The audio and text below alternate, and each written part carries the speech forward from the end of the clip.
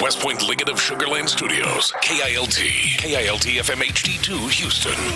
On Odyssey Sports Station, the Texans play here. SportsRadio 610 presents Seth Payne and Sean Pendergast. We coming to H-time. Let's get the work in, man. Let's go. Great day, great day. Oh, give me some juice, baby. Oh, yeah. Let's do it. Ground ball towards short. Pena charges, makes the throw. Astros win 11-9, scoring 6 in the bottom half of the 8th. Their best win of 2026 came out of nowhere. And thank goodness it did. Indeed, Todd Callis, Jeff Blum on the call, Space City Home Network. That was the final call last night. Josh Hader getting the last out. That's right. We're going to play that music this morning. This was quite a win last night. I was this close, Seth, to going to bed in the 8th inning. It was 9-5, and then Nick Allen and Christian Vasquez, your 8 and 9 hitters, get back-to-back doubles. Vasquez continues his torrid pace with runners in scoring position. He's hitting over 400 with runners in scoring position this year. Your 9-hole hitter, and I'm like, you know what? I'll hang out for a little bit and see what happens. Top of the order's coming up. Got a guy on second. See what happens. You know, Pena gets on, and then all of a sudden, the leader in the clubhouse for the MVP award, according to writers on MLB.com, is coming up as a tying run. I can get with this. And not only did they tie the game, they won the game last night. 11-9, 6 with 2 outs in the bottom of the 8th. With 2 outs in the bottom of the 8th, Yordan Alvarez is a hero in the game. And then I think, honestly, it just kept coming up big and hitting the opposite for a guy that just seems like he's been pressing the entire night. It was really a testament to exactly what they're capable of doing if they're patient and they make a guy like Paul Skeens throw 109 pitches in less than 5 innings.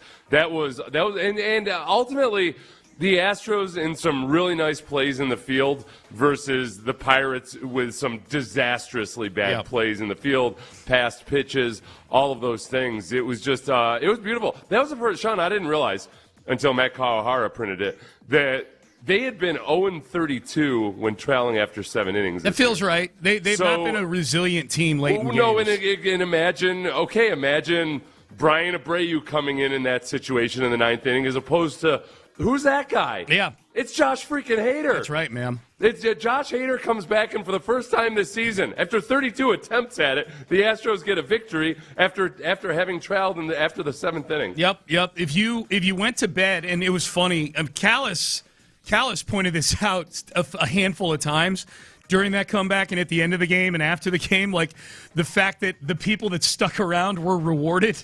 It was like people had left. They had checked out. It was 9-3. It was 9-3, and as you pointed out, this team had shown no signs of life, even in close games, late in games, let alone games they're down 9-3. So they scratch a couple together in the bottom of the 7th to make it kind of close, a little like the night before when it was 10-4, and they make it 10-6, and they start generating a little active ways. We'll get to the highlights here in a second because a lot of you probably missed it.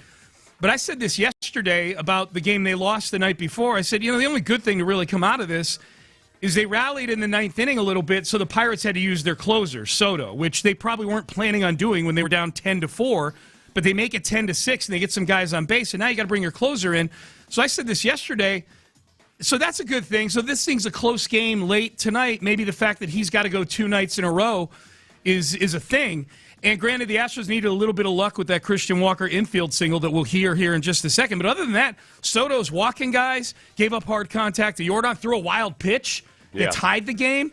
So that's kind of the cool thing about baseball sometimes is that a game that just looks very nondescript the night before, you lose 10-6. There were little things that happened in that game that I think carried over into last night's game and helped you win that game last night. It's a good lesson to when you're down, even when you're down 10-4 in a game. Boy, if you can just do something like make them use their closer, it can help you the next night. Right. Yeah, it was. And look, and Arrighetti it is his first real blemish of the season so far. But also when he's facing one of the best pitchers in the league, and the Astros take it to him too. Yeah, the ability to 1-2 punch you now on this Astros between whether it's the pitching or the hitting. It's just been a much more complete baseball team. We saw it in droves offensively early in the season while the pitching was atrocious. Then we saw the pitching get it together in the month of May, and the bats fell silent. And now with a combination of, if Cam Smith has figured some things out, Jordan is out of whatever the hell it was he was going through. He's 4 for 5 last night. It feels like a much more complete baseball team. And Hader coming back into the mix is a huge part of that. Huge, man, huge. You get that lead last night in the bottom of the 8th, and you're not scrambling to figure out who's it going to be in the bottom of the 9th because it could have been any of 4 guys. And you're right, especially since it's not Brian Abreu, thank God. And Hader comes in, and he looked like the old Josh Hader. That's the thing, too. There was no, didn't look like no rust. Those 7 or 8 rehab appearances that he had seemed to have shaken all the rust off. He looked like Josh Hader. He had a strikeout, nothing, nothing treacherous in terms of contact or traffic or anything like that. 1, 2, 3, 9th inning. Formulaic. Nice. Cam Smith's 2-run triple that gave them the lead, gave them the 11-9 lead. That was, that's Cam Smith, who on May 20th he had a 605 OPS, so a good chunk below average. And the Pirates are thinking, all right, we got Skeens out there. He's most pitches he's had all night, but he can get Cam Smith out. And no, Cam Smith hits a triple and takes the lead.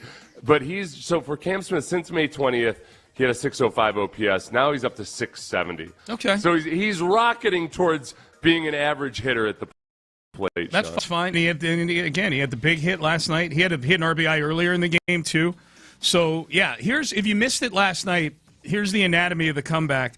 We mentioned it. They're down 9-5 going into the bottom of the 8th inning, the Astros were.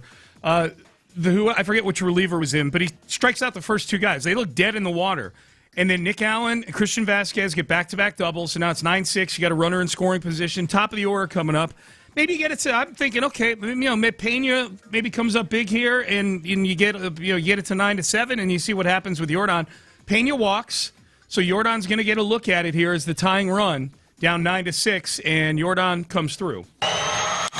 Base hit, center field. Around third comes Christian Vasquez. He's going to score. It's a 2-run game. 44 with his 4th hit of the night. Keep the line moving. Yep, that was. Keeps the line moving. Now you still got 2 guys on base. Now you got the lead run coming to the plate, and Christian Walker, who's got even more RBIs this year than Jordan Alvarez. So you feel pretty good about who's up. Christian Walker got a little bit of luck. Off the end of the bat, could be in a tough spot. Lau's got a long way to go. Walker is safe. Ball gets away.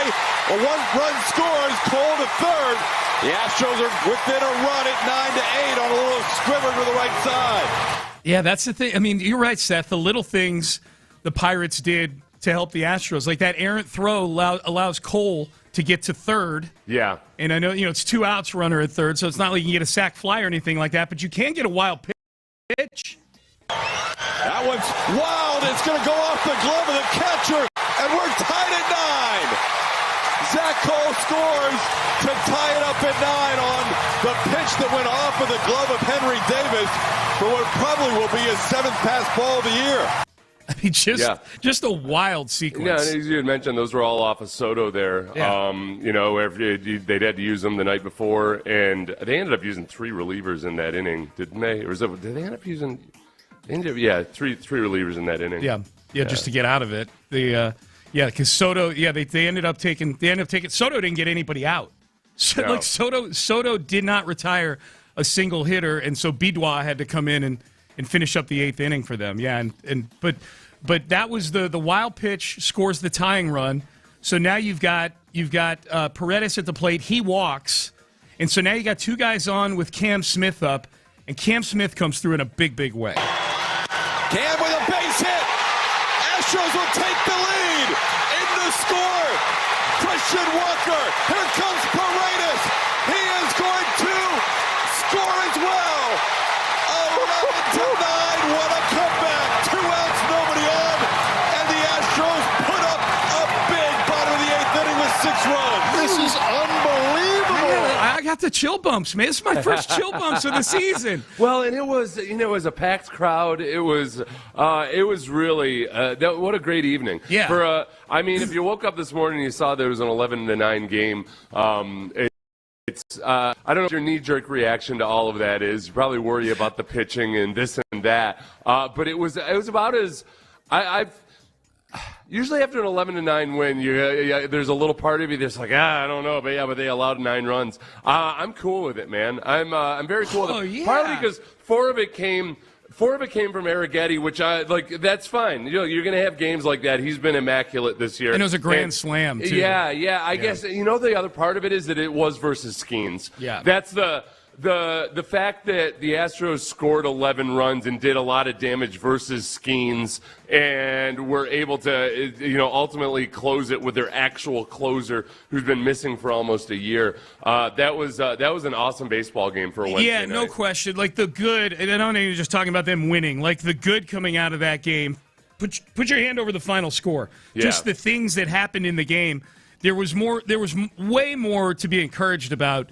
To your point, I'm not discouraged about Spencer Arrighetti. Right. He's been amazing this year. I think whenever he goes out and pitches again, they got the A's this weekend. I'm guessing he'll pitch in one of those games. If not, whoever they play, Arrighetti's fine. I'm not worried about Arrighetti. Getting into Skeens is big. Skeens hasn't been as good lately as he's been since he became a big leaguer, but he Skeens still. You know what I mean? It's still Paul Skeens.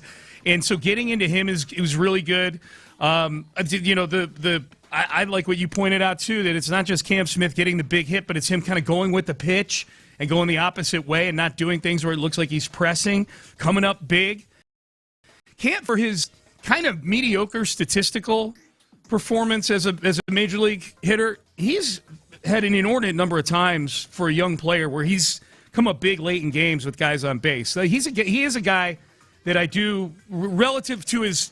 For a guy with a 670 OPS, I trust him a lot in situations like this. I think there's times where you have to remind yourself that, man, all right, this is a guy that probably in a lot of organizations would have spent a good chunk of time last year in AAA. He'd still be there now in a lot of organizations. Yeah, well, and especially after some of his trouble. Yeah, he would have been sent down to AAA at some point. So he is still a young guy who's working through a lot. He's extremely young, but it's just impossible to ignore his tools. But it's natural to worry about a guy when he looks lost at the plate. Sure. When he looks like he just might not be getting it. Man, he's worked through a lot of things, and as of late, over the last couple of weeks, he really looks like he's starting to figure some things out. Yep. Here's Joe Espada on the Cam Smith triple. Staying in the zone, fighting, is good stuff. Soto had some really good stuff, using the big part of the field. What I like about Cam, that he embraces those big moments. He likes them. He wants to be in them. Yeah, that's just what I was saying just now. I think he's a guy who enjoys those situations like that, and it was good to see him come up big. This was also, to your point earlier, Seth, about them getting Skeens throwing 109 pitches through not even 5 innings. Skeens doesn't even make it through 5. Espada talked about the importance of that, getting into that Pittsburgh bullpen. And another thing is getting their high leverage in the game, back-to-back days, and then going tomorrow. Potentially some of those guys are down tomorrow. So just even this started yesterday, us fighting through that, they getting Soto in the game, and then using Soto today. Like, there's a lot of things that put us in a better spot for tomorrow. And it all starts with us grinding at bat through schemes and then getting through the bullpen. And we use a lot of assets to get through that game, but to come out with a victory feels really good. Yeah.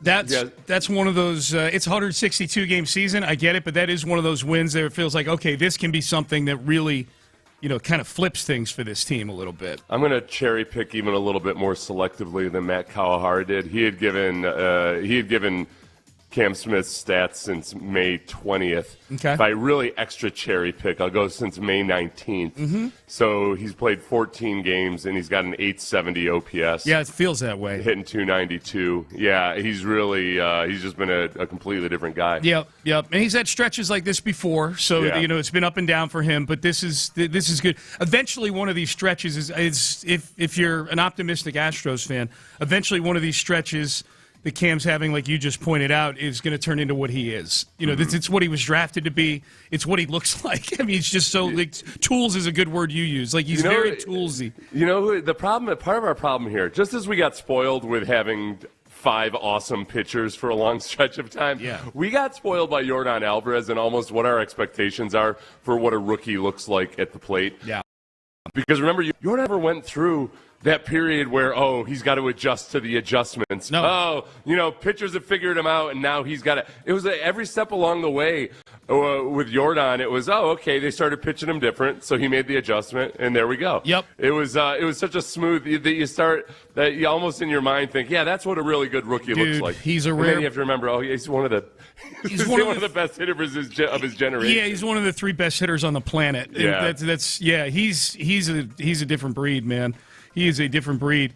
Spencer Arrighetti, congrats to him. You know what? Hey, Ben, let's acknowledge Spencer Arrighetti.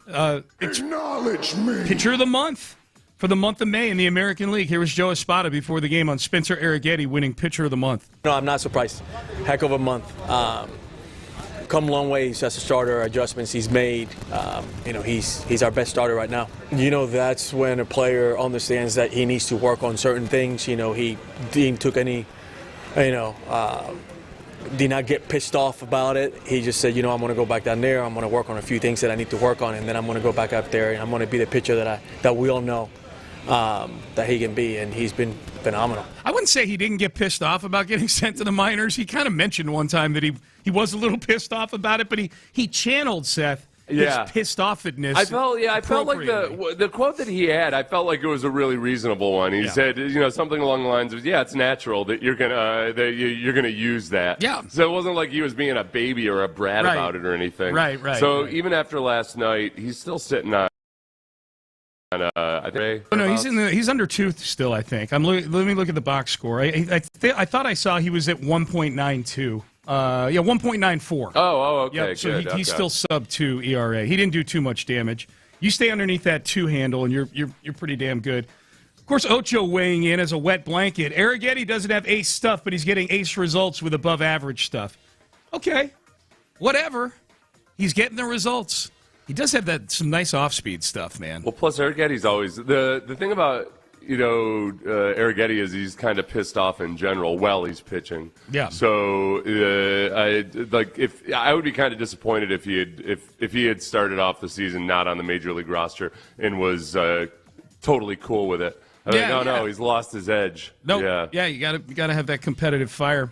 So the Astros win last night. If you're just getting up, you're just getting in your car, you probably reacted the same way my wife did when I went in the bedroom and told her, hey, the Astros won. She woke up. She's like, what day is it? How long have I been asleep for? They were down 9-3 when I went to bed. That was a good one for keeping you. I had dozed off. I was tired yesterday, and I dozed off right around when Arrighetti started letting up his runs. Yeah, I did too, and I woke up. I'm not even joking. I dozed off. I dozed off in the 5th inning. And I woke up in the 7th inning, and I'm like, all right. The 7th is when Paredes kind of made it 9. He made it 9-5. I'm like, all right, well, I'll hang around for a little bit. And I'm glad I did. So that was big last night for the Astros. We'll circle back to that in headlines. We had Nick Caserio on yesterday. I think the newsiest thing that Nick has had. And if you missed it yesterday and you're a Tank Dell fan, I would suggest sticking around for the next segment. We'll have that. Also, everybody's commenting on C.J. Stroud. Everybody is at Texans camp. We've got the montage for it. The enthusiasm for the quarterback coming up next. C.J. Stroud addressed his contract situation after OTAs. Yeah, I mean, I let my agent handle it, and, if it's time to do it, then it is. If it's not, my job is football, so that's what I focus on, is just getting better. And I think I've held my bargain up on that edge, so, whatever happens, happens.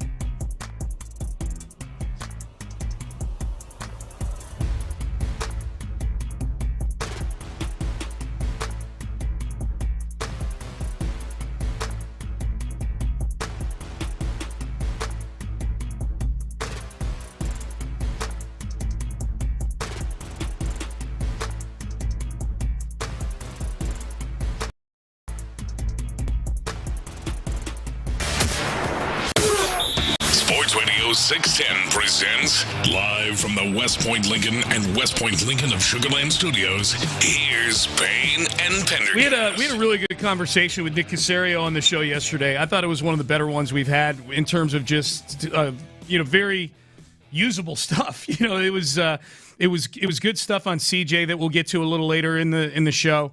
Probably the newsiest thing that we got out of Nick was when we asked him about Tank Dell, knowing that their stance on Tank Dell in press conferences and after these practices and whatnot, practices in which Tank Dell has not been participating. He's been working out off to the side in the bubble, but he's not doing things that the rest of his teammates are doing.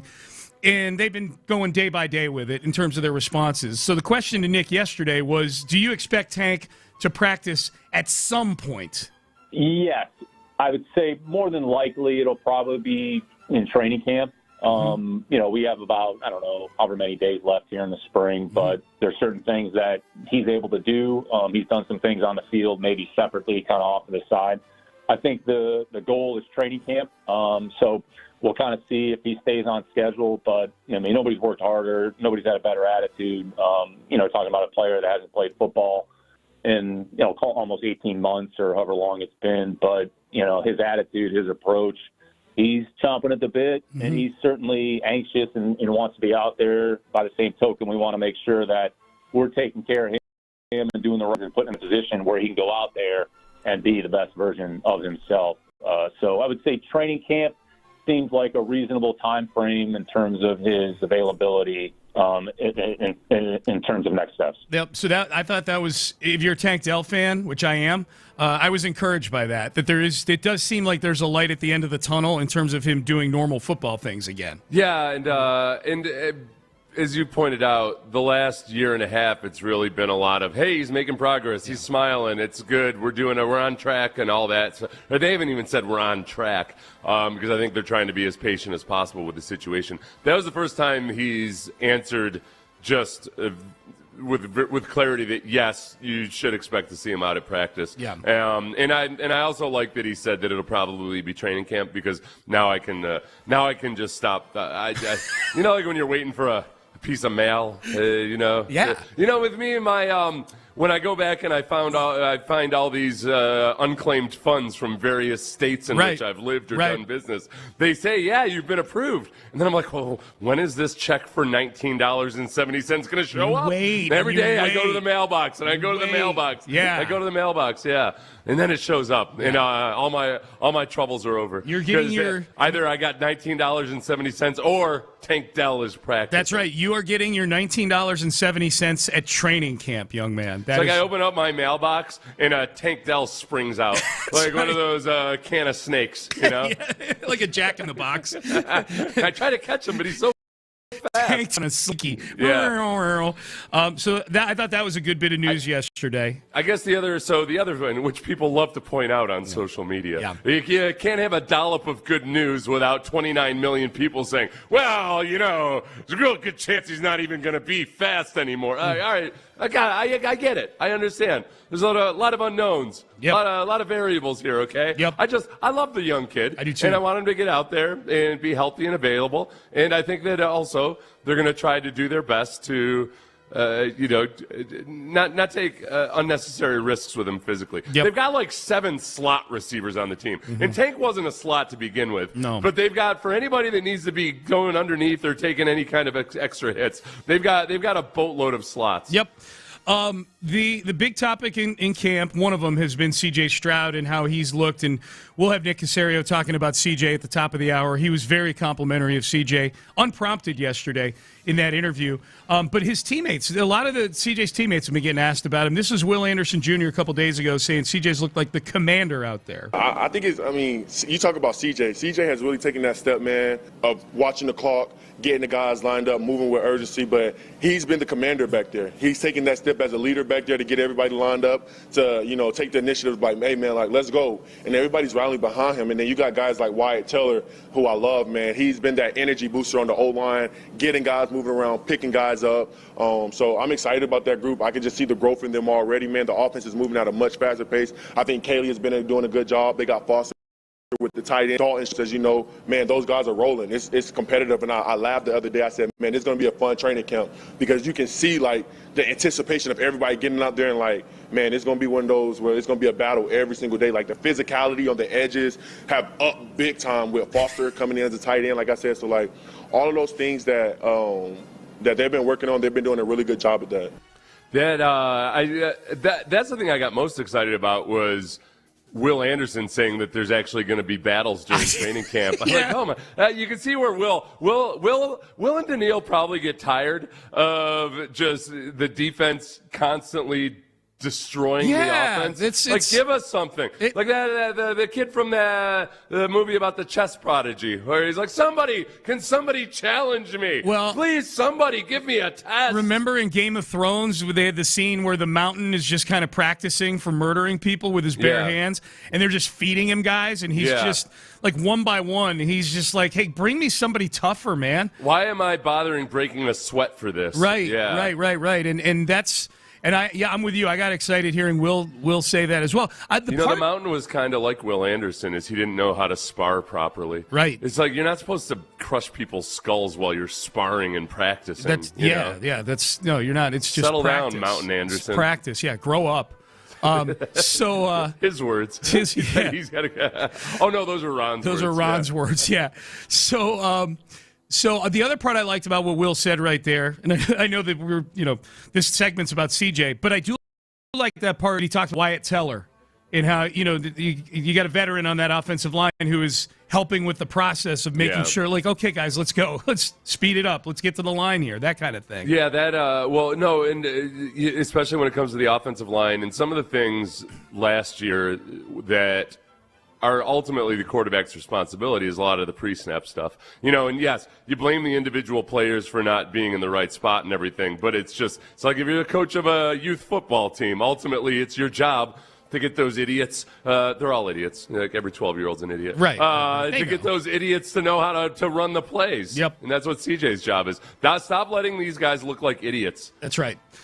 Nico Collins says CJ has a chip on his shoulder. Yes, ma'am. It's a blessing, man. CJ, he's one of a kind. Man, he's a leader. He's poised, and he's ready to lead every single day. You see it in the meeting room, on the practice field. He's coming in with a mission and a chip on his shoulder, and it's no better way. That's who you want as a quarterback. And you got his back of Hermstein in the way, and he's know that. He's going to ride for you. And that's how it is with everybody. It's your quarterback, QB1. You got to take care of him.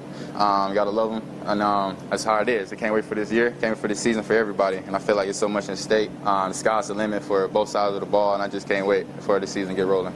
I think the thing that's interesting with leadership with quarterbacks is that immediately whenever people start talking about leadership, in your mind you go to the movie version of leadership, which is pep talks and whatnot. Yep. I think really, especially for a quarterback, really the leadership that matters most is leading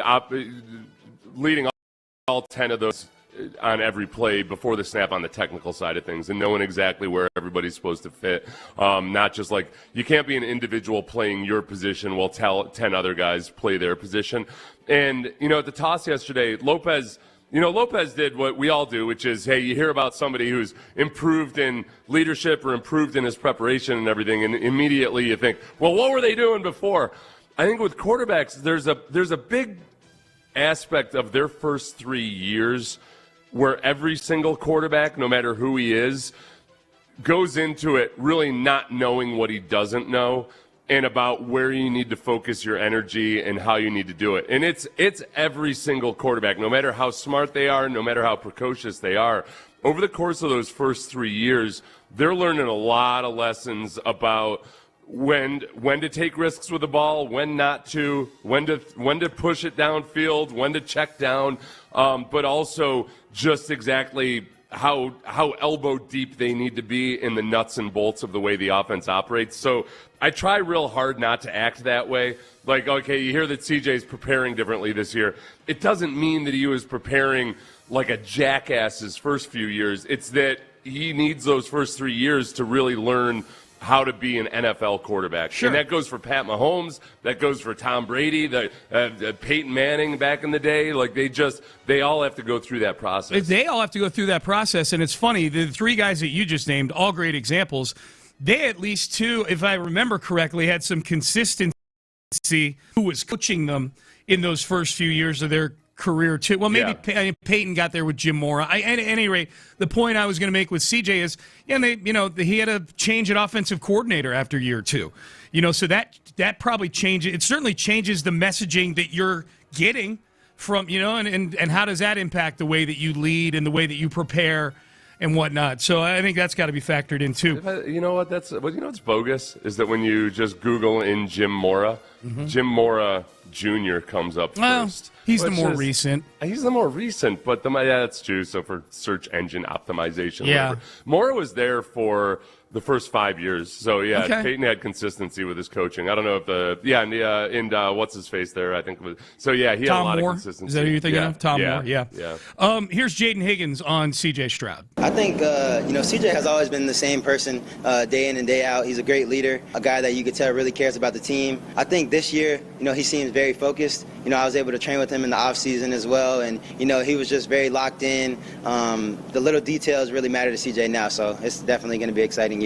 Yep, so there you go. Young receiver Jaden Higgins talking about his focused quarterback. Yeah, and I'm sorry, real quick on the Peyton Manning. So it's just Tom Moore was there from 98 through 2010. So extreme consistency early on with Peyton Manning.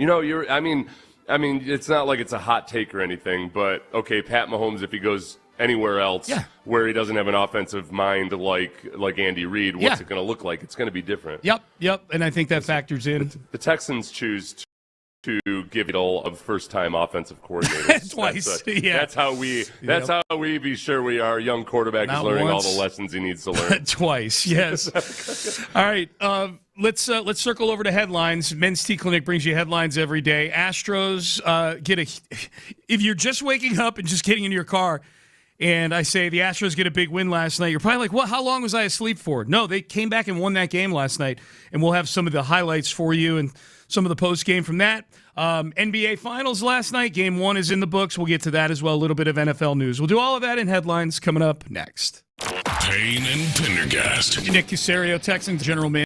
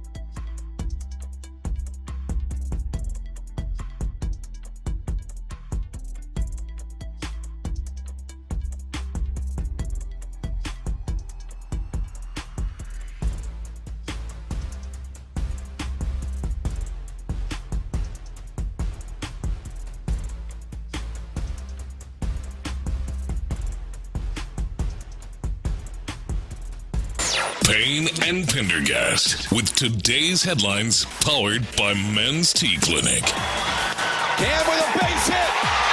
Astros will take the lead. In the score, Christian Walker. Here comes Paredes. He is going to score as well. 11-9. What a comeback. 2 outs, nobody on. And the Astros put up a big bottom of the 8th inning with 6 runs. This is unbelievable. Yeah, it was a wild night at the Yard last night. The Astros were dead in the water, down 9-3 in the 7th inning. They scratched together a couple runs in the 7th to make it 9-5. And then with 2 outs in the 8th inning and the first 2 guys strike out, they're dead. You think, okay, well, hopefully they can scratch together a game tomorrow. And they put together 6 runs, all with 2 outs in the bottom of the 8th inning. One of the most resilient wins in recent memory for the Astros, capped off by that Cam Smith 2-run triple that you heard right there. Here was Joe Espada, Astros manager, after the game on Cam Smith's big hit. Staying in the zone, fighting, is good stuff. Soto had some really good stuff, using the big part of the field. What I like about Cam, that he embraces those big moments. He likes them. He wants to be in them. Yeah, and he came up huge yesterday, Seth. Yeah. Big 2-run triple for Cam. Yeah, Cam and Jordan just looking like the best versions of themselves. And I thought Cam going opposite in both of his big hits last night was really encouraging. I think the team in general showing more of that judgment at the plate and running Skeens up to 109 pitches. I believe that was the most he'd pitched all season, right? I was fading in and out. I believe I heard that. Well, probably because Imai threw 110 pitches a few days ago, and that was the 3rd most of any pitcher in the league this year. Yeah, in Major League Baseball this year. So Cam's been really good over the last couple of weeks. He's been he's been everything that he wasn't for a long stretch of time there.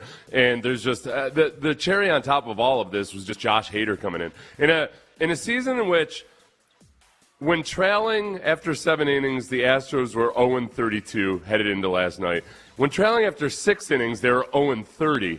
They just had done nothing like this whatsoever. Yeah. And it feels so much. The fact that it was 11-9, it doesn't even bother me because it was Arrighetti versus Skeens, and both of those guys didn't have a quintessential night of an ace pitcher, and it didn't matter. The Astros were able to get it done the other way. It was the total opposite of what I was joking about yesterday. I'm like, oh, this will be a game where you'll be able to go to bed by 9:30 because it's Arrighetti and Skeens. They're both going to pitch 6 innings. You lied to everybody. I did. I lied to everybody. Yeah. I lied to you. I lied to the audience. I lied to Ben. I lied to everybody. If someone had told you before last night's game, like, hey, you know what? Here's my crystal ball. The final score, I'm just going to tell you the final score is going to be 11-9. I would have been like, all right, who kidnapped both of the starting pitchers? They let Abreu out there again, is what you would have said. Right. But no, but I mean, honestly, just even in that situation where you have this incredible comeback in the 8th inning, if it was, Sean, the amount of stress I would have had if Abreu was going to go out there, it's night and day. Yep. So that was it tonight. Final game of the series. It is a night game. I know a lot of times these are day games. It's a night game tonight. 7:10 or 7:05, whatever. 7-ish first pitch. Kai Tang on the mound for the Astros. We played this a little bit earlier. We'll play it again because this is the latest Texans news. Nick Caserio on with us yesterday, and we asked him, do you expect Tank Dell, who has not practiced yet in OTAs, do you expect him to practice at some point here? Yes. I would say more than likely it'll probably be in training camp. We have about, I don't know, however many days left here in the spring, but there's certain things that he's able to do. He's done some things on the field, maybe separately, kind of off to the side.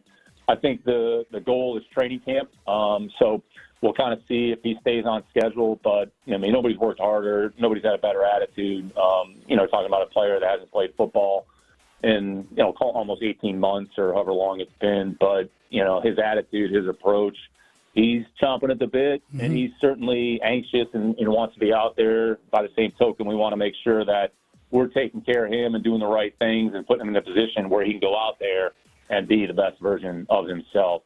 So I would say training camp, seems like a reasonable time frame in terms of his availability in terms of next steps. So we've already gotten, Seth, in the first hour of this show, in the audio that we've played, 2 teases for training camp this year so far. Tank Dell, possible return, and Will Anderson Jr. cannot wait to get out there and go against all these new teammates of his on. Yeah, he predicts battles. Yes, he predicts that there will be actual battles between the offense and the defense. And yes, the Texans' offense. Yeah. Not just the combined practice they have or anything. No, but the Texans' offense. The actual offense of the football team that we root for here, yes. So that's the latest there. If you want the entire Nick Caserio interview, it's up on our podcast, the Payne and Pendergast podcast on the free Odyssey app. We spent about 35 minutes with Nick here on the show yesterday.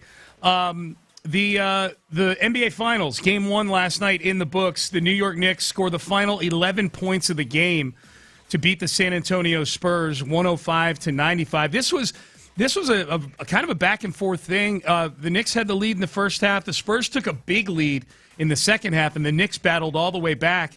And then towards the end of this game, it looked like Wemby was going to take over. A couple buckets for him, some free throws, takes a 95-94 lead, and then Jalen Brunson he took over at the end of this game, and the Knicks steal one on the road, 105-95 last night. Yeah, Brunson, Brunson's had some big moments, obviously, in these playoffs, most notably against James Harden. But I think, for me, I decided last night that I have been a lifelong Knicks fan for at least 12 hours. I'm rooting for the Knicks. The reality of it is, look, you want every sign of mortality you can get out of Wembanyama. Yes. That you need to be reminded, okay, look, it took him 7 games to beat OKC. Right. That I'd see people too quickly just surrender to this feeling of, well, there we go, the next 10 years in the NBA. Can't or do at least that, in the Western.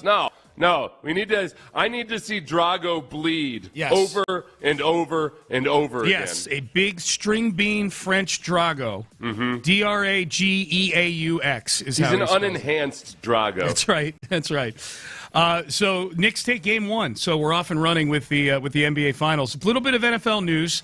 Micah Parsons will not be returning from his torn ACL until at least mid-October, it sounds like. So that trade that the Packers made last year. Packers trade multiple first-round picks and give Micah Parsons what at the time was a market-setting contract for non-quarterbacks, since been exceeded by Will Anderson.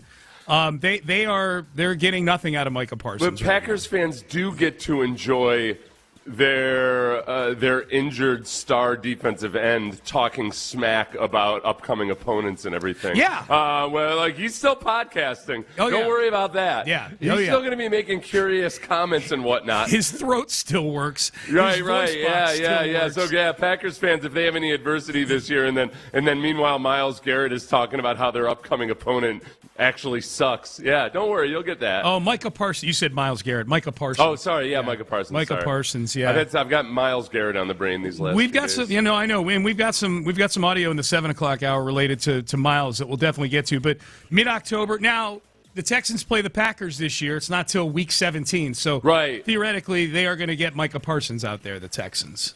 That'll be fun. I'm looking more for battles with defensive linemen this year than I ever have before. I'm even cautiously trying to claim that I'm excited about week 2 when that Texans interior offensive line is going to face Dexter Lawrence. Yeah, get excited, man. Look, the interior offensive line has been the really big issue the last few years. Yeah. And they face one of the best nose tackles in the league right off the bat in week 2. Okay, so if Caden McDonald pops in camp, like if you're like, oh, wow, they got this pick right, are you going to be more fired up about Caden McDonald, or are you going to be more concerned about the interior of the offensive line for the Texans?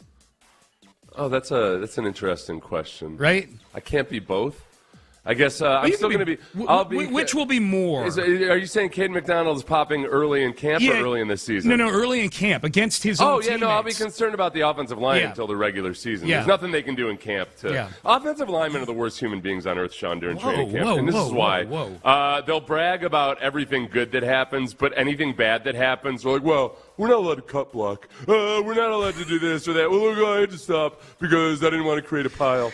Just a bunch of excuse-giving fatties is what they are. I love that you do this, knowing full well there are several former Texans offensive linemen that listen to this show. They know it in their souls. Locally, they know what they are. Some in the Northeast, yes. That's what'll start a fight, man, during camp when you make a play and the O-lineman yells, cut block. Like, oh, in real life I would have cut you. Which they're hardly allowed to ever do anymore. They do that? They just yell cut block. Yeah, as if, and you're so brilliant and surgical with your cut blocks sold that me. Clearly it wouldn't have been. You sold me.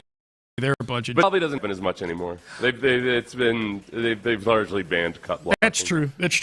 Russell Wilson, we talked about this yesterday. We know he's going to CBS. He does officially announce his retirement as well. There had been some speculation as to whether or not he was just hitting pause for a year on his career. I'm like, that would be odd. It's not like he was playing at a high level when he decided to go take this TV job. Yeah. I'm hitting pause on my career so I can go be a backup to Geno Smith in 2027. Somebody pointed out, because I refused to watch his video, that he never actually used the word retirement in his video. That's probably what fueled some of it. He said that he thanked football. Yeah. He didn't thank any. I don't know if he thanked people or not, but I know he thanked the sport of football. There's probably not a lot of people heartbroken about that. I don't know. Like you hear all the stories. I don't know how many people actually liked Russ. Yeah. All right. I'm looking forward to seeing him on TV, though. So he officially retires. All right. We had Nick Caserio on yesterday. I thought we played the Tank Dell bit of news. I thought this was the other thing that really stood out, and it was about C.J. Stroud. We'll go through what Nick had to say about certain players, and we'll hear from those players as well. I want to do a little player GM kind of tit for tat here in the 7 o'clock hour. So we'll do that.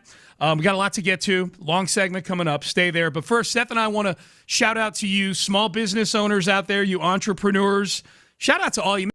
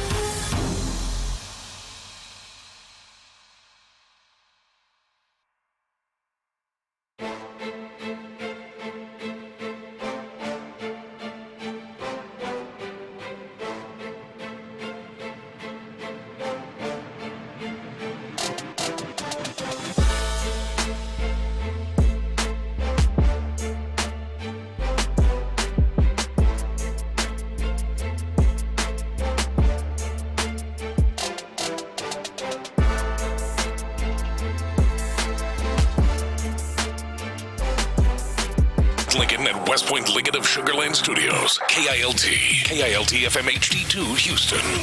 On Odyssey Sports Station. The Texans play here. Sports Radio 610 presents Payne and Pendergast. All right, we're going to revisit some of the things Nick Caserio had to say yesterday on the show with us, and do it through the lens of the players that we were discussing. Here was C.J. Stroud.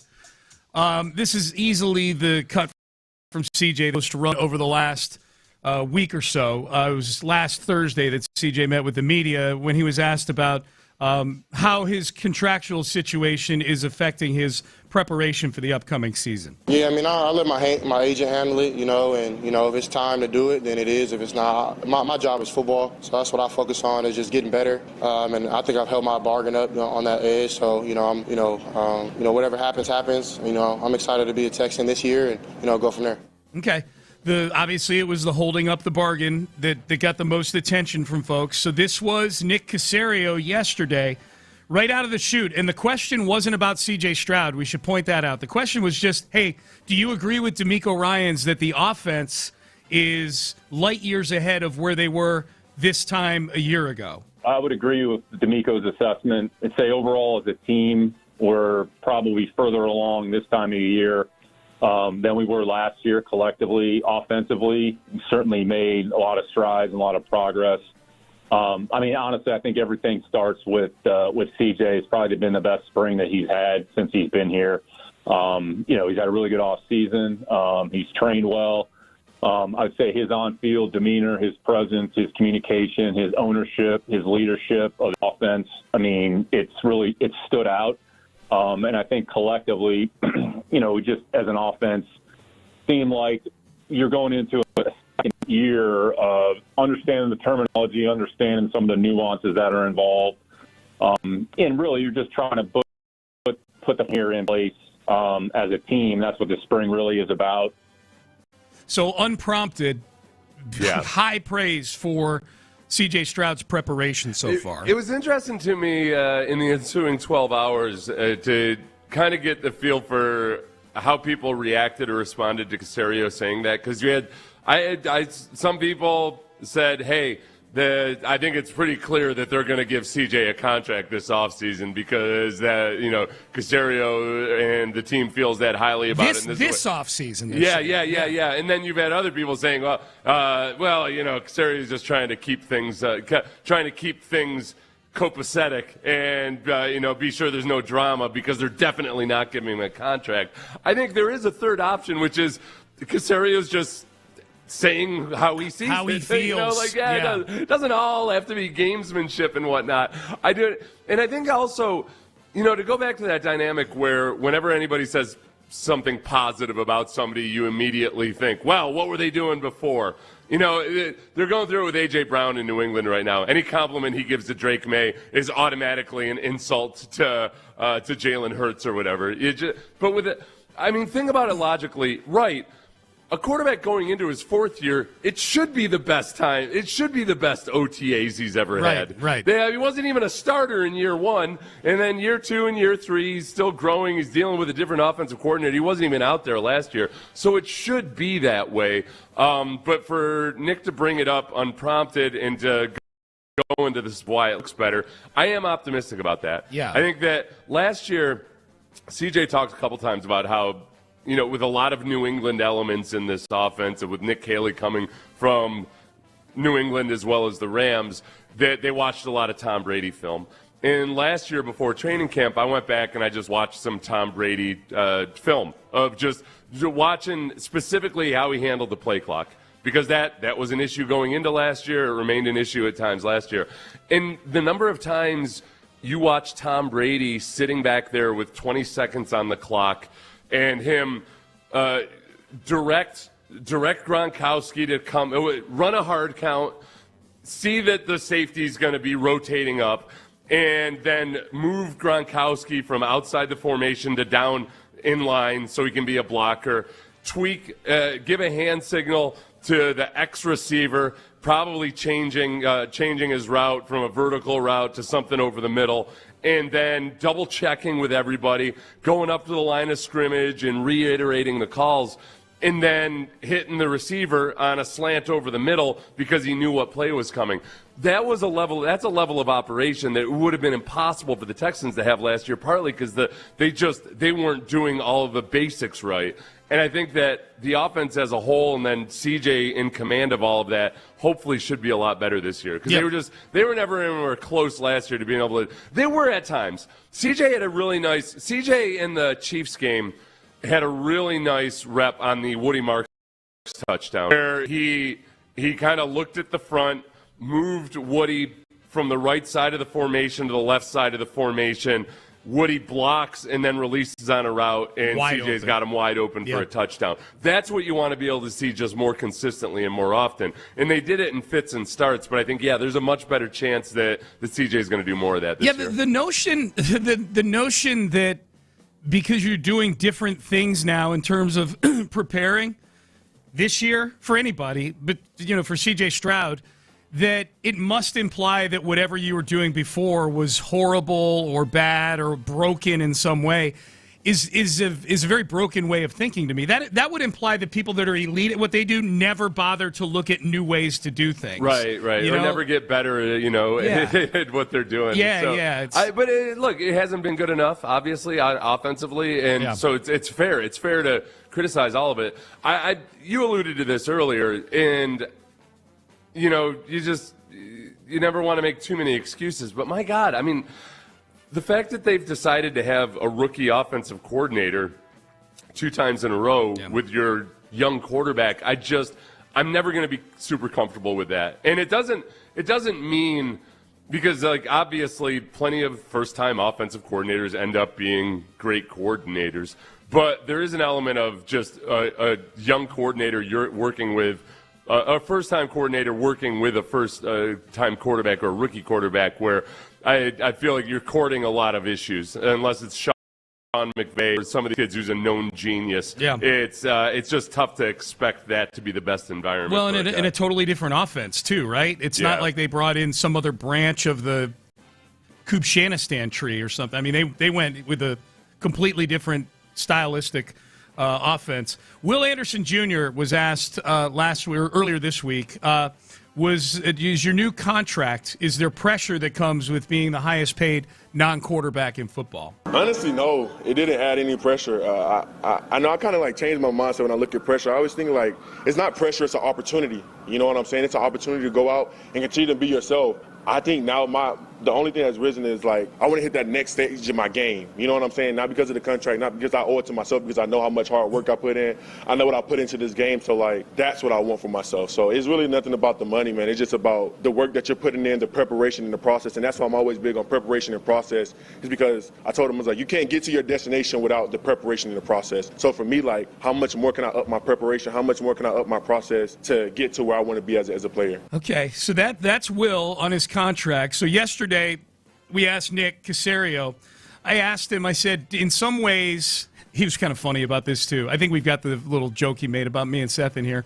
I said, in some ways, because Will is so elite at everything that he does that make these types of contracts easier to do just because you know that this is a guy who should be at the top of the market? If you're asking me if you and Seth could have done a deal, probably. But I'd say the reality is, I already did a show with a ham sandwich. Might as well let this ham sandwich. Just to be clear, Nick, that was not what I was saying. This is a deal that any clown could go do.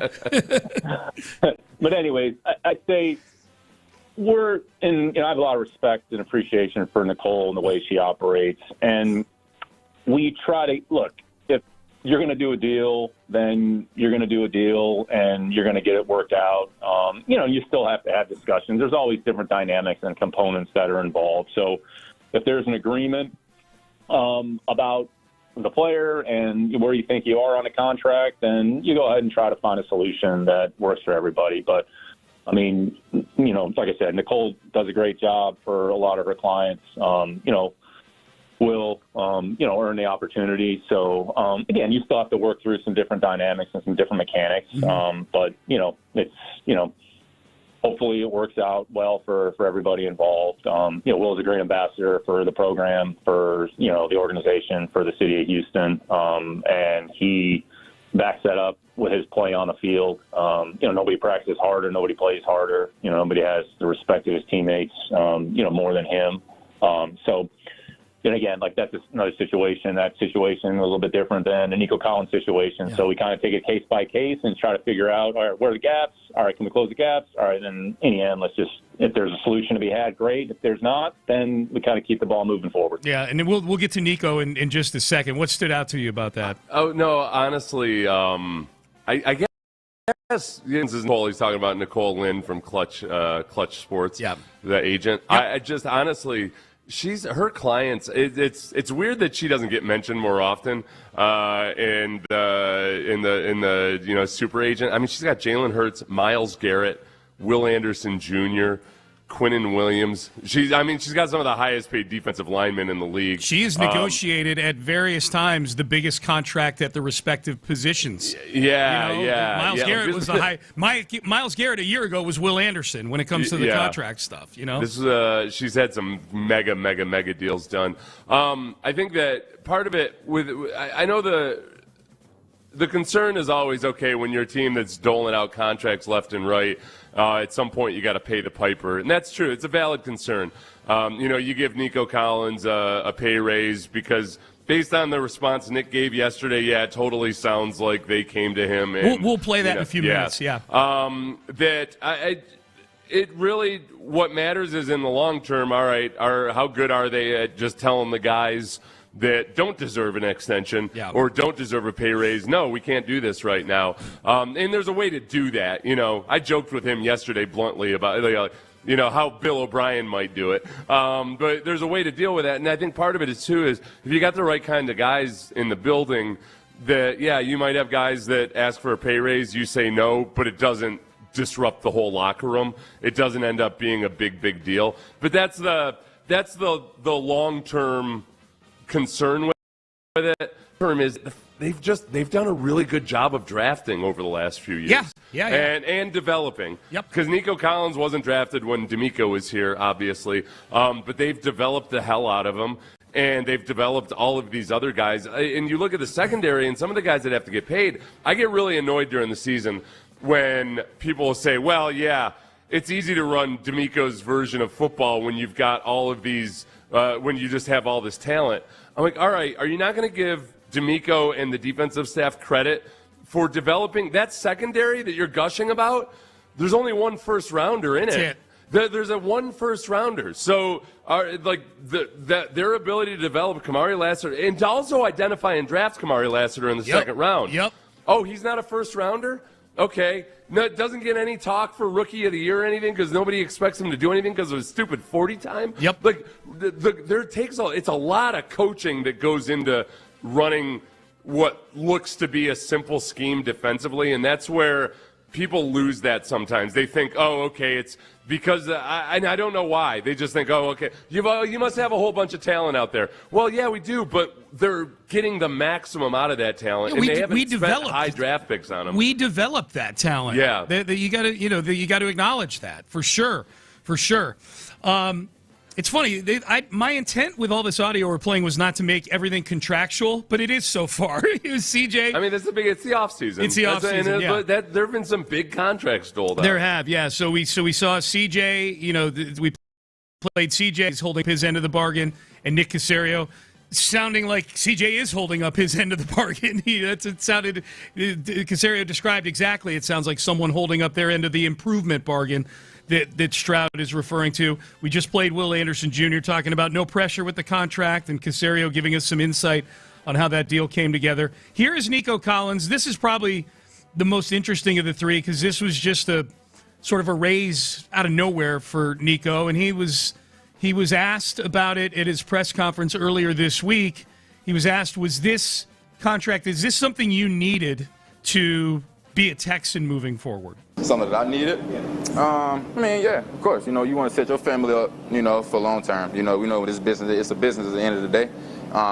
It's definitely something that you work hard for. You come into this league to get extended, get contracts, So it's definitely a blessing. It's definitely motivation for me and this team to continue to chop wood, continue to keep going. But at the end of the day, I'm definitely blessed for that. A lot of people don't get that first, second contract, that third contract, So it's definitely rare. Definitely a blessing. It's definitely a great situation for me and my family long term, and just got to continue to be myself, not making the situation bigger than what it is. It's a blessing for sure, and I got to use that as motivation. So Nico got a raise, and we know, we'll play some Caserio here, because you asked Nick the question, sort of framing it with this extra part, which is they also got some cap flexibility out of the deal, too, by the way the contract was structured. Texans have a decent chunk of cap, so we actually asked Nick about the whole cap situation yesterday, and he said, where we're at with it, and they're doing things in a responsible fashion, and ownership is bought in top down on how they're going about paying all these guys, and there's going to be more guys they're going to have to pay if they want to keep this group together.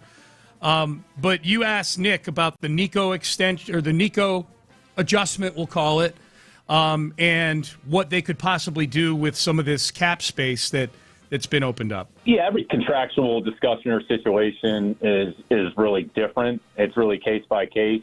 We've shown just the propensity to be flexible with our thought process and adaptable, and kind of look at each situation and figure out if there's discussion to be had, great, and then you engage in those discussions or dialogue. So, we're in a decent spot right now. We do have a degree of flexibility. I think one thing that kind of gets lost sometimes is you kind of have to plan a little bit for your in-season spending. So practice squad, injured reserve, replacement players, potentially leave yourself enough room if you get to the trade deadline. So we try to just create as much optionality and flexibility for us as possible. Nico's been a good player for this program for a number of years. So we felt in this particular situation it made sense for both sides. So we're glad that we're able to reach a resolution. Trade deadline was an interesting little drop in there. That he's like, keeping that dry powder for the trade deadline. Some of that where we look at it and say, hey, they've got $30 million in cap space. Maybe something's coming down the pipe. And it might be that we're ready to move. We're ready to go Jim Crane on their asses if we need to at the trade deadline. Yeah. I thought that the part, honestly, the biggest that Nico had come and either made a polite request or tried to do something more was he used the word resolution. Yep. So we came to a resolution. Yes. Typically you resolve a problem or an issue, right? And that's some kind of conflict. Yes. I think this is the thing. So again, going back to when you hear that you give somebody a pay raise and it wasn't necessarily anything that necessarily helps out the team, just you give a guy a pay raise because he asked for it, or maybe hinted at wanting a trade or something. It really does come down to whether or not, as a GM and as an organization, you're willing to make it case by case. It only becomes a precedent if you allow it to be a precedent. So it's kind of like junior high social dynamics, where look, you gotta be able to take a joke, but you also don't ever allow yourself to become a punching bag, So at some point, you can take a little bit of, this kid's coming at me a little bit, that's cool, whatever, fine. But if it starts being every day, and if all of a sudden every single damn kid in the classroom is taking shots at you, you gotta go develop some wit and comebacks or something. Yes. So does Caserio have the wit and the comebacks to get the junior high students from coming at him constantly? That's great. So you asked him also, what do you tell people who ask, or players that come to you, and you told a really funny Bill O'Brien story, which we can get to. But what if this does set a precedent, giving Nico Collins a raise? What do you tell people who are looking for a raise themselves? With something like that, if a player comes to you and asks, for a pay raise or whatever, I think the immediate reaction from guys like us or fans is, all right, are you creating this precedent here where now all of a sudden everybody's going to want to get paid? Have you ever been in that situation where you've just had to flat out say to somebody, listen, you're no Nico Collins, okay? You kind of said it, Seth. Every situation is different. It's always case by case, and that's all you can do is just communicate to the individuals involved the thought process behind it to some degree. Not everybody's going to agree or necessarily understand. That's the reality of it. So ultimately, we just try to look at the big picture and ultimately just try to make what we feel are the right decisions for, the organization and everybody involved. Do you want to tell the O'Brien story for people who missed it? Oh, so the Bill O'Brien story, which we have no idea if this is true or not. But you told this story to Nick during the interview yesterday. Yeah, which was that a fringe roster player, a defensive lineman, came in to Bill O'Brien's office and told Bill O'Brien that he wanted a trade. And Bill O'Brien looked at him and said, "Who the F do you think you are, Deacon Jones? Get out of here." On brand. Yeah. I love that. I approve of that Bill O'Brien story. 100%. 100%. I'd love to get Bill O'Brien someday at a bar and he'd get a couple beers in him and ask him what the actual story was. It's been told so many times that who knows?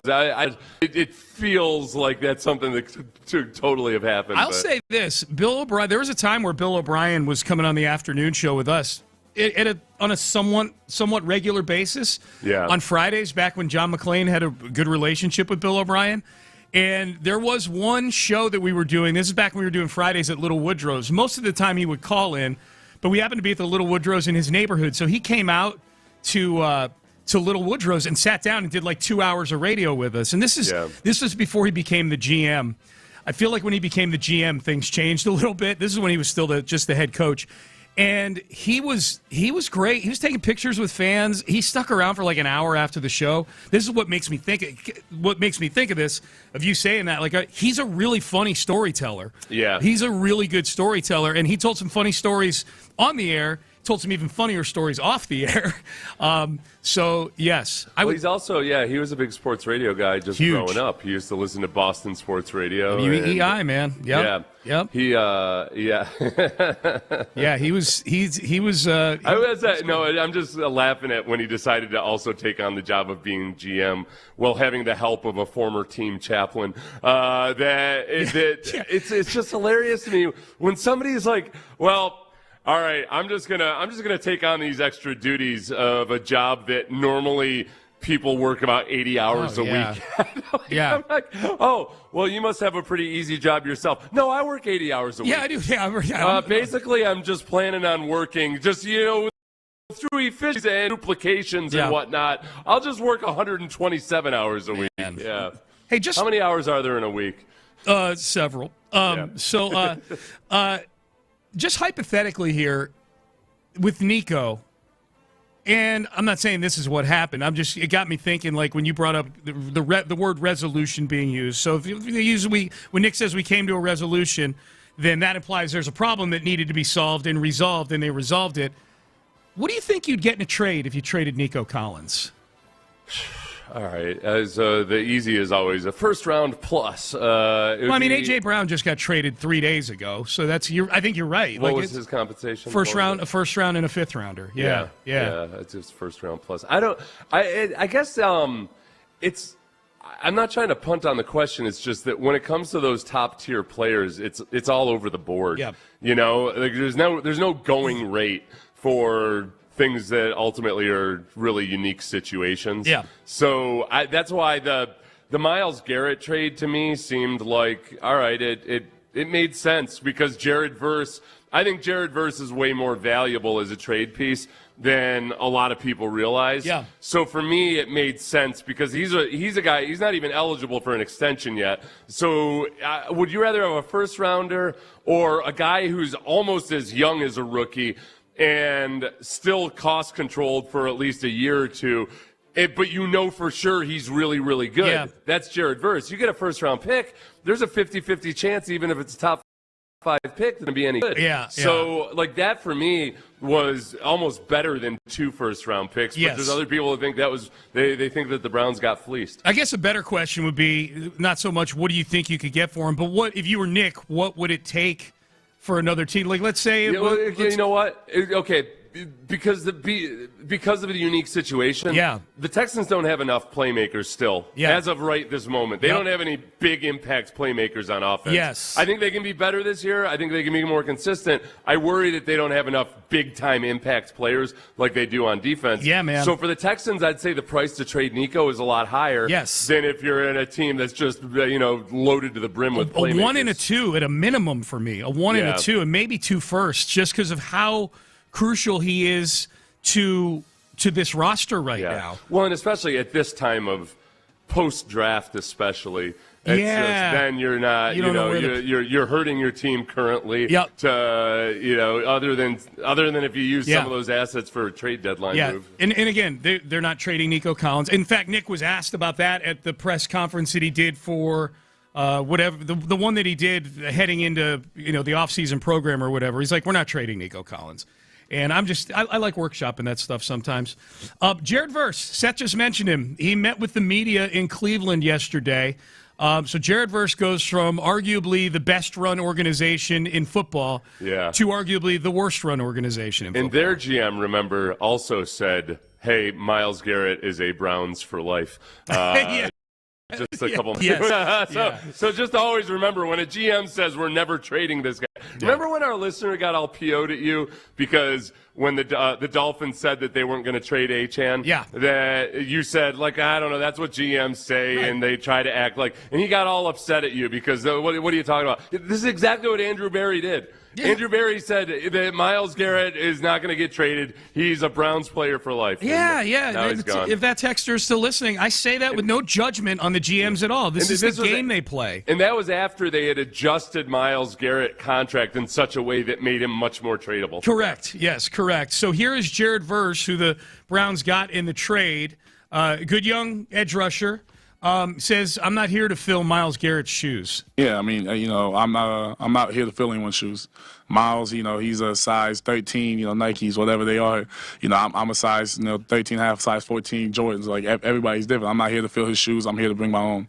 I buy my own. I'm here to work, and I'm here to be the best version of me. The best version of me is going to be the best defensive player in the league, and the best defensive player in the league is going to play for the best defense in the league, and that's why I make myself testament to. That's tough talk right there. Just called him Marco Rubio. Mon ami. I'm not going to fill his shoes because his shoes are too tiny for me. Too small. Yeah. Size 13 wearing. He just did size 13 generic Nikes, and he's like, yeah, I'm a size 14 Jordans. Okay. Yeah. And I'm the best defensive player in the league, and we're going to be the best defense. I tell you what, if I was a Browns fan, how would you feel if you were a Browns fan listening to that cut right there? If you're new guy coming talking like I'm going to be the best defensive player in the league on the best defense in the league. That's what he said at the end right there. Yeah. Do you like that tough talk? I like that tough talk. Yeah. I thought it was he kind of balanced it out with I'm not trying to fill Myles Garrett's shoe. Sure. That's cool, whatever. But he's going to be on the best defense in the league. I think Browns fans, understand that their defense has been really good the last few years. Yeah. Statistically, they don't look as good because they've got no help from the offense at all. So many Browns games have been the defense playing lights out for 3 quarters, and then eventually the dam breaks, and it looks way worse than what it actually was. Yeah. But I think that they're probably stoked about that, but they're also saying, like, I know, that's cool. We've had a really good defense. Hey, Jared Verse, welcome to being on the best defense in the league that's statistically ranked the 7th best defense in the league. Because we've got Shedeur Sanders and Dylan Gabriel playing quarterback and possibly Deshaun Watson. One more from Jared Verse on being doubted. It's a different type of feeling. I've always been doubted my whole life. Out of high school, I had the one offer, going into college. And, leaving college, I was less doubted, but, still had the little chip on my shoulder and everything like that. It definitely puts a chip on my shoulder. When I was with the Rams, I was still learning how to play DN, still learning how to be a football player, NFL player, and how to play at this next level.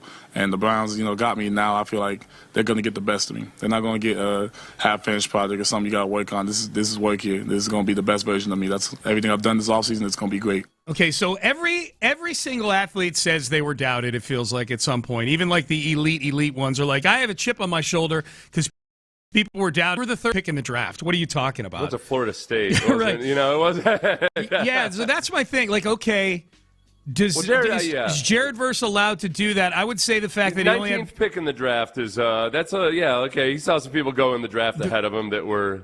But the key is the one offer, he said, out of high school. I'm like, okay, if you only get one offer, because I think he transferred to Florida State, if I'm not mistaken. Oh, that's right. Yeah, if I'm not mistaken. So he's allowed. He is allowed to say that he has been doubted in the past. No, and he is.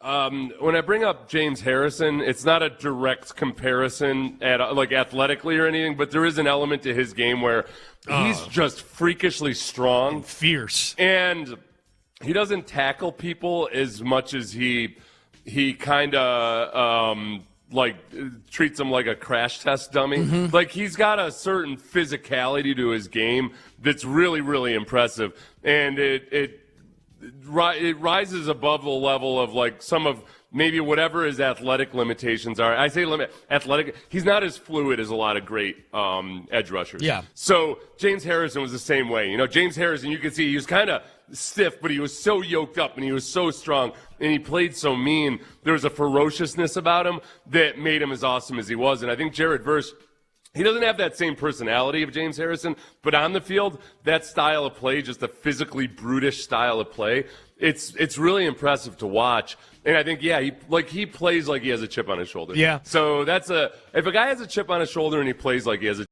chip on his shoulder, question the source of that chip. Here's Todd Monken, the head coach of the Browns, yesterday. Fun press conference day yesterday up there. They asked him about meeting Deion Sanders. Obviously, Shadur, Deion's son, is one of the quarterbacks on the team. Here was Todd Monken on getting the opportunity someday to meet Deion Sanders. First of all, I can't wait. First of all, got a lot of respect for Coach Sanders, obviously as a player, but also what he's done as a coach. And obviously he's done a great job with Shadur as a father. I'm open anytime he wants to meet. He said he was going to come, but he had a commercial. So if he just lets me know where the next commercial shoot is, I'll be there. I'll show up. I really am looking forward to it. I got a ton of respect for him, and I got a ton of respect for Shadur because all he's done since I've been here is work. That's all he's done is compete. He was here early in the off season. Hell, he bought me a horse head.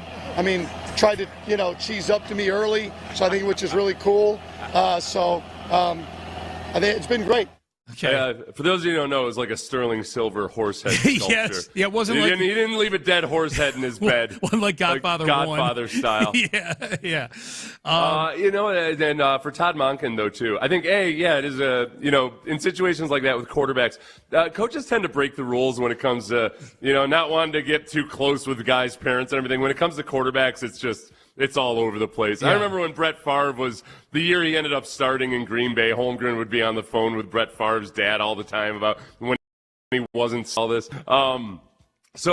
It's just, it would probably be a good policy. But then B, also, I think Todd Monken knows that you don't necessarily want to, you don't want to put in a situation where Deion feels like the coach doesn't have his son's best interest in mind, and then Deion can make it very, very public. Yeah. Like whatever Barry Sanders' dad saying things publicly is, multiply that by 200, and it becomes the level of distraction that it can become. With Prime, no doubt. I like Monken, man.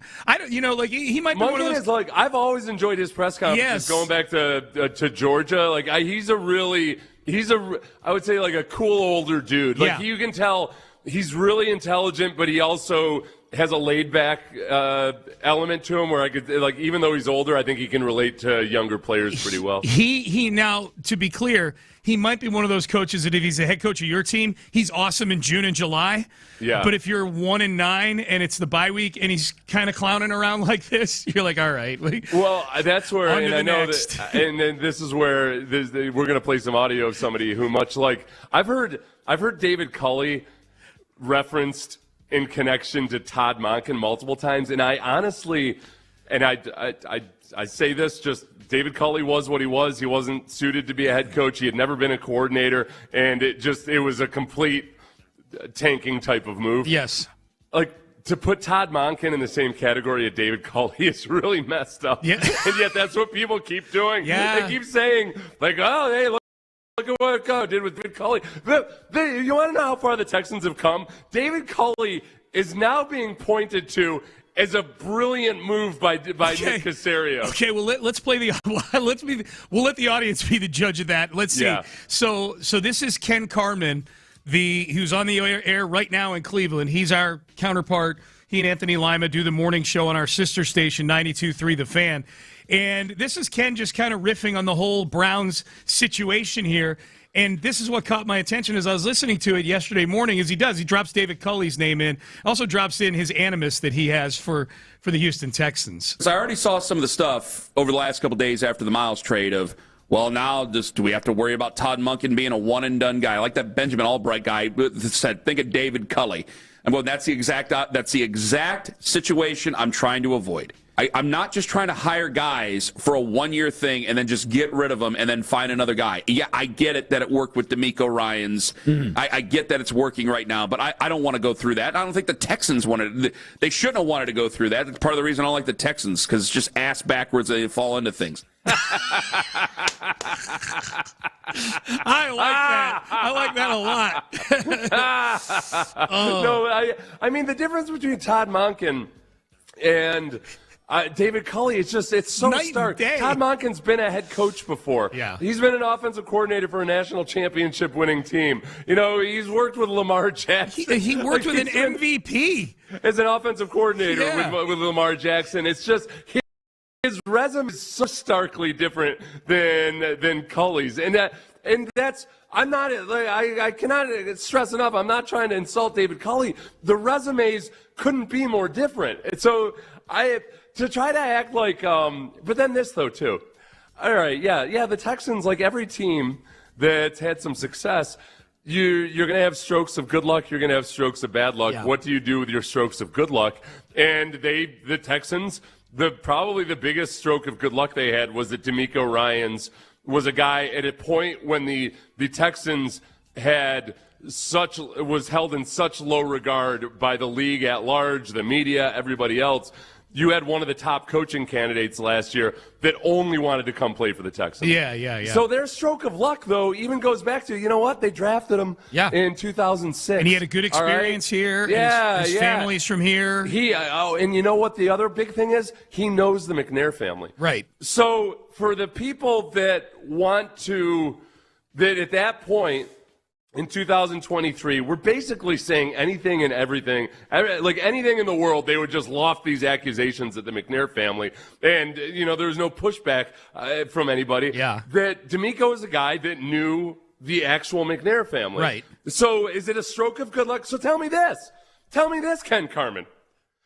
Is there any coach out there that's like, well, I know the Haslam family, and that's where I want to be? Yeah. Look, a lot of people say bad stuff about Jimmy Haslam, but back when his organization built all those small truck stop owners, family actually owned one of the truck stops that didn't get built. Yep. So I trust the Haslam family. That's a great point. So they fell ass backwards into what? A former player actually knew the McNairs and knew that they weren't what others painted them out to be. Right. I mean, is that a stroke of luck, or is that just the McNairs being better human beings than the damn narrowly avoiding being sent to jail at any given time? Right. No, it's a good point. All right, Payne and Pendergast with you here on a Thursday. All right, I want to circle to the Rockets for a minute. This trade proposal was floated out there by one of the NBA experts. I think the guy going out would address a lot of the Rocket. It would scratch a lot of Rocket fans where they itch. The guy they'd be sending out. How would we feel about the guy coming back in this trade? We will play the audio for you. We'll let you guys be the judge of that. Coming up next, but first, Blue Chew Gold. I wouldn't trade anything for Blue Chew. You know how many first-round picks it would take?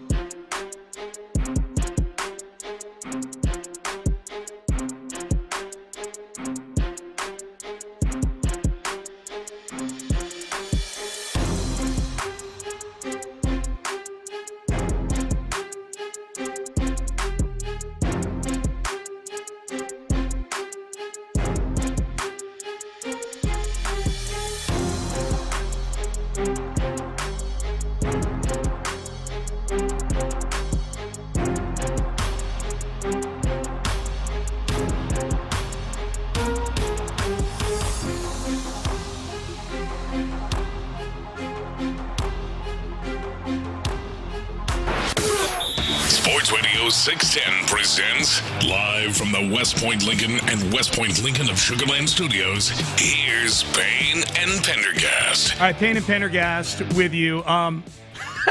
Text message. I always hear you guys talking about your sister stations. Where my brother station's at. It's not sister station. It's sister station. Yeah, okay? yeah. It's just that tickled me. Also, big thing when you Google Monken. This is a text. The right guy comes up with Cully. Wasn't it some landscaper or something like that? It was a gym manager. Yeah. It was. To be fair, I had spelled it wrong. I think I didn't have the E in there or something. Still. But it was. It didn't. It definitely didn't say, did you mean David Cully, the football coach? Right. Like, no. I hope you're here for a gym membership. He's not even on did you mean status. Nope. Yeah. Nope. Cully and Monken have one thing in common, Deshaun Watson drama. Yeah, I would say Cully's Watson drama was more drama than Monken's is just a conventional quarterback competition that he's stepping into. Cully had Deshaun Watson out there in a special teams shower cap being a mock safety and walkthrough drills. You know what I got confused by yesterday was there was Quincy Avery is Deshaun Watson's coach, the throwing coach. Yeah. I think there's a journalist up in Cleveland whose name is Quincy Avery. Really? And he or something close. Maybe I just missed it. It's Quincy something. Okay. Oh, I think it's Quincy something else. But he had tweeted out a photo of a Deshaun Watson interception and was crushing. Or it was a video. And he was crushing him. And I think this guy's name is it's Quincy something else. But I was thinking it was Quincy Avery. And I thought, was there a falling out of some sort? Or tough love, maybe, but it wasn't. Love. It wasn't. But it was an interception that Deshaun Watson threw in OTAs. In fairness to Deshaun, they'd called interference on the play, so it wasn't. Yeah, but the optics were bad. It looked like it's a classic. Like when you're watching a game and it looks like the dumbest interception ever, and then you realize, there was something. The receiver ran the wrong route. There was more to it. But there's not glowing reports so far out of Deshaun's performance. No. But I can tell you, zero chance Quincy Avery would ever do that on social media. No.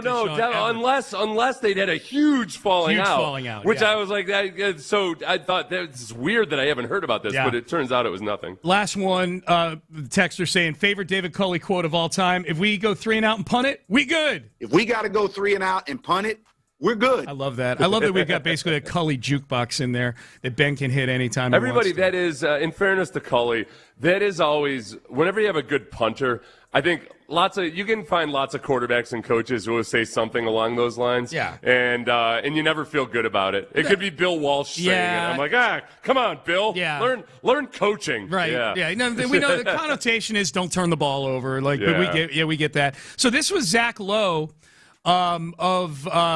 formerly of ESPN. I don't know if he's with The Ringer or where he is now, but he does Bill Simmons' podcast with him from time to time. Zach Lowe is a very, very good NBA analyst, and he was just kind of riffing on his podcast about trade possibilities, and he floated this one involving the Houston Rockets. Would you do a Chet for Alper and Şengün challenge trade? And I only mention Şengün because the salaries are similar, the size element is satisfied, and Şengün does seem to be the opposite of Chet in just this one specific thing. He fucking loves going. Nice job, Sean.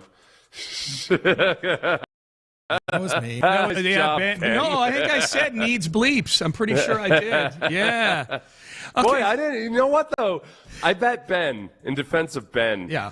Ben, tell me if this is what went through your mind. Is that Zach Lowe doesn't swear? That might be the first time I've ever heard Zach Lowe swear. It kind of did, yeah. Yeah. You see that Zach Lowe chunk of audio, and you think certainly now if he was talking, now he's talking to Simmons. Yeah. So you should have thought maybe Simmons must have jumped in here with something. Right, because Simmons will curse. Yeah. No, but he wasn't. That's the funny thing. I don't think he was talking to Simmons in this cut. This was Zach's own podcast here. Yeah. So, anyways, I would say we don't need the rest of the cut. We can just kind of go through it here. Would you trade Alper and Şengün for Chet Holmgren straight? I think the dollars work on it. I think that straight up trade from a NBA mechanics standpoint works salary wise and everything. I'm pretty sure. I'd say if you had to just sum up the total, similarities and differences in their game. Yeah. Holmgren's just way better defensively. Way than better. Şengün. He's an all defensive level defender. Like light years better. Whereas Şengün's just more of a complete offensive creator. Yeah. And let's throttle it back on the mini Jokic stuff and everything. Yes. But that's what you would aspire for him to be. That there is it's weird to say this about Holmgren given what just happened to him in the last series. But more of a grittiness to him, and certainly a much better rim protector.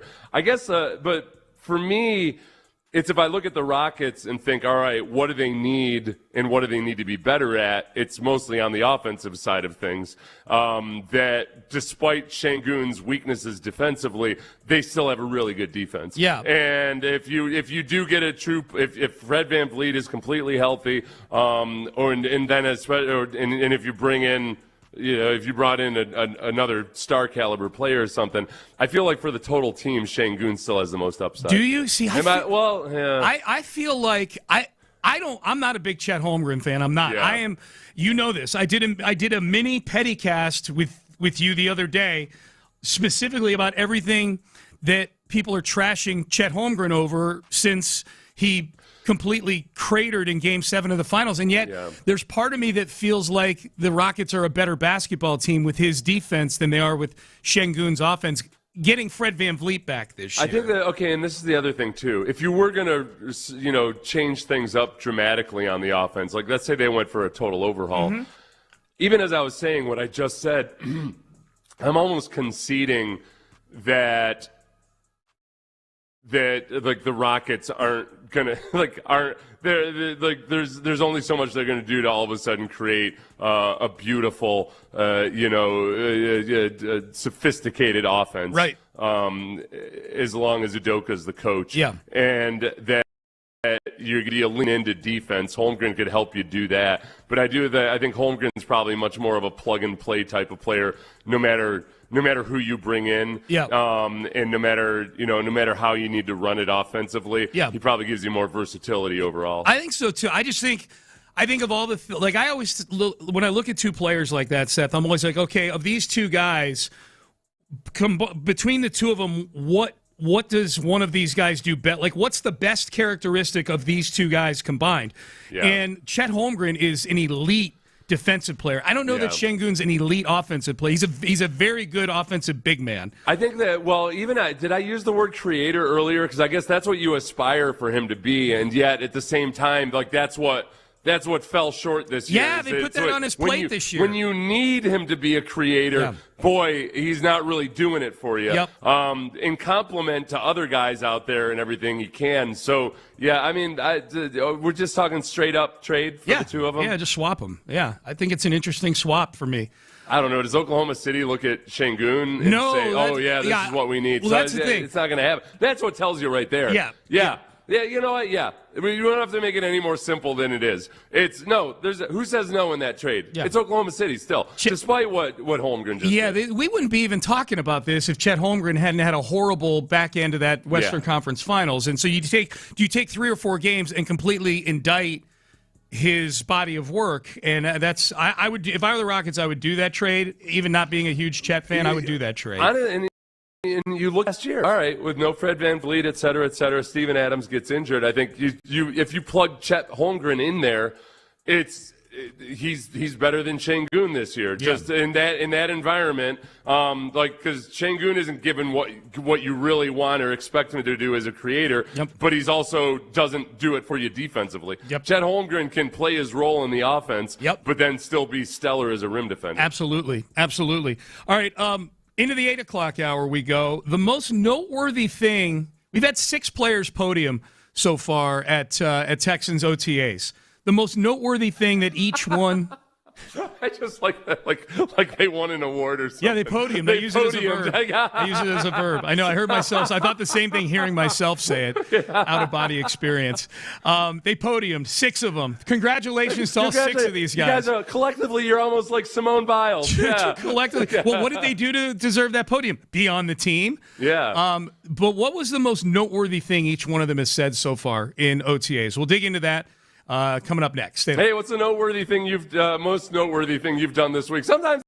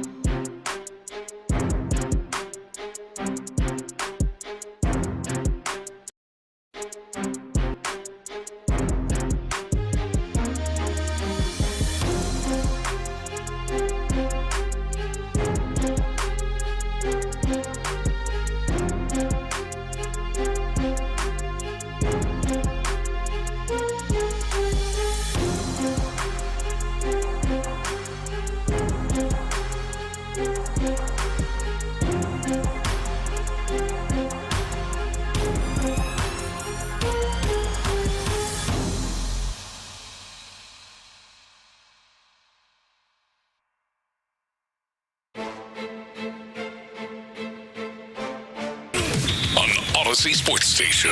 The Texans play here. Sports Radio 610 presents Payne and Pendergast. Payne and Pendergast with you into the 8 o'clock hour we go. I'm Sean Pendergast. He is Seth Payne. An hour from now, Chris Canetti is going to join us on the show. World Cup coming to town. A week from today, the World Cup starts. The Fan Fest starts a week from today. The first game is on June 14th at NRG Stadium, which will not be called NRG Stadium. In World Cup parlance, it's just Houston Stadium. They don't use the sponsors on the stadium, so if you're wondering if we get to the World Cup and people are referring to the stadium by not NRG Stadium, that's why. Just so you know. Is June 14th Bastille Day, or is that July 14th? July. That's July 14th. That's odd. You're the historian on the show, and I'm the one sitting here knowing when Bastille Day is. I'm a casual book reader. I read history books, which means I don't remember any actual the dates. Yeah. Like I've got a master's in European history or something. I got you. So that'll be at 9 o'clock. In the next segment, we'll circle back to the Astros. Biggest win of the season last night, so we got to hit that again for sure. If you missed it, if you went to bed early, nobody blames you because they were down 9-3 in the seventh inning. And according to Seth Payne Stats and Info via Matt Kawahara, the Astros had been 0-32 when trailing in the seventh inning on. Right. Games. Or, after the seventh inning. Yeah. Oh, and they were 0-30 when trailing after the sixth inning. Yeah. That's probably even more stark because with an even extra inning to score a couple of piddly runs here or there. They haven't been able to do it. Yep. Yeah. So if you went to bed early, nobody blames you, but we will relive the magic of last night's huge comeback against the Pittsburgh Pirates. Let's relive the magic of some of the media sessions here with some of the Texans players. The most noteworthy thing said by each player thus far at OTAs. The most noteworthy thing for C.J. Stroud was the answer about his contract, but I feel like we've beaten that one into the ground. We haven't played much else with C.J. So instead, I'll go with the all-important topic, his new look, his haircut. C.J., how about it? I honestly didn't see the reactions. I mean, I was told that people thought I was, depressed or, that I was, I wasn't. I was doing okay. But I've been thinking about cutting my hair for a long time, and I was actually going to do it much prior, but I just didn't know how my helmet was going to fit. So nothing really too serious. I mean, I'm kind of used to this haircut. It's how I grew up. The dreads were kind of a new thing. So, I hate everything in my life. It's so public. And people just have narratives, but still chosen to live. So it's all good. But, yeah, I like my haircut. The team, people who've met me in the recent, 3 to 4 years, they're like, dang, you look different. But my brothers, my sisters, my mom, my dad, my close friends from home, they're all like, oh, it looks like you. Everybody says I look younger, so I hope that's true. So I try to grow a beard, so it's a little scruffy, but I'm getting right. We should do him dirty and just edit that to where the part where he says, I hate my life. Yeah, Ben, make that Every time I hear that clip, I hate my life. Yeah. I'm like, whoa. What's that about? I hate everything in my life. It's so public. No, you got to not in the so public. Just I hate my life. I hate everything in my life.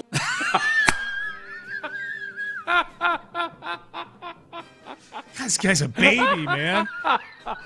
Oh, I hate my play that again. I hate everything in my life. You're the one that threw the 4 interceptions, okay? I hate everything in my life. People say I was depressed. Yeah. No. I just hate everything in my life. I wasn't depressed. I hate everything in my life. That's right. That's right. So that was the most significant thing. As we pointed out, he hates that everything in his life is so public. You did let your barber put that on his Instagram. There's that's that. True. Yeah. Good point. Now, even if he had gotten the haircut, people were going to notice it when he showed up without the with his hair. It's a much better look for him. I think agree. that's if there's anything. I know he stays away from social media as much as he can, but you just always have to remember, man, the number of people who prefer this look compared to people who preferred him wearing the locks, I would say it's like 100 to 0. 100% to 0% are in favor of the new hair. I think he just looks more upbeat. He looks healthier, I think. Just the whole thing, you know. It was a bad look for him. Yeah. Some people have like you got to have your haircut match your face. Yeah. You know, and it just did. That hair did not match his face. No, this matches his face better. He looks more like a leader. And it doesn't matter at the end of the day. No, but the part about him saying people were saying he was depressed. I think this is the danger sometimes of when you do stay away from social media, but then you only get what filters into you. And I don't know. It's not like the consensus opinion was that he must have been depressed. Yeah. I think my opinion, and I didn't know for sure whether this was the case or not, is that very often when people really try to make a change in their life for the positive, they do cut their hair. Yeah. And it's one of those things that's it's self-affirming, too, when you look in the mirror and you're like, oh, yeah, that's right, it's the new me. Yeah. I told you the story. I did it in my senior year in college after I had a game that I felt wasn't up to my standards. I shaved my head bald, and it was definitely related to a bad performance in football. I feel like it's not the thing that made me back into being a better player and everything, but I definitely was just like, I'm turning into too much of a fancy lad. Yep. What am I doing? Yep. Get back to your roots. That's right. Here's Will Anderson. A shape, the skinhead roots. Yeah. Yeah. Okay. It wasn't bald. It was a buzz cut. It was a buzz cut. Yep. Here's Will Anderson Jr. on wrecking the notion that he wrecks practice every day. I believe in the process and preparation.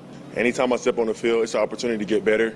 And like you said, no matter if it's OTAs, training camp, walk through, jog through, I'm learning how to be a pro still. I'm like, I can't do jog through, Coach. I ain't gonna lie. Either I'm gonna be on the sideline or I'm going full speed. But that's me training my body to be in these positions that I'm gonna be in the game. Training my hands, training my footwork, turning the corner, throwing by, setting edges, everything like that. So for me, it's like I've only been wired one way, and that's to go full speed. Yeah, and for me, I know that the afternoon show is down on Will Anderson for practicing so hard.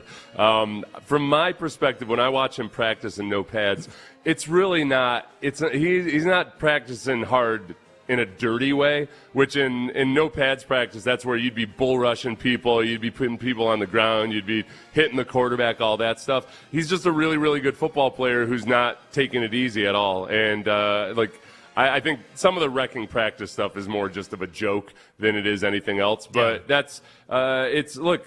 You know who else wrecks practices? Kamari Lassiter and Derek Stingley. Yep. So should they start going 3/4 speed and not competing just to be sure that guys have a little bit of a success? I disagree. I agree with you on that one. Along those lines, here was Jalen Petrie. We're playing the noteworthy things said by each player that's done the podium so far. OTAs. This is a follow-up on what Will Anderson Jr. was just saying. Petrie was asked about Will Anderson Jr. wrecking things. Yeah, Will is Will. He gonna wreck practices, wreck games, wreck meetings. He gonna wreck everything. That's what, that's why he's the best, because he shows up every day ready to work, ready to push others, inspire others, and he's a great leader for this team, a great player for this team, and he's definitely already, like you said, wrecking havoc out there in t-shirt and shorts.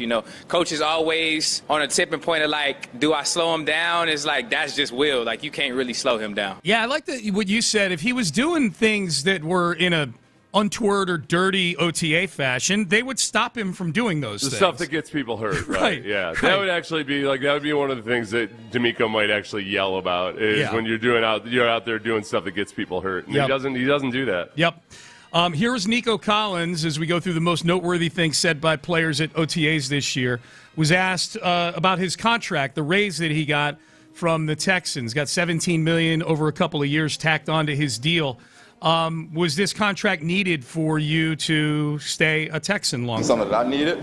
Yeah, of course. You want to set your family up, for long term. We know this business, it's a business at the end of the day.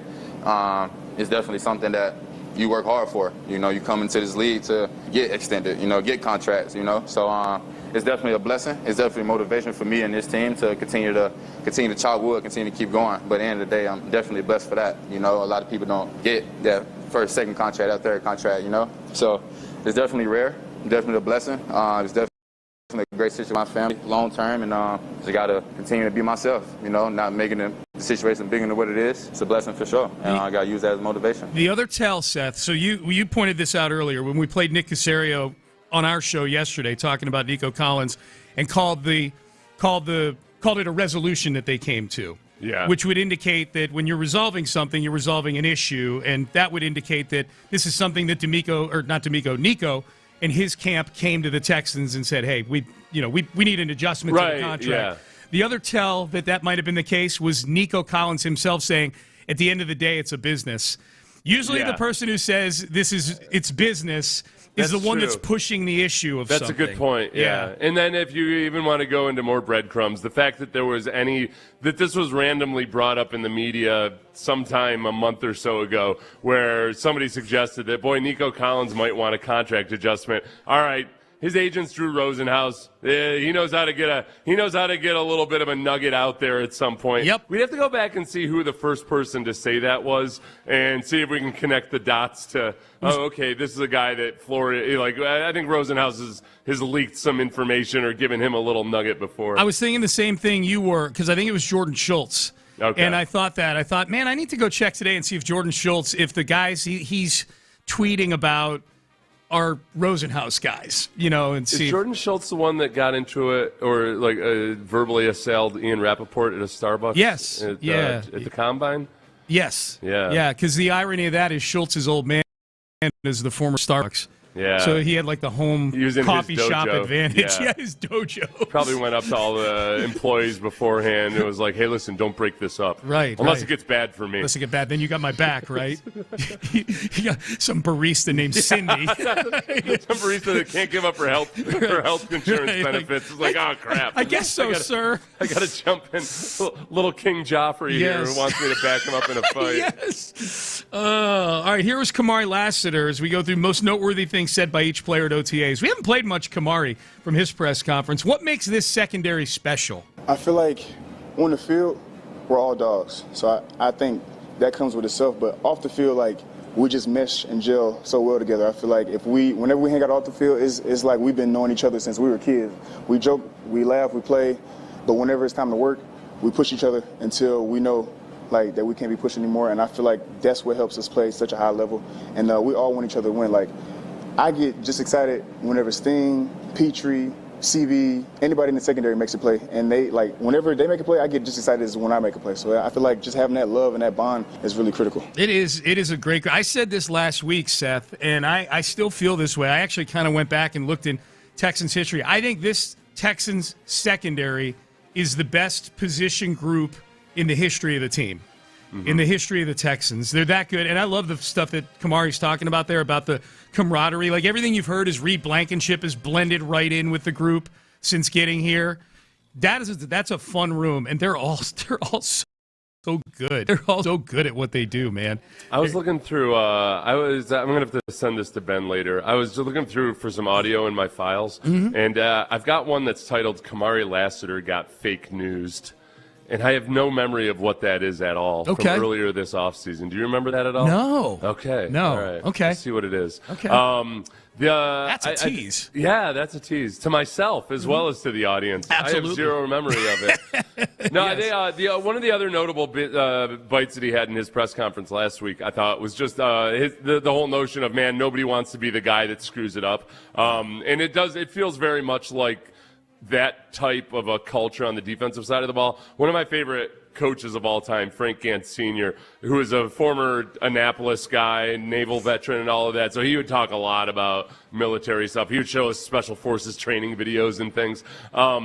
Or special operations training videos. But one of his big things his themes was always, don't let the other guy down. Mm-hmm. Just be desperate to not let the other guy down. You don't want to be the guy that lets his buddy down. And it starts with really caring about your teammates and getting to know them and everything. And I feel like they've got that part on the defense. They're all very much wired the same way. And you get that sense that they really just don't want to let the other guy down. It's as well put together a unit. I'm not just saying the secondary, but that applies also, but just the defense. This defense is so well put together. It's remarkable. Do you know that's the biggest, that dynamic of don't let the other guy down? Yeah. I've told you this before, but I'm going to bring it up again because I was watching about some of the military training where they're talking about if you're alone and walking down a trail and you've got your buddy is back for a mile behind you or something, but you're on the trail by yourself, and if you come across two enemy combatants, you don't try to kill both of them because you're going to lose, and then those two are going to go kill your buddy. Yeah. So what you do is you kill one of them. Yep.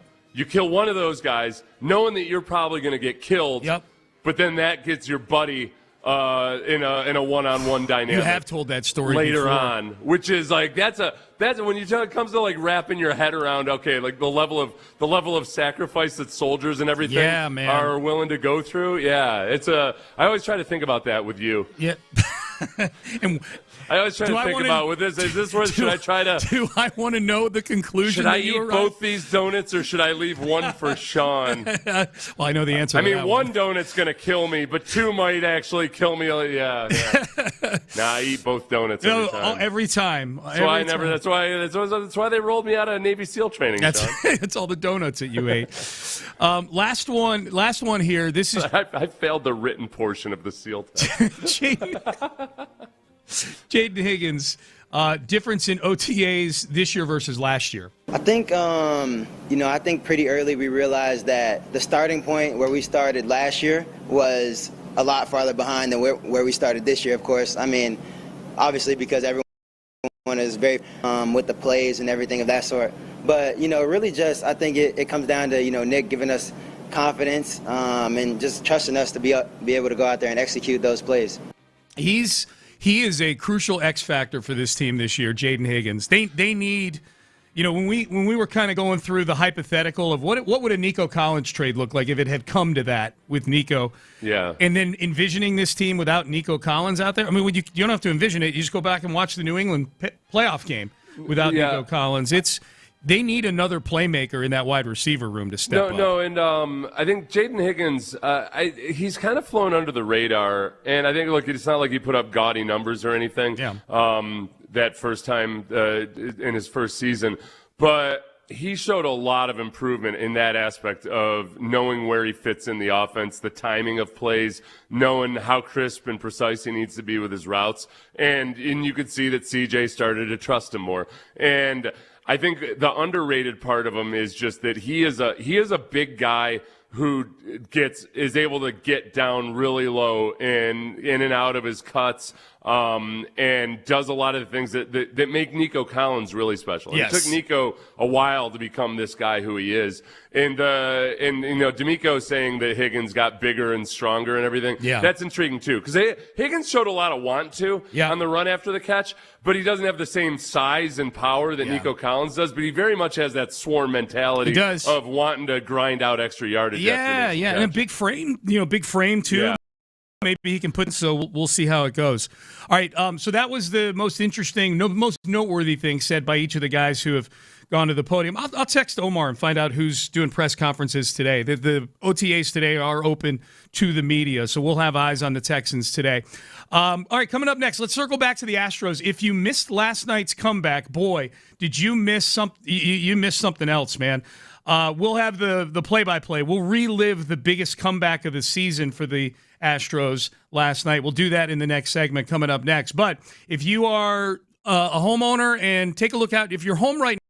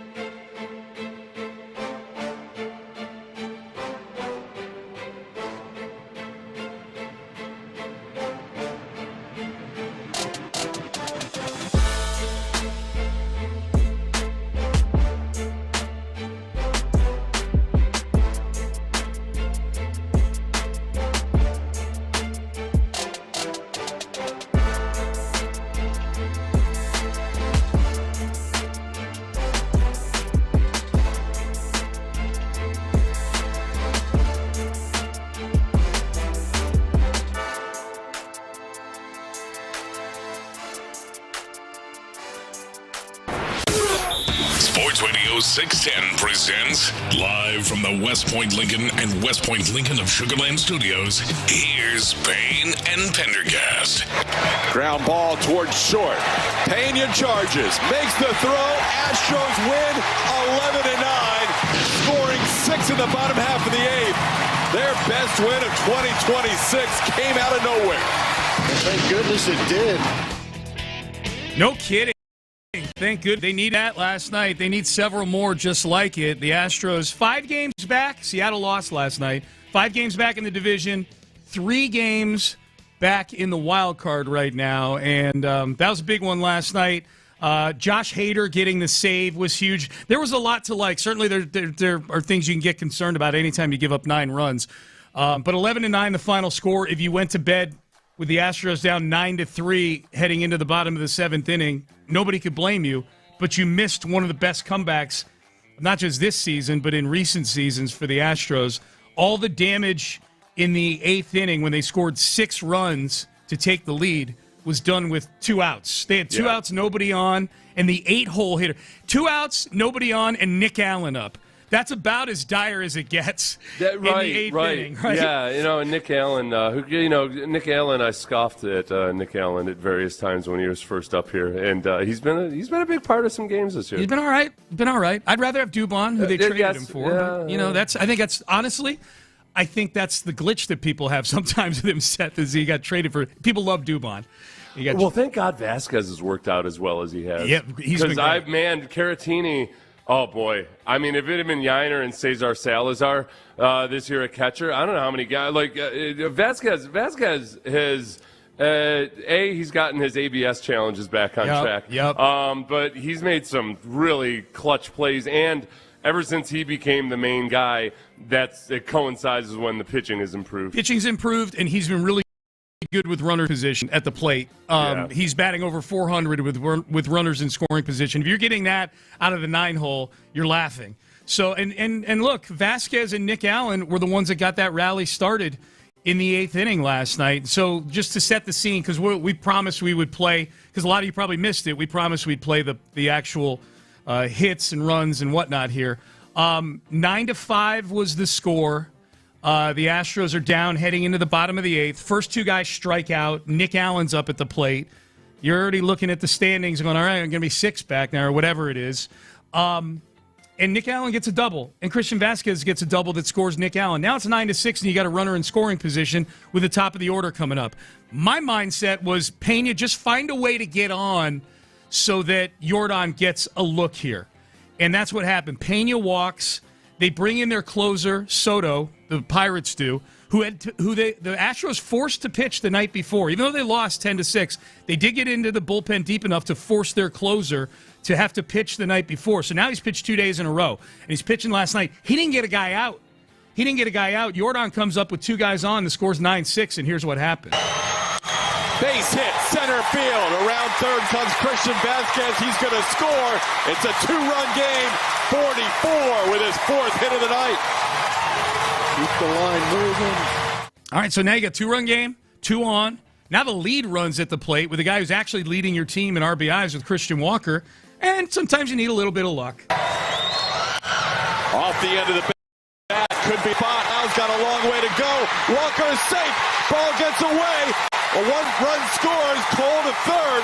The Astros are within a run at 9-8 on a little squibber to the right side. Yeah, so Christian Walker gets a little luck, beats out an infield single. Pirates throw the ball away. Yeah, Pirates are doing a lot of janky things out there in the 8th inning. A lot, past balls and it just errors in the field, and the Astros, who had been kind of sloppy the night before, uncharacteristically, made some really nice defensive plays. They last did. night. Yep, they did. And here's what's the one early on, Arrighetti made a really nice play and making a play at first, but his toe came up about 3 millimeters short of touching the bag. Yeah, yep. I hate replaying those instances. I do too. It's like, just, all right, it's come on, man. He made it. It's close enough. It's close. baseball. Yeah. That's how it used to be back in the day. All right, so Seth mentioned it. There was more Pirate chicanery going on out there. That Christian Walker infield single, ball gets away from the first baseman, so Cole's able to, who's pinch running for Yordan at that point, is able to come around to third base. And then Soto uncorks a wild pitch. That one's wild. It's going to go off the glove of the catcher, and we're tied at 9. Zach Cole scores to tie it up at 9 on the pitch that went off of the glove of Henry Davis for what probably will be his 7th pass ball of the year. It was not. It was a wild pitch. I thought the same thing Callis was thinking. Like, it hit off the guy's glove. I mean, but a wild pitch on that one. At any rate, regardless of what it was, it scored the tying run, and then Cam Smith, Paredes walks, and now you got 2 guys on, 2 outs, game tied. Cam Smith comes up huge. Cam with a base hit. Astros will take the lead. In the score, Christian Walker. Here comes Paredes. He is going to score as well. 11-9. What a comeback. 2 outs, nobody on. And the Astros put up a big bottom of the 8th inning with 6 runs. This is unbelievable. Yeah, it was really cool. My first chill bumps of the season with that call right there. Great call, Todd and Jeff. Nice job. The audio of that, Seth. Yeah. The audio of that crowd completely belies what the visual was, because that place was emptied out. People had left and gone home, and it was like half the crowd. You listen to that. I mean, you listen to that Cam Smith triple right there. That crowd is into it right there. Okay, tell me this. Maybe this woman is there every night, and it's just one of the things that I didn't notice until last night, but this was driving me insane. Ben, can you just play the last clip we just played? Just play the first 3 seconds to just a couple seconds after the hit, and just listen to the shrill. It sounds like a wounded animal. Cam with a Yeah, every single one of those highlights. Yeah, because I heard it. It was even louder on the infield single by Walker. I heard it. Yeah, but I hadn't heard it on the. But this is the first time. Thanks a lot. This is the first it's being. I'm like, that's all I'm going to hear now. We had something. There was something this year, maybe it was last year. There was something really annoying going on during the broadcast, and you hadn't picked up on it, whereas Amy and I had. Yeah. Amy will remember if she's listening right now, because I brought it up, and you said you had no idea what I was talking about. Amy texted you and said, Sean, I said the same thing Seth is saying to you during the broadcast last night. I don't remember what it was. I remember being called out for not listening to what my wife was saying. For not listening to Amy. Yeah, that was probably the worst part than whatever. Not only did you not hear what I heard on the broadcast, you didn't hear your own wife complaining about the same I heard. thing. I just wasn't listening. There's a difference. That was pretty rough. Yeah. I don't want to ever tamp down people's enthusiasm, but that lady's got to shut the hell up. That's obnoxious. Like the people sitting around you, that's not fun for them. You're just shrieking. Doesn't do anything to affect the outcome of the game. Stop it. Clap or something. Stay a clap or cheer along with everybody else. Be part of the solution. Here was Joe Espada on Cam Smith's triple to win the game. Staying in the zone, fighting, is good stuff. Soto had some really good stuff. Using the big part of the field. What I like about Cam, that he embraces those big moments. He likes them. He wants to be in them. He has, Cam Smith has a clutch gene to him that does not match up with what his overall stats are. He's had some big moments for the Astros. There's very much a feel that for a long stretch of time there, he was just pressing. Remember, he was a 98th percentile of bat speed, and yet bottom percent of all these other things where it just looked very, and his chase rate was really, really low. Yep. It had all the feel, look, and statistical backup of a guy that was just trying way too hard. Yeah. So last night, when a couple of his huge hits are going opposite, that's a really good sign, I think, and an indication of how he's just learned to slow it down a little bit. Yeah. And over the last couple of weeks, he's been great. He's been a very much above average hitter over the last couple of weeks. And it is, that clutch gene or whatever else it might be, that's what I try to remember when we get frustrated with some of his challenges. He's got to figure it out to where he isn't wasting challenges in bad situations. But it is also kind of a testament to look, there's a certain cockiness or arrogance that you want out of your athletes, and he's got that. He's not a bashful young second-year player who's afraid, timid and afraid. His heart's in the right place. Yeah. I put it this way: I'm way less offended by Cam Smith being overly eager to challenge pitches at bad times at times than I am Brian Abreu challenging that pitch he challenged the other night. Oh, yeah. Well, plus, and especially because he's a veteran player that should know better. And the rule is It's literally breaking a team rule. The Astros don't want their pitchers doing it. Yeah, literally breaking a team rule.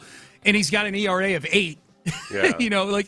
Justin Verlander back in the day, I'd let him break the rules. He was winning Cy Young awards. Spencer Arrighetti this year. No, Cam, it's like I don't know. Cam's basically like the stories about handsome male celebrities' bad breath or whatever. Right. Like, all right. Yeah. The girls are really going to stop liking Brad Pitt. I suppose. Yeah, exactly. He's got enough offsetting it. That's right. The balance sheet is good for him.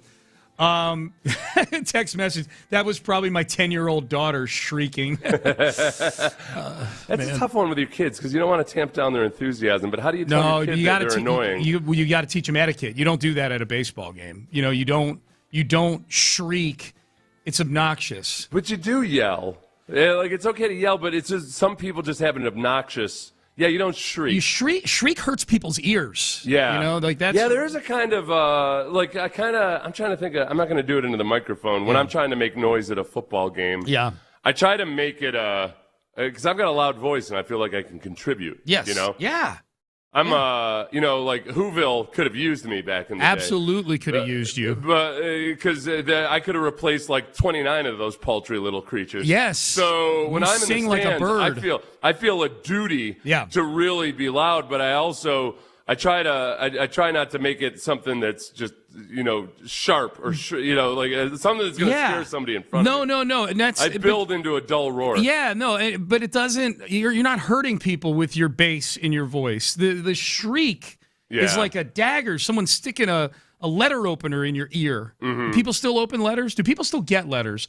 And thus, do you have a letter opener? I do. We talked about it earlier in the show. Yeah. I get my checks from various unclaimed funds. Yes. I got the state of Florida a few weeks back. It was awesome. Yes. It was like Christmas in May. Seth Payne getting his human monies. Yes. I really did. It was the one from the one I was proud of because it ended up being like $7. And I'm like, that's me being financially responsible. Absolutely. I spent a good hour tracking down the documentation I needed to get back that $7. $7, yeah. We won't ask what your time is worth. It's an obsession at this point. Good ROI. I'm really, it's a hobby. I'm checking out New Mexico this afternoon, even though I've never done any kind of business. I don't think I've ever been to New Mexico. Never know. I'm going to check it out. You never know. What might have been the biggest trade of the offseason till Myles Garrett that got aborted.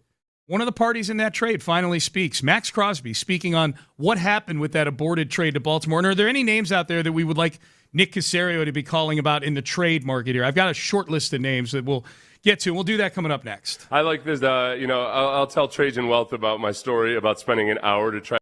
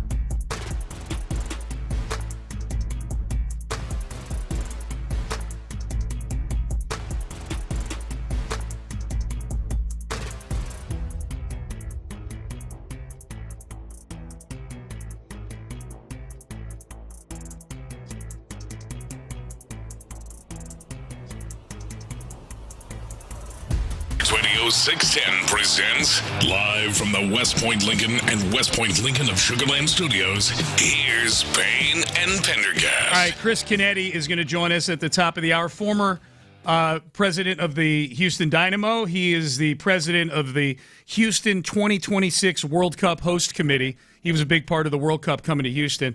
And we're a week away from the Fan Fest in Edo getting kicked off. We're 10 days away from the first game here over at NRG Stadium. So we will talk to Chris Canetti and get what's going on with putting the final touches on what's going to be a great several weeks of hosting soccer fans from all over the world. We'll do that at the top of the hour. So we talked a lot about trades this week. The Myles Garrett trade kind of coming out of nowhere. That by far, that's the biggest trade since the Deshaun Watson trade in the NFL, in my opinion. We had the A.J. Brown trade, which got kind of smothered by the Myles Garrett. A.J. Brown was probably waiting for his day in the sun, Seth. You know, that trade, we had that thing ramped up for like at least a month or two before it was going to go down, because everybody knew it had to go down June 1st or later because of the cap ramifications.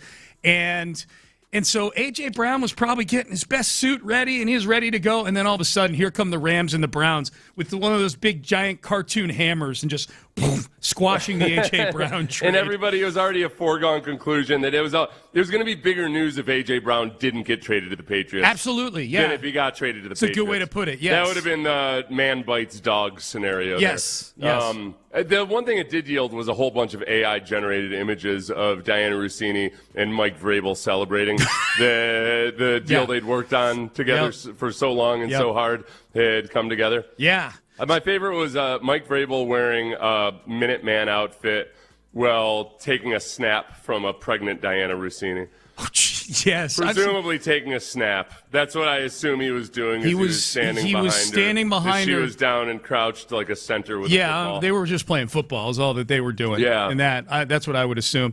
So those were the two big trades this week. Could there be more trades coming? We'll talk about that in a second. But the big trade prior to that, this offseason, had been the Max Crosby deal, with Max Crosby going from Las Vegas to Baltimore. That took place before the draft. Ended up getting aborted because Crosby failed his physical in Baltimore. So the trade gets reversed, and Crosby stays in Las Vegas. Baltimore ends up signing Trey Hendrickson within minutes after failing Crosby on his physical. We've not heard from Max Crosby on what exactly went down with all that. Here's Crosby on the aborted trade to Baltimore. Reflect on what happened with Baltimore. What are your thoughts? I don't really want to talk about that, to be honest. It's water under the bridge. It's a long time ago. A lot of things I learned, about what's going on and just, what this league can bring. A lot of adversity, a lot of different things. You can't really anticipate a lot. But ultimately, I've been through a lot of my life. It's nothing to me. It is what it is. I'm here, and I want to be here, and I'm excited to be here, and I got a lot of work to do. But yeah, it's water under the bridge. Okay, and obviously they failed his physical because he had a knee injury last year that ended his season. The honestly, as a testament to Max Crosby, I would say one of the most interesting things about this for me has been the human side of, the Raiders trading you away, and then all of a sudden accepting you back, and then them operating as if nothing had ever happened at all. Yeah. But this is also after Max Crosby had how did this timeline go before the 2025 season? He wanted a trade, right? He requested a trade before the 2025 season. I don't recall. He had expressed discontent, extreme discontent, or whatever. So it's almost like from both sides, it was that Crosby was fed up with the organization, and the organization wanted to trade Crosby. But then once the deal gets thrown out, everything's cool and copacetic. Do you believe I guess he's fully. Do you think Max Crosby plays for the Raiders in 2026? 2026. This coming season. Yes. You do. Yeah. But I think there's still very much a chance that they trade him away. One of the interesting nuggets was that supposedly Max Crosby really had an issue with Alex Guerrero, who's Tom Brady's personal fitness guru, guy that at various times has literally sold a cure for cancer on the internet. Yeah. It was just, he's been a polarizing figure. Bill Belichick didn't like him when he was in New England, but he's very involved with the Raiders. organization and gives notes and criticizes things and everything. And apparently, reportedly, Max Crosby didn't like that dynamic as well as other things. And I don't think any of that has probably changed since Tom Brady's still very much involved. So, yeah, I think he plays 2026 and then something happens in 2027. You know, the best thing for everybody, the best thing for everybody is that the Raiders are good this year, better than people expect, and Crosby's happy and they go on with their lives. Within a more realistic world, the best scenario might be for Crosby to get back on the field for the Raiders, show that he's healthy, and then the Raiders trade him at the trade deadline for a bonanza of picks. Yeah. They get a first and a third for him or something like that. The reports were that he had requested the trade. Yeah. I think that. Well, the other part of it too is that maybe Clint Kubiak is just the guy, and that he smooths over a lot of this. And he's got obviously he's got a lot of experience watching his dad, who's got a really good way. Everything. Maybe Clint Kubiak has that same effect. Maybe. So there's other candidates out there to be traded. What I did, Seth, is I went and I pulled like 2 or 3, maybe 4 different trade candidate articles, and I picked out the names that were in most of them. You know what I mean? Like if a guy was in all 3 of the articles, then I put him on my list. And so I've got a list. I'm just going to run through this here. Stop me if I get to a guy that you would be interested in the Texans picking up the phone and asking about. Or stop me if I get to one that there's no way in hell you would want the Texans to call about. You were perusing the list the same way I was. That's just as interesting, yeah. Brian Thomas Jr., wide receiver, Jacksonville. He intrigues me. I would just like to, do damage to the Jaguars. There'd be a double whammy there, but probably not. Not right now. I need to see my young guys play it out. Not to mention Tank Dell's coming back. Like there's just there's too much youth and intrigue between the young guys and Tank Dell right now. That's about as physically. If you threw Brian Thomas Jr., Jaden Higgins, and Nico Collins at other teams, that's about as physically imposing a wide receiver core as you're going to find. Brandon Ayuk, wide receiver, San Francisco. I would like to have a conversation with him. Oh, for Who sure. knows? Yeah. Maybe he's been off seeking. Maybe he's been on a spiritual retreat for the last 2 months. Well, what he's been doing for the last couple. Did you see he was in the news again yesterday? Well, he posted a picture of supposedly himself driving a car on a racetrack. Right?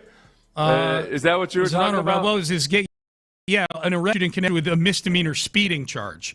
Oh, okay. I don't think it was. That's what it is. By a racetrack, okay. So somebody, I didn't bother to do it. Somebody, I think on his one of his social media accounts, he posted a picture of a car speeding on a racetrack. Okay. Which I thought, like, what's the big deal? Even if it's him, it's on a racetrack. Like, it was one car on a racetrack, which you can do. You can rent out a racetrack and go drive your car on it. I think it might have been just him making a joke about the fact that he got arrested for misdemeanor speeding. Yeah, because here it is. The Ayuk posted online in this past December, a video of him driving more than 100 miles an hour on Tasman Drive and Convention Center Drive near the stadium, near Levi's Stadium. Oh, that's a different deal. Yeah, he was on an actual real street. So no, other than I want nothing to do with Brandon Ayuk, other than, as you said, maybe have a conversation with him. That could be interesting. If he walks into the office wearing a monk's robe and he's just actually in the last 2 months been off at some retreat in Tibet or something, I'm intrigued. I want to see if let's see. Okay, here's 2 names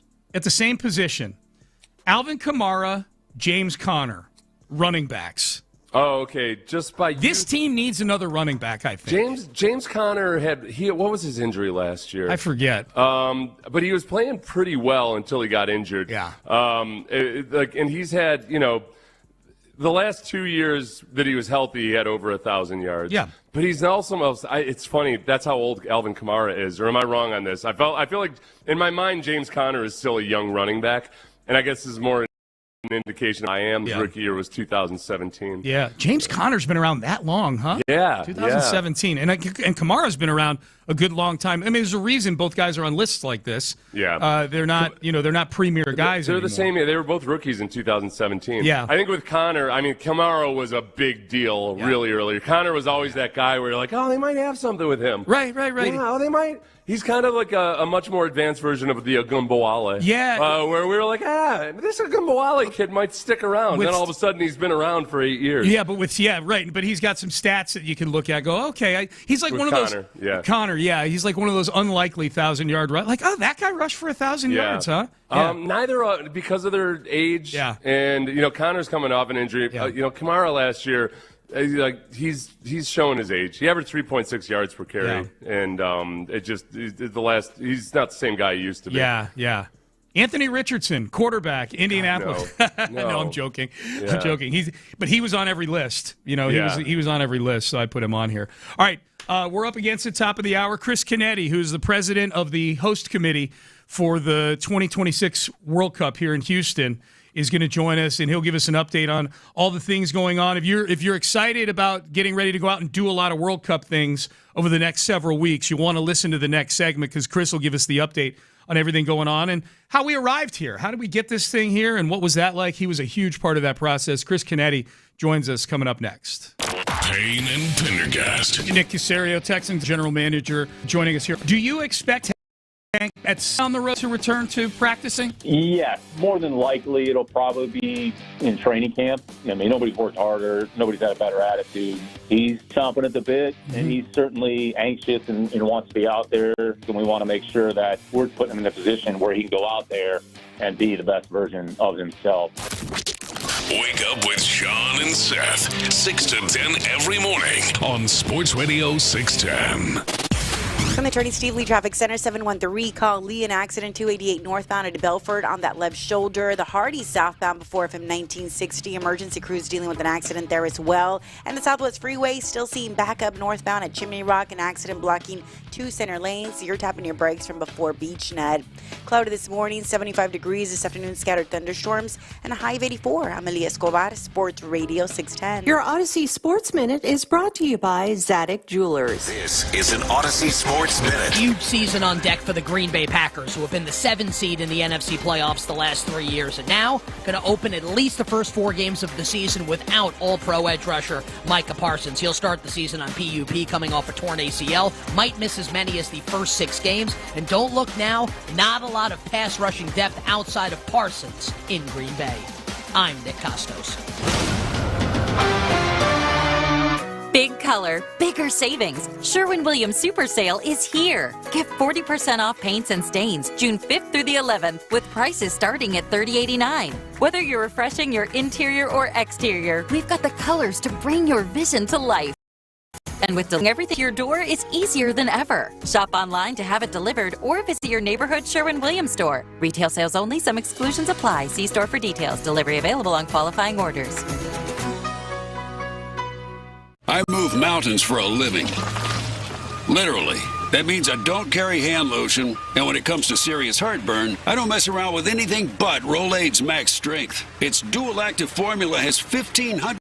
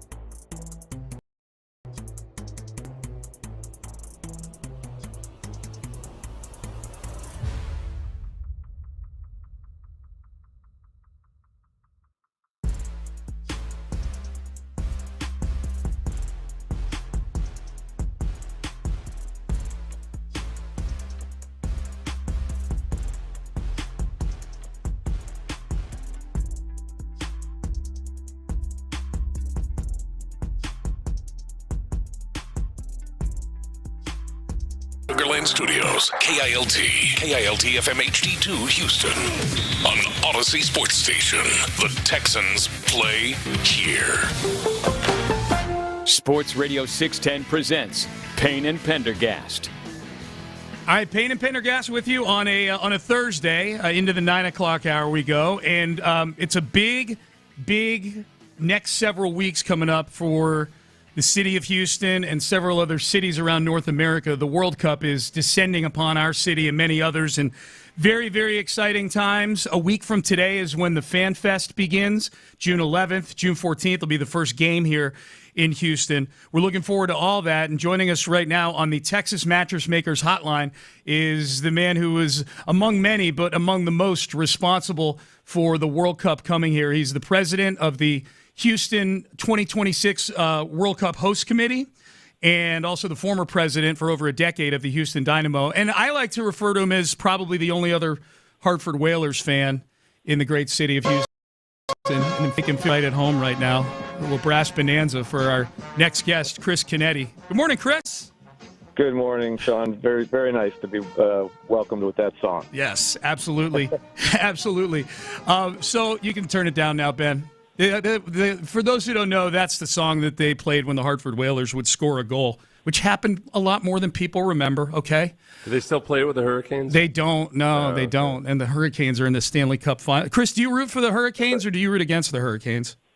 I don't root for them or against them, but once they left Hartford, they were no longer my team. Yes. And I hate when they wear the Whalers uniforms now. I do too. Oh, that little Titans action going there with the Oilers. Yeah, They do that. They do that. So, Chris, we did not bring you on to talk about the Hartford Whalers. The World Cup is coming to town. Man, this is super exciting. I guess for you personally, and we'll get into everything going on in Edo and everything that's gone on to get to this stage here, but just I know it's been a long process. Like, where are you emotionally with this whole thing right now, with us being on the cusp of all these different countries descending on our city? Emotionally, this is just exciting right now. You know, we're 1 week away, and it's incredibly hard for me to comprehend and believe that. I've been working on this project for 7.5 years, started it back in January of 2019 when Houston was bidding to be a host city.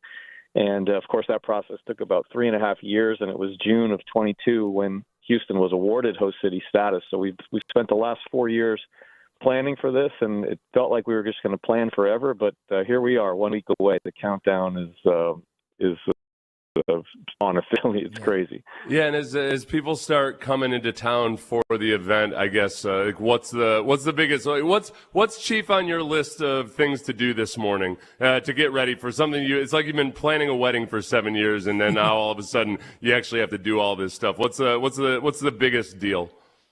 Well, Seth, everything's going on right now. If you were over at Reliance Stadium, you would see just it feels like thousands of people working, getting the stadium ready. And then if you're down in Edo at the site of the Fan Festival, same thing. But so everything's coming together all at once, and everything's on track, on target, on budget, on schedule. So it feels real good, and it'll all be green light go 1 week from today. Yeah, it's going to be exciting. The Fan Fest starting 1 week from today. How do you go about – we're talking to Chris Canetti, who is the president of the Houston 2026 World Cup Host Committee. How do you go about planning for something that's really never been done in Houston? I know we do big events as well as any other big city out there, Chris, but something like this Fan Fest where you've got so many different nations involved and all these fan bases coming in from all over the world, how do you go about planning just capacity, security? Like, what are the expectations for what the crowds are going to be like out there on any given day? Because you guys are going to be showing, the Fan Fest is going to be, they're going to have all the games on the big screens down there. It's not just the U.S. games, not just the games here in Houston. Yeah, it was a real challenge, Sean, to be honest with you, to find a location where we could be set up for such a long period of time. Because setting on May 1st, the event starts in a week. And this is a 39-day event that'll go from June 11th all the way through to July 19th, to your point, where we will be showing all 104 matches of the World Cup. So it was hard to find a spot. We had this vision for Edo, which is obviously an up-and-coming great neighborhood here in Houston. And we were literally building out a venue in what was empty warehouses, streets, Green Street promenades, parking lots, and it's amazing. I look forward to the public coming out next Thursday and beyond and seeing what is really just a tremendous venue with so much for people to do, showcasing Houston's culture. But to your point, there's going to be people from all over the world. Right? We have a match between Sweden and the Netherlands on June 20th, and we know that there's going to be thousands of people from Holland and from Sweden who are there over the course of 3 days, coming in and mixing and mingling with Houstonians, and that's going to be the case when Portugal plays or Germany or you name it. So it's going to be a mix of a lot of different things. It's hard to forecast the attendance, to be honest, because we've never done anything like this before. So there's no precedent whatsoever, but we feel like we have the right size venue to accommodate all the crowds. And if it does get to the point of capacity, one of the reasons why we put it there was because of all the bars and restaurants in the area where people can go to watch the game. So it should be awesome.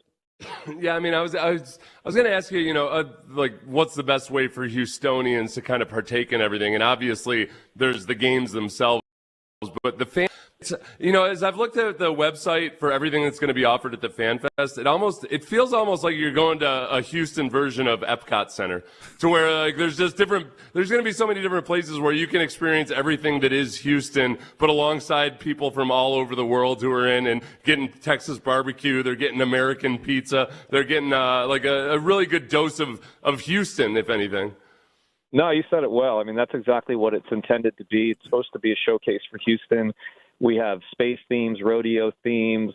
Of course, there's going to be lots of food culture there, and even the music and live entertainment on the stage. We made a decision to make sure that 100% of that talent was local. We did a talent search, and it's all going to be local talent on the stage. So it really is going to highlight our city. And what we wanted was, if folks from Houston attended, that they felt very proud that this was a representation of our city. And then for all these people from around the world attending, that they walk away with just an amazing feel for what Houston's all about. So that you summed it up great. That there's also we also built a soccer field out there. It's a mini-sized pitch where over 120 hours of youth play will take place. So kids can even come out and play soccer if they're not watching the games, eating, or and partaking in some of the space themes or things. So it's going to be awesome. Yeah, definitely. Chris Canetti, president of the 2026 Houston World Cup Host Committee, joining us here on Payne and Pendergast on Sports Radio 610.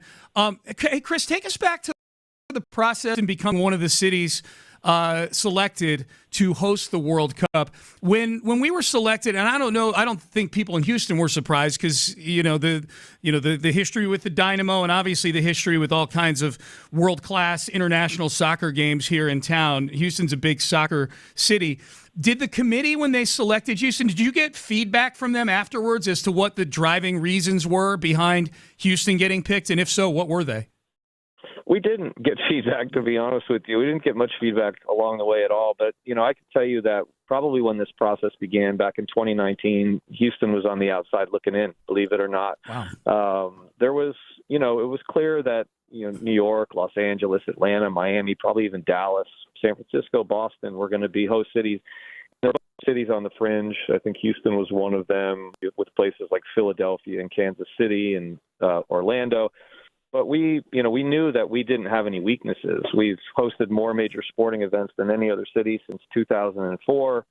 And we have, great venues and airports and, all these things. So we knew there was no weakness. We just needed to communicate to FIFA that Houston had everything that it required. And fortunately, during the bidding process, we were able to do that. One of the cool things, by the way, was FIFA was only able to make one site visit into each city because of COVID. And that site visit happened in October of 21 when the Astros were playing the Braves in the World Series. So their site visit got to include a trip to the World Series, a major sport. We caught a break on that one. But at the end of the day, we have everything. And that was just a matter of tweaking it to fit the uniqueness of a FIFA World Cup, and that's what we're doing. Which fan base of the multiple countries that are coming in, if you know at this point, who's got the most visitors coming from their specific country? It appears that the most visitors will be coming from either Germany or the Netherlands, potentially Portugal. But all three of those teams are top 10 in the world. Portugal's playing here twice, and of course they have one of the greatest players of all time, Cristiano Ronaldo, on their roster, and he kind of brings the circus with him. But the Netherlands are well known for this very, very big and organized fan base. So we're expecting a sea of orange to come in. In fact, they have a huge tradition of marching to the match. So there's going to be somewhere in the neighborhood of 5,000 to 10,000 Dutch fans on Saturday, June 20th, making a march down to the stadium from their starting point. So it should be quite a scene. Oh, that'll be optimize my Google Translate. Okay, so I'll get Dutch on here. Yes. Yeah. German. Yes. Yeah. I can fake my way through German and Portuguese. Yeah. Dutch, I have zero clue. Okay. I think it's kind of like German, isn't it? Yeah, but one of the cool things, too, is, we have 2 knockout rounds games, and we don't know who's playing in those yet. And if the seeds hold, the first knockout game, June 29th, could be versus Japan. And that would be a really big international soccer matchup. And, Brazil's won the World Cup more than anyone. And they would probably, both of those countries would bring a lot of visitors as well, if that's what it ends up being. Yeah. How did you feel when you saw the draw? I mean, there's the excitement, obviously, of learning that the city gets selected, and then there's the excitement of the unveiling of who exactly is coming here. What was your gut reaction when you saw the games that we would be getting here in Houston, including the possibility, or as you had just alluded to, Chris, the possibility of getting some really big-name teams for the knockout round games? Yeah, I think we lucked out. We got a great draw. We were very excited back in December when like I said, 3 of the top 10 teams in the world in Germany, the Netherlands, and Portugal, and having Portugal here twice. So that was awesome. We also have 3 teams that are making their World Cup debuts. They've never played in the World Cup. Cape Verde, Curacao, and Uzbekistan. So you can imagine the excitement from those countries. We got word the other day from an official that 4,500 folks from Curacao are coming into town next weekend for the game against Germany. So, having those kind of scenarios are neat as well, other than just having the big ones. Have you been getting feedback from things like hotels and tourism here in town as to what the levels of people they're anticipating here, and maybe what the economic impact is and things like that? So we've done our estimates, and our economic impact is estimated to be $1.5 billion with a B. Well, the estimates also project 500,000 visitors to the city. Now, that's not all at once. That's spread out over 21 to 25 days. Mm-hmm. And we have data that shows that 74% of the ticket buyers are from outside of Houston. So we do expect a lot of people to be traveling in to Houston for these matches. Okay, Chris, which so of the matchups that you know of right now, which is the environment that's going to be the most like impressive in terms of the grudgery against from one country versus the other, the fans and their songs and chants and everything? Like, where are you most likely to get the full bore? Oh wow, this is international soccer experience. Well, I think that match is going to be Saturday, June 20, when the Netherlands plays Sweden. So those are both 2 of the top teams in the world matched up against each other. The other matchups are a little bit maybe more one-sided: Germany, Curacao, Portugal versus Uzbekistan, or Portugal versus the Congo. But that one match between the Netherlands and Sweden in the group stage phase seems to be the one that everyone's most excited about, and the one that's got the longest history against it and all that kind of stuff. So that should be a fun one for everyone to keep an eye on. Ooh, that's a Saturday too. Saturday at noon. Yeah. Saturday. Do the march to the match and come on in. Absolutely, yeah, and then a little party afterwards, and then head on down to Edo and hang out with all the soccer fans from from all. And there's all kinds of stuff going on, Chris. I want to make sure we get it all in before we cut you loose, because there's watch parties at Shell Energy Stadium. I mean, there's all kinds of stuff. There's the Legends Loft, which I know we've been talking about here on the station, where if you've got a company or and you want to entertain clients or show your employees how much you love them, you can get 100 people in an air-conditioned elite hospitality space. There are tons of different ways to experience this here in Houston, right? Yeah, first and foremost, I want to point out there are some tickets available. So fans, are interested in going to a game, you could go to FIFA.com/tickets, and there are still tickets available. The one game that has most inventory is a Friday night at 7 o'clock, which is Saudi Arabia versus Cape Verde. Saudi Arabia actually beat Argentina in the last World Cup, who were the champions. And that match could matter in terms of someone advancing. But aside from that, again, the Fan Fest is the primary place to go. It's free admission on a general admission basis, but we do have VIP hospitality packages for people who maybe want to upgrade a little bit, get into an air-conditioned space, get food, bev, private bathrooms, and things like that. But it's all available on our website, which is fwc26houston.com. But those are the kind of the official things that are going on. But people are doing parties all over the city, and we endorse that and we support that because we really want the entire city to participate in this and feel it, and really enjoy it and feel like it was just a great experience overall for everybody. Do you have an extra section, like a dossier on how you handle Ronaldo and everything that comes with just the massive celebrity that he is? Not that he's demanding, only green M&Ms or something like that, but is there a whole separate playbook for the Ronaldo dynamic? There is one. I don't know what it is. Luckily, as a host committee, we don't have to handle that. FIFA takes care of all the team movements, but I've heard, just through the planning that there's a lot of special things that need to take place to move him around. So it should be interesting to see. What's the first thing you're going to do when this World Cup is over, Chris? Oh boy, I don't know. Hopefully relax. It's been a long journey, but this is fun, and I'm not even looking forward to it ending because it's just been a lot of fun, and I can't wait to see it all unfold. As someone, this is the last one, and we'll get you out of here. As someone who's been involved in soccer here in Houston, obviously your time over a decade with the Dynamo, and now this labor of love of bringing the World Cup here. What is your hope for after this World Cup is over as to where soccer stands in Houston? Are you hoping that this World Cup, either people who are casual soccer fans become even bigger fans? Like, what do you think the overall effect is going to be from having the World Cup here? Yeah, I think there will be a long-term positive effect to the game. If you think about it, the World Cup was last year in 1994, 32 years ago, and we barely even knew soccer existed in this country at that time. And the World Cup in 94 kind of started the train, if you will, in terms of growing and developing soccer. It led to Major League Soccer in this country.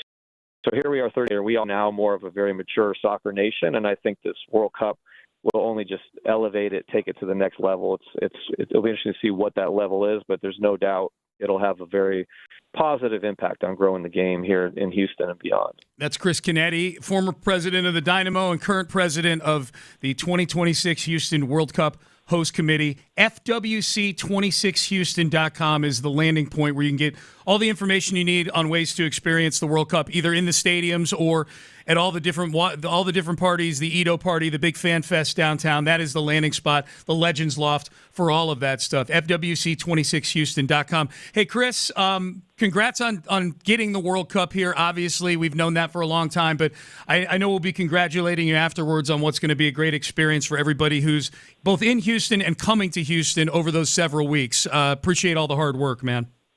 Thank you, Sean and Seth. I appreciate you having me on and all of your guys' support, and look forward to grabbing lunch when it's all over. Absolutely.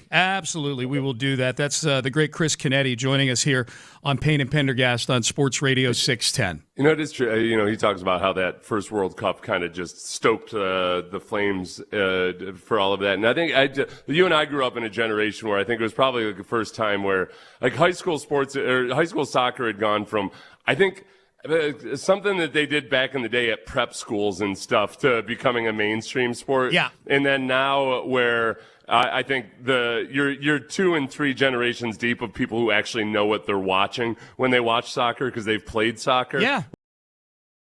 which is a lot of kids I knew played soccer in high school. Their dads were kind of like, hey, why don't you go out there with the football? It's changed a lot. It's evolved the whole, and it's been they put in a lot of work to do it. Yep. The soccer people. Yep, no question. It's gonna be a whole lot of fun. Looking forward to that. Great to catch up with Chris Canetti, FWC26Houston.com. In fact, let's talk about that right now. I mentioned the Legends Loft, and you can go to FWC26Houston.com right now and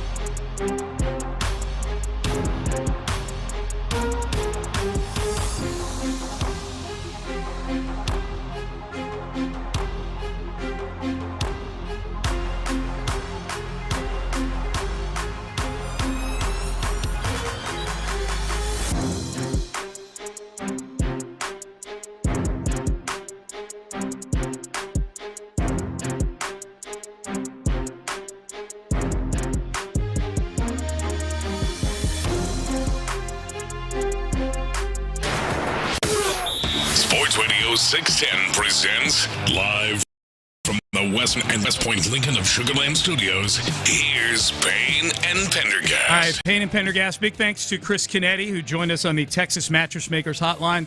Gave us kind of the final update before we head into what's going to be a really exciting, 6 weeks for the city here with everybody in town.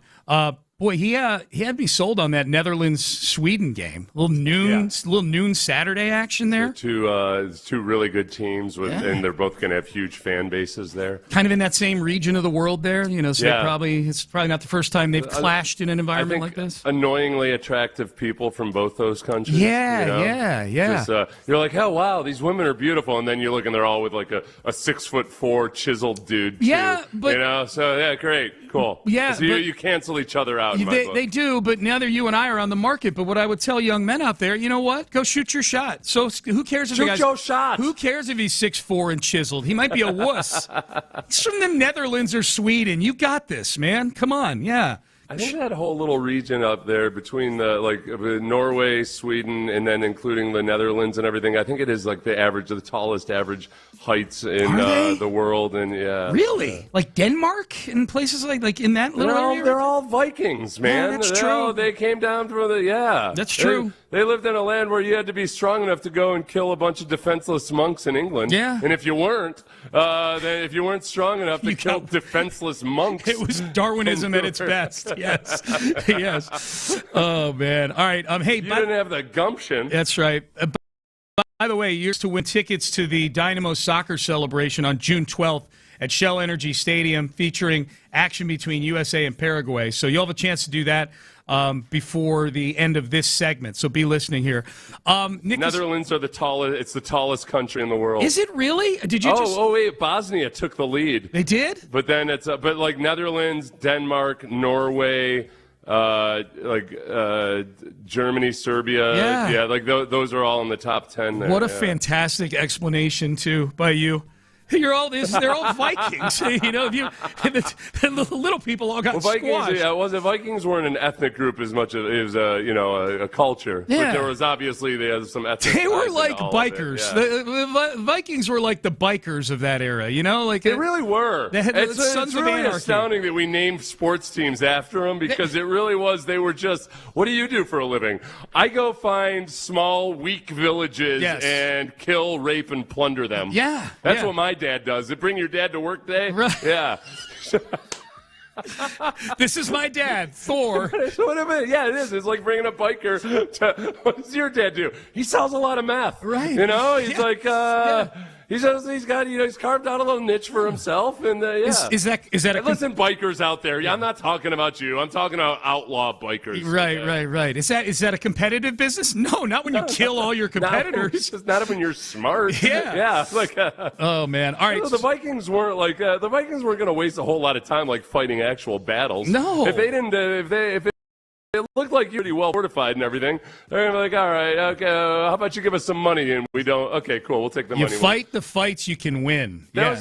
But that's what. Never mind. I'm going to go off on too long of a junket. Okay, go ahead. Okay. Well, Nick Caserio. We had Nick Caserio on yesterday. I bet there's a faction of people like Sean. Let him finish his thought on the Vikings right now.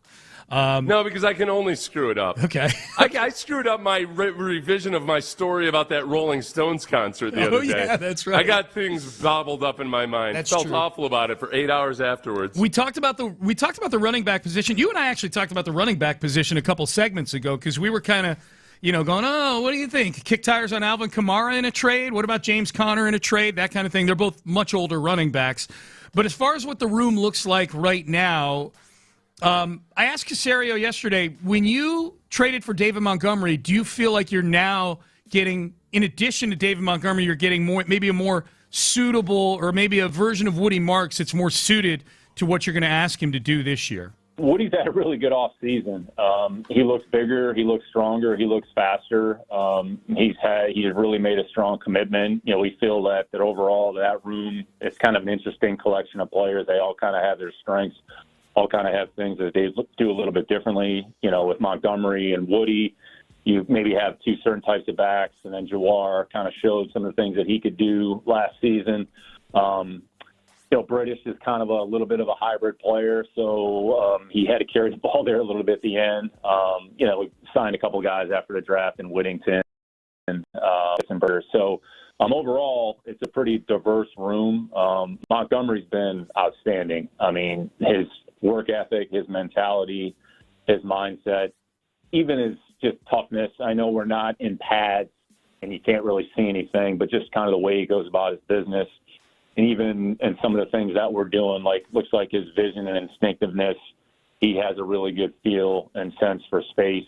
And Woody is a good example. I'd say we have a number of players in this category who, when they're rookies, there's a lot that's happening, and the play time could fluctuate, could play a little bit more, could play a little bit less. Woody ended up playing a decent amount last year, and then once the season is over, he probably look back and go, okay, wow, that was quite a bit that happened over the course of the year.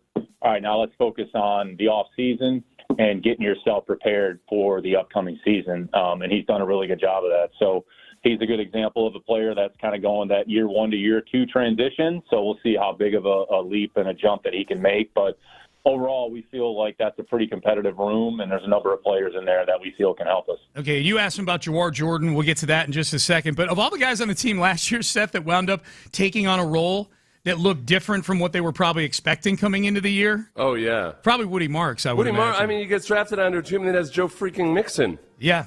A lot of young people that don't know who Joe Mixon is. They wonder if he's just a myth that their parents tell them. Yep. Like a story from days of yore. Yep. But no, he came onto a team where, cool, we got Joe Mixon, and I'll be able to they'll get me involved as a receiver, and maybe I'll get some touches as an actual running back, and then there we go. And then all of a sudden, halfway through the season, he's the main dude. Right. Well, and even after that, they signed Nick Chubb in June. Yeah. At that point, we knew Mixon there was something wrong with him, but we didn't know it was going to be a season-ending thing. So.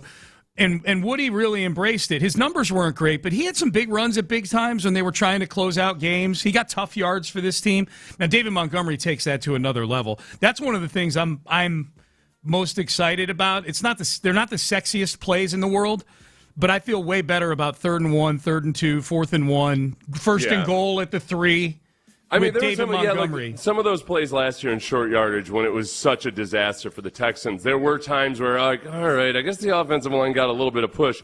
And if they had more of a hammer in the backfield, that the extra 3 or 4 inches you have to gain to get the first down, you could totally see David Montgomery just being the guy that's more capable of doing that, because that's not going to be Woody Marks' forte. But, yeah, Woody Marks as a receiver, I went back through and watched all his receptions from last year. And the big thing that just sticks out about him and you're reminded of is, when they're looking for more swarmy players on offense, Woody Marks is a guy that plays way above his weight class when it comes to grinding out yardage, an extra few yards at the sticks. I mean, there's so many times last year, especially in the fourth quarter, where either mostly as a running back in the second half of the season, mostly as a runner, not a receiver, he just dug out 3 or 4 extra yards with guys dragging him down with a kind of nastiness and grittiness that they've needed on the offense for a long time. No question. Now, I had mentioned earlier when we talked about maybe trade candidates that I still think I would like another veteran running back in that room. I think you're an injury away from being in the same situation you found yourself in at times last year. As of right now, on the depth chart, it looks like Jawar Jordan is the 3rd running back. Here is Nick Caserio on Jawar Jordan. Even coming out, I think the one thing that differentiated him from maybe some other backs, you saw that burst and straight line speed, and he was obviously a smaller player, but I'd say even going back to last year, there were some games where he was able to handle contact and break tackles and get some yards after, with the ball in his hands. Jawar's worked really hard. There's a good example of a player. We brought him in. He was out of the building for a period of time, then he came back on the practice squad, and he's taken advantage of his opportunities. You see that, I would say, acceleration and speed. They show up, especially when he has a little bit of space. But he's a great kid, really quiet, works really hard. He's never going to be a big back or a big person, but you can have running backs who are strong for their size. I'd say Kevin Falk was an example of a player. He was 5'7", 200 pounds, but Kevin had good playing strength. for his size. James White was the same way. I'd say Jawar, I'm not saying he's exactly like those players, but you're talking about undersized backs that have, maybe more for their size. But he's a great kid, and he can do some things that some of our other backs can't. So, we're glad that he's here and excited for to see what he can do here in the preseason and then potentially heading into the regular season. As of right now, he's going to get a few touches in games probably, Jawar Jordan. Well, no, he's been intriguing for the last 2 years during training camp. And, Casario pointed out he's not making an exact comparison to Kevin Falk, but Kevin Falk at 200 pounds outweighs Jawar Jordan by 15 pounds. Right. I mean, he's a smaller back, but he does, and again, going back and watching some of his snaps from the preseason and then last year in the regular season, he's deceptively powerful when it comes to breaking tackles. Part of it is that he gets up. He's really explosive and gets up to speed, and he's strong enough to get low and just break through tackles. So if you had to depend on him for 20 carries a game, it would be probably pretty dicey. But I think as a guy to come in for as a change of pace or in emergency situations, this might be a big year for him. He might show enough in camp that they feel like, okay, he can be our third back right now. I hope so. I hope they don't have to go out and get anybody. The Whittington kid from Oregon's super intriguing too. Definitely. He's another one of the guys, when you see on the scouting report, they're like, he doesn't have great breakaway speed. And then you remind yourself, okay, I know this is college, but I'm watching a lot of his highlights. He's running away. He is sure running for a lot of 50-yard touchdowns. Feels like it. All right. There might be a chance. I know it's college, but still. Yep. Let's give away some passes to the live viewing at the Dynamo Soccer Celebration USA in Paraguay, June 12th. Caller number 5, 713-572-4610, is going to be on their way to Shell Energy Stadium, your destination for a packed schedule of international matchups, live music, watch parties, and more. All part of the Houston Dynamo Soccer Celebration presented by Kroger, Houston's home for the World's Game. All right, final segment coming up. We'll find out what the guys on In the Loop have going on, their question of the day. I got a couple of acknowledgments I want to make, one related to the Astros, one related to the NBA Finals last night. We'll do that coming up next. I'd also like to acknowledge Dr. Ben Salento. Ben, can I acknowledge him in this live read here? I'd like to do that. That's Dr. Acknowledge. Thank you. I'm acknowledging Dr. Ben Salento for fixing that silly noise right there, that snoring. That was me several years ago. 8 years ago is when I went to Dr. Ben Salento. That was probably recorded.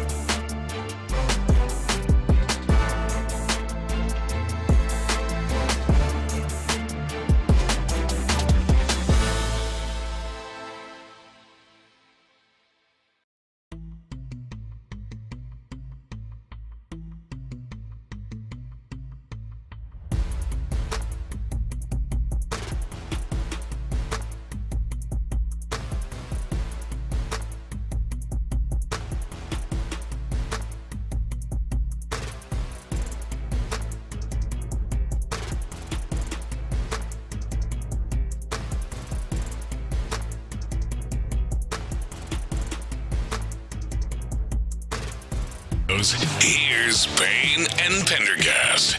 All right, Payne and Pendergast with you on a Thursday.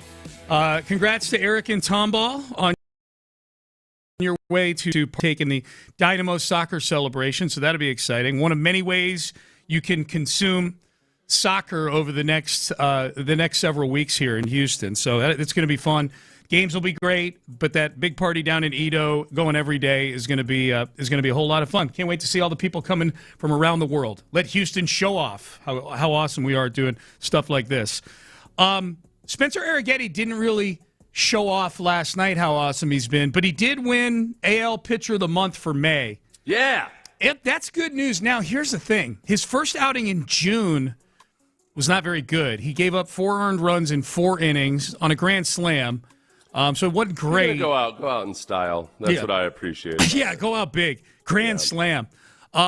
So here, before I get to my wish here, this is Joe Espada on Spencer Arrighetti winning Pitcher of the Month. No, I'm not surprised.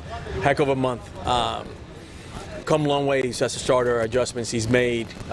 He's our best starter right now. That's when a player understands that he needs to work on certain things. He didn't took any, did not get pissed off about it. He just said, I'm going to go back down there. I'm going to work on a few things that I need to work on, and then I'm going to go back up there, and I'm going to be the pitcher that we all know that he can be, and he's been phenomenal.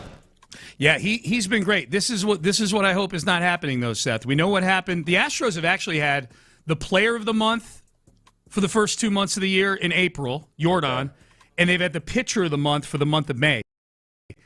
On that Player of the Month for the month of April, and then he went into, as soon as the calendar flipped to May 1st, he went into a funk for like 3 weeks. It was Astros players don't look at these things like arbitrary lines, on the calendar. The calendar flips and something happens with them, man. Used about it. Who was Callis was doing that with Myers a couple years ago, remember? Yeah. The month of May has been incredible to him. Boy, he's not going to be happy to see it turn to June. And I was like, come on, Todd. Let's not act like that's a real thing. What happened? Yeah, what happened? I think with Myers, was it June into July? No, it was May. I remember it was May into June. It was May into June. I remember it well because he was having a good May last year too, and I'm like, pump the brakes. Yeah. So I just don't want Arrighetti to, hopefully Jordan didn't poison him or anything with this whole calendar deal. I would say the biggest thing with Arrighetti, too, in a year where you desperately need starting pitchers to go as deep as possible, it's not like he's been like Fromber, but that was the first time he's gone less than 5 innings. Mm-hmm. So that's a double whammy, or can be, where, you come in and you didn't only allow 4 runs in this game. But on a night where, boy, was this a perfect time for Hader to come back? Yes, it was. Because God help me if the Astros made this incredible comeback and Brian Abreu went out there and turned it into just an even more devastating loss than any loss where you score 11 runs. Yeah, we haven't talked much about Hader today just because the comeback itself was so, if nothing else, statistically improbable, but it was exciting too. But Josh Hader coming back and just picking up right where he left off in early August last year. That's like him coming in, and there was no traffic. I don't even know that anybody got deep into a count against him. It was just 1, 2, 3. He had a strikeout in there. Nothing. There were no balls hit where I'm like, all right, we got a little lucky there. He just came in, mowed him down, got off the field. This team has not had that since he went down in August of last year. Yeah. The feeling like, okay, for your opponents, it's now only an 8-inning game because you're not getting anything off of Josh Hader in the 9th inning. So that was great to see. So I wanted to acknowledge Spencer Arrighetti. Acknowledge me for winning Pitcher of the Month. Give him retroactively. Yeah. You had such a good May that we just brush off last night. Yes, like it was no big deal. Yep. I want to give him confidence. I also acknowledged this guy earlier this week, but I've got to acknowledge him again after Game 1 of the NBA Finals last night. Danhausen, WWE superstar who cursed the Knicks. They lose 2 games. He uncursed the Knicks. They've won 12 straight by a wide margin, by a margin on average of about 20 points a game. And they win again last night in Game 1. Danhausen, WWE Vampire Superstar, sent a message to Stephen A. Smith before Game 1 that to keep the Knicks uncursed, he's going to have to fork over some money. Hi, Danhausen here, Battle Damage. Speaking of which, I won my match, and as you all know, the Knicks have been winning their matches. Swept. So, Switch Stephen A. Smith. Your checks have cleared so far. However, if you want to keep this uncursing going, perhaps Danhausen's going to need his own TV show, or more monies, or perhaps those courtside seats, no big deal. You have until tip-off time to decide what happens with the curse. Okay, you can play. We're good there, Ben. So what's what's his deal? What's Danhausen? He's tall, isn't he? No, he's small. He's only like we were just talking in the other room about him. He's like Reggie's bigger than Danhausen.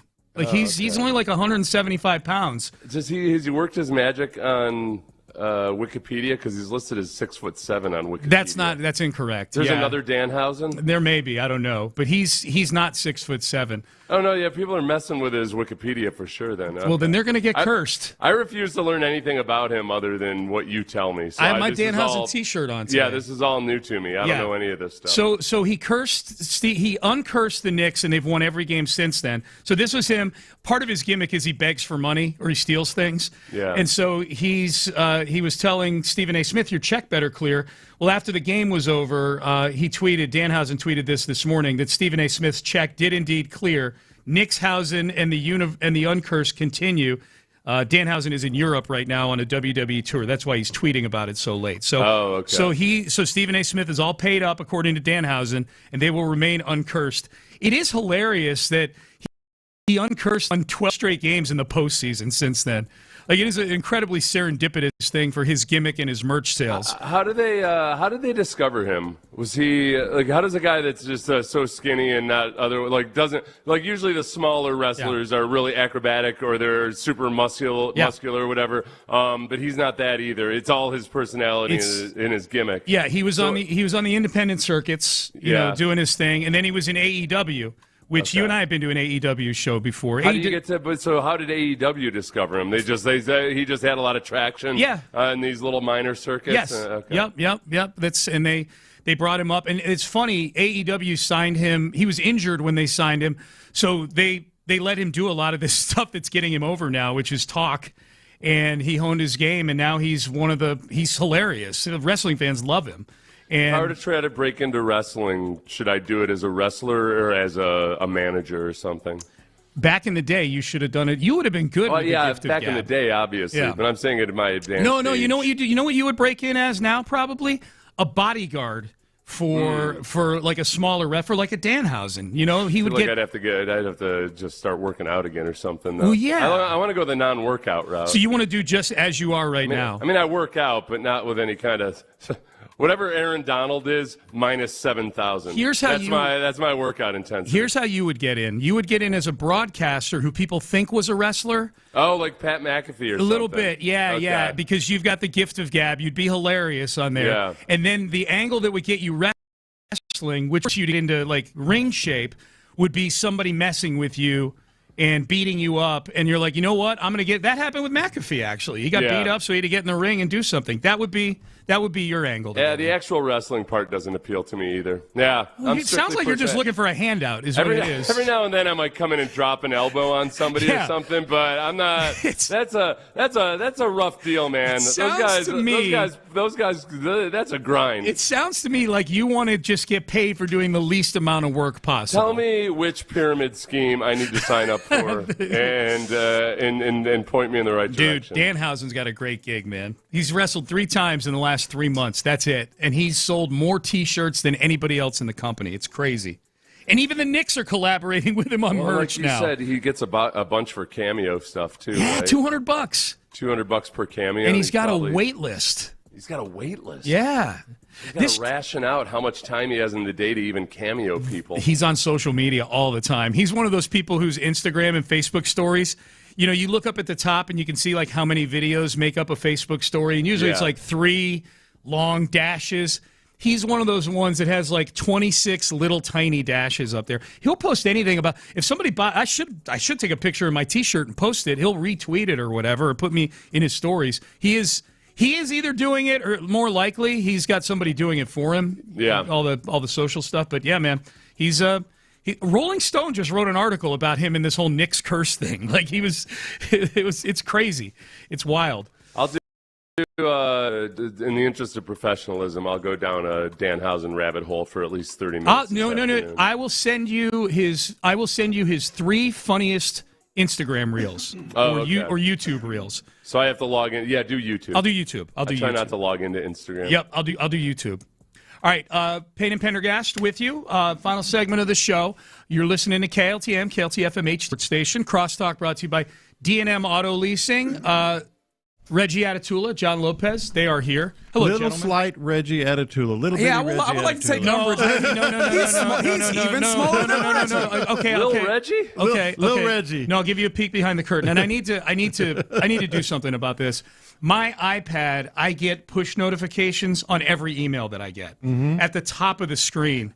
And I just got an email of something that I'm like, I saw the subject header, and I'm like, oh, that's right. This is something I need to attend to. Right in the middle of me saying, the guys on In the Loop are here, and Reggie's name.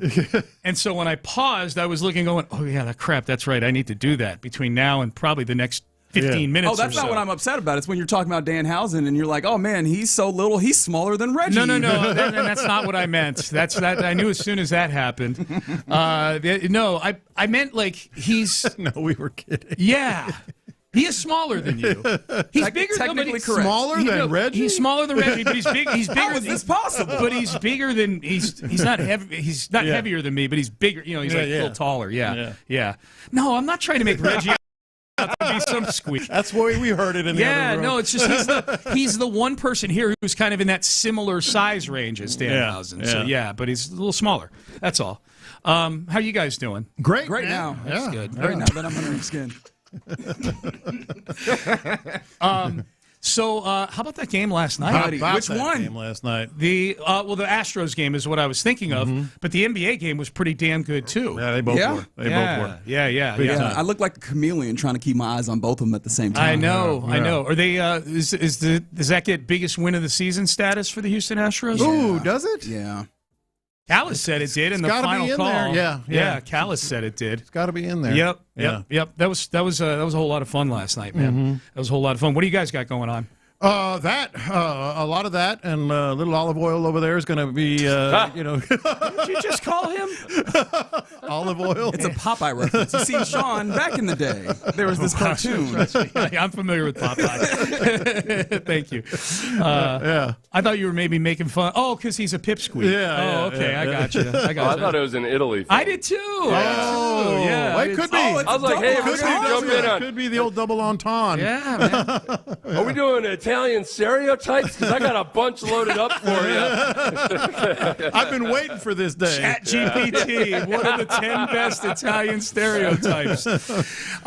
So what's going on? What's happening? Question of the day? Question of the day. Yeah. Okay, so I don't know if you saw this post game because I know you have to get up early, but Karl Anthony Towns was interviewed courtside and said that he felt the presence of his mother the whole night to the point that he felt like he was just playing an AAU game on a Saturday or Sunday. Like he could feel his mother being there, who died during COVID. Yeah, I remember. And so it got me thinking about the most inexplicable, maybe paranormal, but most inexplicable thing you've ever experienced or seen. Oh, wow.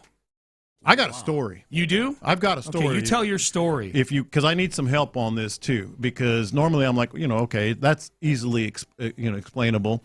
So a year to the day, and this is the early 90s, a year to the day after my dad died. Oh, a little backstory. My dad grew up like literal dirt poor. His dad died of mustard gas from World War I, and his mother was a literal sharecropper. I mean, picked cotton, that kind of. So he didn't have anything. First car he ever bought was before he married my mom. It was a 1948 Buick. Beautiful green. I never saw all the pictures. 1948 Buick. He said it was green, but the only picture I saw was black and white. Anyway, so a year to the day after, and he loved that car like you would expect. First thing he ever really purchased, just always talked about it. So a year to the day after he died, I'm driving on 59 toward downtown. Yeah. And I look to my right, and I'd never seen one before. And I see a green 1948 Buick. The exact car my dad. The same 1948. 1948, pristine condition, perfect, to the point where I got chills, and I'd never seen it, never heard it, whatever. And he was a couple lanes over and was about to exit, so I did the old Houston thing. Yeah. And I whipped over to that far lane. He was about 4 or 5 cars, or she was about 4 or 5 cars ahead of me. I could see it. I saw it exit. Yeah. I exited. Gone. Really? Whoa. That is wild. Gone. Like you got off the exit and you just nowhere to be seen. Like you couldn't, she hadn't turned left, turned right, Nothing. or anything. I even went into a parking lot, thinking maybe it turned in somewhere. Gone. Oh, that's crazy. Gone. Paranormal, huh? Yeah. That was the woman. And the car is so obscure. Exactly. That's the big thing. Like in 1948. And it was the 1 year anniversary of my dad dying. Wow. That's crazy. Yeah. That's crazy. Yeah. Do you have any paranormal, Seth? I've got. I don't want to steal yours. Like no, don't mind. My brain's still working on it. I've been so dicey with recalling details from my past that I'm. I don't want to give more fake news. John and Reginald, so you know, while you guys were gone, I completely butchered a story from my own life that it turns out I'm not sure at this point any of it ever actually happened. Maybe that's the story. Concerning that's it. Concerning a Rolling Stones for 10 concert. years. Yeah, so I just now my confidence is shaken. I have to fact check myself with everything. Are we talking to a ghost host? Is that possible? It might be. It might be. I found something once. It was one of those things I'd been looking for like 2 years, and all of a sudden, when I needed it most, it just appeared to me. But I got to fact check some things with Brandy before I'll tell you this. That's one. I don't have any specific ones. There are certain times where Amy and I will be doing something. Like our dog passed away like 7 years ago, and there will be times where we'll be doing something. We'll be out somewhere. We'll be somewhere where we used to walk her or whatever. And it'll be like birds that'll land, like little things like that, like birds that'll land and they just sit there and they stare at you and they follow you. There's always that sort of dynamic that there's always these theories that birds are basically just a bunch of dead relatives and that are visiting you. Yeah, a few of those, few things like with my brother when he was playing football. And my mom passed away in the middle of his football career at Notre Dame. And there were several times, like the following season, where he would have field goals that were going like this way, and the wind would blow back in, and so there were like little things like that. Like for me, like when I got the phone call from my buddy Chance McClain to ask if I wanted to get into radio, it was like on literally the worst day of my life. Yeah. I'd gotten fired from my job, and that's a big one for me. Like, holy cow, I've been wanting to do this radio thing for years. I'm miserable. I'm getting divorced. I'm living in Chicago. This city sucks, and it's cold outside. And then the phone rings, and it's Chance McClain calling me and saying, "Hey, we're starting up this new station, and your name came up." So I think that kind of fits into that category. That's in there. Yeah, that's in there. So that's and I'm still here. So yeah. So don't sound so surprised, damn it. Paranormal as it gets. You should be especially grateful that it's not more supernatural. Because, like, if you had pledged to, what if you had just pledged to God that if something happens for you, you'll give 50% of your earning to life in the church or something. Uber tithing. Yeah. That's the real supernatural thing, is that God chose not to have you do that in that moment. I got to keep all my human monies. Yeah. All right, boys. Well, have a great show. Thanks, I'm going to head out to OTAs here. Seth, antibodies to you, my friend. Oh, antibodies and peace be with you. Thank you. Appreciate that. All right, Crosstalk brought to you by D&M Auto Leasing. We are done. We are out of time. Reggie Atatula, John Lopez, Figgy Fig. They're in the loop, and they start now. You're damn Skippy. You are indeed in the loop here on this Thursday on Sports Radio 610. You heard the man. That's the OG John Lopez. I'm Reginald Atatula. All of 6'1", damn it. It's not what your doctor says. Not a smart. First of all, that was a nurse, with all due respect. And second of all, she clearly miscounted. 5, 11 and 3/4. Incorrect. Very much incorrect. It's in your permanent record. No, it's not. My point was nobody would confuse Reggie with a WWE superstar, okay? Oh, wow. Okay. Well, now they will. Well, now they will. I see it. I always thought you believed in me. Now I know differently. No, Reggie, I don't. In being a WWE superstar, I believe in you for a lot of things. You becoming a WWE superstar, I'm going to tell you, sometimes people say you can put your mind to anything it, you can accomplish anything. There are a lot of things I know I can't accomplish. Tell that to, what's his name? Put my mind to Danhausen? Danhausen. Danhausen. Tell that to Danhausen. Yeah, all of you. You are curse. I didn't realize I'd come into work today and just absolutely have my dreams crushed. That's speaking big on the ones and twos. You were talking about it just yesterday. You know what I really want to do? I was. It was all of a sudden spur moment. I went to Italy and all of a sudden. Radio host. I want you to know that. I don't know about all that, but we got David also assisting and you rolling with us on this Thursday on the text line 713-572-4610. That's one of the ways you get involved. Also, appreciation to the Mo Karam and Jew Lawyers for the live stream. We keep it 100. There is the YouTube page, which is Sports Radio 610. The Twitch chat is 610 Houston. It's going to be a fun day.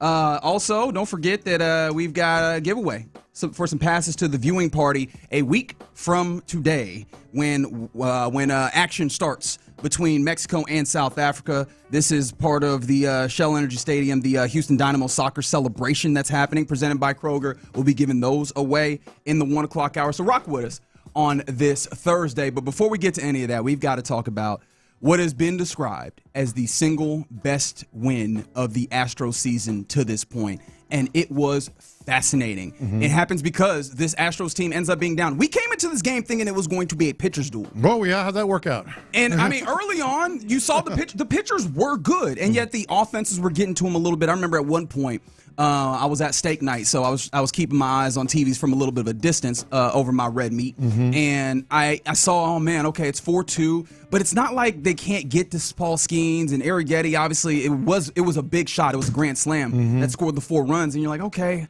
what's happening? And then it starts opening up. And you go, oh, we're at, 8-3, 9-3. Oh, I don't know if they'll do it. Yeah. And then comes the 8th. Yeah. Right? I think they had gotten a couple runs back. But then comes the 8th. And then Astros just turn it on. All capped off by none other than the real Cam Smith with this RBI triple. Cam with a base hit. Astros will take the lead. In the score, Christian Walker. Here comes Paredes. He is going to score as well. 11-9. What a comeback. 2 outs, nobody on. And the Astros put up a big bottom of the 8th inning with 6 runs. This is unbelievable. I forgot. Yeah, it was unbelievable. 2 outs, nobody on.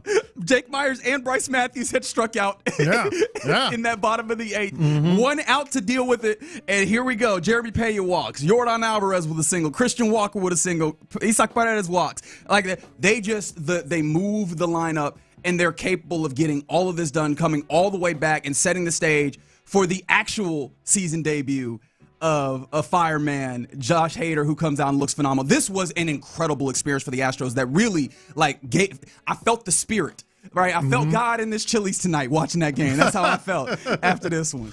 First of all, I do want to go back a little bit because I thought this was start to finish really, really good for the Astros. And obviously the finish was what was unreal. You know, they got the conga line going, and all of a sudden, just traffic. You know, I say that all the time. All I need is traffic. You say that all the time? All the time. Figgy, that's something I do say a lot, isn't it? I've never heard that. Oh, you're lying. I never heard that one. you never said that one. How many times have you heard me say? With just the phrase conga line? You don't get to, no. Yeah, you got to get the conga line. If you did, I ain't know what the hell you was talking about. Okay, but I did say it. Anyway, Thank you, Figgy. I needed that. I'm a big advocate of just get traffic on, and then you never know, you might get a big hit. Well, that's exactly what happened late. But I want to go back to the early part of this game because I thought it was very, very key. You saw Arrighetti, obviously, didn't have the performance that we thought he would have. And then you're thinking, well, that's that, I guess, because that's Paul Skeens on the mound. Let's not forget that. But what they did is they just made him throw pitch after pitch after pitch. That's what led to this. Paul Skeens didn't get out of the 5th inning. Correct. He didn't get out of the 5th inning because he had the most pitches he's thrown all year of his career. Yeah. Not much less all year. I think he had 109 pitches. And so that right there, I don't want to sound like some manager or coach or something, but get in your bag. But those little things right there, we got Paul Skeens out of the game. So all of a sudden, just the approach changes, the possibilities change. You're into their bullpen. They have a great offense. I mean, they have scored at least 6 runs. What is it, like 7 straight games or something like that, or more. So I didn't think they would win this game. I don't think a lot of people did, at that point. But 713-572-4610. If you were watching, let's say in the 5th inning, you were like, Astros winning this one. But let us know. That was really, really good stuff. That was really, really good stuff to get Skeens out of the game. Because if he had, let's say, and got out of the 5th inning with like 80, 85 pitches, it's a whole different ending. Correct. Yeah. Right, because he could just continue to to shut the door. But it's not that, right? You got into their high leverage circumstances, which honestly bodes well for tonight's baseball game because there's guys that are off the table for them tonight. But as we were watching this game, as I mentioned, sitting around with some friends, like obviously Chris Santiago, right? Who has done a lot. He's done a lot of work for us here at Sports Radio 610. I was like, hey man, because he was also in that same spot where it's like, all right, the Astros are down. That's Paul Skeens over there. And I was like, but if you're watching this game, they're it's not like they score the runs off of just long bombs. Like they're getting after them. They're putting guys on base. They're moving them over. And in a weird way, I kind of want to ask Clinton Ron, like, are they still on the Joe must go? Because these are all the things that Joe has spotted, like at least in one game. As much as you can make one of 162, of a large magnitude, these are all of the things that have been preached. And you see them actually utilized and make it to the diamond here, right? This is having good approach. This is making the guy throw a whole bunch of pitches. This is, not giving up, right? Continuing to fight in these games. All of these things show up in this game. And somebody asked it on the text line, and I think it is worth asking, like, are we at the very least on watch for the return of the boogeyman? Because, like, that felt boogeyman-esque last night. The way I put it with you guys, it was a throwback. So for now, I'm going to say a throwback. On watch for the boogeyman. I mean, we've seen the other games. It's like, I've seen your movies. I know who you are. Hey, this is Michael Myers on the Wizards right now. I'm familiar with the 2026 season, so I'll say it's a throwback. I'm not ready to go quite. No, that's fair enough. Can we talk about, though, the man that ultimately was at the plate for the completion of the comeback? I thought he couldn't hit. Dude, and I felt better about myself because I was like, did I just miss this? And I was like, oh, you were in Italy. It made it a little difficult for you to keep up with. But Cam Smith has been phenomenal the last couple of weeks. No, he absolutely has. But we heard the discussion about he's doing all the right things behind the scenes. It's just not translating. It's starting to translate. Going the opposite way there was perfect. Going with the pitch again. All these little things that you think that they're by themselves are not a lot, but when you put them in that moment, they're everything. And 8 men, that to me was the most amazing thing. 8 men to the plate with 2 outs. I mean, 8 men on base with 2 outs. Yeah. That just doesn't happen. But that's the thing that makes me go, hey, are they playing the right baseball at the right time? Of course, one game, but this ain't like this Pittsburgh Pirates team simultaneously isn't an incredible team, but they're enough of a team where this is not insignificant. And we talk about this, right? Spencer Arrighetti continuing to do the things that you've looked at him for or looked to him for all season long. You have Cam Smith, one of the guys who has been down this season. Look at it, and over the last 2 weeks, you want to know what his slash line is? What is it? He's batting .273. He's slugging .500. His OPS is 860, and it's even better if you just look at this past week where it's .318, .591, and a .991 OPS. Right? He is getting back to welcome back. Yordan Alvarez still cooking. Yes, now you have the dude who can shut the door, and it felt like it. Right? There was something about once you have that, all of a sudden now we turn this thing over to the top of the 9th. And the light show comes on. And Josh Hader's on the mound. And immediately he comes out. 95 right down the pike. I dare you to touch it. 96 right down the pike. I dare you to touch it. The 4th pitch is a slider that gets hit in play. And he is up off the mound immediately covering. It seemed like he was excited. Like he was mad at Brian Abreu for not allowing him to get out in his what should have been a season debut or the day prior, right? Everything feels like this team is starting to have the juice. Now, of course, this is one of those things when you win, it feels like you're never going to lose again. And so I have to acknowledge that. But these are all the things that if you can find some facsimile of this in the coming times of this season, this is the stuff that can carry you to playing. Well, the thing with Hader that you might want to say is more than just a throwback is now you know that you're getting the guy. Now that you know because there was a game this past weekend that they would have won if Hader was active. Correct. And they lost.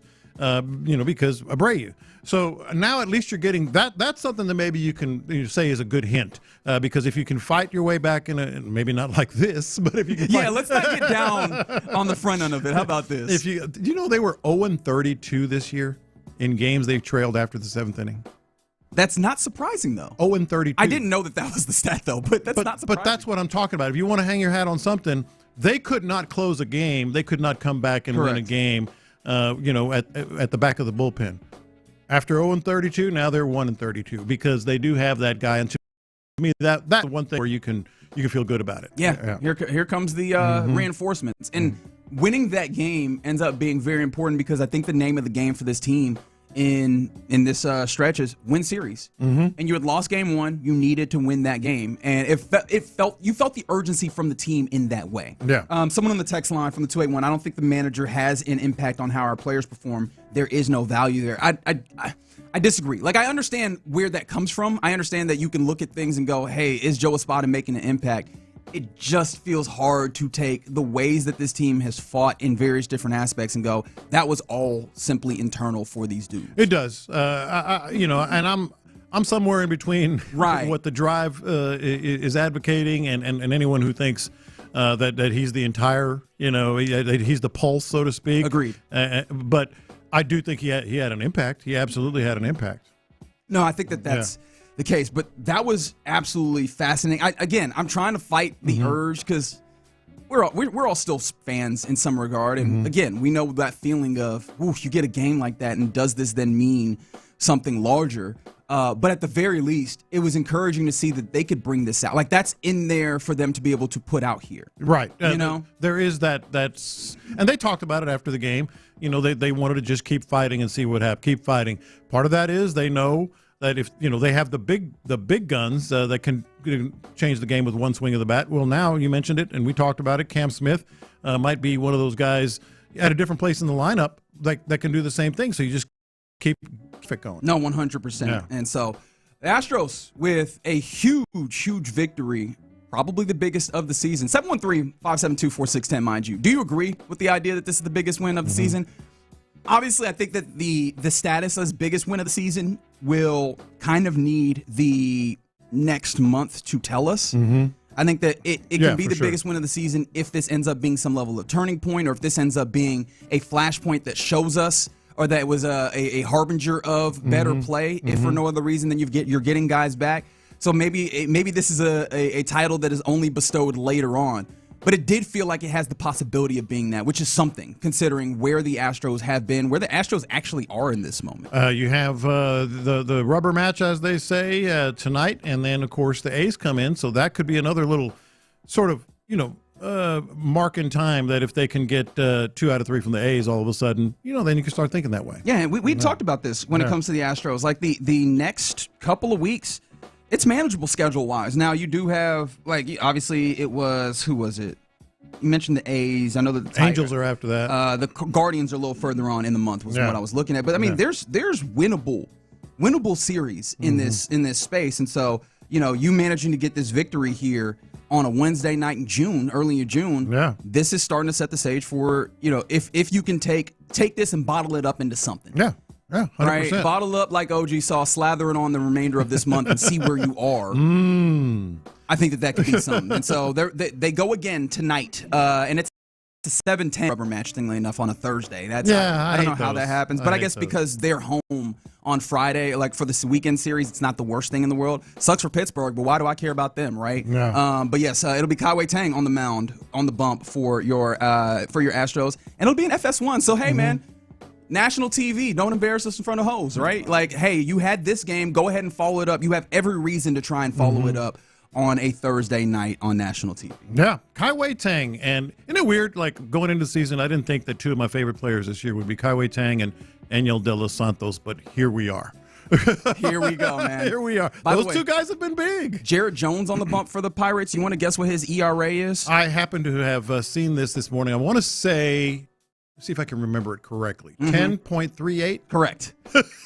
Not saying that's the end-all be-all, right? But, hey, guys, win the series. We can score 10 runs. Win the series tonight. All right. You're in loop here on Sports Radio 610. Appreciate you rocking with us on this Thursday. Coming up next, Are we in the midst of watching the best playoff team of our lifetime? 713-572-4610. Incredible finals game 1 last night. We'll talk about it next. The Drive with Stoerner and Hughley. Is Jaden Higgins one of the guys that you look at that potentially take steps, Clint? Shoot, Jaden Higgins is the guy. If Jaden Higgins can take the kind of step and development and growth and maturity from year 1.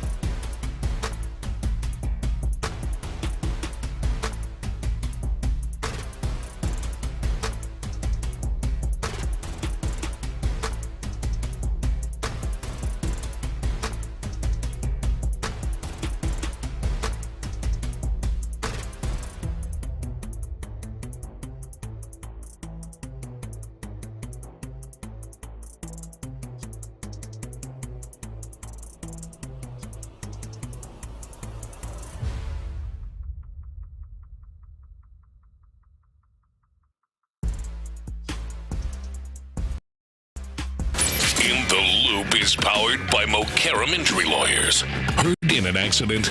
Call Mokaram Injury Lawyers at 281-222-2222. Houston, let's get in the loop. You better get ready because we're going to show up and show out. With John Don't care about the labor, show me the baby. Don't tell me about the waves. Just bring the ship in. Okay, that's a different one. What'd you say about a baby? You've said that one specifically. Don't get out. Biggie, help me out. I have not said He's that gaslighting me right now. You're in the loop on Houston Sports Leader, Sports Radio 610. I love that clip so much. I think we all do, actually. You can hear it in my voice. Like, I instantly was upset. You're lying. I was like, you said that. You're in the loop here on Sports Radio 610. On a Thursday, no less. Hope that you're having a good one to this point. I'm having a great one, John. I don't know about you. It is. It's a good Thursday. You know, I'm a sports sicko. Yeah. And I very much, my demeanor can somewhat follow just great sports. Mm-hmm. Yesterday was a great sports night, at the very least in the city of Houston. When it comes to, you had an incredible Astros comeback in a day where you were hopeful coming in as well. So it wasn't just like it was found money, but also you had some expectation with it. I got to see Josh Hader look like himself and more coming back. I saw the juice there. But I also got to watch some incredible hoops in Game 1 of the NBA Finals last night, originating from San Antonio, Knicks and Spurs. And, buddy, the New York Knicks, they might be the best playoff team of our lifetime. And I know for you that dates back all the way to the Great Depression. But is it possible that we're watching that level of basketball team? This is a Spurs team that garnered a lot of love during and after the Western Conference Finals because of how young they are and how much they've matured very quickly. And let's be honest, because Victor Wembanyama is a monster. And in the first game of the NBA Finals, the New York Knicks handled this up pretty well. And it wasn't like they didn't have adversity through it. They navigated it it was back and forth, down 14 in the third quarter. And they were able to get a 10-point victory, 105-95. Tied with 5 minutes left, 4 minutes something left. Something like that. They ended up finishing it because Jalen Brunson is that guy. Mm-hmm. But this represents the 12th straight victory they've had in the playoffs, the margins of which that they've gotten through these playoffs is unseen in NBA history. Like, they are doing something that we have not seen in a very, very long time in playoff basketball and maybe in a lot of playoffs just generally. Is it possible that we're seeing the best, at least, playoff basketball team of the lifetime? It's possible. Here's where I am with this, and I don't mean to be like that guy because this is an incredible run that they're on. But you know, our lifetimes are your lifetime. All right, my lifetime. Because that to me. Are you going like Mo Malone 444? Is that where you want to go back to? I actually went the first one. Bob Cousy. No. You're getting closer. George Mikan back in the day. Yeah. No. In all seriousness, it's possible. But two things keep resonating with me that want me to wait a little bit until we see them finish the deal here. Sure. You know, presuming if they finish the deal. There are teams that, like the 86 Celtics was the one I thought of first. Okay. 86 Celtics was, to me, still one of, if not the best team. You can go back to some of those Lakers teams as well. Was it the 79, 81 Lakers? And then you can go back to more recently, you know, some of these teams that we've seen. But the second thing that really resonates with me is that Eastern Conference, man. I mean, you know, that Eastern Conference, that run that they had, the run that they're on, all due respect, you know, but the run that they're on has been against the teams that just frankly, you know, don't stack up with some of the teams like the Spurs. Like that was really their first real close game, back and forth game of the entire postseason because they faced a high quality opponent. Now they might sweep the Spurs, and then we can have this discussion based on just their track record. Sure. Given, you know, they can't play, you know, those teams from back in the day that the Celtics went through or the Lakers went through or whatever. It's not possible. They did go through this path. So they might well be the best team that we've seen in our lifetimes once the run is over. But until that happens, I find it hard. I find it hard to put them in that category because of the conference that they're coming from, sure, the path that they had. And frankly, I've seen teams that I think were altogether put together better. I don't disagree. Like this is where my brain would have come from if we didn't start getting kind of some of this overwhelming. It's the numbers that are the numbers of it that are becoming overwhelming. It's the wins they're getting. It's the exorbitant nature of the wins, right? And then also, in some ways, there's a little bit of style in here because someone on the text line brings up, why is nobody talking about how the Mavs threw Jalen Brunson away? I can tell you, I was covering the Mavs in that time period. And I personally looked at Jalen Brunson and I was like, he's a great backup point guard. I don't think you want him to be your starter. Whew. And Buddy, freezing cold takes. Very quickly, I was like, oh, my bad, I was wrong. But then I also came to a point, and I reiterated this like a month ago or something. I don't know that you can win a championship with him being your best player because that's just something that does not happen in the NBA. Short guards being the best player in your team outside of, two guys? Isaiah Thomas in the, 89 89-90 area with the Pistons, and then Steph Curry. And Steph Curry literally had to revolutionize the game. And here we are, 3 games away, mind you still, but 3 games away from Jalen Brunson notching this here. And I think that also is something that has to be acknowledged within this context. But ultimately, you're right. They do have to get the job done. How did game 1 impact your thoughts on their ability to do that? Because we talked about a lot of the things that ultimately we kind of saw, right? We saw Karl-Anthony Towns have to take advantage of the mismatches that happened, and he did that. We saw Josh Hart put his fingerprints all over this game, understanding that he's the non-shooter that was going to get some Wemby minutes. But then we also saw Jalen Brunson do the thing where, and he wasn't shooting well in this game early. Until he was. But he continued to impact the game by playing in those mid-spaces, finding his teammates, creating for them. And then when the time came, I thought the difference in this game was Jalen Brunson is a guy who can close the door. And I don't know that the Spurs have that something specific that they can go to any given time, especially late in games like Jalen Brunson. I think 3 things tipped this game, and all 3 of those things, might ultimately lead to how we started this conversation. Maybe they are. Maybe they are the best team of our lifetime. Number 1, Jalen Brunson. Just playoff team at the very least. Yeah, playoff team. Number 1, Jalen Brunson is an absolute superstar. He is as unique in his own way as Victor Wembanyama. That thought occurred to me. He's like the Bizarro Wembanyama, smallish, but still can do some things that frankly a lot of people cannot do.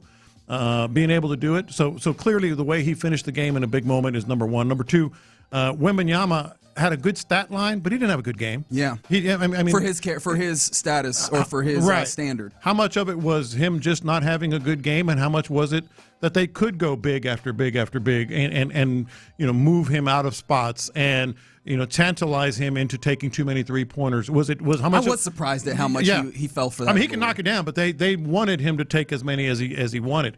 So how much of it was Wembanyama had a bad game versus what the Knicks did? And again, that might point to maybe they are that team.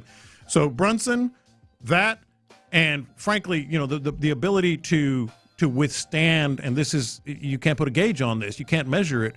They have a certain amount of grit, and that's a cliche, but they have a certain amount of grit that just other teams just simply do not. They just the Spurs don't right now, or at least have not shown it yet.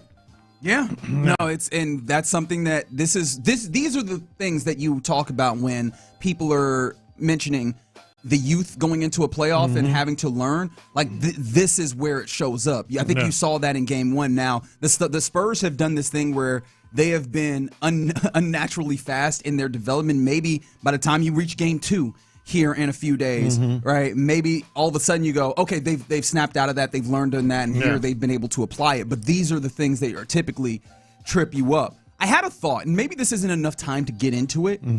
And I think I ran it by you a little earlier, but is it possible, because we've been looking at, the Thunder and the Spurs when we were over in the Western Conference Finals and going, okay, is this the blueprint for how you do things in the NBA modern? Is it possible that for the Rockets in particular that the Knicks actually may be more of a blueprint? And I'm trying not to be just overreactionary, but I thought about this because the way this team is built, it just kind of fits together. It's not necessarily that you look at the individual pieces and you go, that's incredible, that's incredible, that's incredible, but it fits together in the right way.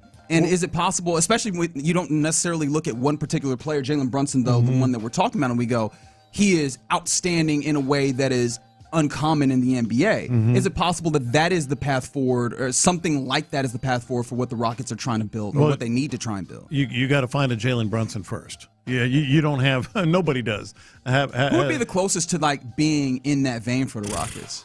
Boy, I don't think they have. I mean, Obviously. Roster? Yeah. I don't think they have. Don't sound so damn surprised, Fitz. I'm trying to think. They didn't even have a damn point guard. Because my thought was, is it possibly, and that's the tough part, is he is a capital P, capital G point guard. Who can create that shot in space like that? Because Spurs actually defended him pretty well. Yeah.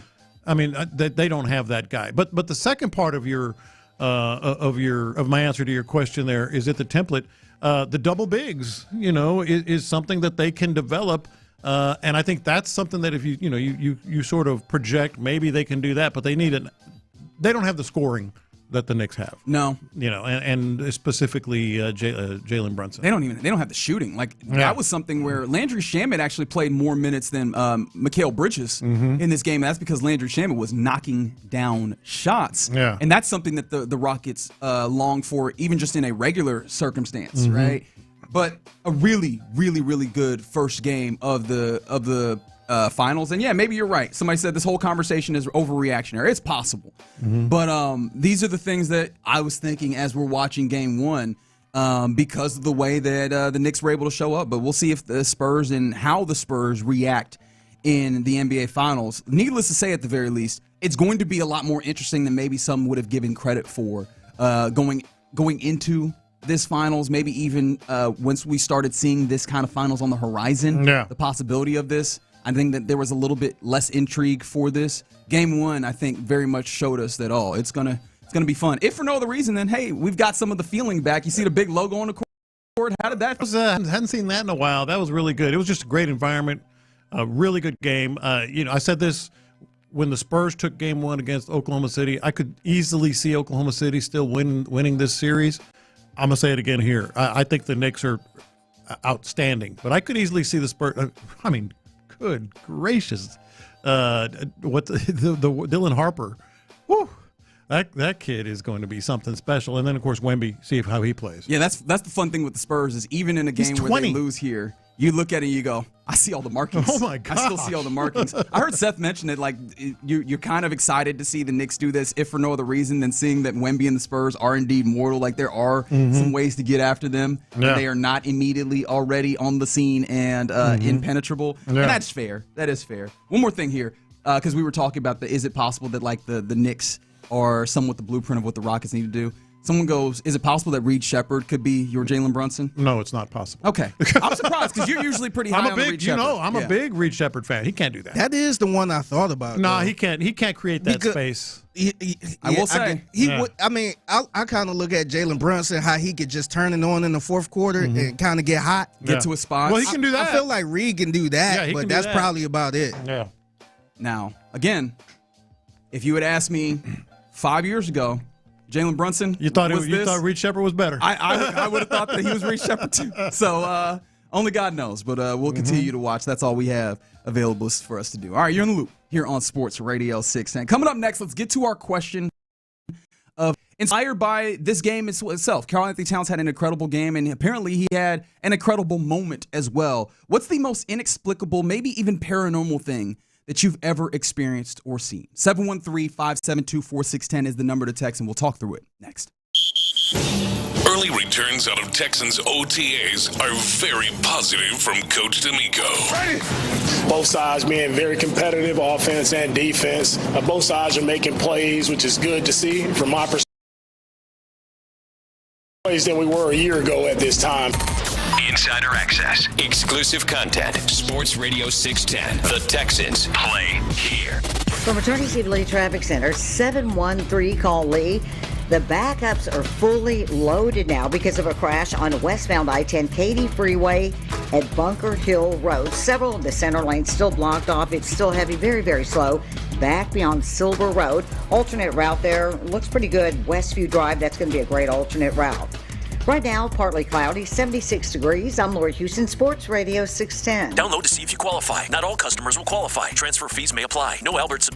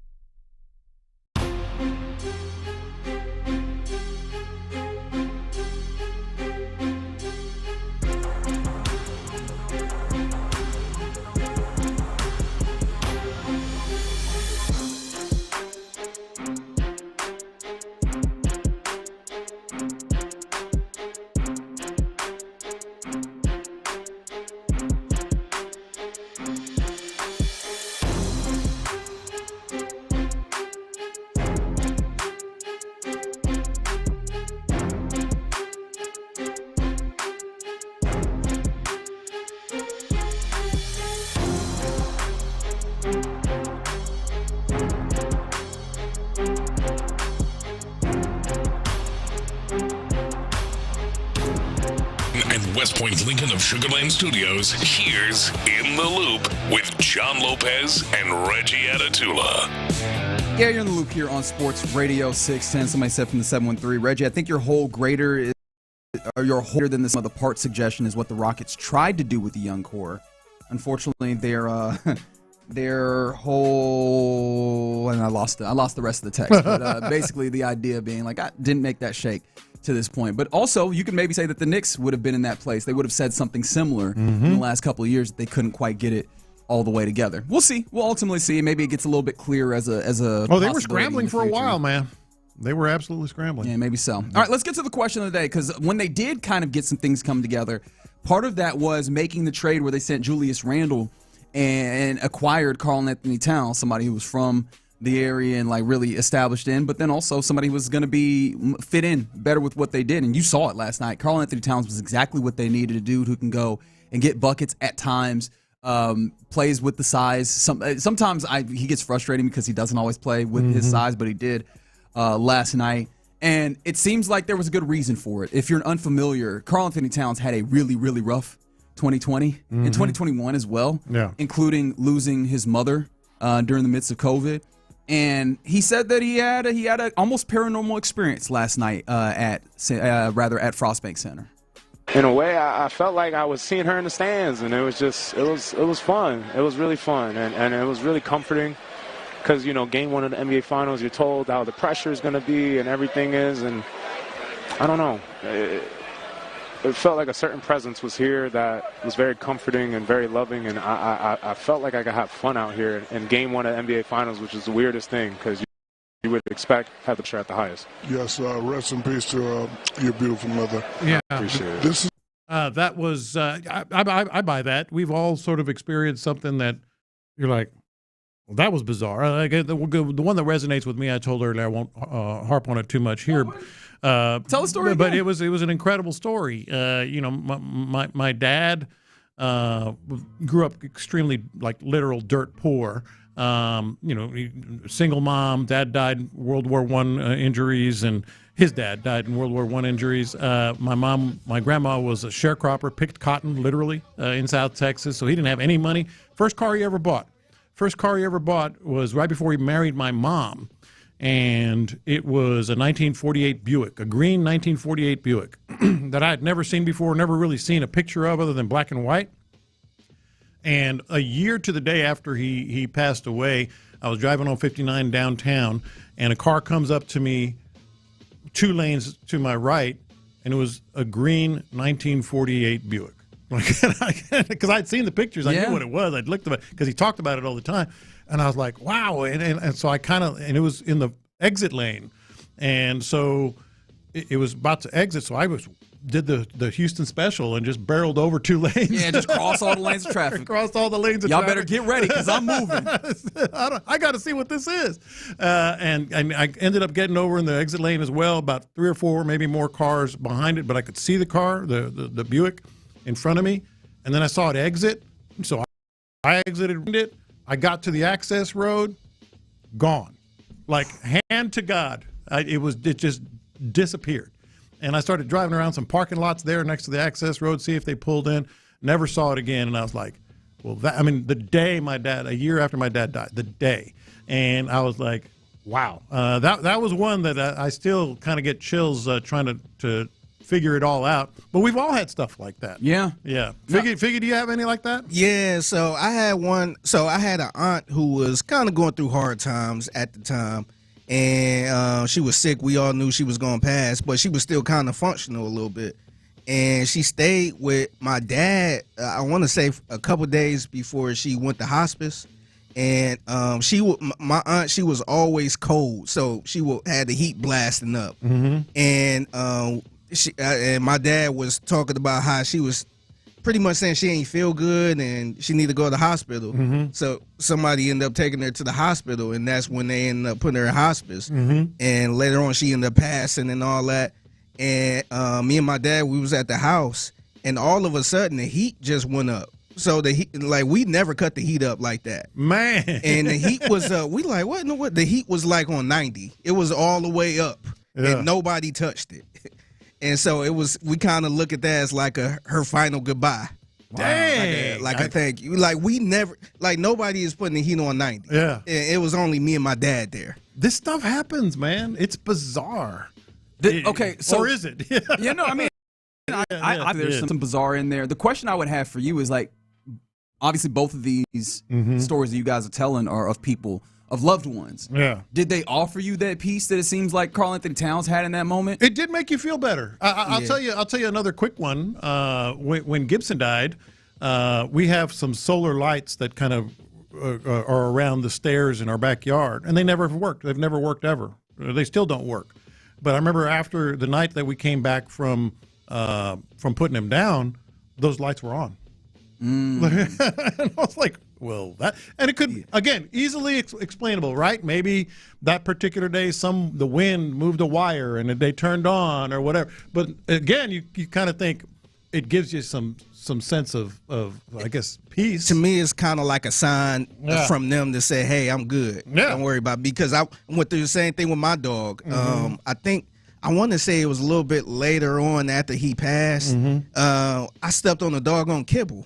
It was just like I'm like, who put this right? I'm like, we cleaned this house up a lot. And a kibble just came out of nowhere. So it was kind of like them leaving a sign and say, hey, thank you. I'm good. Yeah. Did anything like that strike you? It's crazy because I'm certain that there's probably like one or two, but I cannot recall. And I would hate to like get up here lying about it. But there's obviously a number of them coming in on the text line. I saw that listener Mary was texting in, and it's a pretty lengthy story that she has here. But she said that there was this like storm and flooding on I-45. She said she's halfway over the median to get over to higher ground, and on the freeway, stuck halfway, wheels spinning, water flying in the air. One man got out of his car to help her. At the same time, another man just appeared from nowhere to help. They saved her, she said. First guy got back in his car, offered him cash. Other guy waved him off, and then poof, he was gone, convinced it was an angel. Yeah. I believe in that stuff. I'm with you, Fig. It's got to be something. And maybe, if you want to take the other side, maybe it's us seeing those things. But I'm telling you right now, that was a 1948 green Buick. And it was there. It was right there, and I followed it off the ramp. It was unbelievable. I wonder how often this does happen in the world of sports, like Karl-Anthony Towns, where this is his first time in the NBA Finals, right? Like this is very much a space where it could be incredibly stressful. And assuming, right, like that maybe you don't want to go to the paranormal of this, is it possible that like this, there's some sports science portion of this where that's what I'm saying. He conjures this to give him a level of peace, level of calm, and a capability to go out and execute in the way that he needs. I kind of been doing the same thing as of late because when I lost my mom, sometimes I'll be in the car and maybe this is weird or whatever, but sometimes I picture her in the passenger seat, like old times. Like whenever I go back to Cleveland and I'm driving her around and she's in the passenger seat just looking all old and innocent. So sometimes I just look over whenever I'm having a rough day or something like that, and she's just over there minding her business or something like that, or telling me to slow down. So I do think about that type of stuff pretty often, where I just look over on the empty couch and I'm like, my mother's sitting right there. Wow, this one hits. All right. When her mother died, maybe it's a guy, I don't know. When my mother died, my daughter was barely a year old and having a moment of sadness, and the daughter started speaking.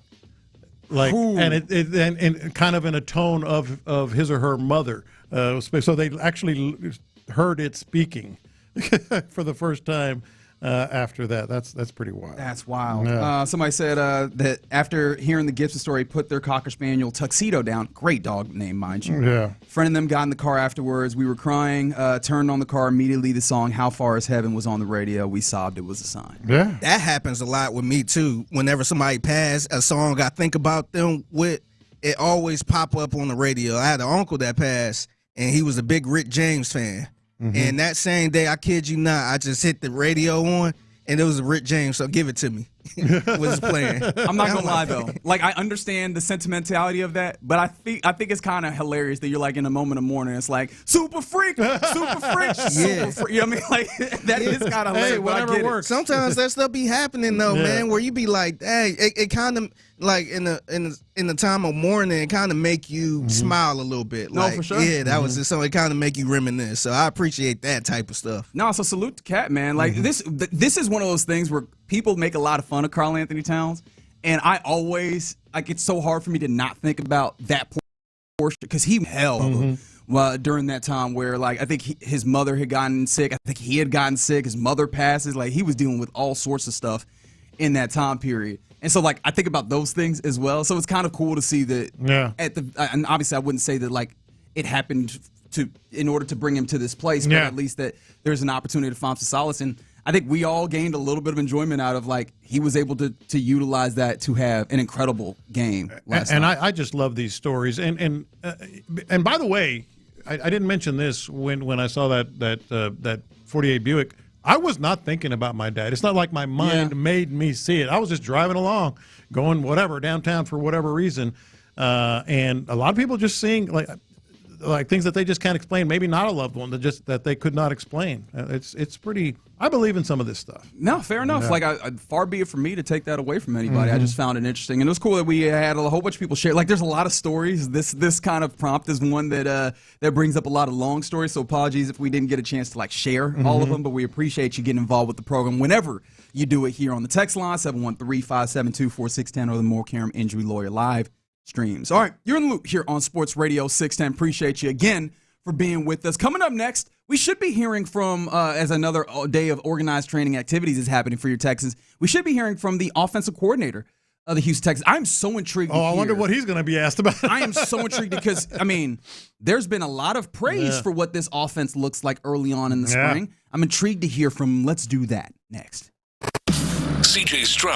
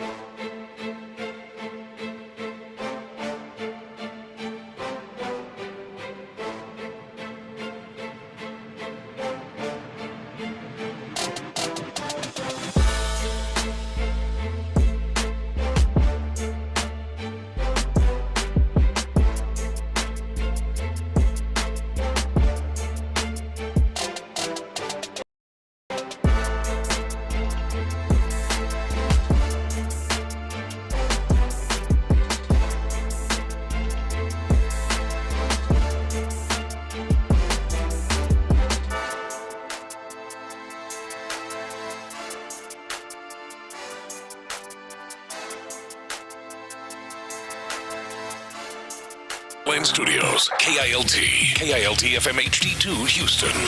On Odyssey Sports Station, the Texans play here. Let's go around the NFL in the loop style. Why are you smiling? Because I love football.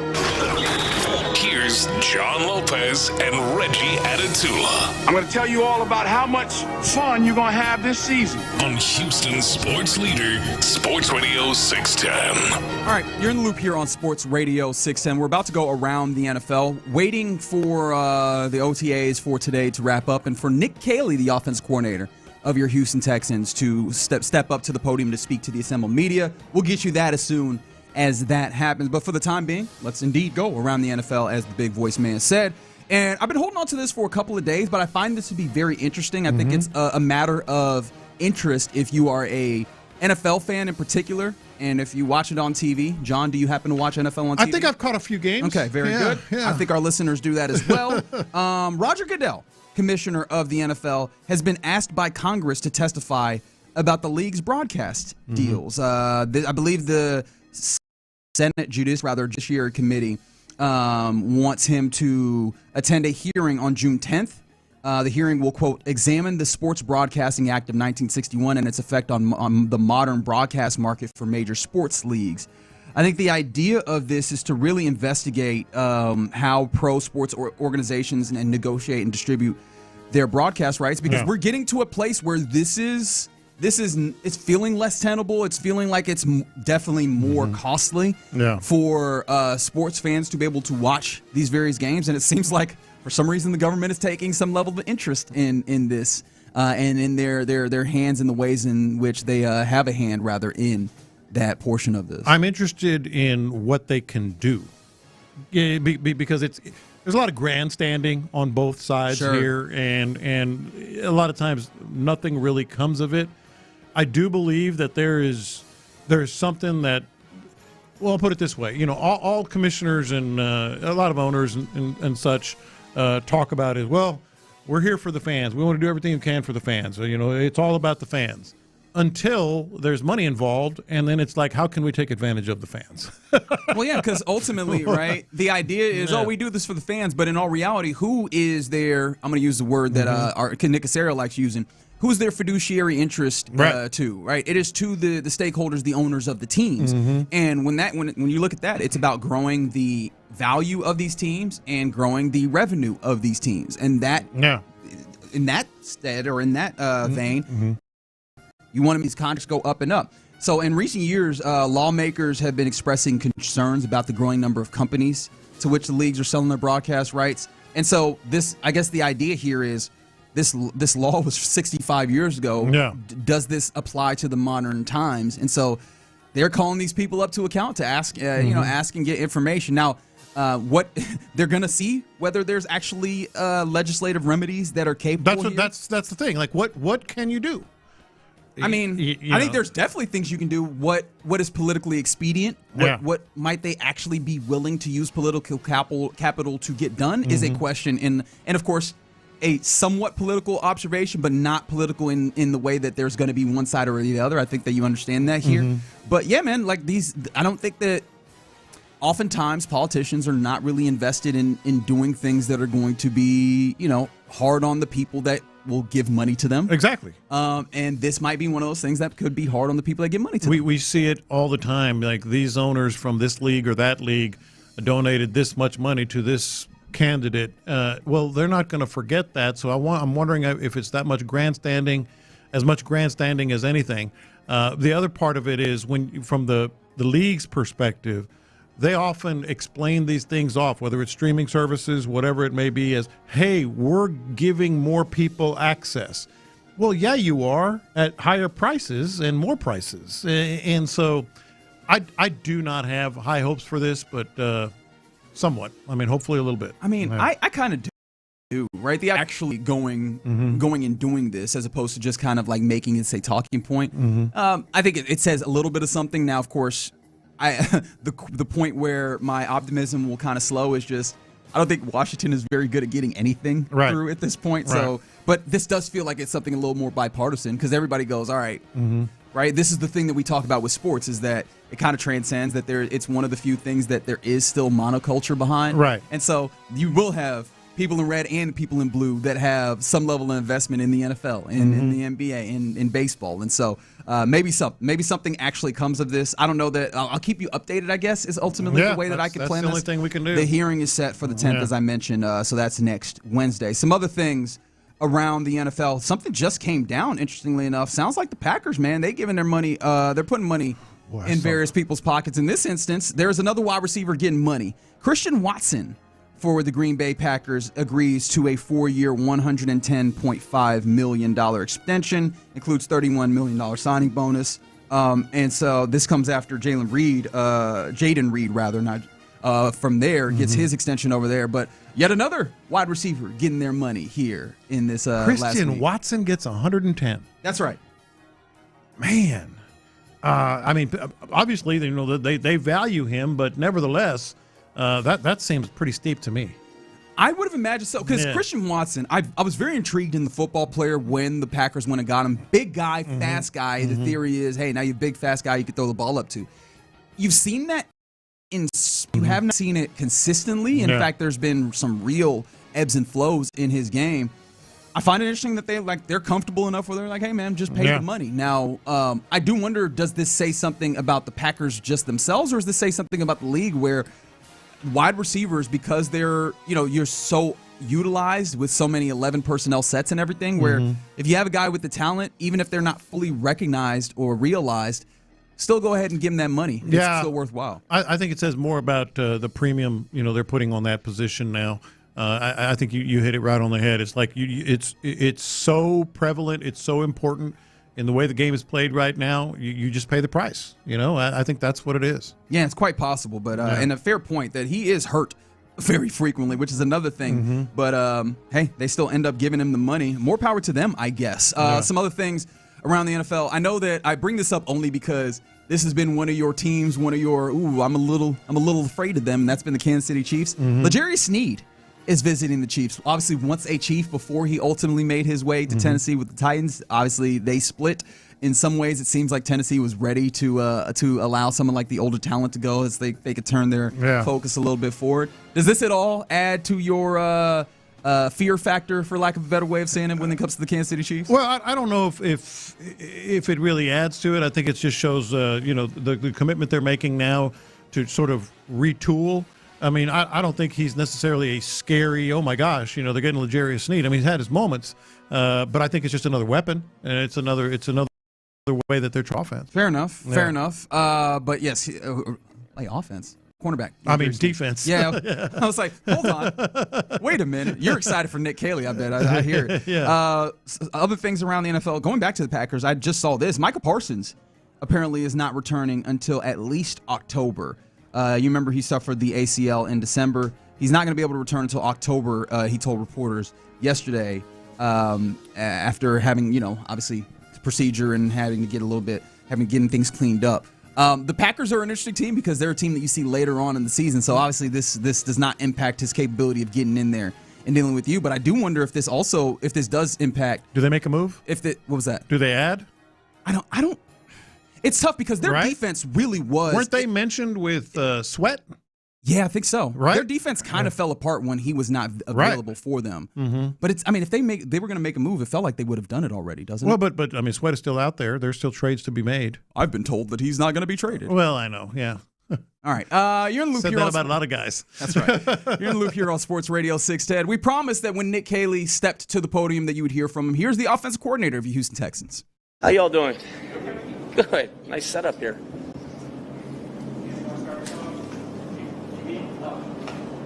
Coach, what has it been like to... Thank you. I'm hard of hearing. My wife will tell you that too. It's all good. What has it been like to insert David Montgomery in your offense? How's he picked that up so far? It's been great. I mean, he loves football. He's very serious. He's a true pro. I've admired him for a long time, dating back to when he was at Iowa State. He's a Cincinnati guy. But he's tough. Embodies everything that we want culturally here with our team and with our offense. Comes to work every single day. I'm really, really happy that he's a part of our team. I mean, he's made an impact. You can feel him, and he goes about his business the right way every single day. It's been great. Really, really, really happy he's an addition to our team. If I can follow that up, man, what are some of the physical traits that he brings with some of the toughness, as well as it looks like some versatility in the pass game? Sure. I mean, he's all day tough. I mean, his body of work will speak for itself. Runs behind his pads, stays grounded. Arm tackles aren't getting it done. He's going to try to run through you every single chance, but it's not just a one-trick. He can set guys up. He understands how to set blocks and be able to deliver and help deliver blocks to the blockers, rather, the defenders to the blocker. And then you look at his pass game production. You know, he's just got a really good feel. He's got a good. He's refined. He takes a lot of pride in his route running. And you know, he brings a lot, you know, and that's one of the many reasons I'm really excited about him. The Eagles talk about how you guys are so much further along this year in teams than last year. Can you talk about that in the areas where you're seeing, I guess, where's the vaccine? Sure. Yeah. I mean, it's growth. It's year 2, right? We should be further along. So, you know, you talk about just overall understanding of the offense. You know, last year we're teaching the language for the first time at this time of the year. It's the what is this concept? What's it called? What are the details of it? I think, you know, throughout the course of the year, last year, there's things that we did this time of the year that we ended up for a variety of reasons, whether that was not really fitting what we wanted to do, personnel. So you get a chance to look back now. You have guys that have experience in the system, in the verbiage, all right, and now we're a step ahead. Things are processing faster. Most of these guys that we started with in phase 2 were here, the vast majority of them. So the intent of what we were doing, we were already ahead of that. And then it's refining all those things. How can we make them better? How can we learn from things last year, good and bad? And we did that and grew collectively. And I think that's the best thing I've taken from this spring is just a hungry, ambitious group of guys, coaches and players that are all just trying to continue to get better and work together. And it's been a good progression, and there's still plenty. It's still out in front of us. Got a ways to go, but I've been very, very pleased with where we're at year 2 as opposed to a year ago.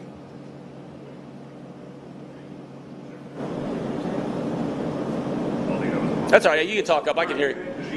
When it comes to those players you're mentioning, the relationship you're having, one of them being obviously with the relationship with CJ. Yeah. How has that developed coming into year 2 with him? Yeah, no, I mean, I've always had a good relationship with CJ. You know, we always have transparent and honest conversations, but I think it's like anything. Year 2, you're always trying to dive deeper, to continue to expand those, the finer points of the relationship. But it's great. I mean, we get to talk ball. We're highly collaborative. He has great perspective on. He sees the game really, really well. And so I've had a blast being around him every single day, just like last year, you know, and we've gotten to take it a step further, just more time on task, more time in the film, more opportunities to evolve and do some different things here from an offensive standpoint, and it's been a hell of a lot of fun.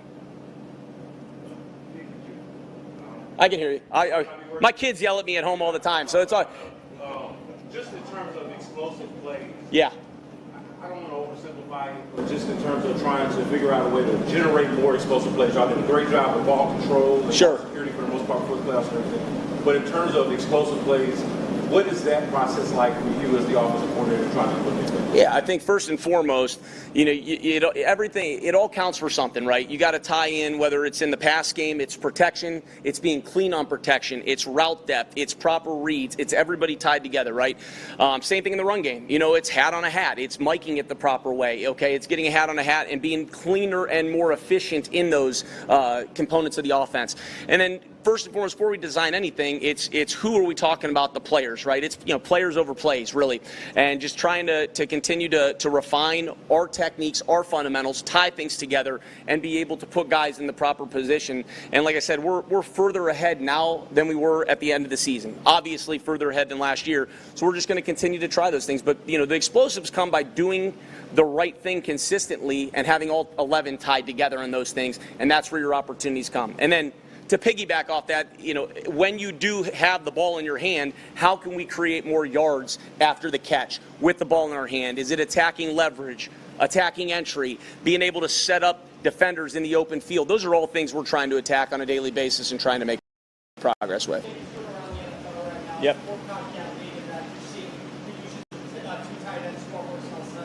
This offseason, how important is it to get guys like Marlon and like Foster who are more so known than blocking the pair alongside what's happening with receiving? Yeah, well, I am a little bit biased there because my background with tight ends, but you remember it is important. I think you always want to be multiple, and to nobody's fault, last year, we got thinned out pretty early with Brev prior to us ever getting to the season. Cade goes down in the fourth quarter of the Los Angeles Rams game for, call it, 2/3 of the season, and we're in the jumbo world a lot. So, we want to be multiple. We want to have balance, 11, 12s, 13s, 20, etc. And I think that's always good to be able to do those things. So that's important. And we've got a really good group of receivers. We got a really good group of backs. We got a really deep room at tight end now, too, and we're healthy. So it's been a lot of fun just trying to mix those groupings here and evolve that. So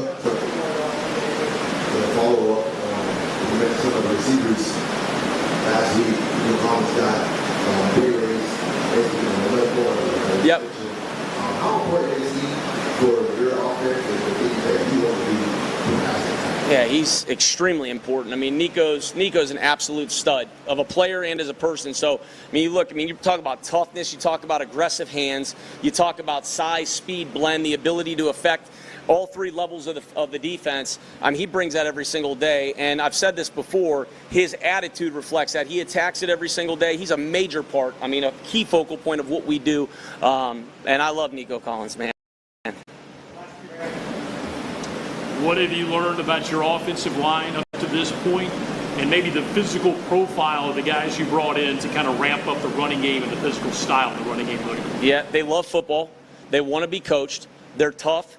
They've got the right mindset and mentality every single day we're out there, and I've seen continuous growth. Surely, look, the pads don't come on now until we get to training camp. That's the truest measure. But we got a bunch of guys that embrace physical toughness, and, I'm excited about that. I'm excited about the direction. Cole Popovich does an outstanding job. Alex Ward helping him, too. Those guys do a really good job, and it's been positive. Learning techniques. We got some new bodies here. So you talk about learning. Some guys have to learn a different way to do things. Are we going to hit double teams differently, combination blocks differently?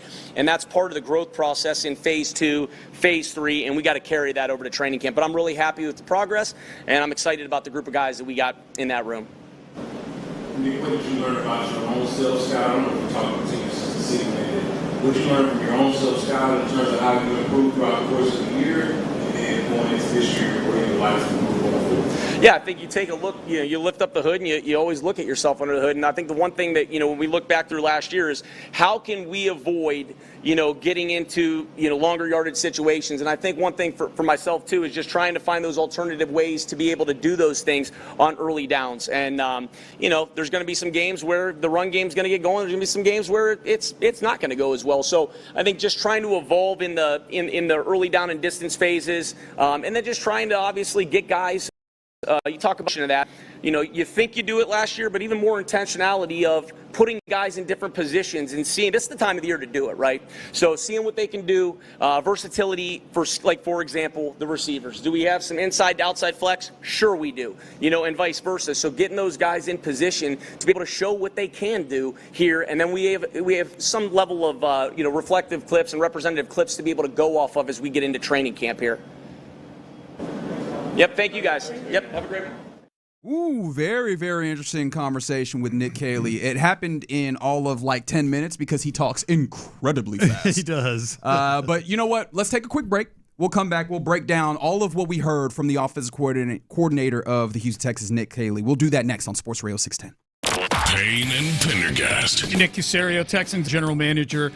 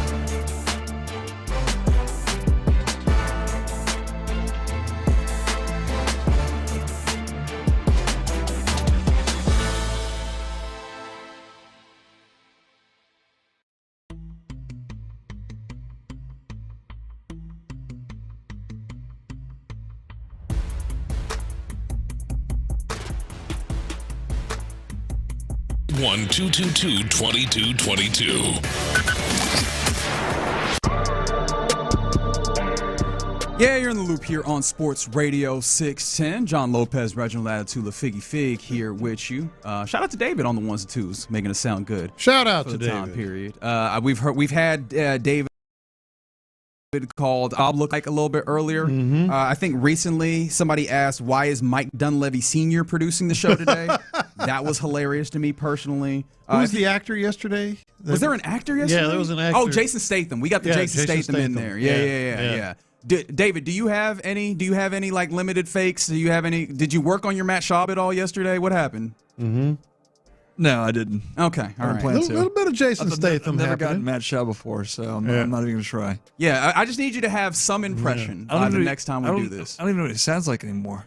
Well, it's been so long. Sounds like you got some homework to do. It has. That's what it sounds like. So yeah, we'll get that for you. I will bully David into finding a limited fake Matt Schaub impression. I think you might need to brush up on your Statham as well, because that one was pretty good. That's interesting. Yeah, Some it is research tonight, maybe. All right, thank you. Appreciate that. But a little bit more important than that, Nick Caley, the offensive coordinator of Houston Texans, just spoke after another instance of organized training activities for your Texans. What caught your attention the most in the rapid response from the OC? Well, I think number one would be when he was asked about explosive plays. Yeah, shout out to B. Scott. Yeah, that was B. Scott. So shouldn't be surprised. That's a really good question about explosive plays.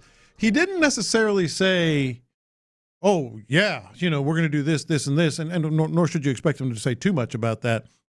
But it was interesting to me that he said explosives come from doing the right things. Explosives come from yards after catch. Yeah.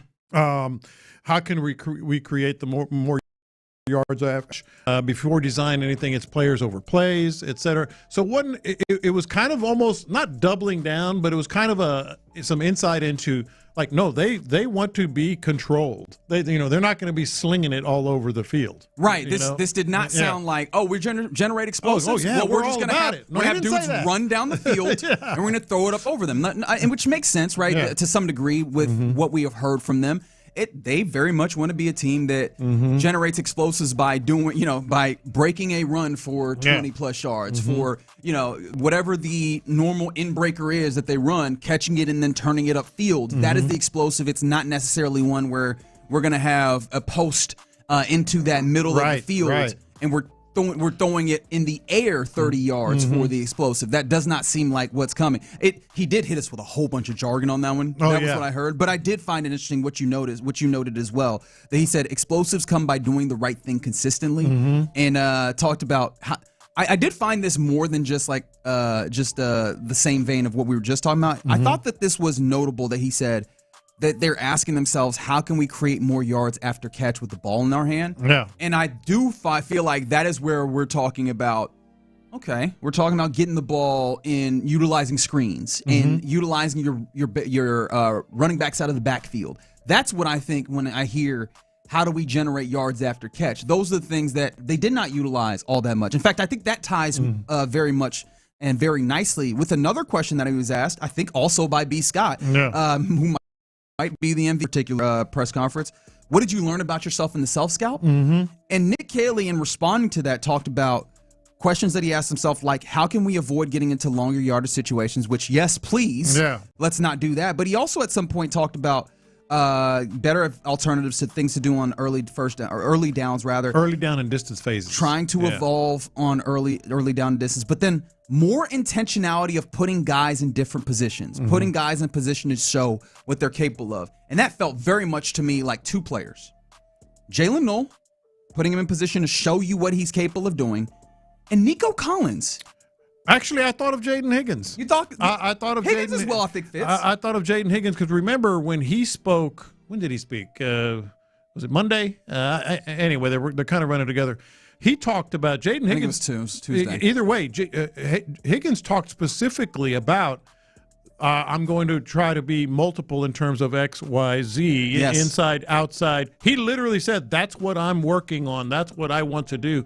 So I thought oh, okay, he's talking about Jaden Higgins right here. Being able to be a guy that can, give the defense potential matchup issues depending on where he lines up. So I thought the same thing, but with a different player.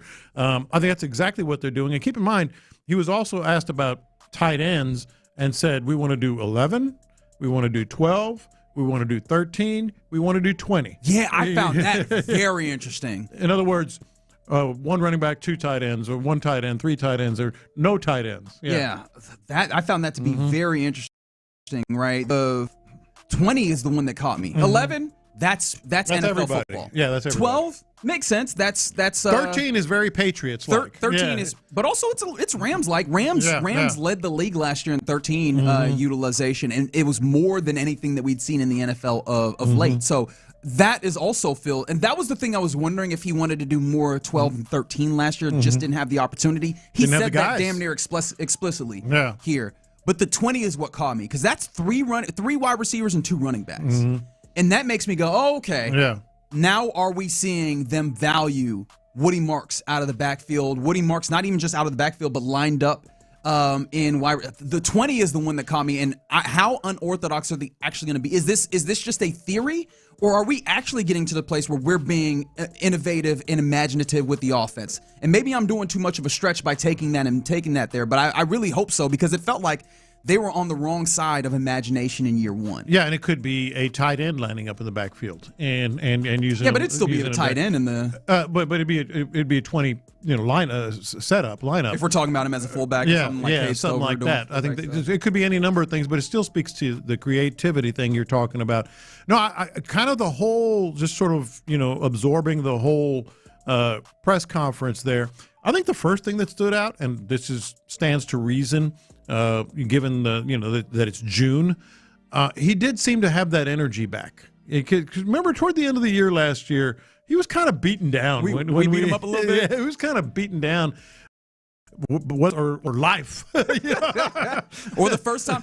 Hey, man, first time in a new job. We've all been there. First time in a new job. That his head swimming. Finding your equilibrium, finding the stasis is not easy. I can tell you that. And then the second thing that stood out, aside from just the demeanor there, was they definitely everything that we talked about.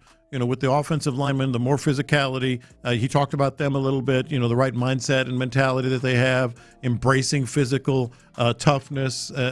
Everything we think they're going to be, when you talk about, the explosive plays, and he goes into yards after catch, and, the personnel with the 2 and 3 tight ends, and then the offensive line. They're going to be exactly what we think they're going to be. They're going to be exactly what we think. We're not going to have too many surprises, right? Yeah, like that. That the essence of what they've talked about is still going to be there.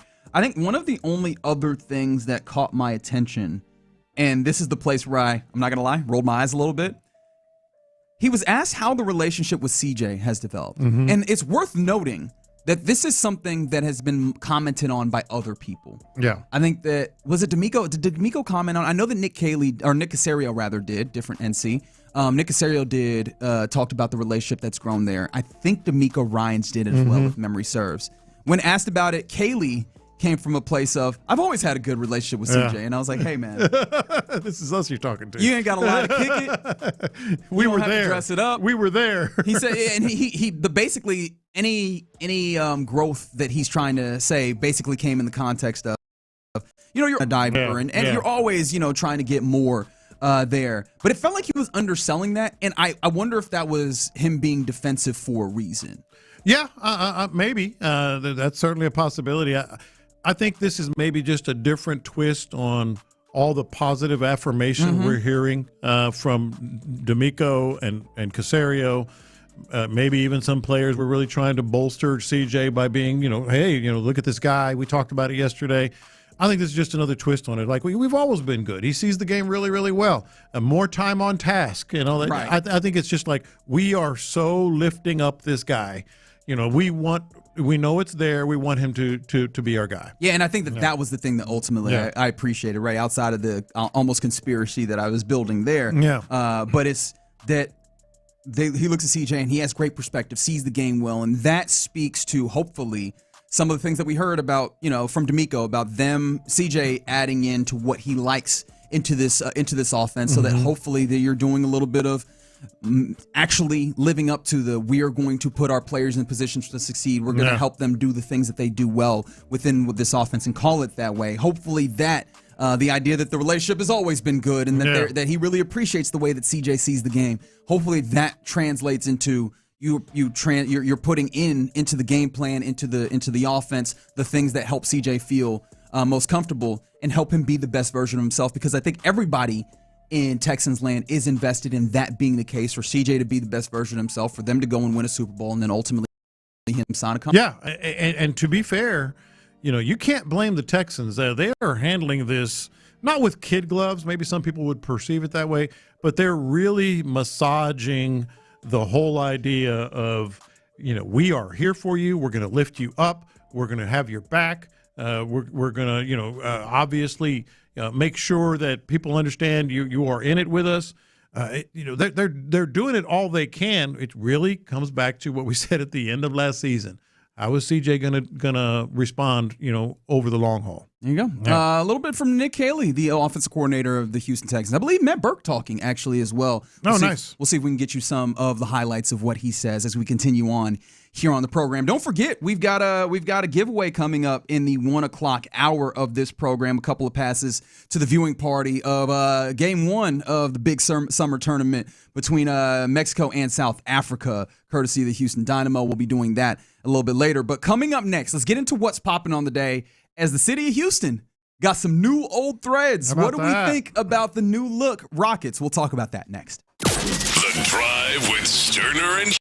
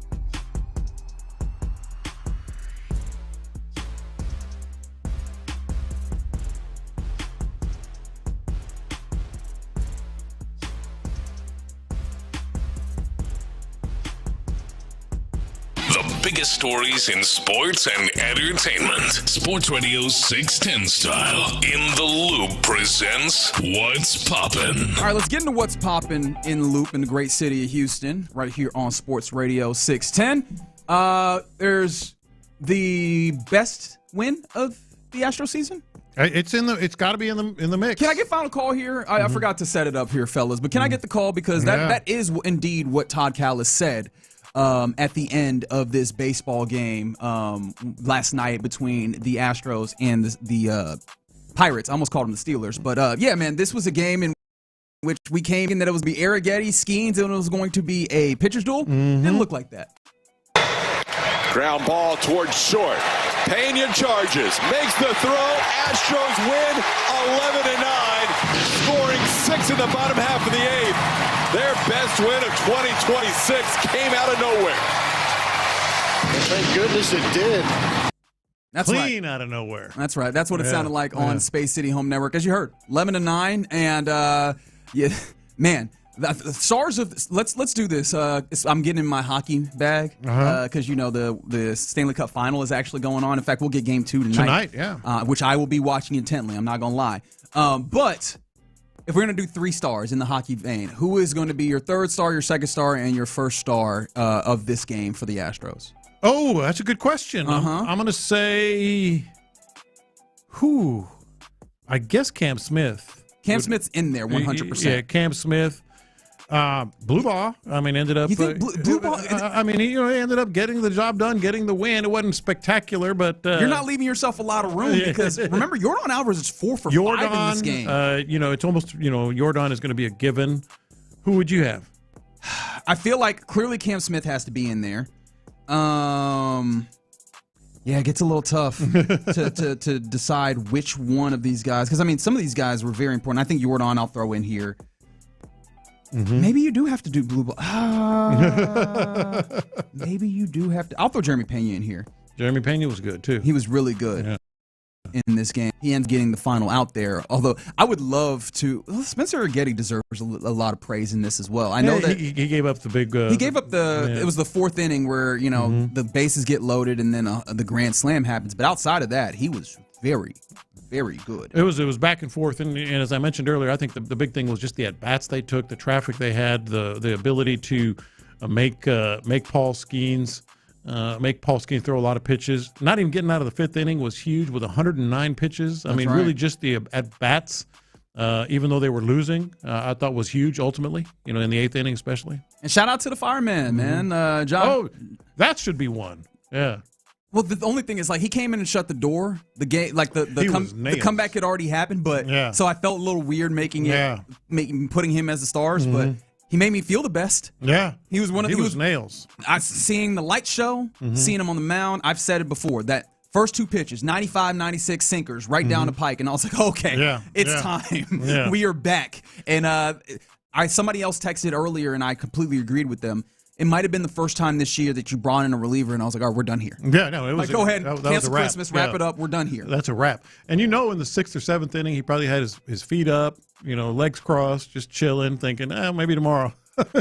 Yeah, maybe tomorrow. I mentioned that you could see the spring in his step. Like, I am gonna pitch. The first batter, it was 4 pitches, and then the ball's in play, and he has to go cover first, and he jumps off of the mound. Yeah. And I'm like, oh, there's that energy, that excitement that almost tells you that he was chomping at the bit to be back. Even before, of course, Brian Abreu opens this thing up, and you don't go to the pen, or you don't go to him rather in particular.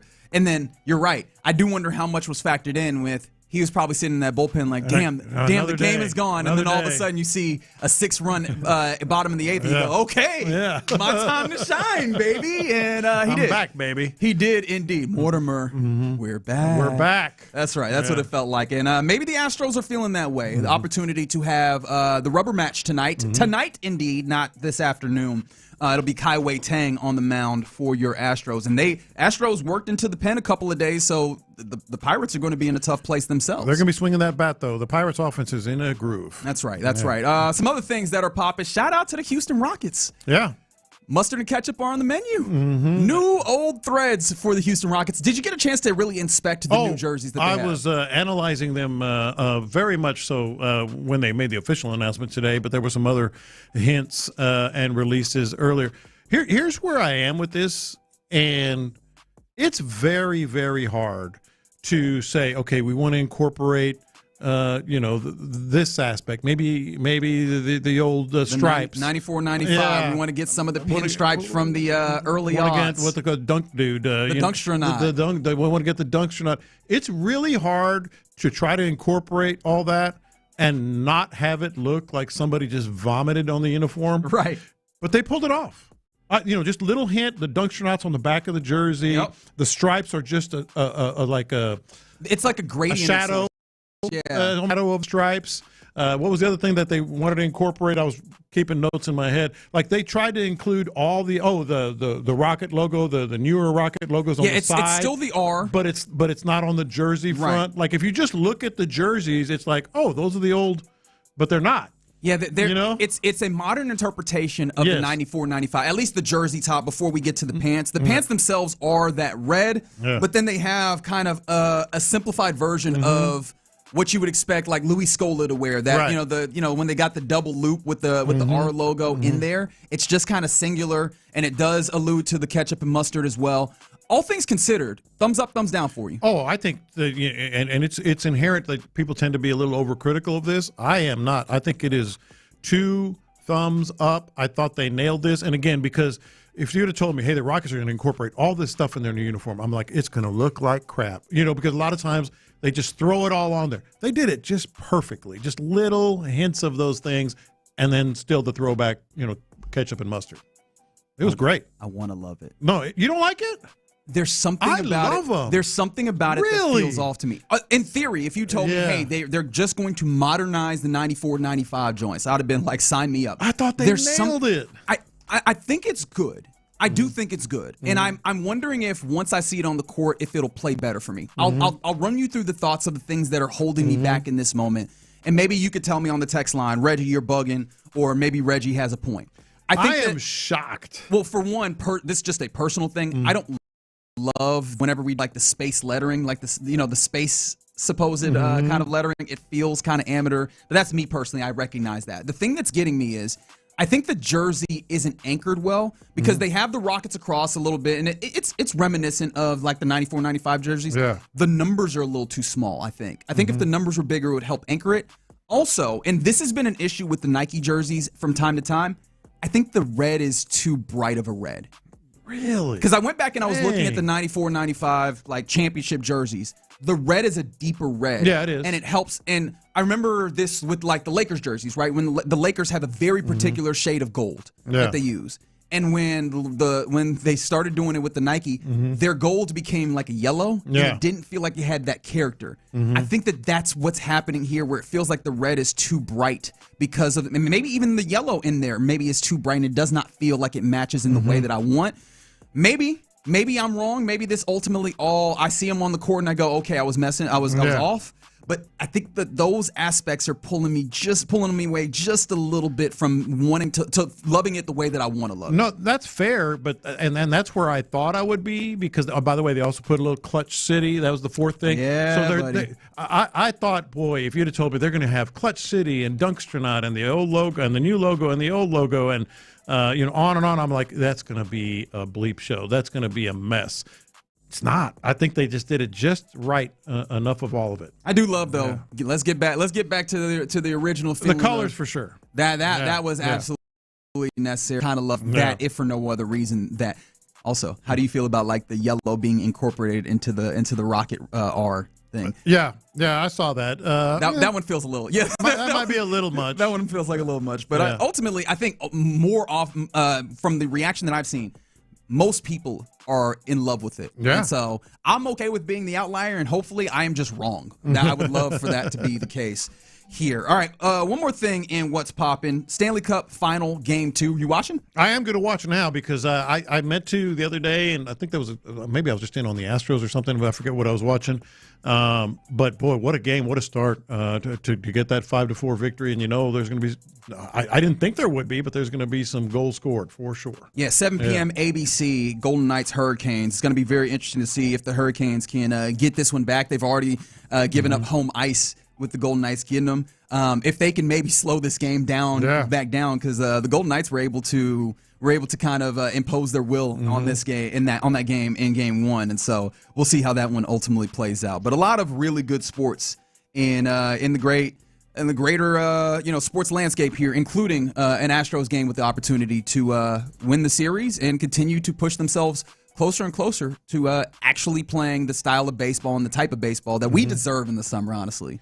This is supposed to be the doldrums, and we have had an active early summer, late spring, early summer, all kinds of good stuff happening. Yeah. Oh, I should mention also, shout out to the University of Texas. I know you don't have to be party to this. One easy win in Game 1 of the Women's College World Series over Texas Tech, and all Texas affair. And so shout out to Texas for getting that done. I didn't have enough eyeballs at the bar to keep up with that one, unfortunately. But very excited to see that one continue to play out. And it's a 3-game series. It is. Yeah. It is. So they are 1 game away from being crowned the national champions. Rockets jerseys 10 out of 10, a texter says. Reggie's being Goldilocks. I don't understand that necessarily, but I don't know. Too hot, and then nothing's perfect. I'm guessing I need it to be just perfect. And somebody said, "Look at us here in H-Town talking hockey." I'm trying, man. Whole hog approach is the way that I try and have to sports, man. We gonna eat the grizzle. We gonna do all this, man. All right, you're in the loop here on Sports Radio 610. Coming up next, based on early OTA buzz, who are the Texans that you're most eager to see? There's a few candidates. Let's talk through them next. In the loop. I think you have to DFA.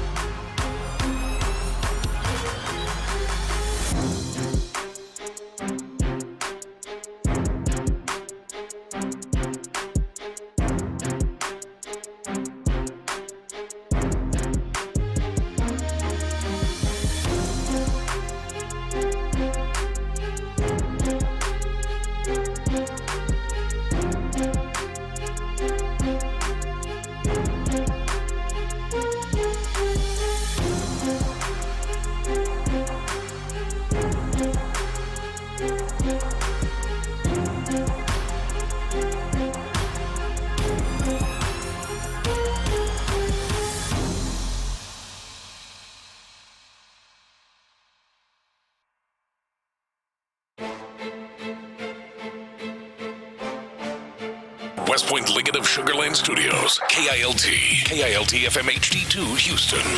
On Odyssey Sports Station, the Texans play here.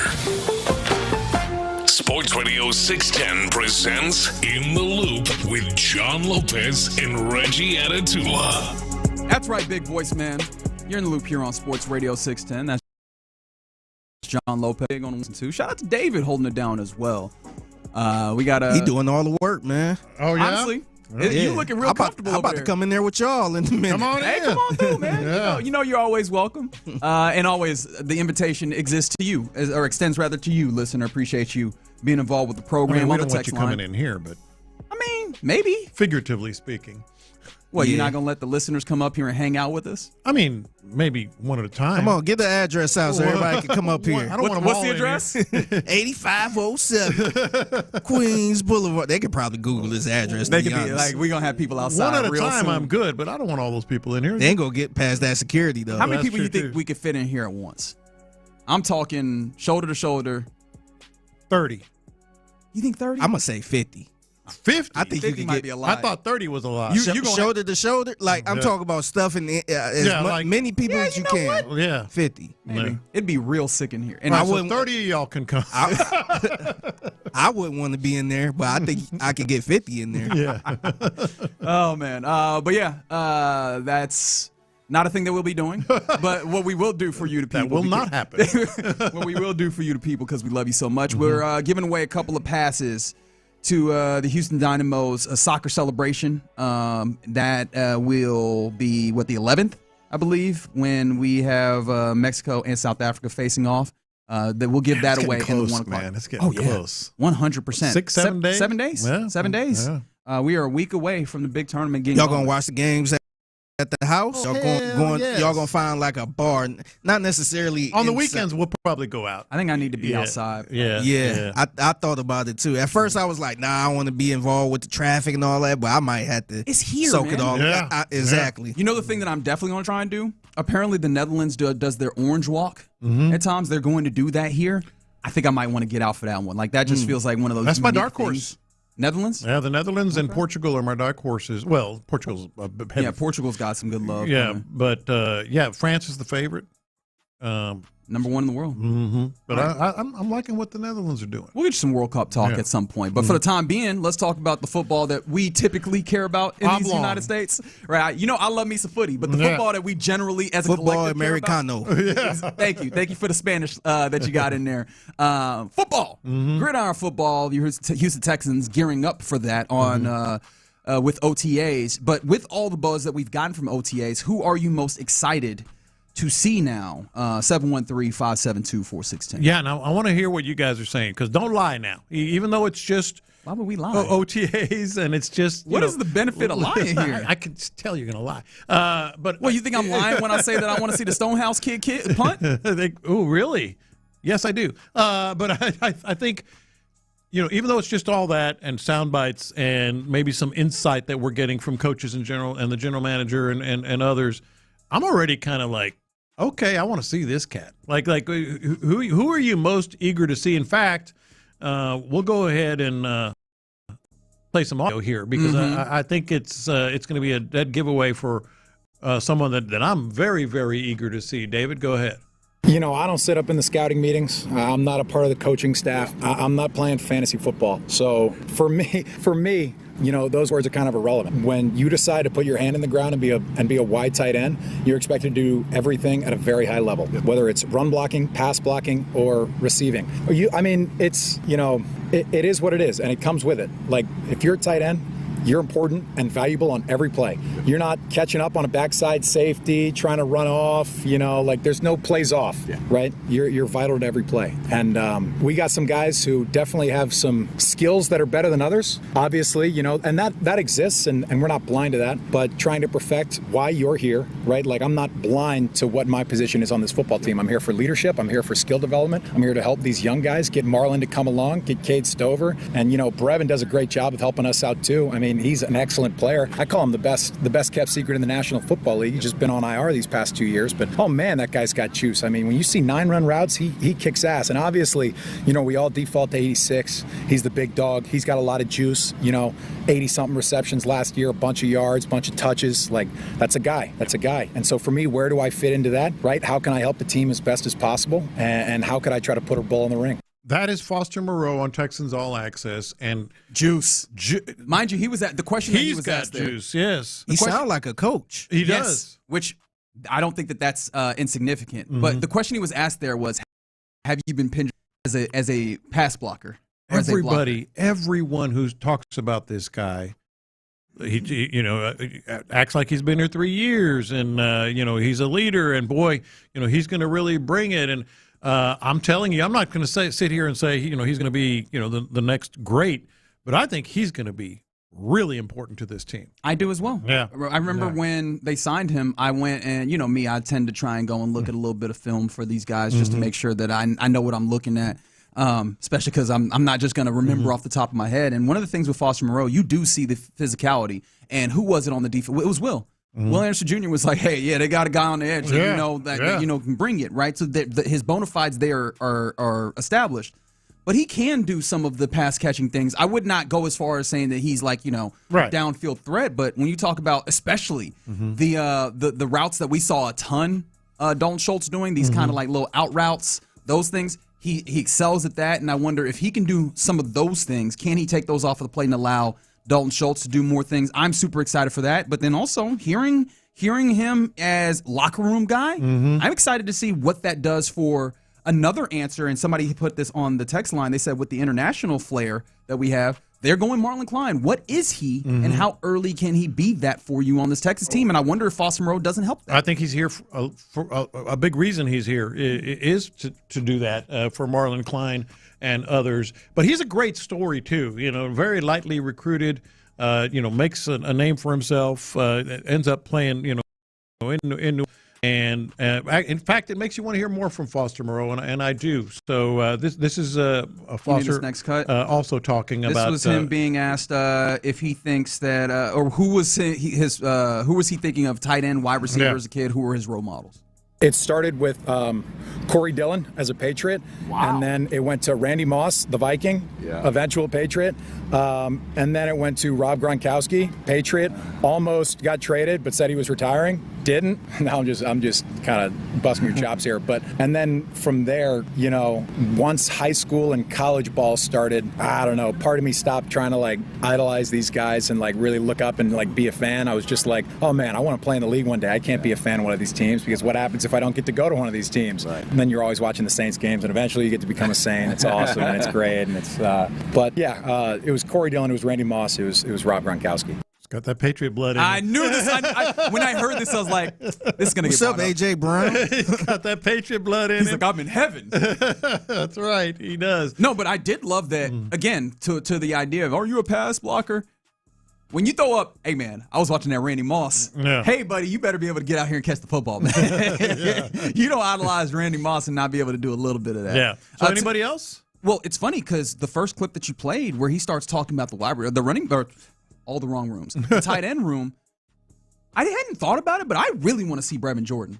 Oh, yeah. So bad. Yeah. Because juice. Yes. The obviously the energy that he brings, but the whole idea is these guys have different skill sets. We heard Dalton Schultz make the same, talking point months ago. Was that Super Bowl that he had talked about that? They very much, actually, he talked about that last year as well. They like the fact that they have dudes in this room that do different things, and Brevin Jordan is supposed to be the type that is the most exciting of those, which is the move tight end, the guy that can get out here and do wide receiver type stuff, and we've been robbed of that a couple times due to injury, and they are still excited about that, which tells me that maybe there's still that juice. Yeah. I want to see that in place, especially because is that something that helps unlock Nick Caley as an offensive play caller? Yeah. That is something that we asked ourselves, and I cannot wait to see it. So based on everything that we've been hearing and the insight that coaches and such have given us, Figgy, I'm curious if anybody's catching your interest, because I got another couple of thoughts here, but anybody where you're like, all right, I think Foster Moreau is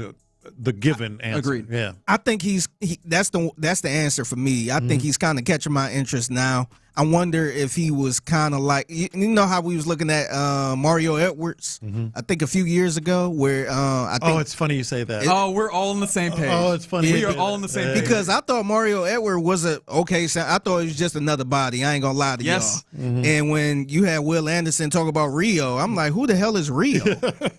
And I saw how important he was to that locker. I'm like, oh, okay. So I kind of see. I'm kind of getting those type of vibes from this cat, and kind of like Rio. I thought it was just another body in the tight end room. So now I'm like, oh, he might be he might be able to help this room. Speaking of just another body and Rio. Yep.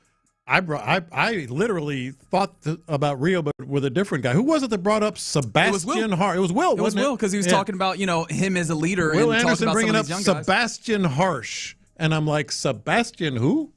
And the only reason that the name jogged my memory is because I told you I watched the the Houston Texans YouTube page when they had their mic'd up. I don't know if this is technically part of the iron sharpens iron or whatever, but Rod Wright was mic'd up working with the that's right the rookies, the rookie defensive lineman, and Harsh came up in there. And I was like, okay, interesting name. But I didn't put anything, make anything of it. It's just one of those things where I was like, okay, that's some guy that they had.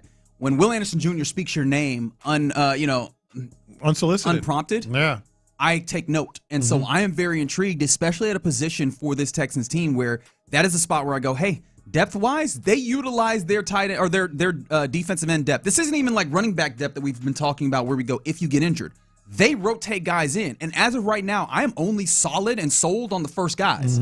The guys behind that, I don't know, right? There's guys that maybe can play a little bit. Ali Gay looked pretty interesting in early OTA stuff. What does he have? Dominic Robinson, we know he's done things in other places. Dylan Horton is part of this group. He knows what this is.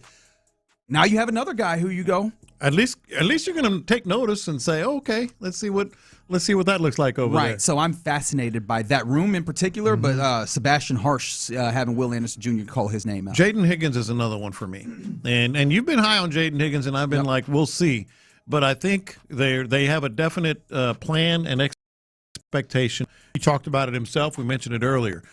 Playing multiple spots, inside, outside, both sides, at the wide receiver position. I think that's going to be one that has piqued my interest here during OTAs. Another one, no big surprise. Well, I'll give you two. One no big surprise, and one another player that you've been mentioning that has been mentioned by a lot of people.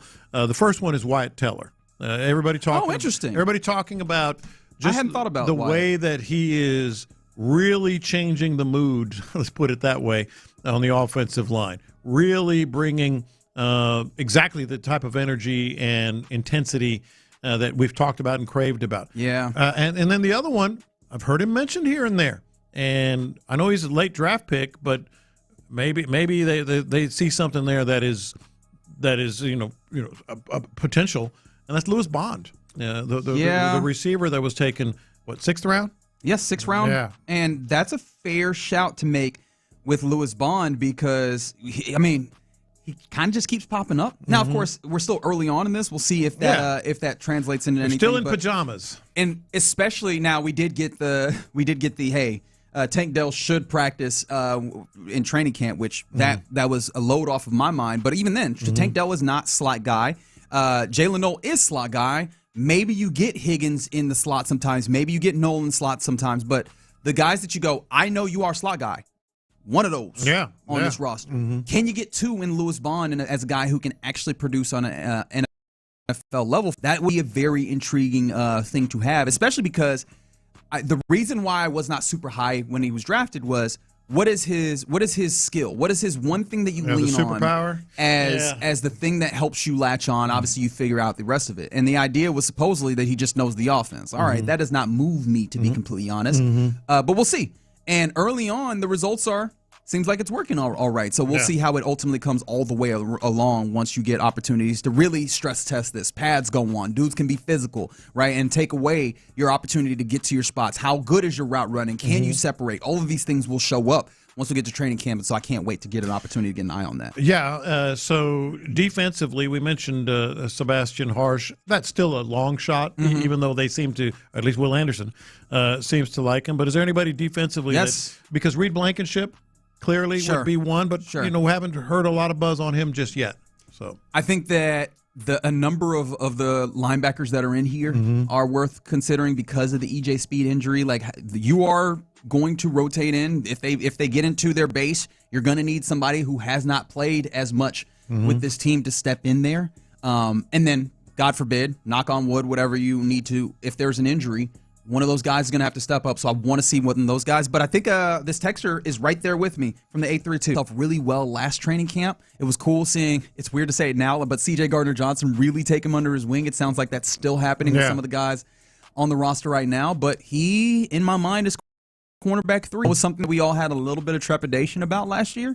How much further along is he coming back off of the injury? Is this going to be a thing where you feel great about cornerback 3 and when you know you already feel great about cornerbacks 1 and 2, or is this going to be a thing where you're kind of gritting your teeth all year long? That's an interesting one, and a pretty high draft pick as well. No, that is absolutely one, and he's been mentioned as well. Yeah. Yep. So just a few of the guys that we're really excited about. Oh, another one that was mentioned that is obvious.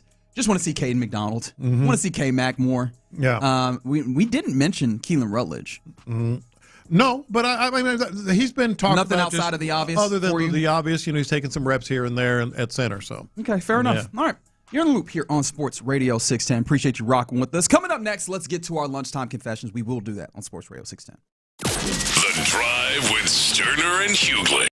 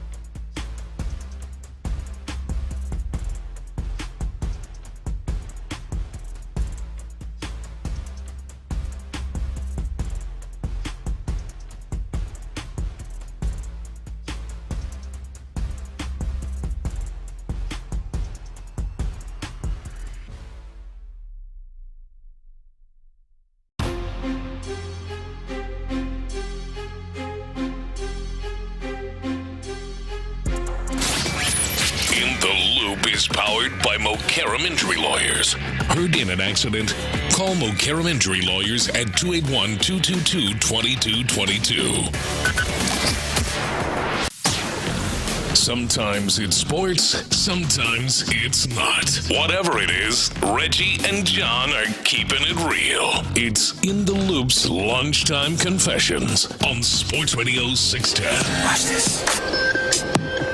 These are my confessions. All right, Reggie, Figgy, David, you guys know I'm a lover, not a fighter, right? Yeah, you don't look like a fighter. I mean, yeah, I'm a lover. Why you say it like that? You will. Hey, you will fight if you need to fight. That's exactly right. Yeah, that's why I think you fight. Like, yeah, you don't look like you can get in no fights. No. That's exactly the type of person I am. That did come across crazy. Like, yeah, you ain't no fighter. You ain't no fighter. But we're getting embarrassed and getting insulted all day, huh? Oh, no, I'm good with it, man, because I want people to think that. Okay, I see your game here. I'm with you. I want people to think that. But here's my confession. I'm a lover, not a fighter. Sometimes violence is the answer. Oh, yeah. Violence is the answer. I like where we're going here. As in, last night, some bozo in the Knicks-Spurs game, in a crucial fourth quarter, sequence, runs out onto the court and, has his camera rolling, takes a picture. I mean, I think an example needed to be made out of that guy. They kind of hugged him and escorted him out. He ended up getting a lifetime ban, as did another person. So I guess he had some, buddy helping him in that whole NBA thing. spokesperson said, quote, a second individual will also receive a lifetime ban for his role in the incident, and that's all we heard. Sometimes you need to set examples out of these people. That's fast becoming, if it's not already there, one of my most irritating things that the most irritating thing that fans do. Hey, look at me. And I'm glad that TV, especially in football games, don't even show them. Yeah. It was impossible not to show this guy. Right. He jumps out in the middle of play, 6.5 minutes left in the game. Throw that SOB on the floor. Just drag him off the court. I will say. You need to set these bozos. I will say, right? Because, look, you always have to preface with violence is not the answer, right? Sometimes violence is the answer. It is. Shout out to Matt Barnes. Mm-hmm. It does. I do get great enjoyment, and I think we all do because we're Americans and we enjoy violence as much as we, try and sidestep it. Yeah. I do enjoy in football when you have that person who is a pitch invader, invades the field of play, and then somebody tackles him. Yeah. Very enjoyable. Very, very cathartic. Would you agree, Figgy? Like that? That was like, okay, now somebody else might do it. Yeah. They should have thrown that dude's ass on the floor. Well, with the cost it is to get in there, I feel like most people won't. Although, did your minds go where some people's minds went? And I think mine did as well. Mm-hmm. There's no way that there's not a prediction market involved with this, right? Like where somebody totally agree. Sets the bet and then they go and even though it's thousands of dollars to get into that building, they're making money. They then go and try and influence the event by running on the court. Yeah.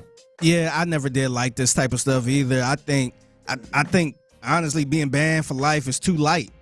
I think some other stuff. I don't know if he could get fined for it or what, but I think that's too light. However, like a tiny confession to this confession, I did appreciate Wemby for at least trying to smile in the selfie. He smiled in the selfie. Well, he's here, so might as well I did smile. kind of appreciate that a little bit because he could have pushed him or just kind of ran away from him. But I'm talking about security or whatever. Somebody clothesline him. Just set an example. By the way, somebody said, open a door with his head, like in the movie Casino. Yeah. Oh, goodness.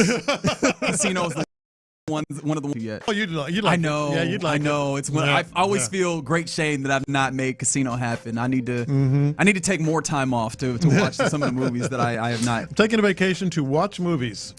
You know what? That's not a bad idea. Might do it. Might do it. Yeah. Y'all wouldn't miss me anyways. It don't matter. Oh, we'd miss you dearly. These are my confessions. I'm gonna be that guy again. You ready? Ready. All right. After my time in Italy. Oh boy.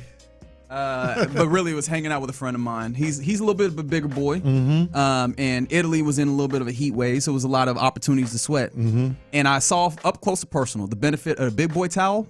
Oh, I think I'm gonna start carrying the big boy towel this summer. And specifically, man, when I was out here sweating in my tuxedo, I was like, damn, I wish I had a towel right now. I was like, you know what? we can change this. Yeah. And I think I'm going to go all out. I'm going to get some nice towels, ones that don't look too bad when you carry them. I think I'm going to get the big boy towel. I'm not a big boy, but I would like Just to. ask Sean Pendergast. Sean thinks I am 98-pound weakling. I'm waif thin. But I think I'm going to get the big boy towel. I think I'm going to subscribe to it at 34 years of age. That is a very, very underestimated accessory. Underrated and underestimated. Yeah. Having that towel over your shoulder in the summer? Because I think I've aged out of when you're barbecuing and the heat's coming off the grill? Yeah. It's a good look, too. I think I've aged out of, though, like the other way that I think Texans, young boys will typically avoid the heat, which is you just take your shirt off, and then you put your shirt off when you get back where you need. I think I've aged out of that. I can't just move around having my shirt off outside because it's hot. So I think that the next best thing is I think I'm doing the big boy towel. Yeah. These are my confessions. I gotta confess, not only do I like the Rockets' new unis, but I love the rollout for it leading up to it. Yeah. I thought the rollout was really good. The videos was good. The whole restaurant theme and Rudy T's Diner. And they was doing little little secret things, little and Easter eggs all the way through. Yeah. I thought this was better than the Texans schedule release video. Oh, without question. Yeah, I thought this was creative, and the whole mustard ketchup and on the menu and all this other stuff. Yeah, I thought it was really creative. I thought they knocked this out the park. I'm with you. I feel like we didn't really talk about the videos leading up to it as much, but kudos to them, man. They did a good job. Whoever their social media team is, I thought they did a really good job leading up to this. Yeah, no, I am totally with you. And if I'm just being completely honest here during confessions, I kind of thought I was not going to like them. Because I knew they were going to try to, as we talked about earlier, include all these different elements. And it's too much sometimes, but they did it just right. It's also very hard to make, to go back in time and try and redo something that's already been done. Right? It feels pandering. It feels like you're just playing on nostalgia. To take something old and make it just fresh enough that it speaks to now while also speaking to then is really hard. And I think they've done that pretty well. I really think they nailed it. They got it just right, including the videos. Figure you're right. The videos are the best. We all are so happy to see Rudy T. To see. I think that they changed his quote from never underestimate the heart of a champion to don't underestimate the appetite of a champion and the whole food thing of it. Hakeem shows up. It was awesome. I like the uniforms. I like that because we all been through these meetings where they trying to brainstorm and they throwing all type of ideas trying to make everybody happy. It seemed like that's exactly what they did, and like you said, Lopez, earlier, that could have been a disaster. I thought it was just going to look like vomit on a piece of cloth. Yeah, because just imagine bringing a whole bunch of fans in and say, hey, what do you want the uniform to look like? You're going to get a million different answers. Clutch City and we want to keep the Clutch City. We want to keep the original logo. No, we want the mustard ketchup. No, we want the pinstripes. It seemed like they put all of that together, and it don't look like it worked. A mess. It absolutely worked. These are my confessions. I'm a little worried about Sunday, boys. Little worried about Sunday. What's happening Sunday? What is Sunday's date? The date of this Sunday will be June 7th, 2026. 6-7.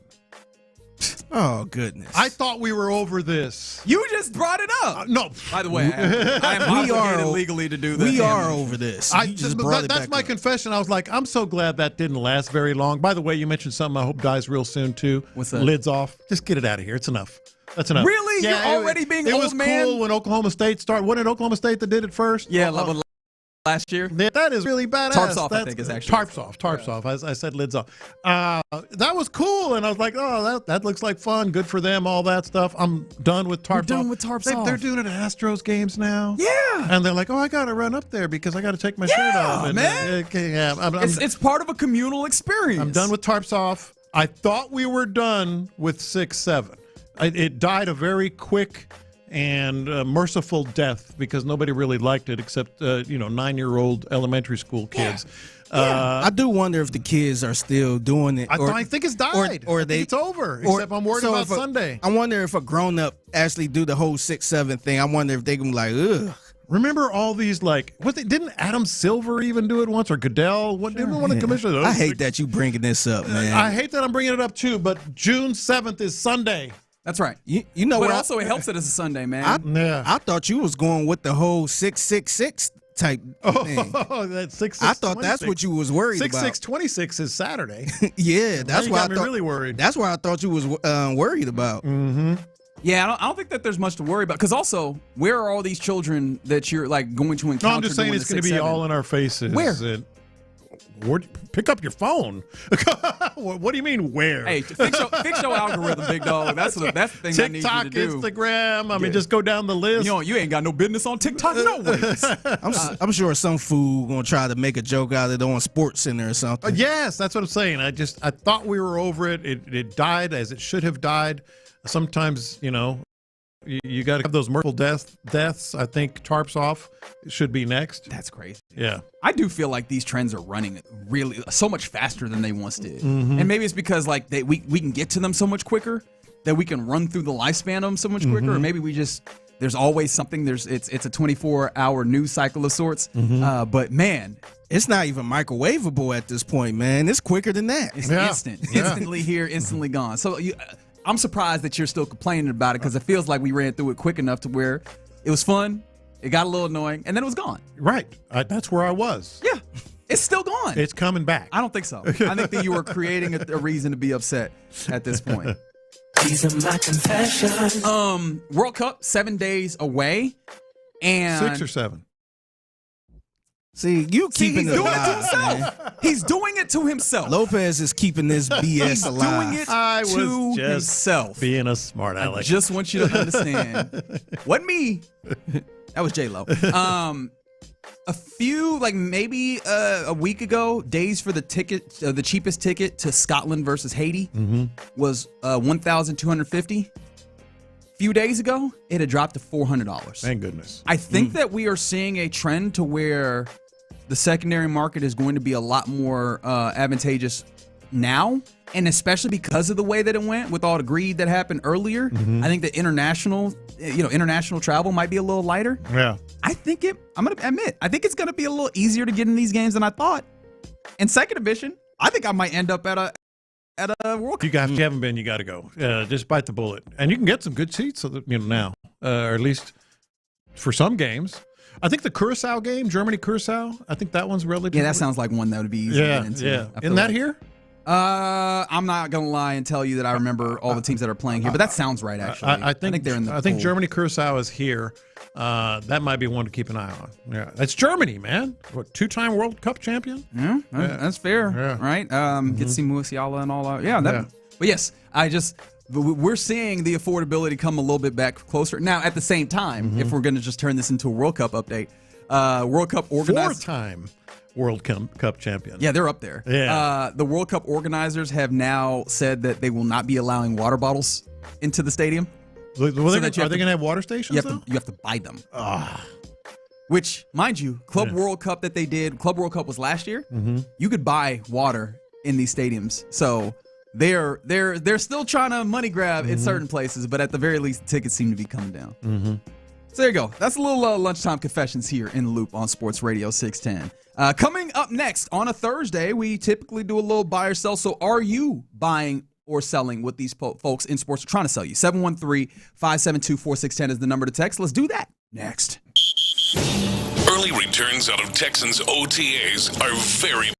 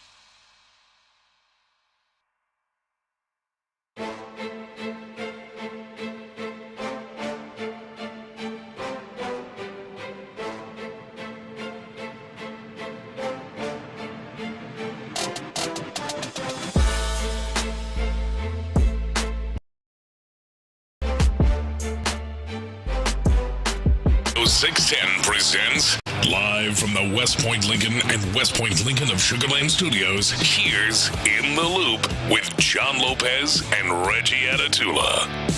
Yeah, you're in the loop here on Sports Radio 610. Appreciate you rolling with us on this Thursday, wherever you are, however you may be listening. Thanks for making us part of your day. Right now, though, on a Thursday, we like to do a little buy or sell. Are you buying what these various folks in sports are trying to sell you? Let us know and play along on the text line, 713-572-4610. John Lopez, what you got, man? All right, I got a couple things for you here, and one of them I'll start with. We're actually going to talk about it a little bit later, but I do want to get into it here. Nick Caserio, and I'll paraphrase, I don't have the exact quote, regarding Tank Dell. Probably training camp. We'll see him. Probably training camp. You buying or you selling? Buying 100%. In fact, I'm going to over leverage my personal portfolio on Tank Dell training camp stock because they have played this very, very slow with Tank Dell. Remember last year? Hey, are you willing to give us a timeline? No, we'll let you know. Basically, has been the way that this is happening. But every time they told us that they weren't giving us a timeline, they were also giving us. But he's in good spirits, and he's working real hard to get back. And no all one these works things. harder. Remember, we kind of, I'll put it on myself, had a little bit of an anxiety attack, a little existential moment when at the league owners meetings, D'Amico Ryans was asked about, Tank Dell for OTAs. He's like, I'm not sure if he'll be ready for OTAs, but we'll see. Yeah. That was relatively recently where we were looking at that they were unwilling to give us any hard line timeline. Now you get Nick Caserio on these very airwaves with Payne and Pendergast going, yeah, you should be ready for training camp. Yeah. That is something that is a clear departure, which means that they have a large amount of confidence that he'll practice then. I'm in on it. Figgy? Yeah, I'm going to buy it too. I think now when you think about it, it seemed like they were kind of taking it day by day with him. They didn't want to rush him back. And then I think they really care about him that much where they just kind of took it easy. So I think I'm not sure if he's going to be out there just, running with the ones or just going crazy out there. But I think he will have a helmet and pads on at training camp doing some things. Yeah, I'm buying it as well. I feel Figgy kind of touched on it. I think he'll be there. I think they are slow playing it, as you said, Reggie. I think he'll be there at training camp. I think he'll be there the first day at training camp because he probably could go right now. In fact, there's some reports I'm seeing that he even grabbed his helmet today, but we'll get to that later. Ooh, he touched a helmet? He touched a helmet. But all that I think is I'm buying. It's really just going to come back down to what level. To what level is he actually going to perform? No, that's the big question that we have to get to. He'll be there. Oh, I'm in. Right. What Tank are we getting is still the biggest question that we can't get to, but it's because we're waiting on where is Tank. Yeah. All right, Knicks beat Spurs last night in game one of the NBA Finals. Afterward, Wembanyama was asked if he was worried. He said, quote, "I'm not worried in the slightest." This is tough because he is a genuine dude. He's not, at least early on in his tenure, does not feel like he has given us, just athlete talk or what have you. I'm selling this though. Because this is one of those instances, much like, I can't remember which team, where you go back into the regular season and there actually is a track record of the Knicks getting after the Spurs. So even with the Spurs getting out and having leads, including a 14-point lead late in this one, the Knicks have triumphed over the Spurs a lot this year, which I think would create a little bit of concern as to, do we have a capability of getting over this team or do they have our number? But I think for the most part, I understand where he's coming from, that you can't be too afraid. You're in the finals right now. Figgy? I'm actually buying it, man. I think they've been playing amazing during these playoffs. So I think this is only game one, and I think the good thing about having these type of series, you could adjust. So I don't think he's worried at the game one. I'm actually buying it as well, but that doesn't necessarily mean that they're going to flip a switch and everything's going to be great. I think he has the confidence. I think this comes down to the confidence he has in himself. I think he's sitting there saying, "Oh, I've done it before. Oklahoma City gave me some trouble here and there, and we responded, and I got the job done." I think he believes it. I think he's not worried in the slightest. Kind of like in a weird way kind of like the team. That doesn't necessarily mean that he shouldn't worry. That doesn't mean he shouldn't worry. I just don't think he is. Regular season split 3-1 in favor of the New York. Yeah, and they won the in-season tournament over the Spurs, right? Or sorry, 2-1. But they won the including that one. Mm-hmm, including that one. All right. Are you buying or selling this? This is from Andrew Barry, who traded Myles Garrett to the L.A. Rams. Talking about Jared Verse, who we got in return. He's one of the best players in the league. He's outstanding. He is outstanding. He's outstanding. One of the best players in the league gets a little rough, a little tough for me there. I'm going to sell that just off of that, but the spirit of this, I actually really do believe, because he's incredibly young. He's been a Pro Bowler both of the years he's been in the league, and the pressure percentage that he puts up is sick. The only thing that holds me back is that he has yet to turn that pressure into the actual sacks, the actual factual, the thing that ends a play, ends a drive. In all reality, as we know, that sack means more than the pressure, even though pressures are valuable. And the question I ask is he capable of doing that still without the likes of Poona Ford, without the likes of Kobe Turner, the way that the Rams defense would kind of had him? Not to say that the Browns defense is any slouches per se, but that was in part because of Myles Garrett. So I think that he's still going to be very good. Best in the league ends up being real rough, real tall. It's a hard prospect for me to get there. So I'll sell it. What do you think, Figgy? I'm actually buying it for the simple fact that he was the one player that made him really, trade Myles Garrett. And we've been seeing the stuff talking about he wasn't really, I guess they've been in communication with the Rams. But then when they offered Jared Verse, it's like, okay. Yeah, so it's been 4 months that Les Snead has been working on this. Yeah. So I think he probably really felt like that. Of course, it's not going to be a Myles Garrett. I hate that people keep comparing it like, oh, that was Myles. Like, you're not going to get another Myles Garrett back. Yeah, I honestly think he really believes he could be one of the best players in the league. Well, I think he believes that, but I also think there's an element of I don't agree with it. Little public relations working here, in terms of I know you guys are probably a little wilding out about trading Garrett, but he. Look what we got over here. Look at this. Right, all right. So best in the league is Jared Verse. Well, clearly not better than Myles Garrett. Better than Max Crosby? No. Better than Micah Parsons? No. Nope. Better than Aiden Hutchinson? Nope. Let me see. Who are my other names that I have? Heck, Daniil Hunter. better than Neil. Better than Will. Better than TJ Watt? Yeah. No. Still no.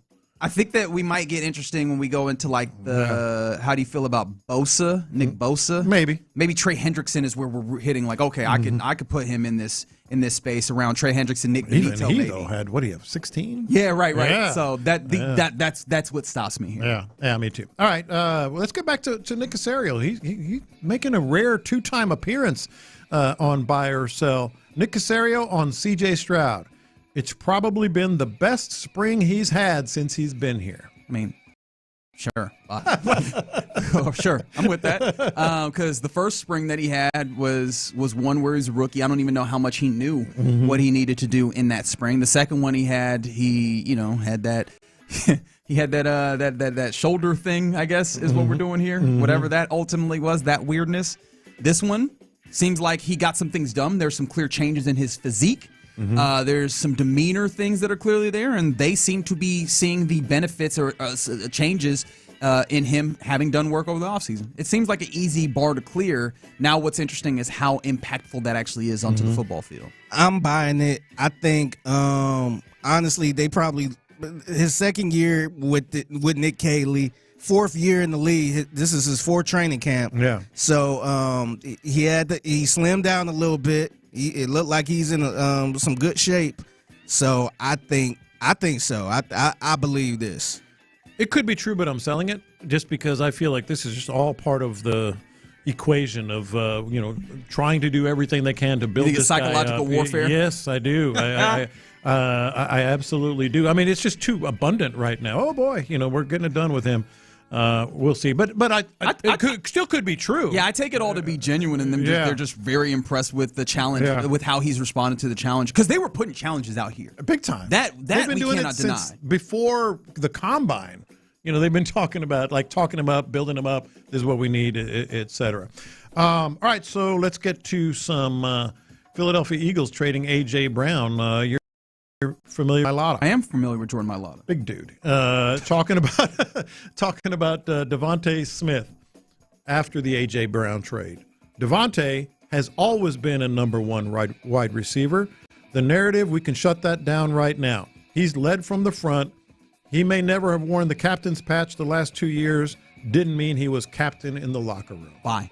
Mm-hmm. One, hey, you remember that he won that Heisman that one time? Yeah. Like, this is a really good player. They just had a embarrassment of riches there with Philadelphia. Two, his demeanor is one of like just a real dude. Mm-hmm. If you see any like the mic'd up types things, like he's just real down to earth, real good dude.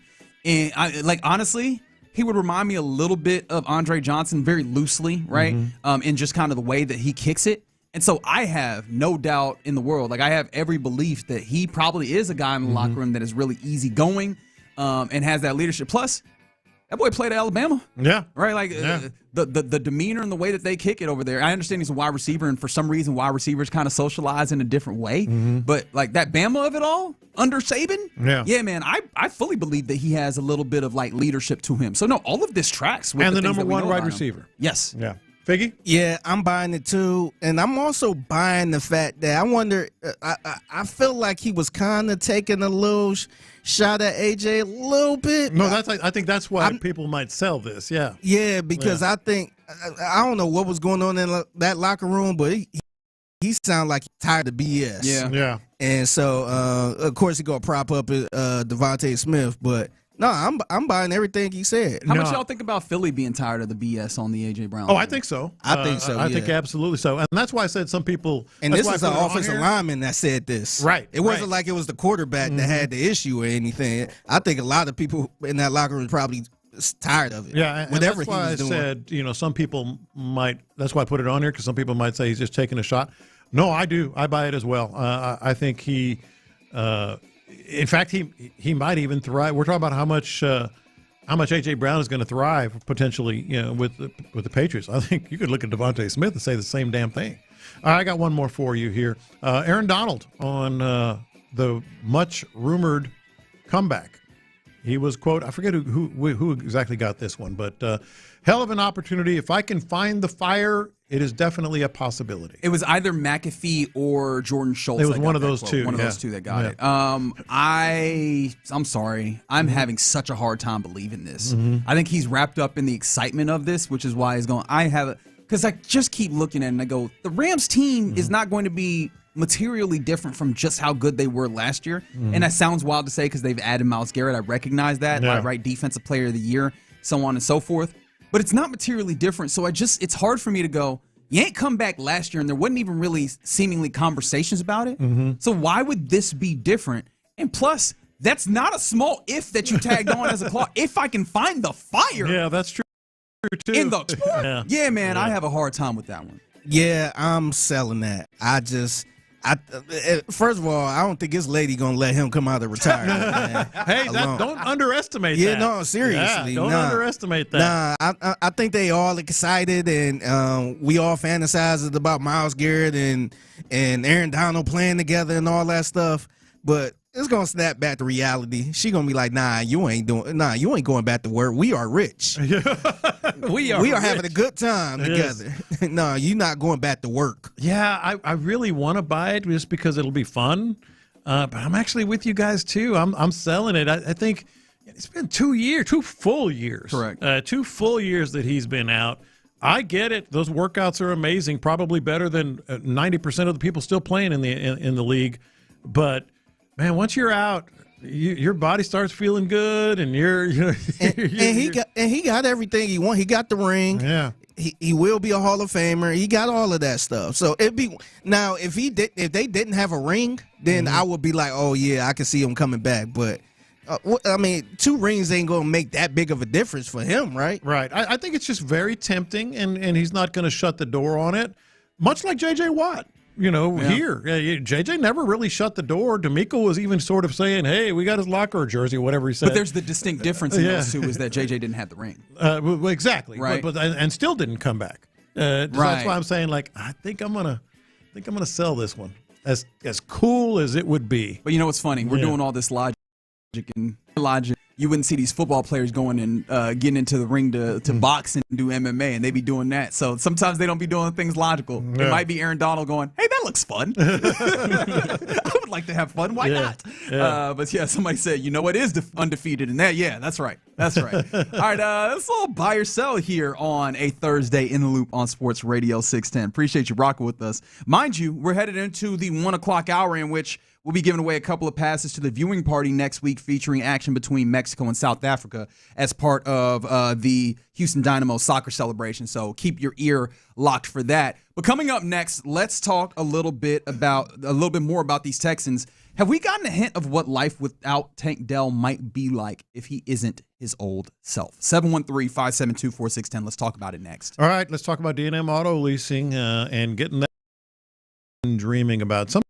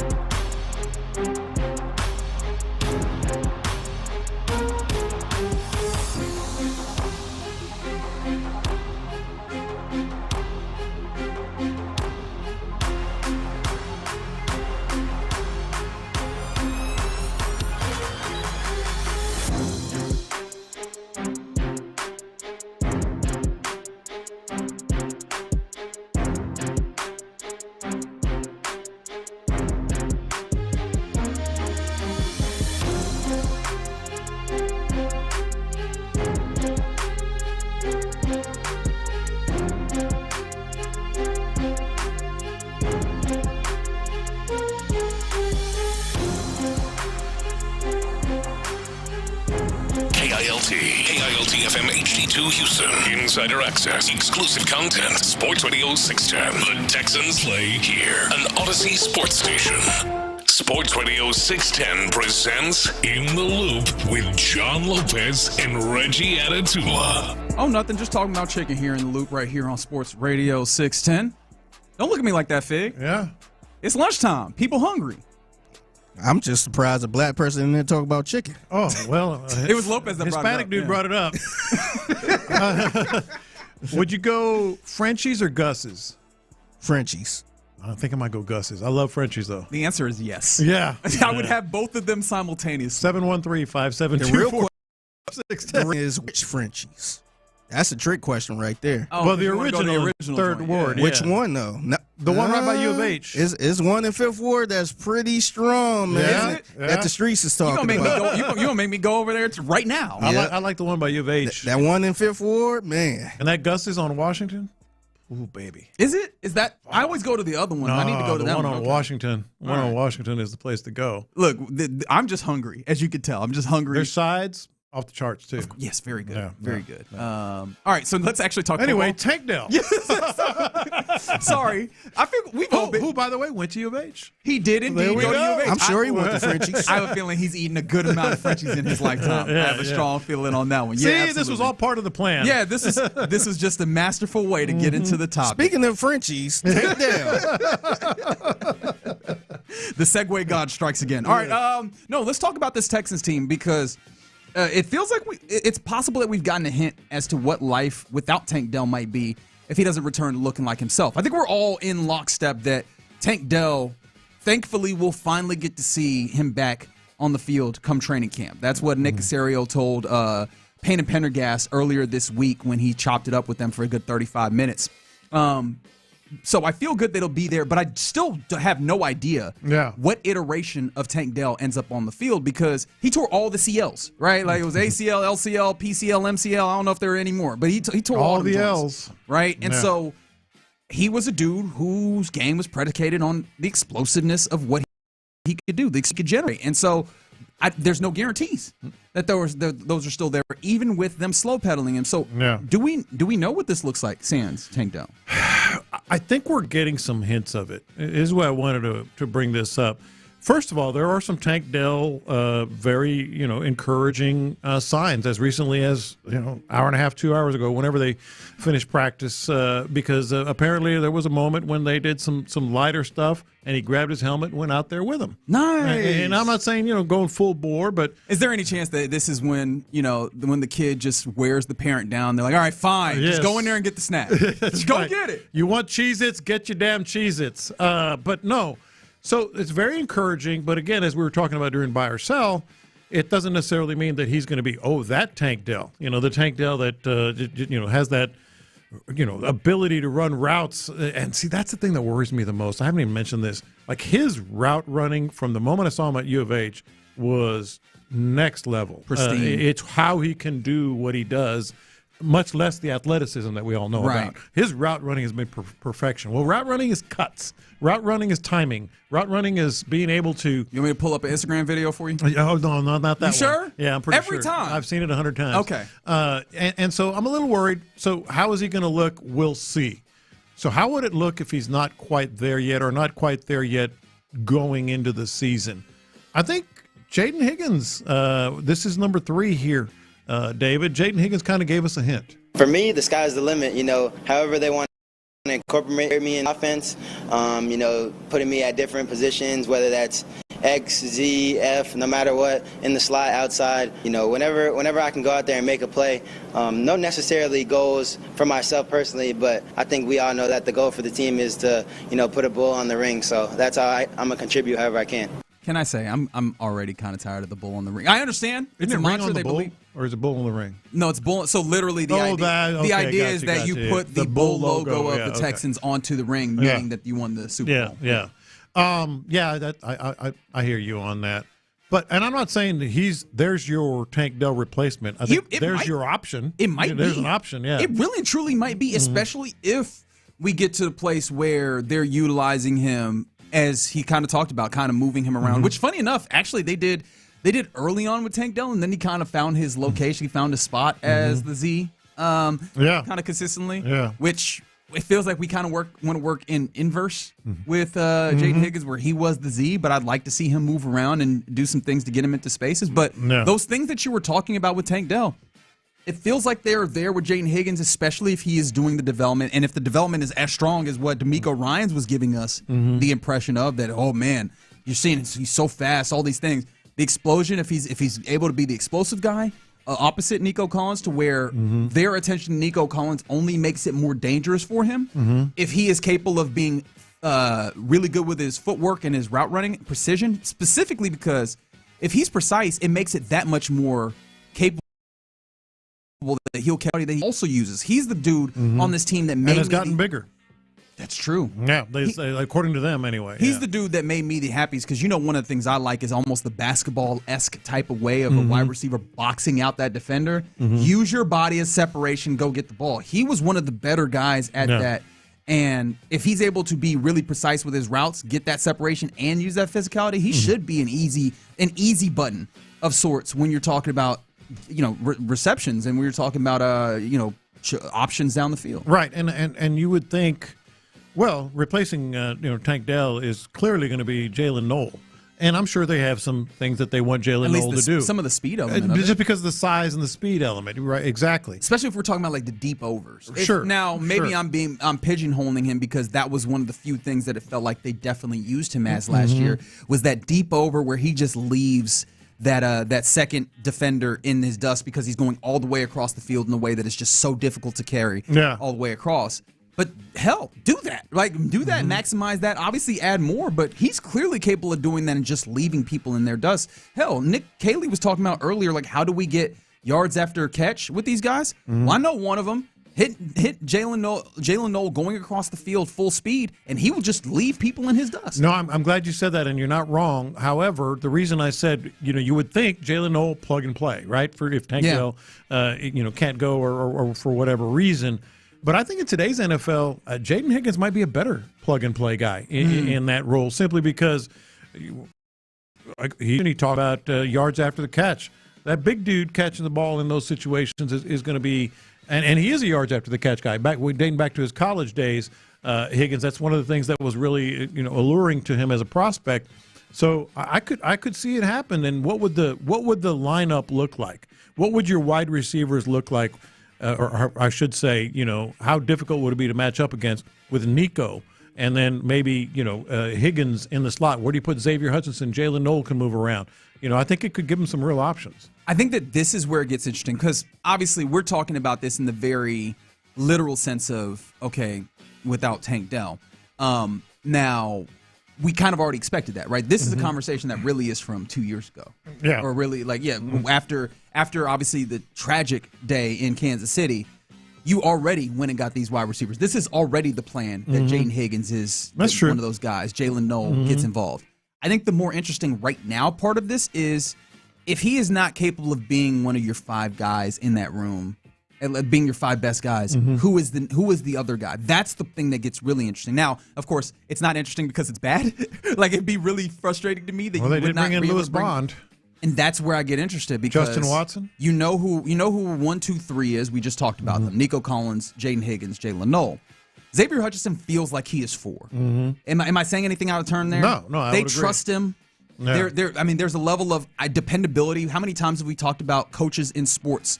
Especially when we go away from like the top end, where it's just like really high talent. When you start getting to the middle, I don't think that there's a thing that a coach enjoys more than, I know exactly what I'm getting out of this guy. He may not be the absolute best, but I know exactly what I'm getting. It's not going to be less. Maybe it's not going to be more, but it's not going to be less. I know exactly what I'm getting, and I think Hutchinson kind of gives you that. So that's 4. Is it Lewis Bond as another kind of slot guy? Well, I think he's going to get every chance. Justin Watson feels like just the veteran nature of it, he will get an opportunity. But, what do we know about that portion of this if you do not have Tank Dell? No, and I think, you're right. It's sort of been part of the plan. And maybe part of the reason that you feel, good about Tank Dell is because of the videos and the stuff we've seen today and all that stuff. It's still available if you want. I can pull up the video not that right video. now. I'm talking about the one from today of him running around. He's, but I keep it loaded on my phone. Small, it's right there. It's just him right getting in and out of breaks. Right at your fingertips. Yep. But, man, I mean, the fact remains, and you hate to say this, but he is a small dude that had lower body injuries that was about as bad as you could get. It just, you have to start thinking about these things, and I think they are. I think, that's why we heard this from and that's why they're doing this with Jaden Higgins. It's funny, though, because we're talking about this exclusively with the wide receiver room. How much of this is when we're talking about, if, again, assuming that Tank Dell doesn't return to his old self, how much of this can also be replaced by tight end production and running back production? Oh, I think that's been part of the plan all along. They just didn't have the bodies, or they had injuries. I think they really want to incorporate. Talking about any personnel today. Yeah. I think that's one way to use 3 receivers you can count on, and then whatever you want out of the backfield. Whether it is also a tight end coming out of the backfield or 2 running backs, Woody Marks being one of them. Of course, so I think that's been part of the plan, using the tight ends. They brought in, and we heard this week as well. We got a guy that can really catch the ball. We got a guy that can really block. We got a guy that's kind of a hybrid. And we have Dalton Schultz, who can do a little bit of both. No, I think tight ends is absolutely part of this. Splitting the tight end, that's going to be in play as well. Yeah, I think that this, if we're talking about coming back from injuries, this might be a little bit of, how does Brevin Jordan also look coming back from injury? Yeah. Right? How does Marlon Klein acclimate early on, being a dude who clearly has some athleticism? How does that then how's that then utilized? I think those are things that I then also bring up as plausibilities in. Brevin Jordan's very interesting. Yes, because they've talked about him, and we've seen it a little bit Heard in it camp today. circumstances. They've talked about him like he is a freak almost. No. And that's kind of what we're talking about. Tank Dell was a freak. You can't undersell. Tank Dell, come out of college, was a freak. In part because you're like, no way the dude that small should be able to do it. But even if you made him bigger, he was a freak. Yes. And so how much of that freaky nature returns to the football field, I don't know. But do you get some of that out of like a Brevin Jordan? You know what I mean? Is the question that I ask. Like I said, I feel the tight ends. And Nick Haley speaking today, by the way, if you want to go back and listen, you can on SportsRadio.com or the app. I think he really alluded to that today about just, he said, I'm biased, but we got some tight ends that we can do some things with now. I think that's going to be all part of the plan, maybe all part of the backup plan. Can I ask you, and I ask you to be honest here, I know that you genuinely are, but I just want to make that clear on the front end here. Do you think that this Texans team has gotten better about like being realistic about their guys? Because the Tank Dell. What made you say that? The undercurrent of what we're doing here with Tank Dell is maybe they're operating off of hope that he returns, but also maybe they are actually being realistic about what he will be when he comes back, and they just know that he will actually come back and be fine. Because again, they've taken this slow, but he's finally getting back. They know that they know confidently that he'll be there for training camp. So maybe that slow play was we are waiting until we know that he will be what we expect. Because there was a point in time where maybe you could have said that they were living in the hopium, like let's say the Christian Harris injury and return. I don't know that they were like, hey, is he going to be that same guy? But then you bring in EJ Speed, and they're pretty honest about what they think this might be. Does this feel like it's akin to that? Does it feel like they are playing this where they're being honest, or does it feel like they're operating off of hopium that Tank Dell returns to who he is? I think they have, and they've shown us that they can do a little bit of either or both. Right. Like if the injury is somewhat vague, and Christian Harris is a much better example than Joe Mixon because that was an actual, like, what's going on. Right. And so I think they can be vague like that. I just think they feel really good about what the doctors are telling them with Tank Dell. So it was part of that, but they clearly have the confidence that he's going to be able to come back. Yeah, the reason I bring that up is because none of us talking about this have insight into this. We haven't seen it. They're the ones who would have the most insight. And so I guess the question I ask is to trying to get to the heart of this, which is how much can we trust the way that they are handling him to tell us what he is going to be? I think the way they're handling him is telling us how it's, at least how they feel it's going to be to start with in terms of health. And again, production, ability to cut, ability to sustain, that's a different story. Yeah. I guess ultimately it sucks because we can have these conversations, but the ultimate place that we have to leave it is we will see in training camp. But at the very least, we will see in training camp. Yes, we will. Barring they put a date on it. Barring something absolutely catastrophic, which God forbid, right? Knock on wood. But there you go. You're in the loop here on Sports Radio 610. And as I've mentioned a couple times during the show, 7 days until the biggest tournament of sport in the world gets going. And this Summer Shell Energy Stadium is your destination for the packed schedule of international matchups, live music, watch parties, and more, all part of the Houston Dynamo soccer celebration presented by Kroger, Houston's home for the World's Games. So let's do a little giveaway, why don't we? Caller number 7 right now will win 2 passes to the viewing party on June 11th. Again, a week from today, featuring action between Mexico and South Africa. Passes are courtesy of the Houston Dynamo. And all you got to do in order to get them is be caller number 7 right now, 713-572-4610. All right, you're in the loop here on Sports Radio 610. Coming up next, about that time where we hand things over to Figgy Fig for the mixtape. What you got, man? Yeah, today is National Cheese Day. So hell yes. What's your favorite cheese? I might have to clear out on this on this topic right here. Would you like the list alphabetized? Hey, it's a list out here right now. I'm gonna go through that list and I'm gonna write one down like I did with the song with the rock bands. I'm gonna write my list right now. Yeah. 713-572-4610. Send y'all's in. All right, let's do that next. Payne and Pendergast. Nick Casario, Texans.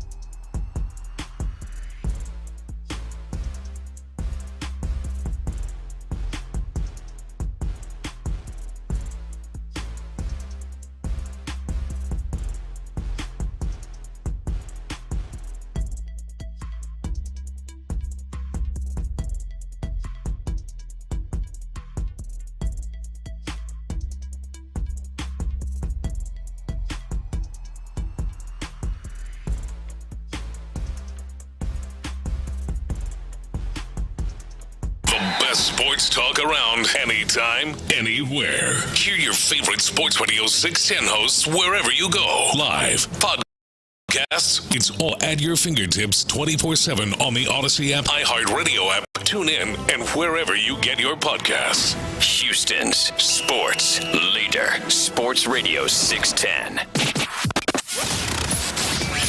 In the Loop is powered by Mokaram Injury Lawyers. Heard in an accident? Call Mokaram Injury Lawyers at 281-222-2222. That should have come to expect it. Pass the aux cord and crank up the volume. Figgy Figs in the driver's seat. Sit back, relax, and enjoy the ride. It's time for Figgy's Mixtape on Sports Radio 610. Yes, it is the Mixtape in the Loop, Sports Radio 610. It's your man, Figgy Fig, holding it down on a Thursday. Happy Thursday to everyone out there. Man, I'm looking up at the TV. I see trade market for Jared Scooble. Yeah, I'm man. like, whoa. Astros need to get in on this one, right? Well, I mean, I don't with what money, with what assets. I would say, just like if you allow Mortgage me to the dream. future. Here we go. Hunter Brown, Spencer Getty, Tarek Scooble. Gross. Hey, that would be fun. What? Yeah. That'd be a lot of fun. Sorry, I wasn't listening. I just finished my top 10 list. Okay. I did not hear a damn thing else. Some of us was out here thinking about sports. This man over here Think about cheese. I've got my top 10 list off the top of my head, so I could maybe He's like, do I put Gouda on here? Switch. I don't know if I should That put was a Gouda on question. here. That was a question. Yeah. I know. I can see it. Happy National Cheese Day. Today is National Cheese Day out there.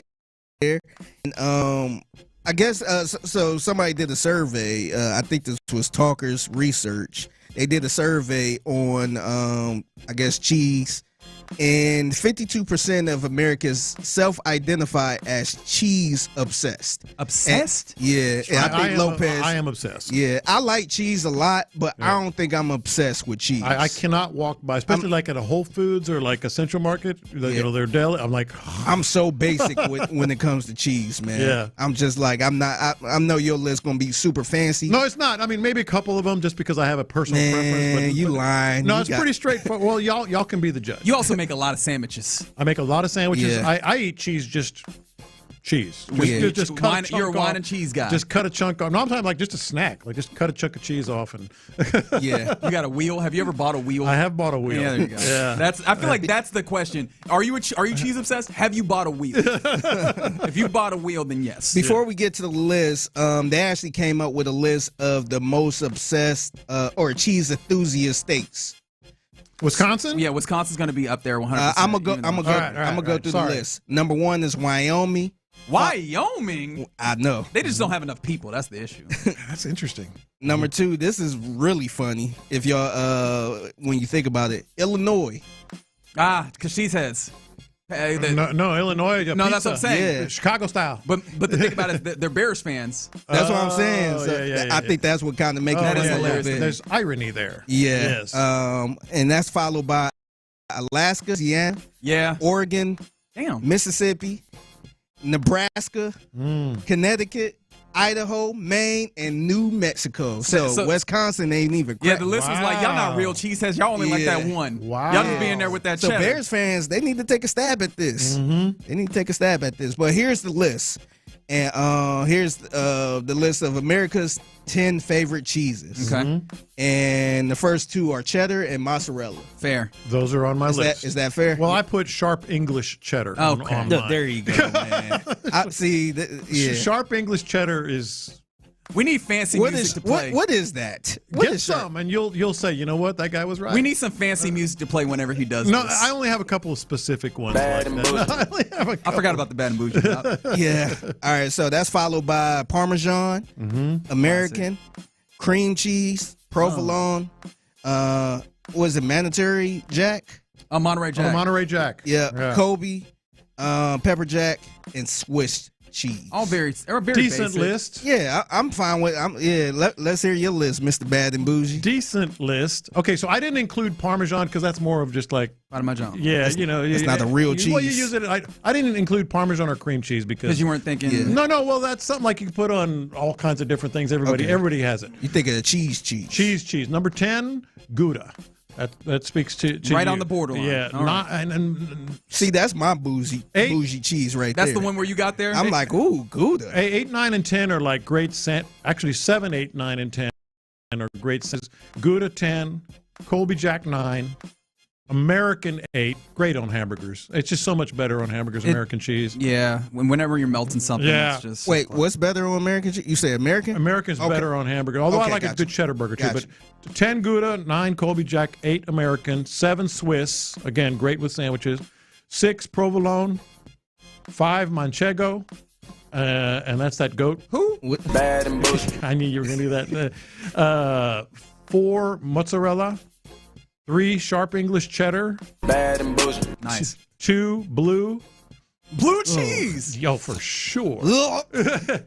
And number 1 Fontina. Fontina is the bomb. Okay, I thought you was gonna give me a cheese from Italy. I could have when you was overseas somewhere. I tried this cheese in Rome. There's people that are very disappointed that Munster didn't make the list. Yeah, it's hot and cold, so to speak, and it's very particular that you use it for. When you talk about sandwiches, Havarti has been. Havarti is great. I can't believe I didn't put that on there. That is my secret weapon, man. I put that Havarti on there. I feel fancy as hell, brother. Yeah, Havarti is great. Okay, yeah, I'm pretty basic with the cheese. Like I'm not going out my way. I'm good with cheddar cheese. That's probably my favorite. Yeah, I'm good cheddar. Give me cheddar cheese on a burger. I'm happy.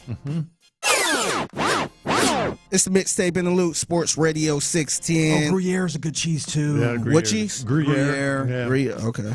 Sorry, I haven't tried it, so maybe I'll try it. We gotta get you. We gotta get you like just the varying of sandwiches with these cheeses. I need to go to like a cheese tasting contest or something. I don't think that's the way to do it. I think we just got to do some sandwiches. Yeah. It's a Mixtape in the Loop, Sports Radio 610. Lopez, you better be happy nobody pulled a gun out on you. What? In these offices, man. Whoa! Pulled a gun out on you. Yeah, because I think you be doing some wild stuff. You actually did something which I think somebody probably could have pulled a gun out on you here. That's really aggressive. Pulled a gun out on me. I'm very uncomfortable on you with this right now. So let's go to Myrtle Beach, South Carolina, where an officer actually crashed out on one of his co-workers. An officer pulled out a gun on an officer? All right. A former Myrtle Beach police detective is facing charges from the State Law Enforcement Division, SLED, after they say he pulled a gun on another officer over something that he was cooking. State police say it happened Saturday. 36-year-old Michael DiBiase confronted a patrolman who was warming up fish in the microwave, which caused an odor in the office.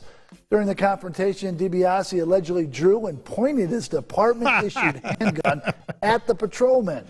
SLED asked to investigate and said that the former officer was booked into the area detention center. I would have loved to be a fly. I don't want to be in that room when that happens because that's going to be really scary, but I would love to be a fly on the wall just to see how that went down. Wait, you're warming up fish in the office microwave? Goodness. Take it out the microwave right now. Maybe a Why would slight you do overreaction. Step away from the microwave. Like, hey, man, just imagine that officer. Hey, man, I'm just warming, man. Yeah, but it's fish. Unbelievable. Like, there's no other ways to de-escalate the situation. Well, apparently not. Than immediately going to the Roscoe. Maybe he should have got the nightstick or something. Yeah, man. Like, we couldn't even get the taser. Tase him. Okay, yeah, you're right. Just tase him. Look, if the story had gone tonight in West Palm Beach, one officer tases another after he heats salmon up in the microwave, I'd have been like, yep. Tracks. Makes sense. Less than lethal force is I think the bar when somebody heats up fish in the microwave. I got a question for y'all. Y'all can text in 713-572-4610. What are some things metaphorically you will pull a gun out on somebody in the office? Metaphorically, in the office? pull a gun out. Something somebody do. To me, this is the first thing I thought about. Seeing dip or gum in the urinal. Oh, that's good. That is so good. Yeah, that ticks me off every single time. Especially with the gum. Yeah. Because the gum ain't going nowhere, man. Somebody got to take that gum out. Yeah, and that's the thing that gets me the most. Like, who do you think is going to clean? I mean, but who do you think is going to clean this up? You just care that little, you know? To me, that's similar to littering. Exactly. It's worse. You got to stick your hand in there, man. I mean, get that stuff. Yeah, I think that's a good one. That's worthy of a metaphorical. Yeah, I got a few more. I think you guys know what would have turned me into Marcellus Wallace. It's just, hey man, reply all again. Mm-hmm. Reply all again, and I'm busting the. Yeah, that's another one. I actually got that on my little list. Mm-hmm. The reply all, like, it's one thing to reply all, but doing it for something that ain't even important. Yeah, it's just like, man, come on, man. Like, I'm not too mad at the happy birthdays that's or a shot at Andy Hudak. Oh no! I'm saying I'm not. See, that's the type of stuff I don't have an issue with. No, I know. But when it's something so stupid, where you be like, why does everybody keep replying to this stupid email? I know. I'm with you. Probably worthy of Yeah. Another one. This one gonna hurt me to say because I'm a fan of hers. Briley, who works with us. Yeah. That burnt popcorn, man. If you keep doing it over and over. She burnt popcorn? Was that her? Yeah, that was her. She did it like 3 different times, man. Dude. In her defense. It takes 3 times? She was using the popcorn button on the machine. The machine is just never messed up. use the popcorn button. You got to time it. Each bag is different. You're going to burn 1 or 2. 3 is too much. After the third one, the gun gets pulled on you. Don't y'all do that? Like on my microwave at home, it's... Oh, I don't eat popcorn. It's a useless food. Oh, that's food. right. For me, it's 2 minutes and 25 seconds. Don't ask me why. Don't ask me why. The popcorn button is like 3.5 minutes, and it's burned. Yeah. See, what I do, I will hit the popcorn button, but I stick around. Then you stop it, Yeah, because I was told to listen to see if the popping slow up. Yeah. Once it slow up, I take it out. That's what I did until I realized it's at 225 is the perfect. Again, it's so weird, but on my personal microwave at home, 225, perfect popcorn. All right, man. 3's too much. Yeah, that's a little too much. Love her to death, but 3 times pull a gun on her. within a week. By the way, I think it was within a 2-week span. So it's like, you keep burning this popcorn. Yeah, because the funny thing is, as soon as somebody over there was like, "Dang, it smell like burnt popcorn," everybody popped their heads out like, "Yeah, man, somebody was burnt the popcorn." Somebody burned popcorn. I didn't blame her for not telling nobody because everybody instantly ganged up. And then you see her with her head down, and you're like, "Oh, she did it." It was an instant mob of people ready to find the person who had burned the popcorn. It kind of make you have sympathy for that cop that pulled the gun out. It do. It's like, all right, I understand now. I understand now. And the last one, to me, just somebody asking pointless questions in the meeting that you're already trying to get out of. Yeah. Like, all right, man, come on, just wrap it. Talk. You could have asked that after the meeting. Yeah. Honestly, I'm more upset at the meetings that are entirely unnecessary. Oh, this could have been an email, that thing? Yeah, I think people overdo that because some of those meetings, I'm like, hey, if you was listening, that actually was some important stuff in there. But there are indeed meetings where you go, so why did we do this? Yeah. Those are the ones where I'm like, hey, man, you and Smith and Wesson gonna have to meet. You know what I mean? Yeah. And by the way, shout out to Lynn Cannon, KHOU. They actually talked about this story as well. And I think he might be more like John Lopez than I would have thought. Who? Here's another one for you, Lynn. Lynn Cannon. A police detective in South Carolina is facing charges for allegedly pointing a gun at another officer, all because that officer had microwaved some fish at their police station. I'm taking this person. The Myrtle Beach Police Department says 46-year-old Michael Tobias was immediately placed on leave, then fired and charged with pointing a firearm at a person.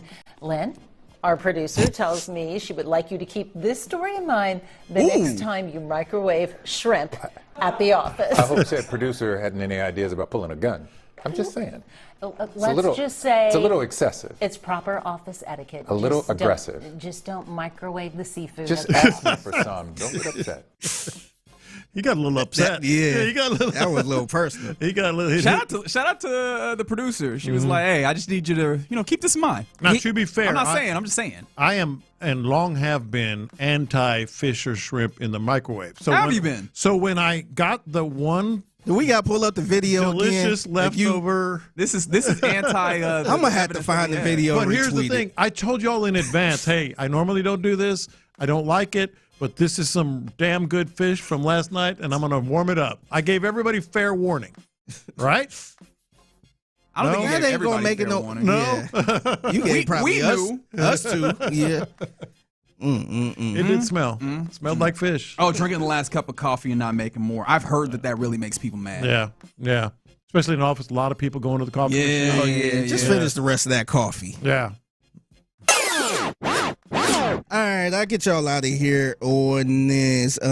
Shout out to one of our listeners. I was at this place called, I want to say, Wing Quarters, and I was just there kind of chilling. And hey, you fig. And so I got to talking to his name is Harvey. So just a quick shout out to Harvey. Can I slide a shout out in here as well? Mm-hmm. Yeah. We were out of steak night last night, and somebody came over and was chopping up, and he's like, introducing themselves to everybody. He's like, oh, Reggie? Oh, I listen to y'all. So shout out to Ali, who came over and said what's up. So shout out to him as well. Yeah, shout out to Harvey. Shout out to Lee. Ali. You said Ali. Ali. Oh, I thought bad. you said Ali. Shout out to Ali. Shout out to Harvey. It was cool, man. Cool. By the way, shout out to Tabitha. She was actually cooking the food I was eating yesterday. It was funny is she had no idea who I was, which is no breaking news. How does she not know about the superstar that is Figgy Fig? Because it's funny. I bring that up because Harvey was like, "Hey, is that so and so? Is that Figgy from the Red?" She was like, "I have no idea. Like I don't know." And so he ended up coming up to me. Yeah. So she was just like, "Oh, sorry, I have no idea. He's all into that sports stuff, and analytics, and all. He be listening to everything." Who's Figgy Fig? Yeah, she had no clue. But shout out to Tabitha over at Wing Quarters. Pretty good place, by the way. Very nice, very nice. All right, another fantastic edition of the mixtape here in the Loop on Sports Radio 610. You catch it every weekday at 1:20 p.m. And if you see something out there as you're living your life that you believe to be mixtape worthy, hit our guy up, Figgy Fig, on social media at the Figgy Fig. Or if you see me out and about, say what's up. Say what's up. I'll give you a shout out. He's not hard to identify. Just like, oh man, look at the locks and colorful. That's the man. That's him. Yeah. Make sure you say what's up to the man Fig. All right, you're in the Loop on Sports Radio 610. Coming up next, we'll get ready to hand things off to the fellas of the drive. But I don't know if you realized, All-Star voting has commenced in baseball. Even as weird as the season has been to this point, is it possible that the Astros could have 3 All-Stars? We'll do that next. All right, you guys, we've been talking about this, the world's biggest soccer tournament.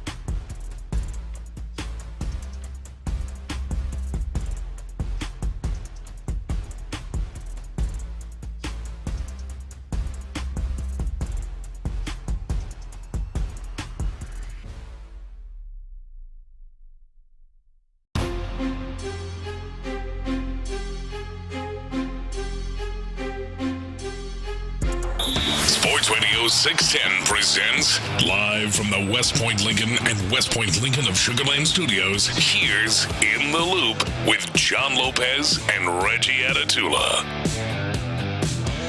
Yeah, you're in the loop here on Sports Radio 610. Hope your Thursday is going well. Only stands to get better once the fellas of the drive take over here in just a little bit. But John Lopez, Reginald Atatula, Figgy Fig, and David rolling with you here on this Thursday. I don't know, did you realize this, John, that All-Star voting had started? This morning. Because it started yesterday, right? I believe so. Yeah. And so I was like, oh, man, that's fascinating to see that that's the case.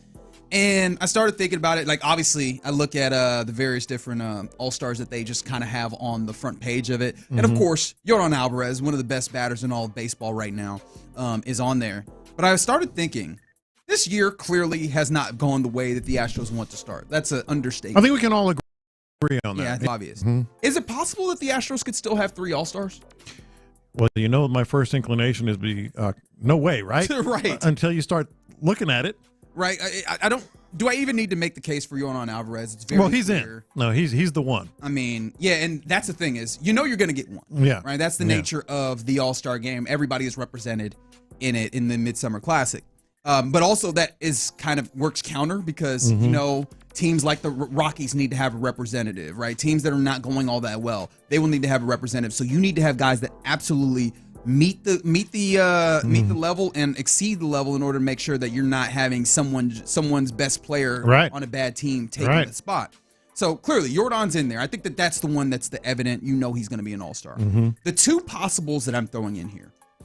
Can I interest you in Christian Walker? Yes, absolutely. Here's the thing. Well, give me your other one too, and then we can kick it around because I feel as if he should absolutely, positively be an All-Star. Do you realize that he has more RBI than Yordan? I never think about it. He's got 45. Yordan's got 44. Isn't that crazy? It kind of is, but it's kind of been a nice. Well, some of that is because Yordan has not been able to deal with people on bases ahead of him, right? Because of the way that the top of the line. But even home runs, Yordan is like, he hits a home run every night. He leads the AL, I think, right now in home runs. Yeah, because the bases, like I said, the bases had been empty. But I'm saying even home runs, he's got 21. Walker's got 16. He's got 16 home runs. Shout out to Christian. He's like right there. Well, ahead of him in RBI, but right there in a lot of these categories. Now, clearly the walks not as much simply because people don't want to see Yordan. Right. Correct. And OPS, but his OPS is 817. Yeah. Now, that's one of the ones that I imagine actually gets pretty tough because first base, you wonder. That's where I was going to go. That's where I was going to go with it. We can look at it here in a minute. Yeah. I'll give you the other guy that I was thinking about, Spencer Arrighetti. Spencer Arrighetti is going to be a very, very interesting call. Right now, he's not a qualifier if you're looking at ERA, but if you were looking at ERA, I believe that he's either first or second in the American League in ERA right now. Now, he's only pitched 51 innings compared to Cam Schlittler has 76 in a third inning, and he has a 1.89 ERA. Parker Messick has pitched 69 in a third innings, and he has a 2.21 ERA. But Spencer Arrighetti with 51 and change, I believe, innings. He has 7 wins. He has a sub 2. Yeah, seven wins. He has a sub 2 ERA. Like that's one of those. Yeah, go ahead and sign him up as an All-Star automatically, assuming that he becomes qualified, which I think he should if he continues to pitch the way that he does towards the All-Star game. Well, and that's qualified for league leaders and stuff, right? But I think you need to be a league leader for people to think about. I don't know about that because the manager names the other pitchers, doesn't he? Yeah, I guess that's true. Yeah, so John Schneider. Yeah, okay, so that one actually is going to be easier. Yeah. The most difficult of the 3 that I'm putting up is going to be Christian Walker. I think it's going to be Christian Walker. First base is always loaded, and their record is not going to help him. That the fact that they're 7 games under 500 is not going to help him. But he absolutely, positively, in any other world, should be an All-Star. And when it comes to Arrighetti, how much of the, been there, done that name recognition is going to come into play? Now, people in baseball know, and the manager and his coaching staff are going to pick the subs, the pitchers. So I guess there's a chance. If you had to bet, and the All-Star line, so to speak, is 1.5 Astros. I go over. I think you get 2. You do? I would like to get the 3rd, but here's the thing that's happening in the AL. First and foremost, at first base, don't forget, Ben Rice has been just, I don't know if quietly is the right word, but he's just been over there cooking with the Yankees. OPS over 1,000, right? He was the dude who was kind of leading in OPS when we're like, look at Jordan. It's like, hey, actually go look at Ben Rice. He's kind of doing this right now. He plays first base. Nick Kurtz, obviously. Those are the 2 I thought of, yeah. But don't forget, sometimes just having a really fun story does something for you. And I take you to the south side of Chicago where Munetaka Murakami, the rookie out there for Chicago, he's been having a great season. He's the one who leads the AL when it comes to first baseman home runs, 20 home runs for him. I think that those 3 guys make it so that it's going to be tough. Unless Christian Walker. So you think it's going to be Arrighetti? I think it's going to be Arrighetti, and I think it's going to be Jordan that are your all-stars representatives. Because Jordan is just chalk it up. Yeah. I mean, he's on talk show. I mean, wherever people are actually talking baseball. He's in. Don't even. Right. Yeah. Don't I even. think that Arrighetti, especially what you talked about, right? Managers are going to be able to look and see that Arrighetti has been absolutely dealing this year. And I think that, again, as he becomes qualified, people, when they look up, oh, who are the ERA leaders? Oh, shoot. Here's Spencer Arrighetti. I think that makes it easier.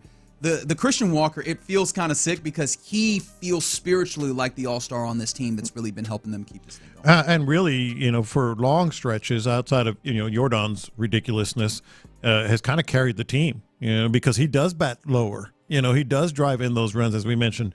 And he's just been a great story, too, compared to how it started last year. And it's also a little bit closer to home, but it's been quite a relief after last year. After all of the scare of, oh, man, is this Jose Abreu again? Did you pay too much? As the window is closing, did that's what I'm saying. Great actually story. Go and spend in a place where it didn't show up? And nope.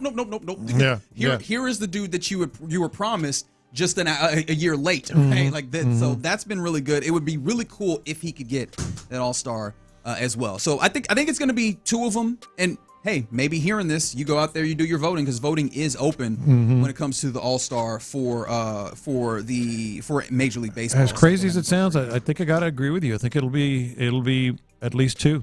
Yeah. Yeah, I hope so. All right, well, we're about to cross-talk with the fellas of the drive here in a moment.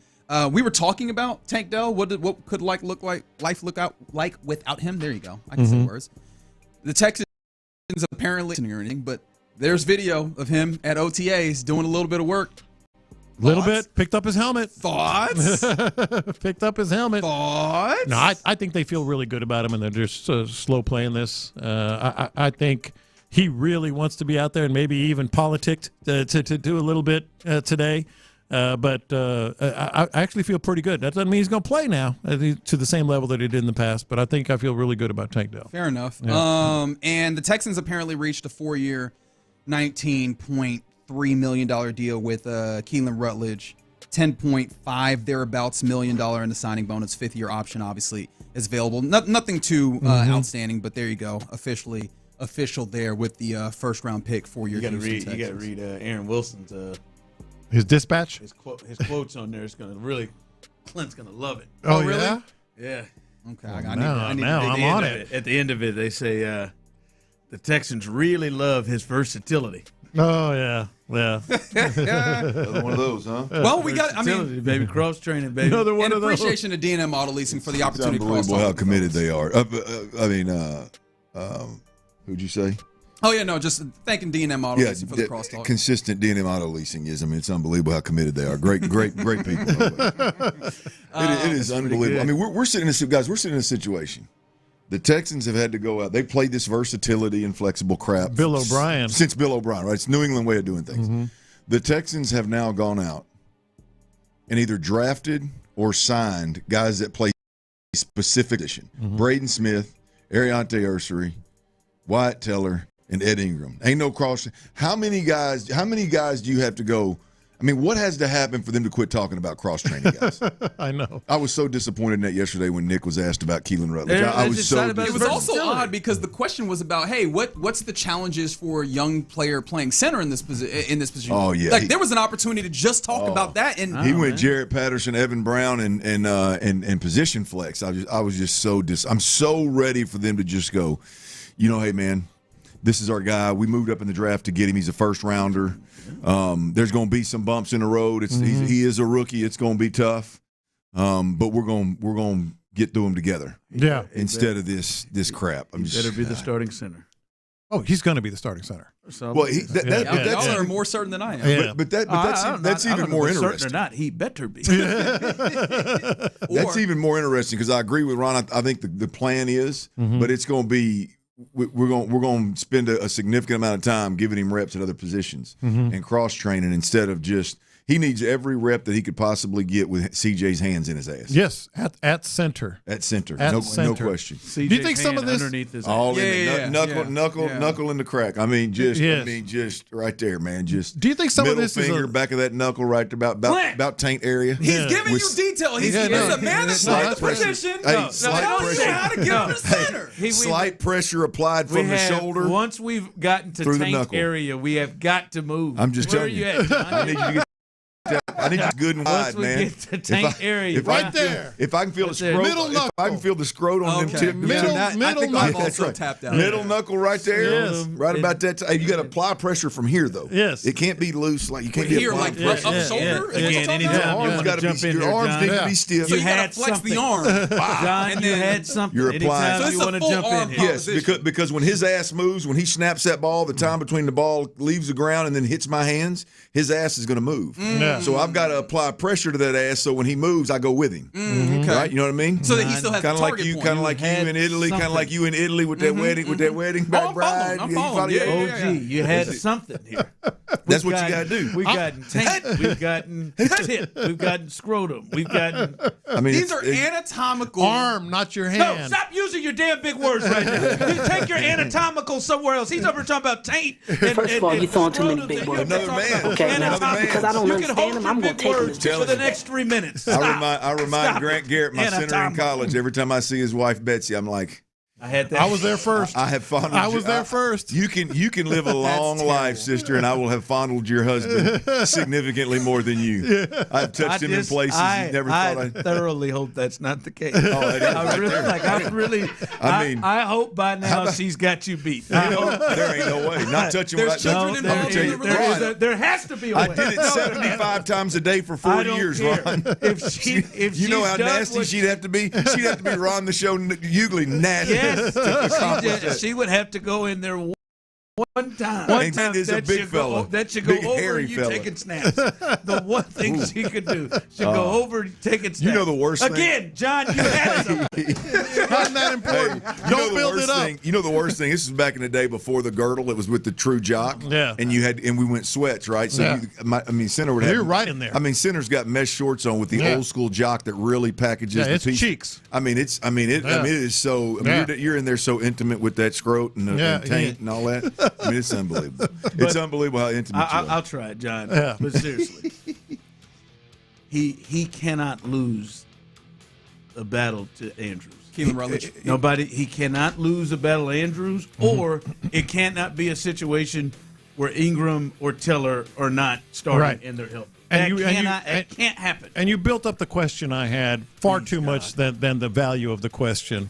But I did have a question. Do you think some of this, because you're right, they've got tackle, guard, guard, by position. I mean, for 10 years, we've heard cross training, and now they've gone out and signed. They've resorted to signing. So my question was, do you think part of the reason they're saying this with Keelan Rutledge is because they have such affinity and admiration for Jake Andrews, and they don't want to just, you know what I mean? He's their guy. He's a Popovich guy. They go back, way back. Yeah. They don't want to just say he's out. Was that Troy back to Troy? You know what I mean? Yeah. Well, yeah, no. I mean, it could be an affinity deal. I mean, I would hope not. I mean, I don't think Caserio can help himself. I think he is ridiculously committed to do your job. He is ridiculously committed to O-line cross training. You know, these catchwords, receivers having to block if you can't play. Yeah. You know, the whole we're going to throw the ball to the open receiver, like these football 101 things that he's just overly. I just don't think he can help himself. Yeah. But to Ron's point, even with. Like, you can't move up and draft a guy in the first round. Yeah. And, No, he's a starter. and tell us about this physical, just, boy, he is what we got to have. And then leave a guy that you anointed the starter because he knew the offense. Yeah. Yeah. Like that just doesn't add up. I mean, it's just. But he has to be a starter at center. Yes, I agree. That not just as much as I don't like the thought of at the beginning of all of this, as down as I was on a center with the communication problems, which we all are aware of now, no doubt about it with what they're talking, like those communication issues, inserting a rookie center who's never played it in college. That at one point I was like, that's not ideal. The way they built this thing, it has to be now. Yeah, I mean, it has to be I agree. It's the best case scenario. Well, I mean, if you're looking for some good news on that front for the second straight day, it is Keelan Rutledge that's snapping to C.J. Stroud. So, well, hopefully that continues to be the case, and he gets very comfortable with that particular interaction as you've described it. Well, and, I mean, C.J. should know him intimately more than just we went to dinner and hung out when he got here, kind of deal, while we welcomed him. But hopefully that conversation or that, the comment, hopefully at some point from Nick Cassero and everybody involved turns to, no, we're going to get this young fella as many snaps as we can between now and open day. Yes. And he's going to communicate it. He's going to snap it. He's going to do every run play. He's going to know it inside out.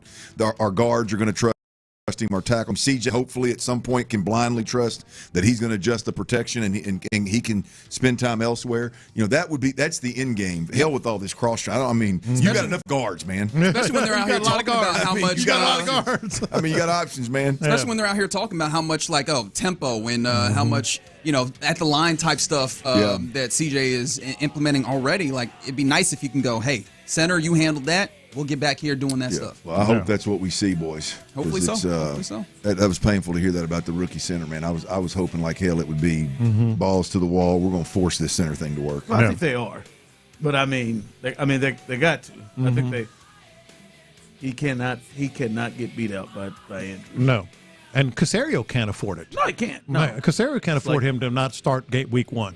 Yep. That's another layer you start talking about the draft. A guy you traded up to get, and maybe we're trying to trade up to 19. I don't know if y'all saw that Carolina Panthers video. I did. I saw that. They might have been trading up for 19 for him, and they did trade up for him. As it is, Caserio can't afford him not to be end up trading up from 28 to 26. Slots, right? Yeah. Surely 19 wasn't for Keelan. I think it was probably for Freeland, but we'll see. We'll never know, I should say. All right, fellas. Yeah.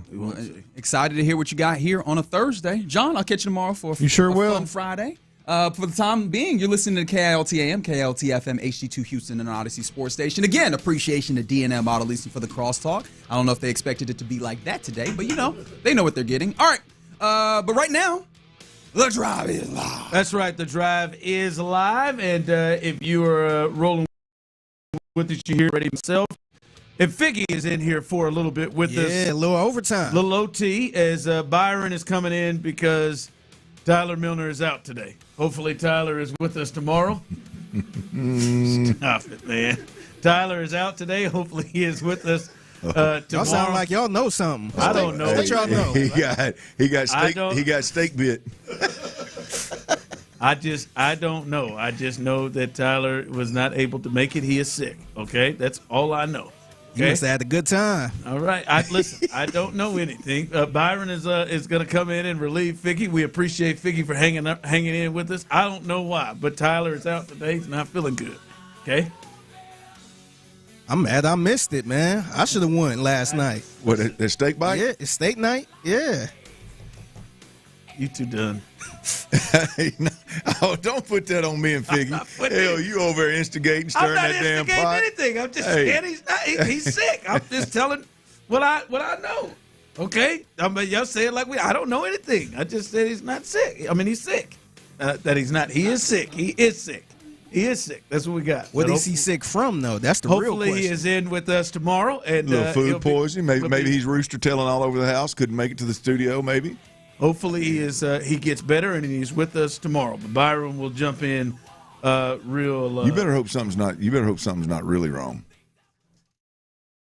I feel very. You better hope Tyler didn't have it. As I sit in my seat, I feel very good about how I've approached this. I don't think I am. All right, I'm a great teammate. Now, speaking of great teammates, Clint, I honest to God, I think we got a lot to get to. All right, the Astros had a weird game last night. The NBA Finals was amazing last night, and I wonder how different people feel now about that series. We'll get to The Rockets did a thing, a lot to get to.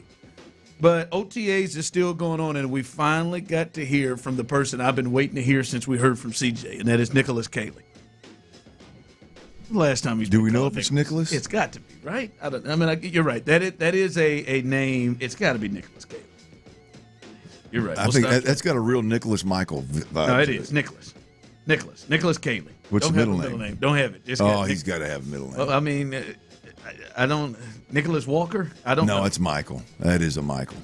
That's not Caley middle name. Let's really go deeper here because Wikipedia didn't have his middle name. Let's see what.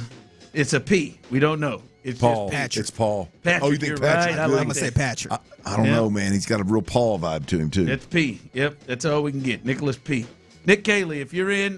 Nicky P. Or if anybody who knows him knows his middle name. Is it Patrick? Is it Paul? Pfeiffer? Whichever it could be. But Peter. Philip? Peter would be a little bit off the beaten path. Preston. Nicholas Preston. That feels good. Nicholas Prescott. That feels up. Nick doesn't feel uppity. Nick feels blue collar. So, we'll see. We'll find out, I'm sure, by the end of it. But I think one of the biggest on-field things that we're watching all year that could really impact this team is the relationship between him and C.J. Stroud. I think that is no doubt about that. That right now, the biggest thing is the offense. The biggest thing is C.J. Stroud, and the relationship between those two is a big deal. We've heard from C.J. Here is Nick Caley today speaking to the media about the relationship between him and his quarterback. Yeah, no, I mean, I've always had a good relationship with CJ. We always have transparent and honest conversations, but I think it's like anything. Year two, you're always trying to dive deeper, to continue to expand those the finer points of the relationship. But it's great. I mean, we get to talk ball. We're highly collaborative. He has great perspective on. He sees the game really, really well, and so I've had a blast being around him every single day, just like last year. And we've gotten to take it a step further, just more time on task, more time. In the film room, more opportunities to evolve and do some different things here from an offensive standpoint, and it's been a hell of a lot of fun. All right, that's Nick Caley, Nicholas P. Caley, with his comments. And listen, I don't think this is too strong of a take. I believe if this relationship doesn't improve, and when we say relationship, a lot of people think, fellas, that we were talking about, these dudes don't like each other. No, it may not be. Listen, I've had people, bosses, coworkers that I like and get along with. It doesn't mean we work. You know what I mean? Like or we see eye to eye completely on everything, even though we do like each other, right? It doesn't mean that they don't like each other, but can they work together to get the best out of both? And Clint, I don't think this is too far. Clint Figgy, if this doesn't work, one of them is gone. Like I don't think that's too far. I think there's a strong potential of if this doesn't work, want CJ or Nick. Like I don't know if they're going to run them both back again. And they may like CJ. Obviously, the contract situation runs into it, but I think it behooves both of their asses for this to work. And to make sure there's no doubt about it. Best case scenario for both parties is that this offense takes off, and at the very least is not held back by quarterback big moment problems or quarterback communication problems or some kind of off the field behind closed doors. We're not talking anymore type of problem. Yeah, that's best case scenario for both parties. I think that's the case. It's the interesting thing here for me is. Everybody likes CJ. I mean, this is never gonna be I haven't enjoyed being around CJ. We all. I think one thing we see is very, very clear. I think CJ is exactly who we see when we communicate with CJ, or when we see CJ communicate with the media. I think that is exactly who CJ is. CJ may be the most likable dude I've ever covered when it comes to just being a likable person. That's, I would be okay if, truth be told, if Nick Caley really didn't like CJ. You'd be okay with that? I'd be okay if CJ. I don't mean doesn't like him personally. I just mean if there was some tension, if it was a little bit hard, if there was I said this before. What was the game where they were down 2 scores, 4 minutes left in the game, and it's 4th and 10 or 11 or something, and it's kind of one of those moments where do you punt, do you not punt, and it's just everybody jogs off the field with their head down. Nobody got in anybody's ass. Nobody said, what are we doing here, coach? Nobody. I would love for there to be some football tension between these guys. The reality of it is CJ is so likable. I doubt that's that was the end of the Patriots playoff game. Yeah, towards the end where they basically was that game the white flag and yeah, even worse. Yeah. I felt like we had a better chance scoring on defense, is what people told me. Yes. The part that jumps out to me with that and what he said is, he said, and some of it is coach speak, but I'm going to try to take you for your word, Nicholas Patrick. What he said was, we are collaborative. Mm-hmm. And he said, bunch of them. He said, I love the way he sees the game. He sees the game well. Now, we're not in there, and we don't know everything that occurred. But if you feel that way about him, and if you felt that way about him last year, then we probably should have seen some more. It didn't look like a lot of collaborating. It looked like, and it felt like the conversation was like, hey, man, we need you to really buy in on this. Mm-hmm. We need you to do.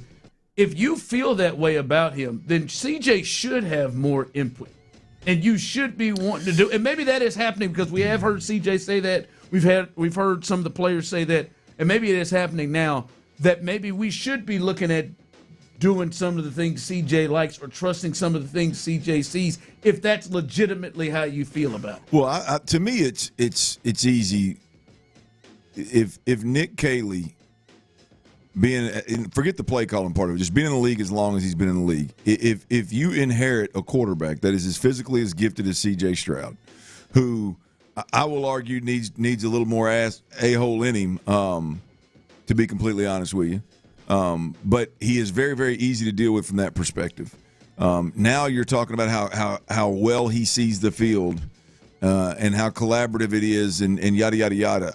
I would argue that puts some pressure on Nick Caley to perform.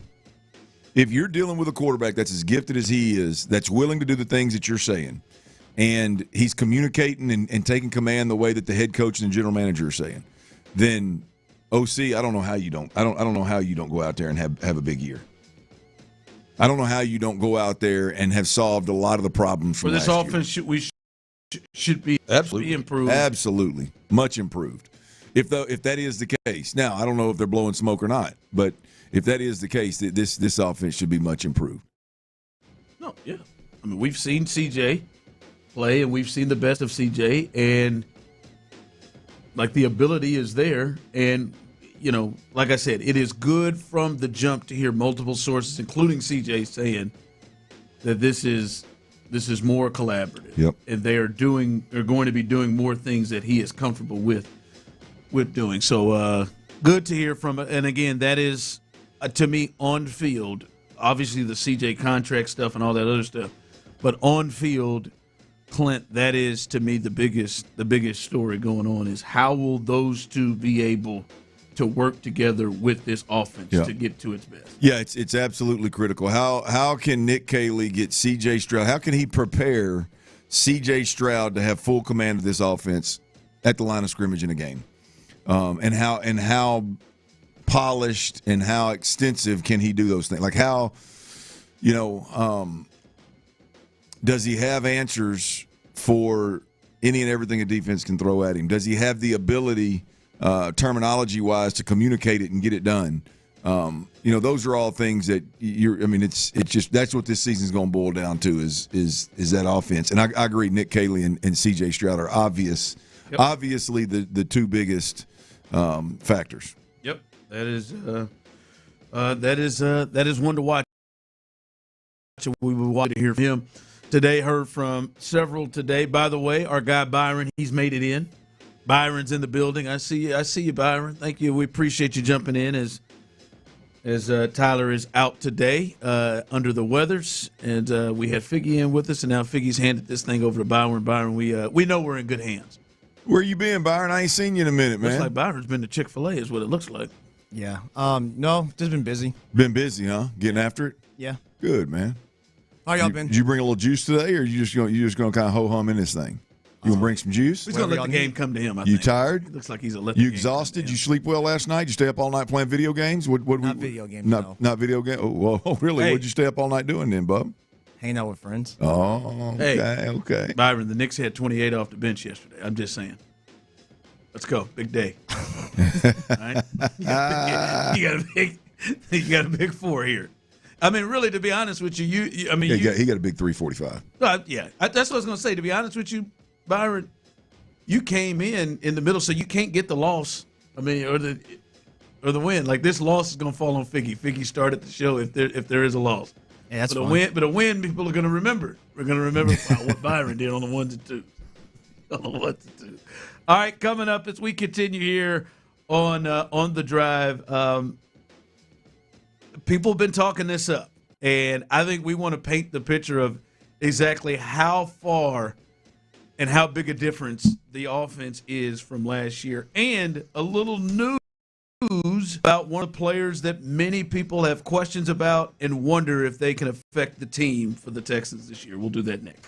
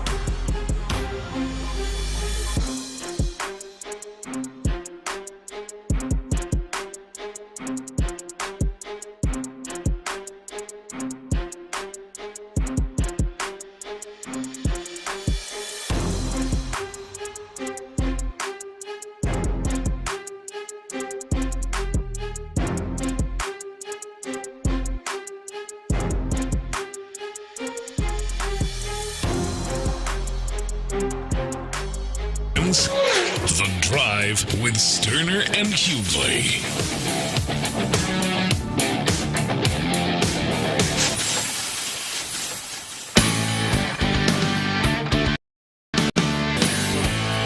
All right, welcome back as we are live here on The Drive on a Thursday here. And Clint, I'm looking at the old social, and I'm seeing one Tank Dell. Yes, love it. In uniform with a helmet on, running some routes in a little bit of team drill. He and Nico Collins were limited participants today, but this is a big deal, and I see him. He's catching passes, and Aziz is running past him, and Blankenship's running past him. But he was on the practice field today, shorts, jersey, and helmet, and running some routes and doing some stuff, and that is a good sign to see. Because Clint, that was the thing for me always is, all right, we got to wait till training camp, but there is a bit of a concern level of, not really a concern level, but at least a thought of he's legitimately not maybe passed something they wanted him to pass before getting him out on the field, because this is not hitting, right? This is jersey, helmet, running routes, and you would think maybe, if he was good, he would get a little bit of work in. To think that they would hold him out of that, what makes you wonder how good he is. Brevin Jordan's already competing in this kind of stuff. So this is good to see that they allowed him to participate. It's really good to see, because if you look in the video, there's a ball, he kind of looks like a shallow route, and it looks like Aziz Al-Shair's downhill playing ass. It looks like he almost has to jump to avoid him.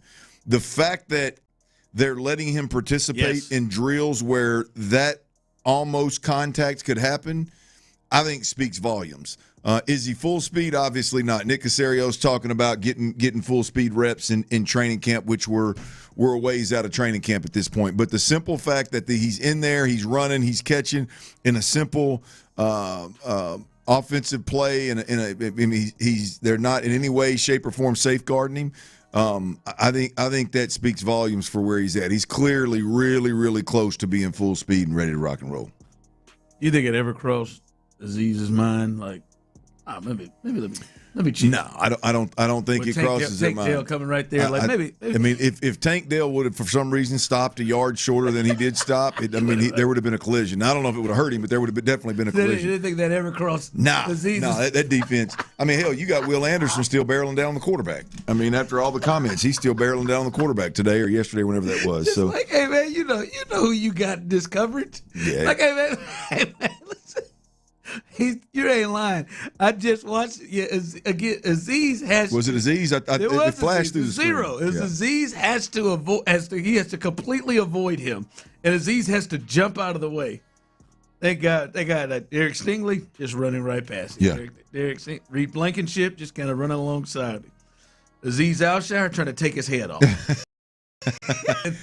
Well, the interesting thing there too is I'm gonna give you a look. We laugh at it, but they know what this defense is about. I mean, that is taken into consideration, no doubt about it. When Tank Dell gets back on the field like that, hey man, there's a chance that just because we're not in pads, there's still a chance there's going to be some contact. There's going to be some. He's going to get pushed around a little bit, and so I think they're aware of that. Again, I think it just tells you that he's significantly closer than maybe, not maybe, but than I thought yesterday when I heard Nick Caserio say training camp. It looks like he'll be ready to rock and roll come training camp, not just take part. I know one thing that has been a discussion point since OTAs has started, and we've heard it from D'Amico, we heard it from Nick Caley yesterday when he was on Payne and Pendergast. Check that out. 7:30 was that interview on yesterday. You can find that on the Odyssey app. But I know the conversation piece of this offense and where it is compared to where it has been, especially this time last year. They're in a completely different spot, which they seem to be excited to take advantage of. And I know for you it's music to your ears, but you damn sure hope and are hoping to make sure we see that this part improves the pre-snap stuff, the communication, and D'Amico spoke about that when he spoke to the media the other day. And when I go back and I look at film from our last year OTA practices, we had trouble just snapping the football, getting plays started, right? And then communication, the play clock going down in last year's practice. So now at it, like when I say we're ahead, we're ahead. We're doing a better job with our cadence from the quarterback position. All three guys are using voice inflection really well. They're getting our defensive line to jump off sides several times. They're using their snap points, the cadence, the rhythm, and timing. They're changing it up a lot, which does wonders for our offense. When you talk about operating fast and you operate at your pace, you control the tempo, and our offense is doing a better job of controlling the tempo this year, and I'm excited to see how we keep going with it. All right, but I mean, he when they say night and day, they couldn't even get snaps off. Whew, I mean, that is, again, another one of those comments, Ron, where you can look at it as a positive or a negative. I mean, it just goes to show you, one, I think we're hearing a lot about being impressed with where the offense is and a lot of talk about it, and I think it's turned into, from what I'm hearing around town, is, I can't wait to see this offense. I can't wait to see it. What I want to do is I want to play that, and this is the bar, y'all. Let's not get too crazy when D'Amico and everybody's talking about, well, I like the command, I like this, I like that. I mean, they're comparing it to not even being able to snap the football. They're literally comparing it to snapping the football when a receiver's in motion at the right time at the landmark where you're supposed to snap it, instead of snapping it early or late where he has to idle down and chop his feet. We're literally talking about the quarterbacks using their cadence to at least attempt to draw the defense offside. We got to pump our brakes a little bit before we see at least D'Amico is laying out where the bar is. Now, when we talk about we're in a better place right now than we were a year ago, I mean, the bar was really low a year ago with what was going on the offensive side of the ball. So, and we saw that what he talked about slide into the regular season.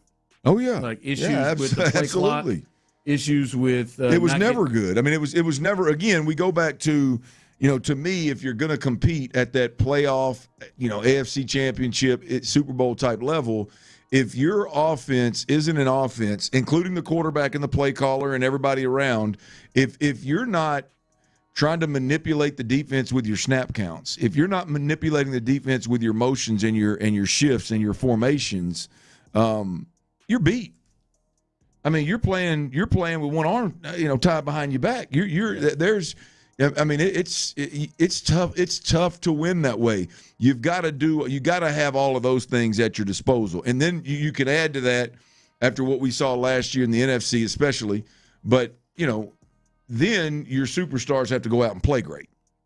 But they got to have command of everything that's going on around them before that ever comes to fruition.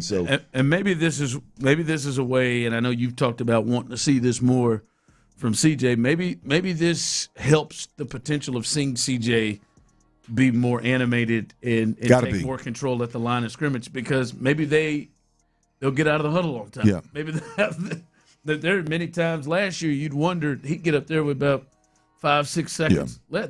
There ain't on out. We're gonna run that one. That's called a run it. We're gonna run that one.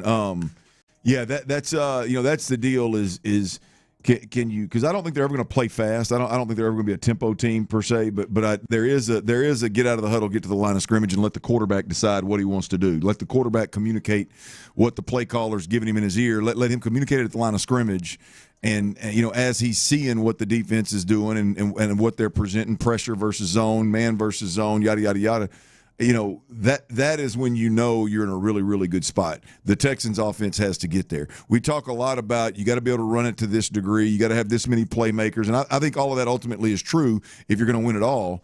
But really, this team can take a huge stride if we just have, from the quarterback's perspective, you can maybe get a team to jump off sides on 3rd and short. That'd be nice. Get a cheap first down. I don't even know that we've tried it since CJ's been here. I don't know that and I'm not blaming it on CJ. I'm just saying in general. I don't know that I've seen I've heard a hard count from CJ. That wasn't like a dummy, like a fake go for it on 4th down or something. I don't know that I've seen. I don't know that I've heard. I know I haven't heard or seen more than 4 or 5 in 3 years.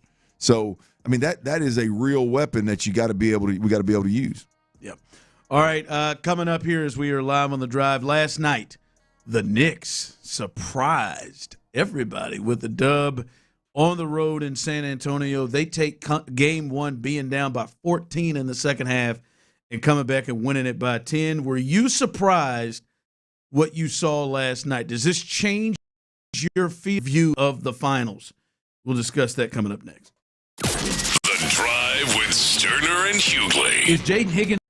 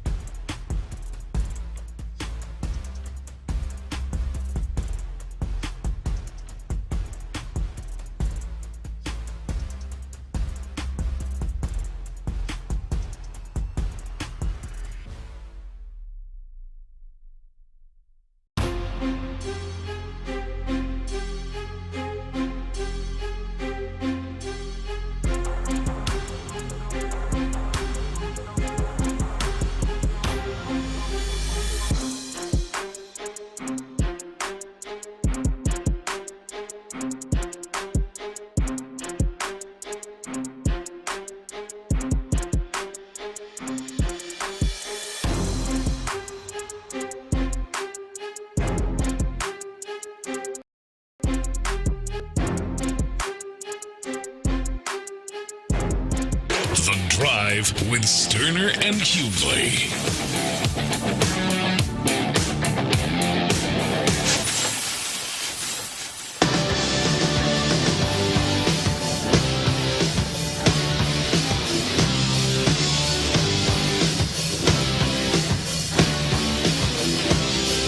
Tyler is out today, but our guy Byron is in, holding it down. Shout out to Byron. As we always know, we're in good hands with him coming off the bench. And Byron came in with a nice bag of Chick-fil-A. Clint, what do you think he ordered? He had a nice, good bag. What if you had to guess, what do you think he ordered? He is a Nuggets guy. Yeah, he did. You're right. There's no question about it. Probably 42 nuggets in that little box. How many? Yeah, it was a big bag. How many nuggets can I get in that box? I only got 8. You get your little 8 nugget. Yeah. I mean, Little 8 count. I mean, did we? And I'm gonna guess probably he's a Dr. Pepper guy, right? I got lemonade. Oh, you went lemonade. Oh, yeah, they do have a little lemonade. I could see that. Their lemonade's a little chunky for me. It's, every time I get it, I'm disappointed. They got too much pulp in it in their lemonade. Too much? No, that's true. I went in for their. I went in the other day for their on their new strawberry lemonade, whatever the fruit lemonade that they're offering. So much pulp, I couldn't hardly drink it. That is. I'm gonna be honest with you. To me, that's the only. That is the only. Literally the only knock on Chick-fil-A I've ever had. I mean, I've never had a negative thought about Chick-fil-A other than that. Just the pulp. Just the pulp in the lemonade is farther through the straw and everything. Well, it's way too much. It's so bad. My little girl, it took them a couple of drinks to realize, like, what is this in this drink? Now they sucked it down after that, but it take it off, pour it into something. Yeah, I mean that's a big problem. But I am what kind of sauce you get? Come on, barbecue. Well, that's boring. Right? I've always done barbecue my whole life. Really, but they have so many. They've got so many Chick-fil-A sauces. I thought I had you as a Chick-fil-A sauce guy. They have so many options. It, but usually it's either Chick-fil-A sauce or barbecue sauce. I just don't like doing ranch or honey mustard with nuggets. I just don't get the hype. Did you upsize the fries, or did you just? Oh no, medium. You just went meat. You just left the medium fry. I can't do large meals like I used to. I get too full, but it's like that uncomfortable full, and I don't like that. From a large meal? I mean, bro, we're talking about an 8-count nugget here. 8-count nugget in a fry. Yeah, what are you talking about? That's enough for me. What is it? You do an 8-count nugget in a fry sends you to Thanksgiving? No. If I did a 12-count in a large meal, it would. But a large fry might have, man. An extra 4 nuggets to put you over. Hey, man, I could do a 12-count. I mean, so you hit up lunch. Your lunch was literally a 8-count nugget from Chick-fil-A. Yeah. A medium French fry. Yeah. And a lemonade. Yeah. Barbecue sauce. Yes. Barbecue sauce. Perfect. That's it? Yeah, perfect. 8-count nugget? Have you ever tried their parfaits? The parfaits Well, are hell good. yeah, I've tried their parfaits. Yeah, they're good. I didn't want to overdo it today. Okay. I think 2 nuggets from my 4-year-olds. Man, come on, man. This guy. I think my 4-year-old gets a 6-count. This guy talking about uncomfortable. Uncomfortable. Yeah, I'm uncomfortable with. That can't be right. Yeah, that can't be. You could eat at least 16 nuggets, bub. Oh, I'm never doing that. No. Are you kidding me right now? I'm not. I got. You know what's funny? Like, and we're talking about Chick-fil-A's nuggets, not McDonald's. McDonald's got they're a little bigger. They're a little different shape too. I could eat 12 and keep on. I mean, not be uncomfortably full at all. Like 16. I got their tenders every bit of 16. a couple weeks ago. I got the 4 count for the tenders. It's too much. Next time I'm going 3. I just can't do it. Are you kidding me? Text line rolling through. I mean, you're right there with Tyler. I mean, he just said he can't eat a 4-piece tender from Chick-fil-A. When I go to I got to go 3 tenders. When I go to Cane's, I get the 3-finger combo. I don't like doing the 4 anymore. That's what Nick does. He's 6. What's going on over here, B? Text line coming through, not a grown man order. Hey, I'm just telling you, you and Tyler could split meals at Twin Peaks. I haven't been to Twin Peaks in years. Are you a slow eater too? Because Tyler's. Oh no! Like if I'm hungry, you'll put it away. He's gonna go. Well, hold on. Hopefully for us, Clint, he's able to stay awake and he doesn't fall asleep here, because he's at food coma with 4 nuggets is what he is. He is good. Lord have mercy. You surprised last night what we saw in Game 1? The Knicks, they win in San Antonio. Clint, they win their 7th straight game with by double figures. in the playoffs, and they were down 14 in the third quarter and find themselves to the winner's circle as their guy, Jalen Brunson. We talked about the others, and I think the others factored in big time, but Jalen Brunson closed the thing out with 13 in the fourth quarter. Big plays throughout. Were you surprised what you saw? Because I know you're one who thought the Spurs would win. I was surprised on the late comeback because I think as I watched that game, I thought throughout the first half and even some of the third quarter, really, I thought Brunson seemed to be a little bit out of sorts. He bummed one of his ankles, and then he kind of had something with a knee and all that kind of deal, and it looked like it was just one of those that things weren't coming as easy as they typically come. Most of the time, you see him get to that mid-range and push off and then shoot that old floater that just hits nothing but the bottom of the net. He was struggling. Hell, he shot an air ball at one point, and I thought, boy, this is just isn't their night, And the next thing you know, boom, they go on a run, and he was exceptional, obviously. Now the flip side of that is Wembanyama was terrible. Now that I was going to say he was 6 for 21 too. He couldn't find it either. Yeah, either one of I think say he was 1 of 13 down the stretch or something like that, or 1 of 13 from outside 2 foot. Yeah. So obviously Wembanyama wasn't good either. When throughout the game, and so I don't know that it was anybody's best performance for 4 quarters. But at the end of the day, boy, the Knicks were able to prove in Game 1 that it wasn't about the East being soft and the West is this much better. This is a hell of a matchup, and they can play with anybody in the NBA. So you think they've maybe pushed down that narrative? Because people were talking about they're playing in the junior varsity league. And they destroyed those teams, and they came out and beat. When you go to, the representative in the West, when you go to their place in Game 1 and you win in that fashion, a comeback fashion like that, I just don't know how people. Now, if it would have continued the way it was for 3 quarters, then yeah, we would be sitting here going, boy, that East wasn't worth a damn. But I think they proved that there's that even if the East wasn't as strong as or isn't as strong as everybody isn't as strong as the West, that the best team out of the East damn sure is, and so because I don't think either one of those teams played their best. I don't think I didn't watch that game and go, well, boy, New York, they went in there and they won that game because San Antonio was neither bad. One of them shot it worth a damn. Right, yeah. It wasn't like one-sided one way or another. It wasn't a great game for either team. But it wasn't like one of those where one team just played awful and the other one played great and stole a game. I thought it was back and forth, and I thought New York stood up at the end and down the stretch played significantly better, and they got the dub in Game 1. A lot of times when this happens, people overreact. Like that time Kendrick Perkins overreacted when the Spurs lost Game 1 to the Timberwolves and thought that series was over, and he said Minnesota was going to win. He had up the Spurs to win the whole thing the week before. So some people overact. I don't think this is an overreaction. I think it is clear to see this is at the very least an even matchup, right? I don't think this is a situation. I think coming in, a lot of people may have thought the Spurs clearly have the better team. I think watching this game and watching those two teams play, I don't look at it and come away thinking one team is superior. I think they're pretty evenly matched. Yeah. Right. This was not to me a fluke. This isn't when AI and the Sixers beat the Lakers on the road in Game 1, and you're like, oh man, how did they beat Shaq and Kobe like that? And then they went ahead and got obliterated the rest of the way and lost in 5. I don't see this happening. I think Karl Anthony Towns and Mitchell Robinson match up really well with Wemby and the size. I think that when we learned the Knicks others can play right with the others of the Spurs. Yeah. Josh Hart might have impacted. I talked to you before the show. Josh Hart, he impacted the game. He led the game in rebounds at 6'5" with 15, in assists of everybody from either team with 6, and steals with 4, and impacted the game. And the last time he scored was with 6 minutes left in the third quarter.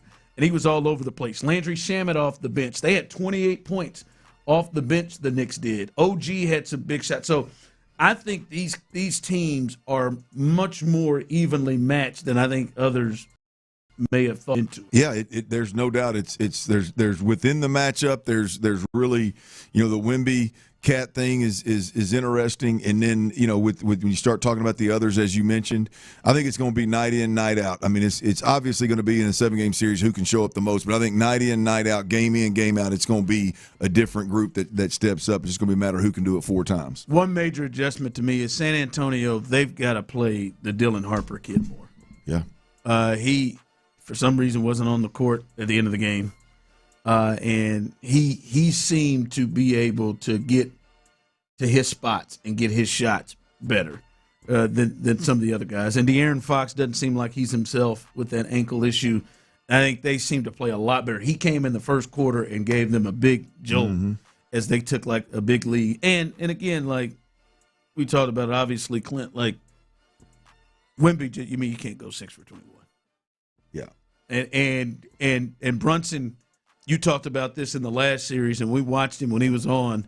Like, he affected SGA in the mid-range, and Brunson likes to get in the mid-range too, and he got way too many shots off where Wemby wasn't a factor in the paint at all. So Wemby definitely got to play better because, like you said, Wemby was 6 for 21, but Brunson was 12 for 31. Yeah. Right? Like, they can both of those guys can play and shoot it better. Well, I don't think it's any secret that down the stretch, of the guys you're talking about, Wemby and Brunson, the one that got hot and started hitting shots, create for his guys to hit shots, and the other didn't. I think that's ultimately what won the game. Text line coming in, Big Cat Wade on Wemby. Yeah, Karl Anthony Towns was not Chet Holmgren. No question.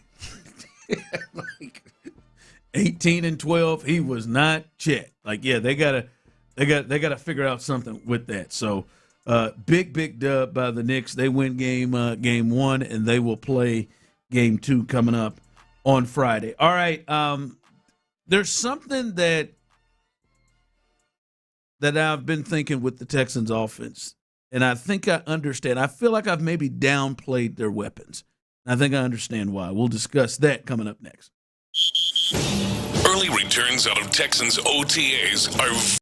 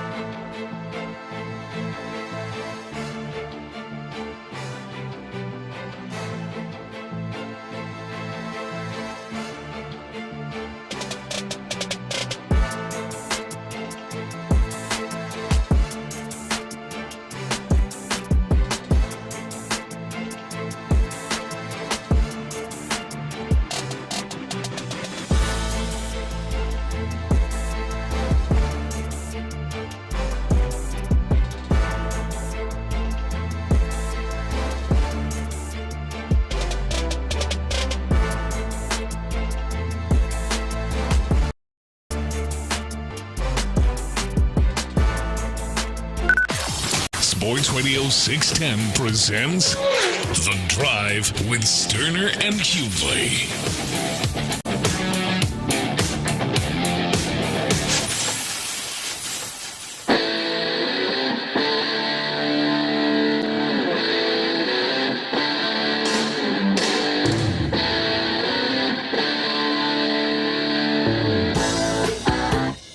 All right, 1 hour down. Welcome back into The Drive as we are all here in the building. Tyler is not feeling well. Hopefully he'll be back in tomorrow. Byron is in with us, holding it down as he will roll through. A shout-out to Figgy, who started things off for us here as Byron picked it up in the middle of the first segment. But we're in good hands as we continue to roll through here on a Thursday. Someone texted in and said, "Guys, stop trying to bully him over his lunch." I think It's as an interesting look. one. I think we're hanging with the bros, man. We're hanging with the fellas. I don't think it was bullying. And if I didn't have a problem with Well, it. I just bullied Jessie over her lunch. Over there, Jessie, she had a Lunchable. It's a grown up. Well, look, yeah, well, we ain't far up from it. We ain't far from it. I mean, three tenders, 3 Chick-fil-A tenders. Talking about a 4 is too much for me. I mean, you might as well get a Lunchable. Yeah, she might as well get a Lunchable and a juice. Y'all want like my McDonald's order, huh? If I told y'all. The fact that you have a McDonald's order is interesting. I'm guessing it's not the double. It's not the quarter pounder. No, it's him little. I bet it's the one with the 2 little bitty burgers. The 2 cheeseburgers. And he saves one for dinner. No, I get the $6 bundle. It comes like a 4-count nugget, a little mini burger, and a small fry, and a small drink. No way he eats it all. Small? No, Just no, I eat all. You still got that girlfriend you got? Yes, sir. She let you do that? Yeah. No way. She doesn't eat McDonald's. I didn't even know that was an option. I didn't know there was a mini. Well, it's illegal. You can't eat. He's not supposed to eat. That's a kid meal. You're not supposed to be a grown man. Is that a kid meal? No. It's like you know how like Wendy's had like the bundle? 4 for $4. That's like theirs, but it's like $6. It was $5, but now it's $6. Now they run it up to $6. See, this is not for the record. For the record, this is not bullying. This is raising them up right here. Did you almost back out when they moved it up $1? Because I'd have considered it. I'd have considered. No, this thing was $5. Don't you jump up. Nothing pissed me off more than when Subway took away the $5 He somehow complaining about the extra $1. $5 foot long. You remember that? That was so good. You could go in there and give me a meatball sub, $5 for a foot long. Now they pump that thing up. It's like $7.20. Anyway, sorry. I'm sorry, Clint. I know. I mean, what? You're supposed to be better. You're over there complaining about that $1, I Blake. just felt that in his heart. I mean, it's been 15 years since that $5 footlong was. I think Jared was still voicing their stuff at that point in time. It's been a while. That's how long the $5 footlong's been gone since Jared's been in prison. That man gets right. A mini bundle. Right. I mean, you can't feel good about that. For real, you can't feel good about that. What, the $6 bundle? You can't feel good about that. But it's like you're a grown ass man going and ordering. No. You can't. That can't be. You cannot feel good about that. I do get the quarter pounder sometimes. I mean, if I did that, I would video it and laugh about it. It is a that's your. I can tell you're. I mean, you're in. He is in. He is convinced. I mean, this is your go-to meal at McDonald's. He goes. McDonald's pulls in $6, the entree, Mac double, or Mac chicken in certain regions, and then that 4-piece chicken nugget, the small world famous fries with a small soft drink. Sometimes I upgrade the drink to a large. Small. I mean, that's unbelievable. Oh, I tell you what, Byron. I'm gonna start ordering your food for you. He said he's gonna hate my McDonald's order. He said he's got a McDonald's order. You knew it was something aggressive that wasn't just number one, right? His is the bundle. How about that? I didn't even know that was a thing. That's how long it's been since I hit McDonald's. First time, I have not known not that. just and a I bundle, hit it a lot. a mini. How big are the chicken strips? Oh no, it's nuggets. 4 nuggets. It's 4 nuggets. How big are they? You know the normal. nuggets. I guess that's the only thing at McDonald's has been the same, right? Yeah, and the Big Mac. Yeah. So I guess there are several things have been the same. I bet they still got that one. Back in the day when I was young, back when I was a kid, I got that. I was big on the one with 2 burgers in it.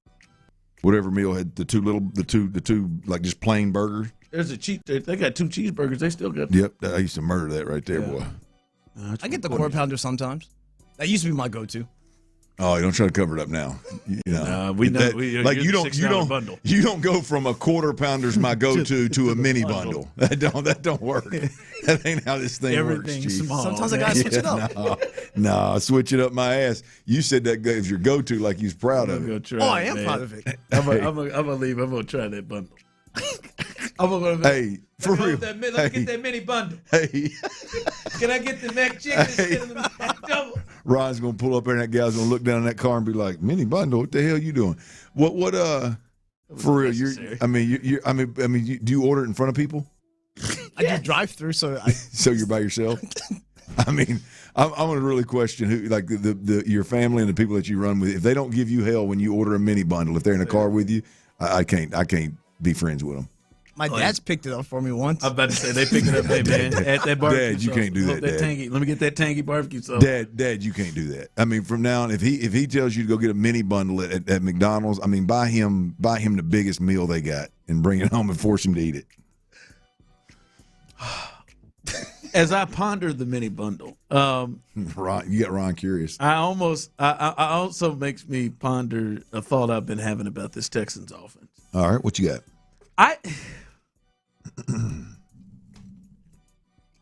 think that I've had to come to grips, and I feel this way, that I think the reason why I feel like the Texans need more weapons, or at least another weapon, and we've talked about that for the entire offseason, and then you see other teams get real aggressive to go get these offensive weapons. I think a big reason for me in having that feeling is Nick Caley makes me feel worse about their offense. And hopefully for him that changes, but he makes me feel worse about the weapons. Honestly, I'm not even going to go to the top like Sean McVay or Andy Reid or Kyle Shanahan. If Clint Kubiak were the offensive coordinator, I think I would feel different about, all right, C.J. Stroud, they got an above-average quarterback who has shown to be great.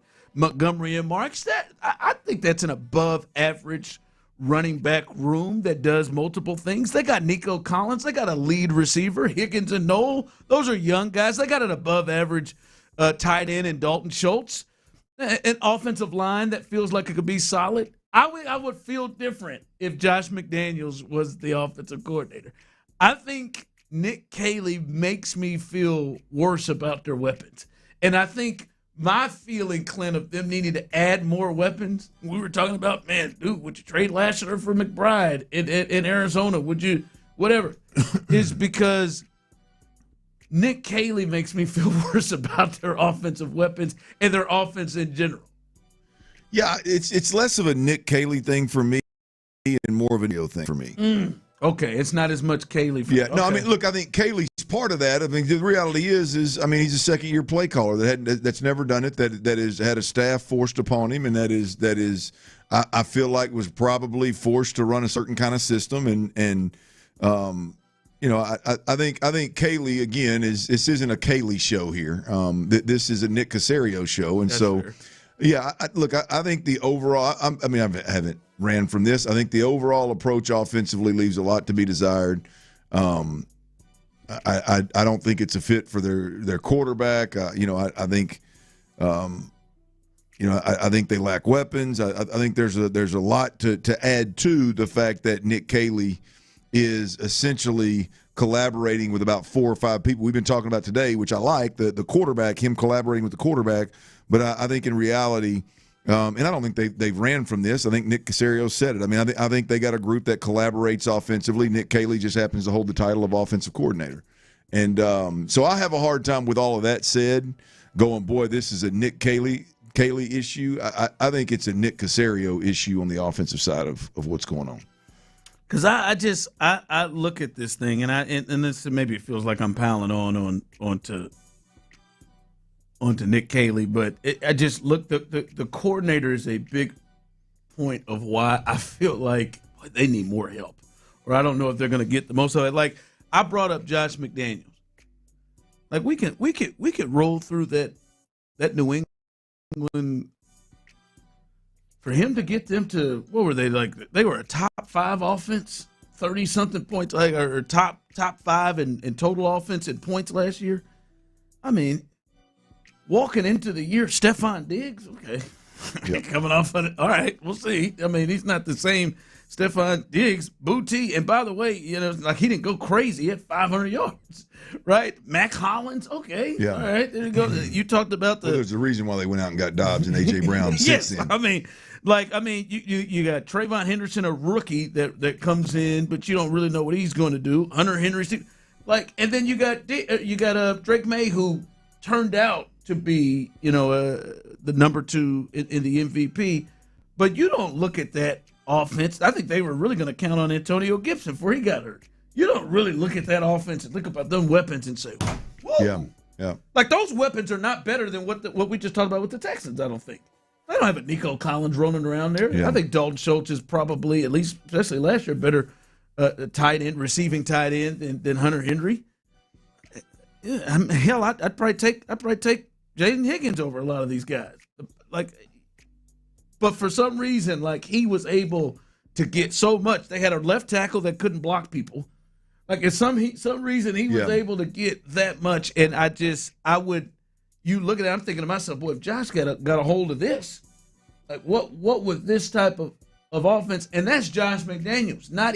We're not talking about Kevin O'Connell, who we've seen consistently turn things, the guys I named before, the top offensive minds you could think of.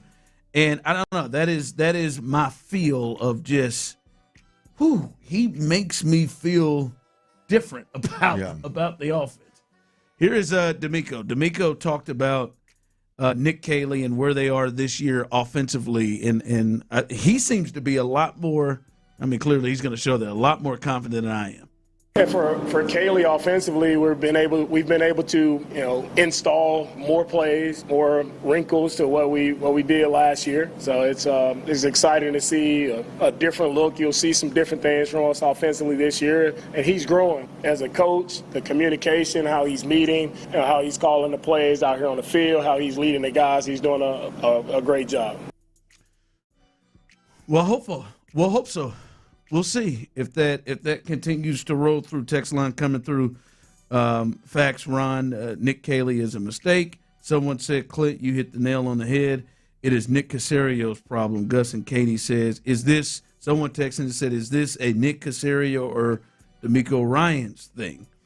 Rolling through on where the offense and how the offense goes about it. Well, I think that is fair, though. I think Nick is probably also Nick Caley is probably also operating in a style of the offense that they want him to run. I think there is probably some of that. I don't know that he's coming in and. Well, I think they found a guy that they could keep the staff together that they'd already had, minus Bobby Slowick, that would come in and be OC title, and very few of the responsibilities and the advantages that come with that. And yes, run a certain system. I don't think Nick Caley has the ability to clean house offensively and say this is what I want to do. I don't want a bunch of former New England Patriot coaches as the offensive staff. I think Nick Casario's driving that boat. This is the crazy thing is to look back when ultimately the McNairs had to take over the organization and get things right, and it looked like Nick may have a little bit of being a rough spot there as a general manager. I said it then, you're going the organization's going to hire D'Amico Ryans, and when Nick survives it, he's going to work his way back up into a power position, and that's where we've landed. It appears that he is in control of the offense, and it's as if that Patriot way survived. Now, it took D'Amico Ryan's felon, I think, on the offensive side of the football, or at least felon to bring his guy in that he knew well, his buddy on the offensive side of the football. When that failed, I think they went the different route, and that different route was what was already in the organization. What kept things somewhat together in the organization was another heavy lean towards New England. Yeah, we'll see. I just think in a vacuum, when you look at it, their weapons are probably better than we have given credit to. I'm not saying it's great. Obviously they're not rolling Devontae Adams, Puka Nacua out here, but they're probably better than we've given credit. For me, it is looking at like, yeah, but their weapons really need to be good for me to make me feel like Nick Caley and company will be able to make this offense the way it can. And I think a big thing is I don't know that Nick Caley is the person that can get the absolute best out of C.J. Stroud, which is a major part of it. All right, the offensive line, Clint. We have wondered what this thing is looking like, and they're already starting to show some consistency. And I think you will like a lot of this. Braden Smith has been limited and has not done a lot of work in OTAs. I think they feel like he may be closer at mandatory minicamp. But the offensive line that they have been running out, they're the ones. Ursery, obviously, at left tackle, Wyatt Teller next to him. And then Ed Ingram is the other guard with Blake Fisher holding it down while Braden Smith is out. But Keelan Rutledge has been getting a lot of snaps at center from what we've heard. A lot of snaps at center. And listen, that to me, that is another, I think, advantage they have, Clint. It should be pretty clear. The people who should be getting the most reps. Now, obviously, you mix some guys in because, you want to get some guys in. Maybe Evan Brown gets some reps, and Trent Brown, by the way, who returned to practice today, he was on the field, get some reps. But for the most part, Clint, it should be Ursery, Teller, Rutledge, Ingram, and Braden Smith. Those guys should be together, get some continuity. Well, I would be okay with, an all-out commitment to Keelan Rutledge. I would be okay with Rutledge getting the Kamari Lassiter treatment. I would be okay with whatever issues come with having a rookie center at this point in time. It's where you're at. If you're trying to run the football and you're trying to brand yourself as this physical run attack, the guy you drafted in the first round, you drafted him because he embodies that. You didn't draft him because he's built better, he's bigger, faster, stronger, he's smarter. You drafted him because he's an absolute dog, supposedly. So no better way to accomplish that, be more physical, finish, strain, run the football than to maybe take some lumps on a guy that hadn't snapped it as much as you would like, but when he does get to snap, that what you're going to get out of him is exactly what you're trying to create as an identity offensively. So I like hearing that Keelan Rutledge is getting most of the snaps at center. That's to me that's the offensively really. I mean, Keelan Rutledge getting all the snaps at center, and then Jalen Noel being a part of the offense to some degree. Those two things are really the only two kind of wild cards out there that you go, okay, how is this going to work out? All right, big win last night for the Astros, but there is some Astros news. Somebody, our guy Joseph on YouTube, Clint said, "Who the F is Lamont Jr. and why is he on the Astros now?" Well, is he batting fifth? Yes. No. We'll explain. Get the hell out of here. I'm not going to, but we'll explain to you a lot of moves being made by the Astros ahead of this game tonight. We'll let you know the latest and discuss all of that as we continue right here live on The Drive. Hey, y'all, Hurricane Preparedness Day is this Saturday, June the 6th, and check it out. Come out to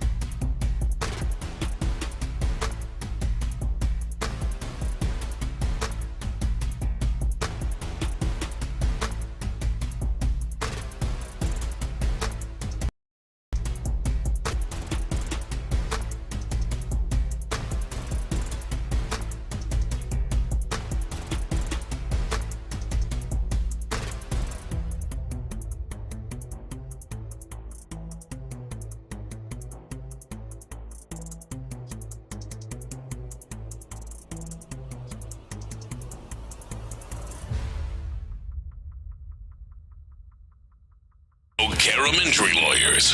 Heard in an accident? Call Mokaram Injury Lawyers at 281-222-2222. Sports Radio 610 presents The Drive with Stoerner and Hughley.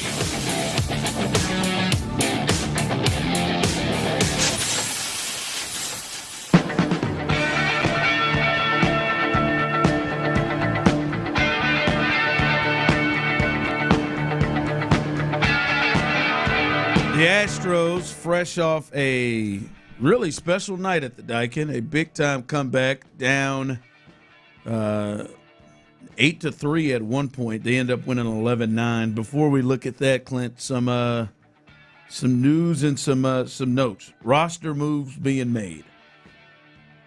Outfielder, formerly of the Angels, Lamont Wade Jr. signed a major league contract. We'll stick a pin in that today. Lamont's good, strong name. Yeah, Lamont Wade Jr. I like that one.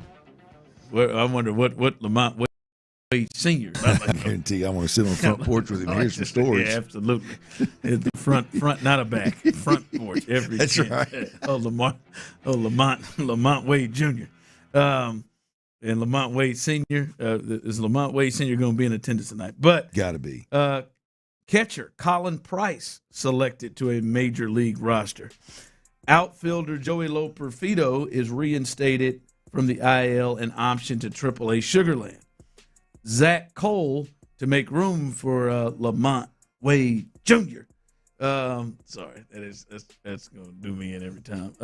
Zach Cole has been optioned back to AAA Sugarland, so short stint. And catcher Cesar Salazar and outfielder Rylan Thomas, they have been DFA'd. So, damn it. Cesar Salazar era is over. Yeah, he didn't make it, did he? No, he didn't. Been downhill since he ran into Framber. Sorry about that. But the lineup is out, Clint. You think they'll pick him up there in Detroit? In Detroit? Yeah. Framber's gonna vouch for it. I'll tell you guys. You guys want one in the system? The Salazar fella, man, he could take one.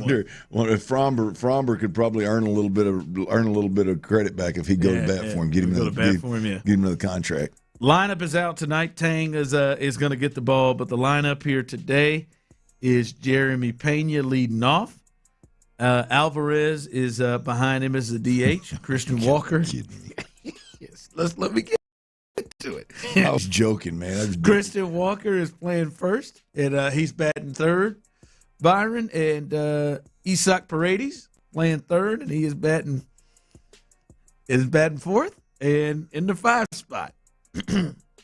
Lamont Wade Jr. just to the team slides into the 5 spot. What protection for Isaac Paredes, and then behind him Cam Smith and his 2 for 5 last night, his triple. To really give them the lead. He is behind Lamont Wade Jr. And then Taylor Trammell, who used to be the 4 and 5 hole hitter last week or earlier this week, he is batting behind Cam Smith with Nick Price, and then Price, not Nick Price, Colin Price comes right in to catch, and then Nick Allen is batting 9th. So Price and Lamont Wade Jr. not easing themselves onto the roster. They're coming right in and starting. Tang, everybody, here we go, Tang. First time. Maybe Tang's thrown to Colin a time or two. I don't know. I really, really wonder what the method to the – forget the lineup. Like Wade batting 5th is plumb-ass silly after the night Cam Smith had last night. I mean, just let – and by the way, I think – what do you think Lamont's done this year? Go ahead. I mean, it don't matter. I mean, how many different outfielders are they going to bring up and rotate out there? I mean, how many guys are they going to bring up, insert into the lineup, and I mean, how many are they going to do this with? I need somebody to help me with the method to the madness. Yeah. Yeah, I don't know, man. I can't help you with it. But Lamont. I mean, are all the guys they rolled through here a little earlier in the year that played in the outfield, are all those guys hurt? No, I mean Trammell's still in the lineup. Zach DeZenzo played last night. Bryce is still out there. He's still capable. There's his minor league slash line. He's been in AAA Charlotte, playing for the Knights in 46 games, 250, 420, and 441. 7 homers, 26 RBIs. 5 spot. Get right on in there, man. Joe's aggressive with him. And what do you think? What do you think they thought with Salazar? Like, we're gonna get Salazar up out of here. We're gonna Price is a better option. I can argue that one. There may be some better options. Isn't there another cat down there? There's another cat in our system defensively that we really like. They're really high on. They want to rush him though. They don't rush him. Okay. Yep. But 5 spot, Lamont Wade Jr. They might want to start rushing there, folks. They're both gonna be out of a job if they ain't careful. Yeah. All right. So that's the lineup tonight. But last night, Clint, in a game we thought was going to be a pitcher's duel between Spencer Arrighetti and Paul Skeens, neither one of them were able to get through 5. Arrighetti, and listen, Arrighetti, the 4 innings, we've talked about it. That's got to be the next step is him to give more innings. But he goes 4 innings, 6 hits, 4 earned, 3 Ks, and a walk. But the 4 earned is a grand slam. And that's the big thing. And by the way, if we could park it there for a second. This Henry Davis fella that hit the grand slam,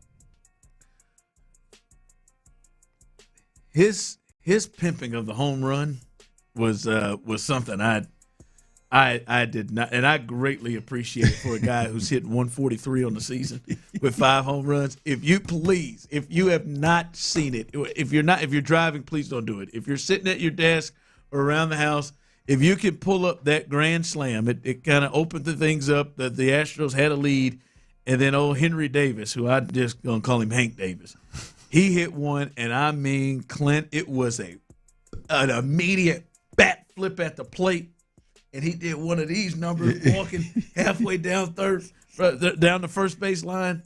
I mean, it had a look of pure disdain on his face. And I said, man, my man Henry Davis. Like, I said, where is Henry, the 9th place hitter? I said, let me look up Henry's numbers. My man hitting $143, baby. It didn't matter, but he pimped the hell out of that home run. But he wasn't that bad. That big swing was a killer. But they were down, and Cam Smith, as you said, the night he had Jordan 4 for 5, whole hum. Thank God Almighty, Byron, that the Astros were able to win this game, because I think Clint would have had a real conniption fit if they'd have lost that game and Joe Espada pinch ran for Jordan Alvarez in a 2-run game in the bottom of the 8th inning for Zach. Well, I mean, he better thank God that the Spurs game was getting tight down the stretch, because I flipped over and I didn't see that. I didn't see that part of it, or I'd show today. I thought as soon as it happened, I thought it was the bottom of the 8th. They were down 2 runs. Jordan just got an RBI single, and they brought Zach Cole, who they just sent down. They brought Zach Cole in to run for him. Luckily, Zach was able to come around on a wild pitch that Christian Vasquez would have scored on. Yeah.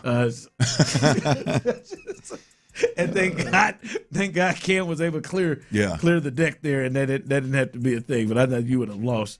Oh, I definitely would have. Had I seen it, I definitely would have, whether we won or not. So it'd be just another. I mean, just pointless. It's almost like smartest man in the room. It's almost like it's gone from NRG when Bill was here to slide over to old JoJo over at Daikin. Yeah, good to see Joshua Ronald Hader, get his first action. Got the save last night, and. Listen, obviously these games are not sustainable. You cannot try to keep coming back to get to 10 runs. They've given up 9 and 10 runs the last 2 days to this Pirates team. That is not a recipe for winning. But that was a big W last night. And the hope is for the Astros, if that can maybe catapult them to going on another stretch, another run, because they need to continue to do so. They hit a little low here, and that's the thing. When you dug the hole that you dug, you lose a series, you hit a little spot, you get closer to 10 games under real fast. Yep. And that's where they are. Now the Mariners finally lost, so they're only 5 games back after games. But, yeah, they got to kind of pull things together. Tangle get the ball tonight. Lamont Wade Jr. is hitting 5th. His name is saving him right now. Lamont, let's go now. All right, the Rockets, they did a thing. They did a new thing. Have you seen the Rockets uniforms? 713-572-4610, YouTube and Twitch. How you feel about the new uniforms that the Houston Rockets are going with. We'll discuss that coming up next. All right, how do you feel about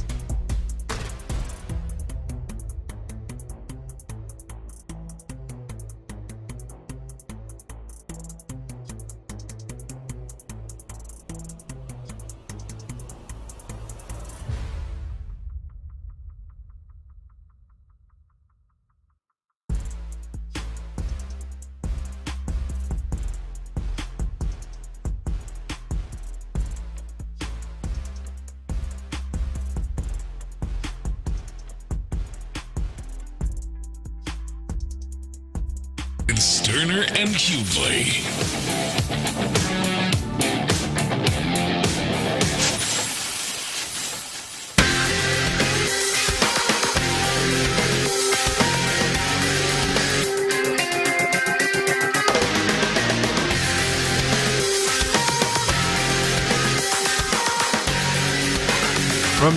From the text line, flexing on a short porch home run. Laughing my ass off. It was flex, boy. It was a bat flip. It was a flex. It was a. I mean, he took a good 8 steps where he started his trot. I mean, it was a grand slam. It's what you're supposed to do, even if you're batting won something. I'm glad Spencer Getty, who may not have seen it, Spencer Getty didn't think I'm gonna tag his ass the next time he. Spencer may have not stayed. I don't think he stayed in the game long enough to see Hank again, but nobody else did. No, that was the 4th inning. He didn't see Hank again. Yeah, he did. You're right. It only made it through 4. So, but a big game last night. All right, Clint. The Rockets did a thing, and I know this is something that is big for us. 713-572-4610, YouTube and Twitch as well. The Rockets. In the middle of the finals, after game 1 of the finals, they unveiled their new uniforms. They got new unis and bless you. Oh, excuse me. It seems like a combination, Clint, where it looks like they've kind of taken all the errors and tried to combine them. They've gone back to the color scheme of old, the more the red and the gold or dark yellow or whatever it is, and I'm curious. You look at it. How do you feel about the new uniforms, the new direction? I loved them. Absolutely. I'm a big uni guy, as you know. I absolutely loved them. There's one thing I don't like in general, but it doesn't have anything to do with the uni. It's how they rolled out the whole thing. But the uni itself, the city, Houston, or Rockets across the chest, I think that goes hard no matter what. Whichever you want. I think both of them look really, really good on the chest of the uniform. I think I didn't even realize the pinstripes were there until you told me about it. I really like it's a tip of the cap to history, obviously, with some of the pinstripe stuff that we've had in the past, and I think it looks. I like the faint stuff. I don't like when stuff just jumps out and grabs you. I like when it's faint like that. I had to work to see it in the red ones. Hell, I had to go back and watch a video just to see it in the red ones. But I like that. The one thing, I am so glad that there is no, like, the alternate uni is black. You don't want the yellow? No, the gold? Absolutely not. That's my one complaint in general in the whole rollout, because they rolled out the unis and they also rolled out some merchandise, apparel. Yeah. And boy, there's some apparel that is just absolutely hideous in that yellow. I think that yellow uniform, I think a mustard uniform would have been awful. So I like the way that I love the yellow and the accents of the yellow Jordan on the black one. I love it as an accent. I would not have liked it as an entire jersey, as a primary color on a jersey. So I think well done. Whoever did the apparel, the mustard colored, hoodie and the mustard colored jacket, that's a little much for me. But other than that, love it. You got all the touches there. Clutch City, I am so glad they went back to that color scheme. Yeah. I always liked the old Rockets with the gold, the yellow. It says championship yellow is what they're calling it. The yellow and the red. I enjoyed that look, and I wasn't a huge fan of when they. I don't really love the Steve Francis Yao Ming jerseys. I'm not a big fan of that's those. That's why I think it would have been. I think they could have incorporated that a little bit more, maybe with a more aggressive pinstripe. I think that's what we're talking about, the old pinstripe. Yeah. Ones. Like that pinstripe, I'm not a fan of. It was okay then, but I'm not a fan of it moving forward. But the fact that these do have pinstripes that are the same color as the uniform, I think it's a little nod to history, but at the same time, not too much, not over the top. Yeah. Someone texting, I love the ketchup and mustard. I like that part. Light on the mustard. Say light on the mustard. Light on the mustard. Yeah. I'll be honest,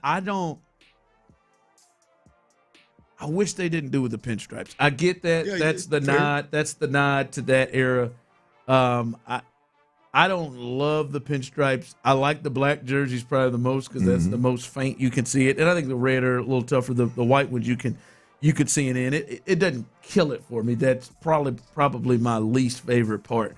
But I like these. I like these a lot better than the ones they've rolled with. The ones they've rolled with, they've been fine. They're okay. But I like it. This is the like when the Pistons went off completely crazy and started getting that green and that whole weird thing when Grant Hill was there, and then they finally came back to what they were. I enjoyed this. So the Rockets, I think most people are enjoying the new jersey. Someone texted and said, I've been saying they've been needing new jerseys. Glad they went back to Clutch City jerseys, Cornbread says. Well, the interesting thing is that they this was a overhaul, right? I mean, and to me personally, they knocked it out of the park on every single one of them. I love them. I absolutely. So it's hard to, you hope your team when they do that, you hope, 2 of the 3 are good. But to knock it out of the park on all 3 of them is money. So yeah, I'm and then you start digging into the history of it. It's pretty cool, man. Job well done by Rockets over there. You know what I started doing big time, Clinton Byron? What's that? When this came out, I was really honing in on the players that they had in the new uniforms. I just wanted to see if there's anybody left out. Let me think who I saw. I saw Reed Shepard. I saw Eason. I saw Durant. I saw Şengün. Every one of them. Who else? I've seen Amin. Amin's been in Amin's the cover. Yep, of the black Amin one. Thompson. Yeah, And Jabari is the cover. Of the Jabari. Okay, I didn't see Jabari, but he's in there. They're smart. They got them all in there. All the importance. Now, Tari. I wanted to see. I was going to see if Şengün is not present in any of these bad boys. I wonder if that means something. But nope, they got them all in there. They got them all in there, so you wouldn't worry about much. All right. I'll be honest, Clint. I'm watching the finals last night, and I'm sure Beast God is probably listening and hearing this, and I know there is a major difference, and I know where the Rockets are. But I'm watching that from last night, that game 1, just seeing the Knicks compete against the Spurs and looking at the Knicks personnel, just looking at their personnel. I know the Knicks right now are a better basketball team than the Rockets, but looking at their personnel, Clint, I just feel like the Rockets shouldn't feel that far away from the Spurs. But it feels like the Rockets are it feels like after we watch them lose to the Lakers and then the Lakers get swept by OKC, and then that series of OKC and OKC and the Spurs, it felt like, man, the Rockets aren't close. And they're not based off what we've seen. But I look at the Knicks and they got Karl and they've got, obviously Brunson is great, but Kevin Durant is obviously a great scorer. And they've got a non-shooter out there in Josh Hart that does things. I just look at it and see how the Knicks are able to stay and play with that group. I feel like the Rockets shouldn't be that far off.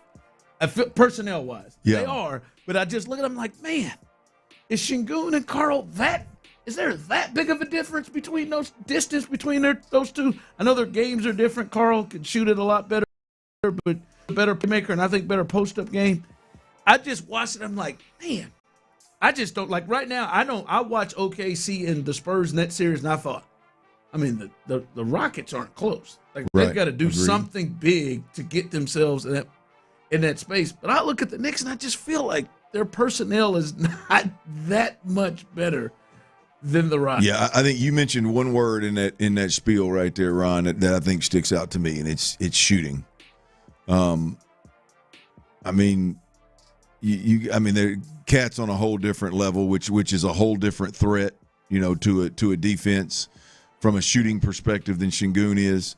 Fair, yeah. I think there's multiple guys out there that they have that are better shooters or even good shooters, and we're dealing with Amin and Reed Shepard and Reed can shoot it obviously, but boy, there's a clutch gene right there with some of these guys we're watching right now that seems to be on a different level. So yeah, I think that's the overall. That to me, that's the overall. When I watch these teams, both of these teams, if we're being honest, I mean, there's an identity with each one of them. There's a grind mentality. There's a physicality. There's a hustle that I think is very reminiscent of what we want to, what we hoped the Rockets would look like. But man, both of these teams, I mean, their perimeter shooting is so much better than the Rockets. It's not even funny. Yeah, the coaching aspect was a big is a big piece to that. Too. I mean, obvious, Barry can shoot, and like you said, Reed can shoot. I mean, Reed's better than Landry. Tari used to could shoot. I don't know what the hell happened to him this year. Let me slow down. Reed's not better than Landry. Reed should be comparable to Landry Shaman. Yep, should be. Yep, you're right. You were right. Should be. You are correct. Like I don't know. I mean, listen again. I don't want to. I'm not saying that. Yeah, they're as good as the Knicks, but personnel wise, you look at it, and it's just like, are the Knicks really that far ahead of the Rockets? And the answer is yes. it is yes, but their personnel just doesn't really. Well, it's the one thing. And again, assuming somebody agrees with what I said from a shooting perspective, the bad thing about that is you can't snap. These guys aren't going to get that much better shooting the ball. Now, I guess Tari could get back to his old ways of shooting it. Help, maybe Fred may help a little bit, but it's like, is Amen Thompson and Şengün going all of a sudden, develop some kind of shot to where you have to at least extend on defense to cover them? I don't think that's happening. Yeah. And text line coming in, the difference between Şengün and Towns is enormous. Şengün is not physical, nor can he shoot as good. The shooting is different. Their games are different. First off, I think Şengün is Karl Towns is not thought to be a physical player. He is a guy that he's going to be this series. He was more physical in game one, but I mean in Minnesota that was the big complaint is get your ass in the post and post up. He'll just sit out there and shoot. So I don't think the physicality thing is a difference. I think the shooting between him and Şengün, those two is the difference. But I would also say Şengün, they probably their numbers are very comparable. They just go about it differently, which I think obviously helps with things. And Cornbread said the Knicks play defense, the Rockets play defense. I mean that's maybe it wasn't as good as what Dylan Brooks was, but the Rockets play defense. It wasn't their scoring droughts. All right, what you got coming up? Well, look, I need D'Amico Ryans. He had a comment a couple of days ago that I think everybody needs to open their ears and hear. There's a lot of hype about the offense and being in a better place than they were. D'Amico Ryans, I think, set the bar for us all, and we may have missed it. I'm going to have D'Amico Ryans audio next, as well as, hey man, about a week ago, I wasn't necessarily as hot on Will Anderson being a problem at practice as much as Ron was, but I am today. Matt Burke spoke. It ain't funny, y'all. Everybody out there laughing about it. We'll talk about that next right here on Sports Radio 610. The Drive with Stoerner and Hughley.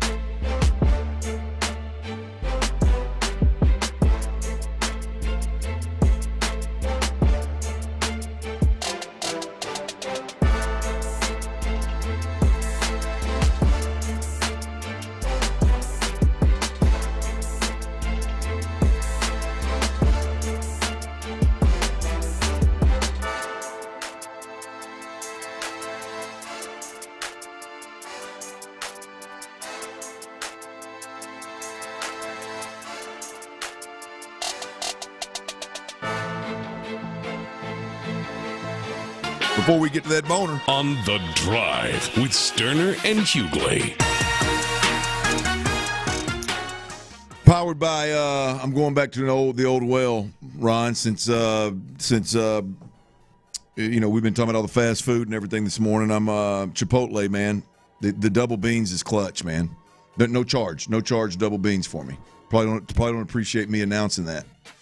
Light on the rice, double beans, double chicken, or double steak, whichever one you want to go with, and keep it rolling. Big shout out to Chipotle for making that happen. So much so, I'm going to give you my Dirties Daily today. I got double beans today, so it'll probably be good when I go breaking wind. We're still not speaking yet.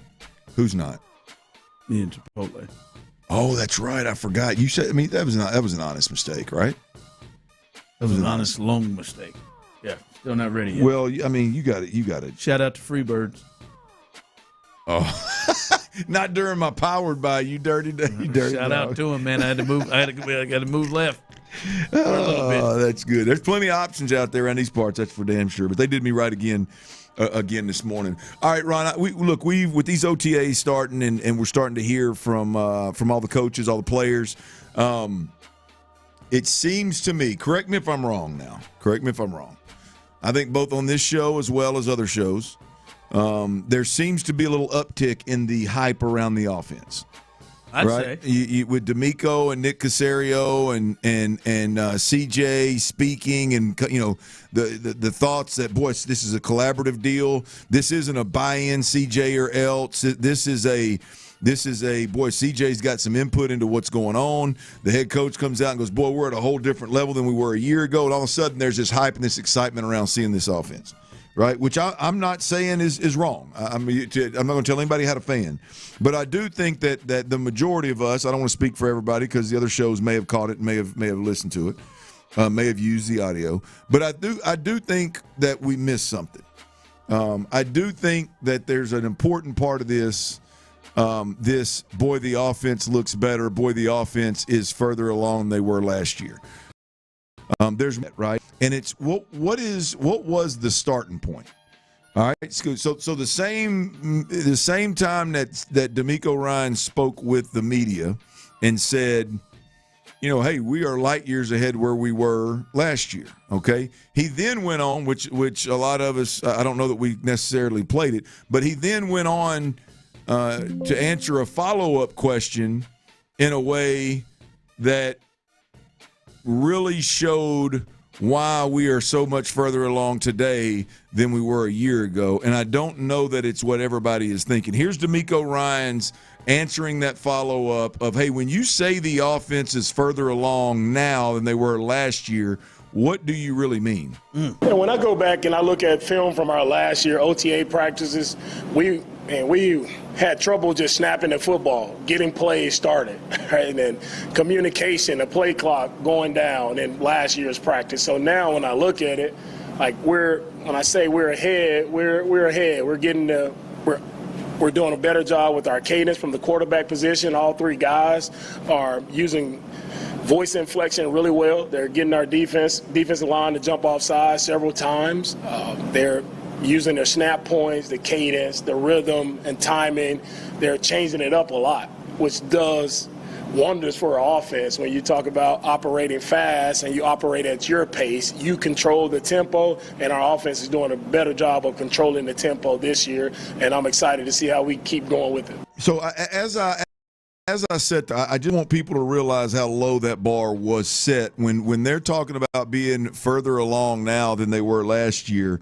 As he laid out right there, they had a hard time snapping the ball. Communication was a problem. The play clock, obviously, the verbiage, learning a new language. So when everybody gets real excited about, boy, we're further along than we were a year ago. Well, hell yeah, we are. I mean, hell yeah, we're further along than we were before. We couldn't even snap the football. Now, in that same breath, right? Because I don't want to minimize what the comment in totality. I do think he gave us a bar there of, like, when I say we're better off than we were last year, the bar is set really low. So let's not get too excited. That's where I'm warning everybody. Let's pump our brakes. But I don't want to minimize the second part of that statement that he made right there, Ron. I don't believe that the Houston Texans get beyond the second round in the playoffs if their quarterback doesn't have complete command at the line of scrimmage with great communication. I don't think that the Texans get beyond the second round of the playoffs if the Texans aren't using things like your cadence to potentially get a cheap first down here or there, or to get the defense to show their hand pre-snap, and now we know exactly what the coverage is. Like, when you look at how C.J. Stroud in this offense, really for his entire career, given injuries as well as offensive coordinator change, when you look at that, C.J.'s had to play the quarterback, not just quarterback. They've had to play the position with one arm tied behind their back, really. Yeah. You know, we've talked about it multiple times. It happens when you play quarterbacks like Matthew Stafford, when you play quarterbacks like Aaron Rodgers, when you Josh Allen will do it from time to time. Obviously, Pat, some of the advanced guys. Like you hear and see them manipulating defenses consistently, and it is a real weapon, right? And I'm not going to sit here and say that they have to be great with that. That is just one example of several things that if this team is going to have a legit shot to get beyond the second round of the playoffs, they've got to be able to execute those things. Does C.J. Stroud have to have Dan Marino's voice flexion? No, he doesn't. Does he have to have John Elway's ability to bark? No, he doesn't. It'd be nice, but he doesn't have to have those things. But you got to be able to use it as a weapon, right? We talk about motions and shifts and pre-snap movements, right? I've talked it to death. Like, I don't care about what the advanced stats are about motion in Houston. Their motions are a joke, right? I mean, they're it's like they run up there and turn a blinker on, knowing, hey, we're fixing to snap the ball with the receiver in the backfield so he can lead up in the A gap on the safety that inserted himself, or it's a jog across and patter your feet in place. It's high schoolish is what we've seen, right? This what DeMeco Ryans just said, from using the cadence to the voice flexion piece, to snap points, all of that stuff is so critically important to giving yourself a chance to play high-level quarterback. In our situation here, they're critically important to this team's ability to get beyond, to break that second-round barrier that they just can't seem to get beyond. And to hear him speak about that, and to hear – you talk about that, and to notice, like, this carried on into the season. Start of the season, you saw a lot of these issues, and to think that Pendemere's back. I know where you're going. They continue. He continued to allow the defense to just absolutely just come in and destroy them, to not really give them a shot. Right. They weren't getting snaps right. They weren't getting out of the huddle right. And he is sending Will and Aziz and company to just fire out the ball. It makes it even wilder. It's bully ball. We're gonna go out there every day to end practice, and we're gonna go pick on this team that in his own words, we had trouble snapping the ball, communicating, and working with the play clock. You know what I mean? We're gonna go pin our ears back on this guy. So yeah, but I just encourage everybody out there, pump your brakes a little bit on like the expectations going into this thing. Because again, the bar is set really low with what they're saying they're doing better, but they are critically important. I mean critically important. We talk a lot about personnel. That stuff's important. This right here is significantly more important. Right? I mean, would I a Brown level receiver opposite Nico Collins? Absolutely. Would I like another tight end, a proven tight end that's a weapon next to Dalton Schultz? Absolutely. I'd love that. No question about it. Another tailback that could do something, whether it's David Montgomery style or Woody Mark style. Absolutely. I'd love all those things. But if you can just get your quarterback, your trigger man, to where he can use all of the weapons that are at a typical quarterback, typically a quarterback in a system, has the ability to do these things. If you can just get him doing those things well, I think you got a much better chance of winning beyond the second round of the playoffs. That's the offensive side of the football. DeMeco talking. Now, today, Matt Burke also spoke. And Ron, I've been very passionate about the way DeMeco and Nick Caserio just unleashed the hounds last year on the offense overall, right? but I haven't been as critical about Will Anderson specifically as maybe you feel. It's just as much the player maybe as it is the approach to practice. But I think I'm coming around to your way of thinking. I think I'm coming around to your way of thinking, because it's now been Will Anderson, ha ha ha ha. That's just how I play. It's all I know. It's been D'Amico Ryans, ha ha ha ha. It's Will. We may have to sit him out of practice. I think Jalen Petrie may have even mentioned it. I think Mari may have mentioned it, and now Matt Burke is getting questioned about it. Here's another ha ha ha Matt Burke moment or Will Anderson moment from Matt Burke and what Will's been up to at practice. I'll give you a little leverage. There was a play the other day. I can't remember, we were in the high red or something, and Will rushed off the edge, and there's just a fine line of when you're pulling off. Again, we don't want to be near CJ or be around the quarterback, and so Will kind of walked it back, and D'Amico looked at him and was like, hey, man, it's like, all right, we're good, we get it, tempo it down a little bit. And so the next play, he was like, we use the word shadow technique sometimes. We just want to kind of shadow the blocks and kind of fit it up. And so Meek was like, hey, shadow it, and Will kind of made an inside move and sort of stopped, but just kind of kept walking like this. He was trying to show, I'm still going to get through there if you really let me go. So he kind of slowed it down, but still kind of made sure he got through the line of scrimmage. So I think he's trying to find his balance in that. But at the end of the day, we don't want to take away what his superpower is, and that's it. So it's fun for me to coach. Again, you have to ask some of the other guys if they like doing that or not. So. Ron, I think I'm coming around to your way of thinking. I mean that is the head coach. For those that don't understand what he just explained was basically the head coach said, "Hey man, just go with the flow," and his reaction was put his foot in the ground and shoot a gap. Ultimately, that's what. When nobody else is doing it, right? Everybody else is dial it down, is what he said. Correct. I'm telling you, look, this is and I'm still not there of boy, just it. It's a week because I think you're either coaching it or you're allowing it, and clearly they're allowing it. And what I'm referring to last year was an all dogs, all hounds let loose, not just Will Anderson. But when it is your $50 million a year guy, when it's your undisputed leader, and it's like the coach literally telling you to shadow, and you think it's funny to kind of put your foot in the ground and do something else. For me, he's bordering on the line of getting a little bit ridiculous. I mean, I'm not over. A little, huh? Well, this is an organization and a guy that they pride themselves on being a professional 110% of the time. This is bordering on being unprofessional when it comes to you hear guys talk about this don't not just come from me. You hear it from guys all the time. When D'Amico said it when he first got here a million times. We got to learn how to take care of each other. We got to learn how to take care of each other. When we're in practice, I've seen D'Amico get in the ass of in D'Amico's style. I've seen him get mad at other teams' players in joint practices when they're going too hard, when they tackle all the way to the ground, or when they do something. To have Will continue, because it's funny until somebody gets hurt, and this is what people don't understand is this is CJ stands tall in the pocket. Throws one ball over the top, boom, drops his thumb on the top of Will's helmet because he's too close to him, and CJ can be out for half the season.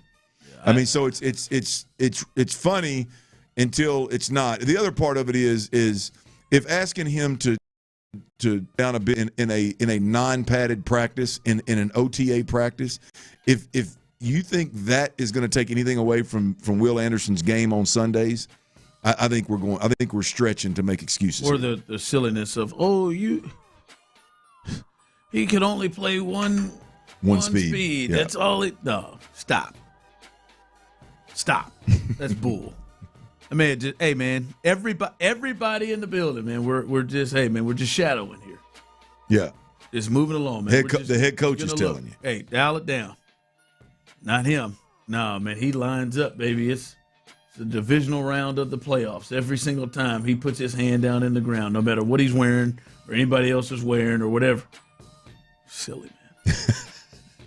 Yeah. So there ain't gonna be some people to come out and say it publicly, and they know that they can't really do anything to, but there's some people there's some people that Will can kiss their ass with some of this stuff that he's doing.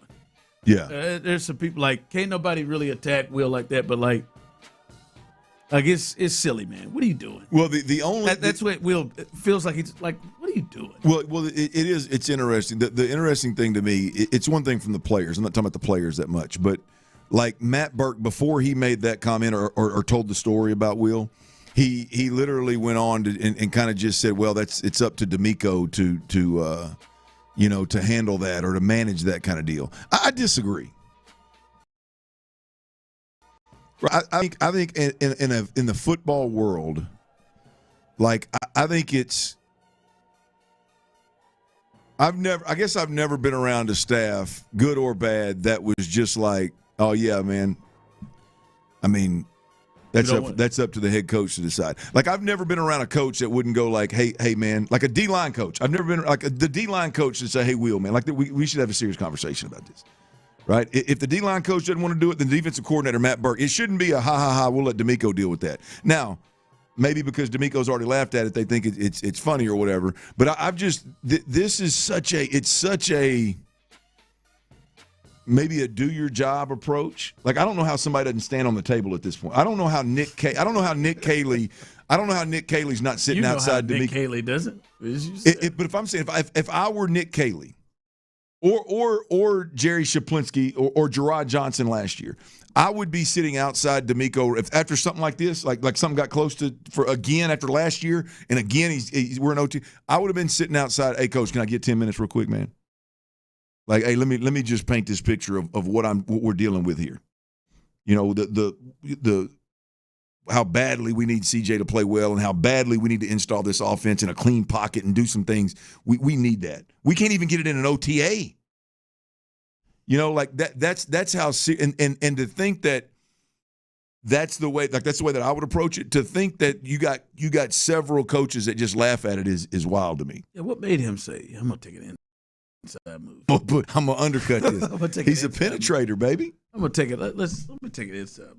Whatever. I just, as I said last week, no, you have the ability to contain yourself. Stop this. I want to go ask all the quarterback guys I know if I'm crazy. I want to ask Andre Ware off the record. Hey, coach, off the record, man. What you think about this? I'm Vince Young. Hey, VY. What about that rookie year in Tennessee, man? They just unleashed some hounds on you, man. Was Javon Curse breathing down you? Was he in the chin strap with you every afternoon? I'd like to ask a couple of tackles. Like we're in shell, like the guy rolling hard on you like this. What do you think Trent Brown would say?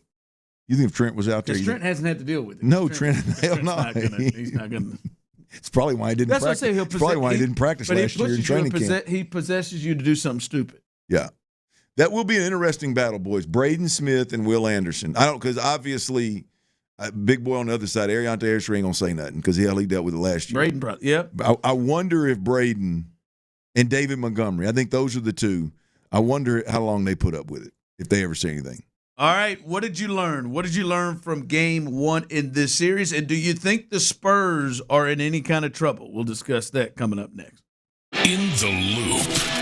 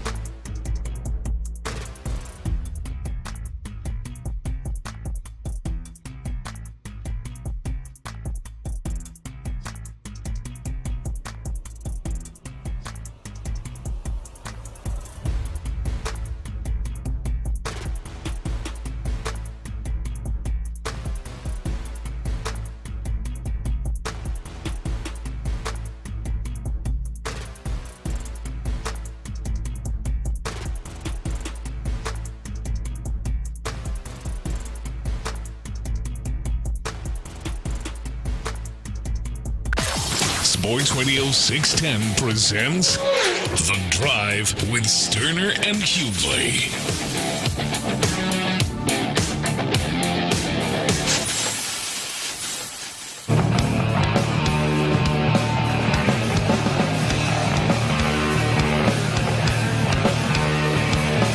Welcome back in as we are live here on The Drive. Tyler is out today.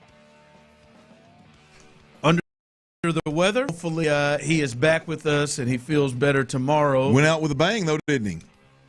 I'm not aware. I just know that I'm talking about the bets, man. Oh, yeah, he did. We need him back tomorrow to celebrate.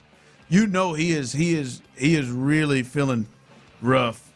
And I don't know what the ailment is, but he is really hurting. Because he banged out a 4 for 4 on T-Bill's best bets. You got steak he wrote, and it was touch and go. I'm telling you, man, my man Wemby was sitting there with 26 points. He had him on the under 27.5. He was sitting there with 26 points with about a minute left, and I thought, oh God, they're about to the Knicks aren't going to foul. They're just going to kind of let them go and just make their foul shots, and that ball never found Wemby. He had 11.5 rebounds, had the over on that with Towns. Towns got 12. He had 27.5. He had the under, and he sat there with 26 with just. Whew, that was. Did he have the over with damn, a little after the guard? Oh yeah, he had the over on 24, and that was looking rough too for a minute. Yeah. Then he went off in the third. That damn floater started seeing nothing but net. He said he thought that the Knicks were going to win outright, but he took them. He took the points with them, and then got that one. So 4 for 4 on that bad boy. Good for him, man. He went out on the bang. Hopefully he gets a chance to celebrate that. Yeah, come on in and celebrate it with us, T. We said he need to get back towards the green. You think he bought all the steaks last night? I don't know. I don't know. That may be it. I mean, I'm gonna tell you. I mean, I can. This is from experience. I mean, you get out with the fellas, a little steak night action, and then all of a sudden you realize you went 4 for 4. Oh, it gets turned up a notch. Why didn't y'all come? Oh, were you there? Yeah. Were you really? Byron, I think, was the first one to arrive. I believe. Yes, sir. He found the tables. Yeah, I mean, I got a wife and 2 little girls that are out of house and home, man. I got to. I had to record a podcast, man. Had to record a podcast, man. To do a little work. There's always next time. Yeah. Right? We'll see. Yeah, man. Who all made it? How was it? Tell us about it. Oh, no, it was cool. We just vibed, watched the game, Astros and the Spurs, Knicks. What time did you get home? We just vibed. On them 3 strips? 3 strips and a small soda? What time did you get home, you reckon? Past midnight. Oh, was it? A little late night for you, huh? Oh, yeah. That's why when you asked me while I was playing video games, I was like, nah. Oh, you was up, though. Okay. Yeah. You was up. I see you past midnight. Okay, it was a night. Yeah. Again, I'm not sure. Sounds like you guys had a good time. No, Tyler was in attendance, right? Yeah. So I don't know. He actually didn't get a steak, actually. So he didn't eat. He didn't eat. He just went straight dirty water? Listen, not exactly. Again, don't know not exactly. what the ailment is. Not sure. He's just under the weather. Not feeling good. Hopefully he's back with us. Well, Byron, you seem like you got something. You got a cat. What do you got? I don't think he's got anything in the bag. Oh, no, I just ate a steak. That's it. He just ate a steak. He said Tyler did. Well, that's good. I mean, at least you're eating steak at night and not 3-piece chicken strips from McDonald's. Never, man. Yeah, never. Well, yeah, right. Never. Do you think the Spurs are in trouble? No. I don't think so. I think we know who the Spurs are. Like you watched that game last night. You didn't. Yeah, you. No, it was just 2 good teams and 1. Yeah, look, I think we know who the Spurs are. I mean, they took several punches from Oklahoma City and stood in there and answered back and were able to accomplish that more than Oklahoma City was and knocked the champs off. I think we know who the Spurs are. I mean, last night, look, there's no doubt about it. Last night was a rough night for Wemby. I don't care to get into what are we doing? We're playing him around the perimeter and all this and all that. I mean, I think at this point where they're at, I think it's really tough to question the play designer and the game planner. Now, it may be a bad game plan, but to say that was why Wemby struggled so much, I think is a little bit of a stretch for me personally. But I think the Knicks, Brunson is as good a was it was the spur, and they couldn't stop it quick enough before that clock ran out, and it was game over. So no, I don't think they're in trouble. I think they'll come back just like they did in every game they lost against Oklahoma City. I think they'll be fine. I think it's gonna be a hell of a series. Now the thing is, I do think the New York Knicks, I think they prove that their dominance and their success that they've had wasn't just because the East wasn't worth a damn. Obviously, they are legit and mean business in the championship. Yeah, to me, game two is to me game two is going to determine if they're in trouble, and I don't mean just them losing. If they lose, obviously, if they go down 0-2 going back to Madison. 0-2. Go down 0-2 going. I thought you was breaking out your French accent. Going back to Madison Square Garden, they're in trouble. But was Wemby's poor play, because one thing you know is Wemby's he's going to impact the defensive side of the ball too. He didn't really impact the defensive side of the ball like normal. The thought is did Wemby just have a bad game more or less because Wemby had a bad game? Or did Wemby have a bad game and his impact on offense and defense was lesser because of the matchup with the Knicks? I do think it is clear the matchup with the Knicks for him is tougher than what they just faced with OKC. It proved to be down the stretch. That's for damn sure. And for whatever reason, they were able to force him away from the basket a lot of times, really on both ends of the floor. Chet's petrified. So Chet just is chilling. Carl is not. Yeah. Carl is showing aggressiveness. That's the thing is, he played 6 for 21. He played poorly, and he didn't impact the defense. And Fox, was that just they had an off night, or is it something the Knicks are doing? And I think we'll watch games. They've got to make some adjustments. I wonder if Wemby's going to guard Karl Anthony Towns. The Knicks were very surprised. They thought that Wemby was just going to guard Josh Hart and just stand in the middle of the paint, let Josh Hart shoot all the threes he wanted.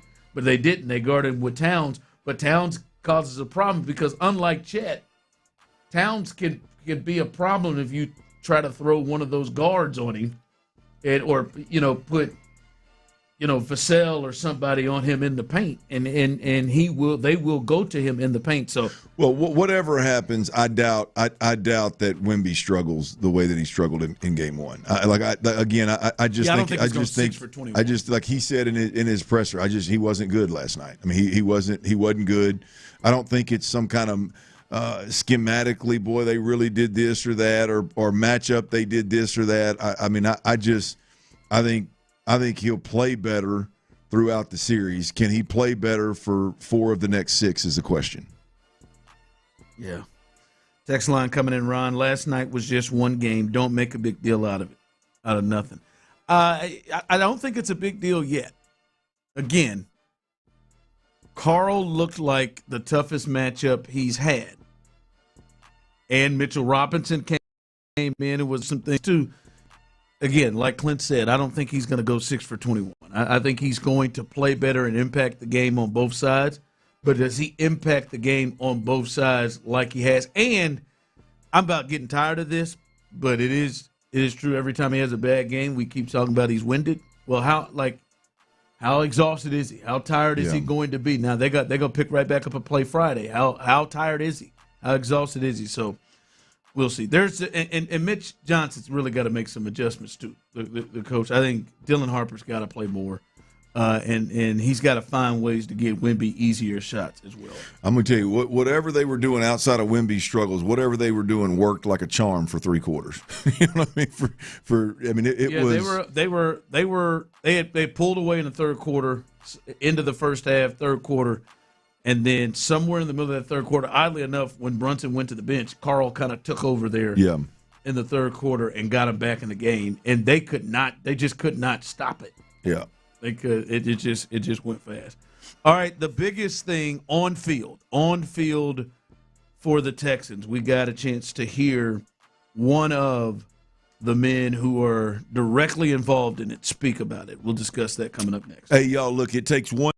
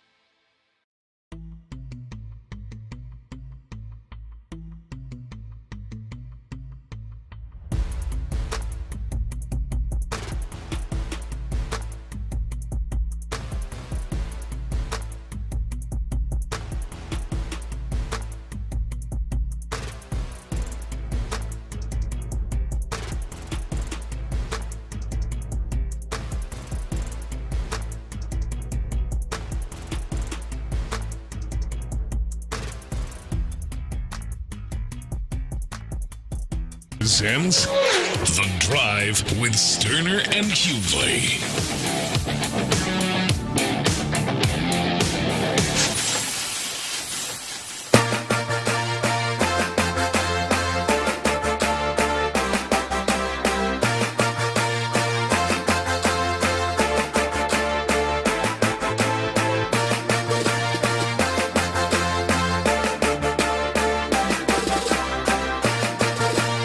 Text line coming through, guys. What you're missing is the Knicks didn't play well either. No, we're not missing it. Again, that's why I said Game 2 is going to determine a lot. That's the other part is, I think that's going to be the cool thing of the series. Clint, we talked about it yesterday. Is the others are going to factor a lot, and both teams have sets of others that could play one way one night and another night. Like, there are some guys that didn't. If you look at it from the Spurs are thinking to themselves, like, we got the sixth man of the year on our team. And Keldon Johnson had 8 minutes and 3 points, which is weird, right? He's the sixth man of the year that he only played 8 minutes. He had 8 minutes and 3 points. That is he not playable in this series? You wonder, like, what happened and how did that go about in the game plan? Like Luke Cornett, his 10 minutes was really kind of worthless, to be honest with you. Brunson just would take advantage of him on pick and rolls. And Fox is in. He's 3 for 13. Vassell, is he really going to play like that? Champagny was really good in the first half, but only scored 1 point in the second half. Like, so they have guys that can come back and play. But the Knicks will tell you, man, Bridges can do better than 9. I think Josh Hart really impacted the game big time, but he generally may give you more than a bucket. And that's all. He was 1 for 5 in the game, right? Like McBride, that blank three out of the corner that he hit in the third quarter. I don't even know how he created the angle for that. But no, I agree. I think both teams can look at themselves and say they played poorly in ways. I think the Knicks defense was a little bit better. But yeah, I acknowledge and see that both teams, nobody shot the ball well last night. Yeah, I think they mucked it up, and I think it was an ugly game for the most part. But both teams were grinding, both teams were hustling, both teams were physical.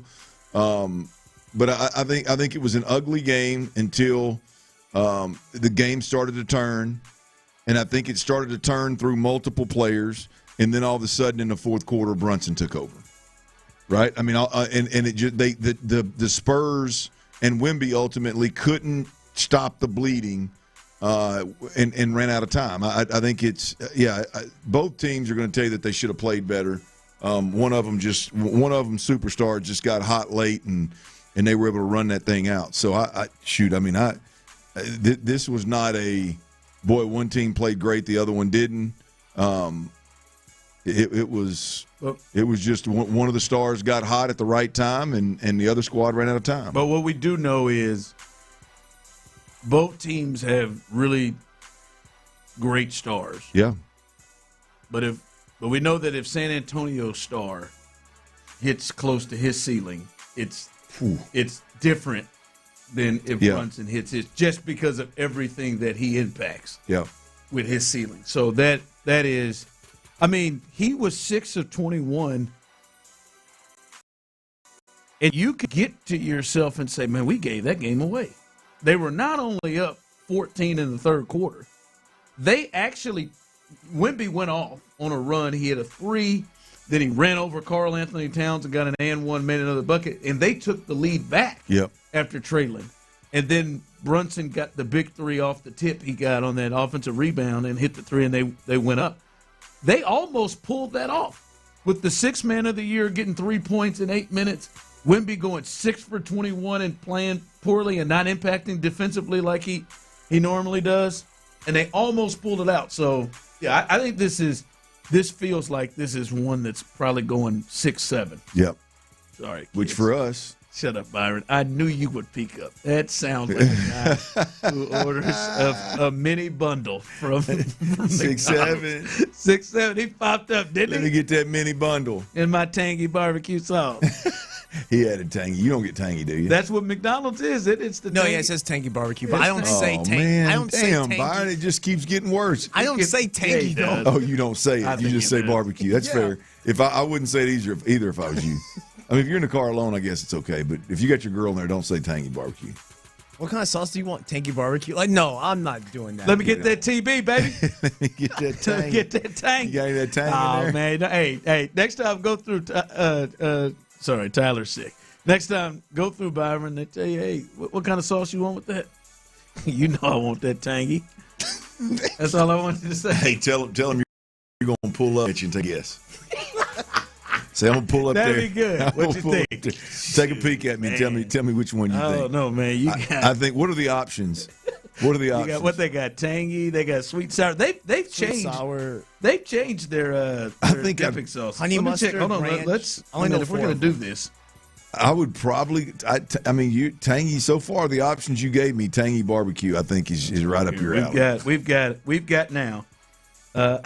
Tangy barbecue sauce, a sweet and tangy, subtle smoky classic. That's you, Byron. That's got you written all over it. Sweet and sour. This is one I used to mix sweet and sour with another. Sweet and sour. They got a spicy buffalo.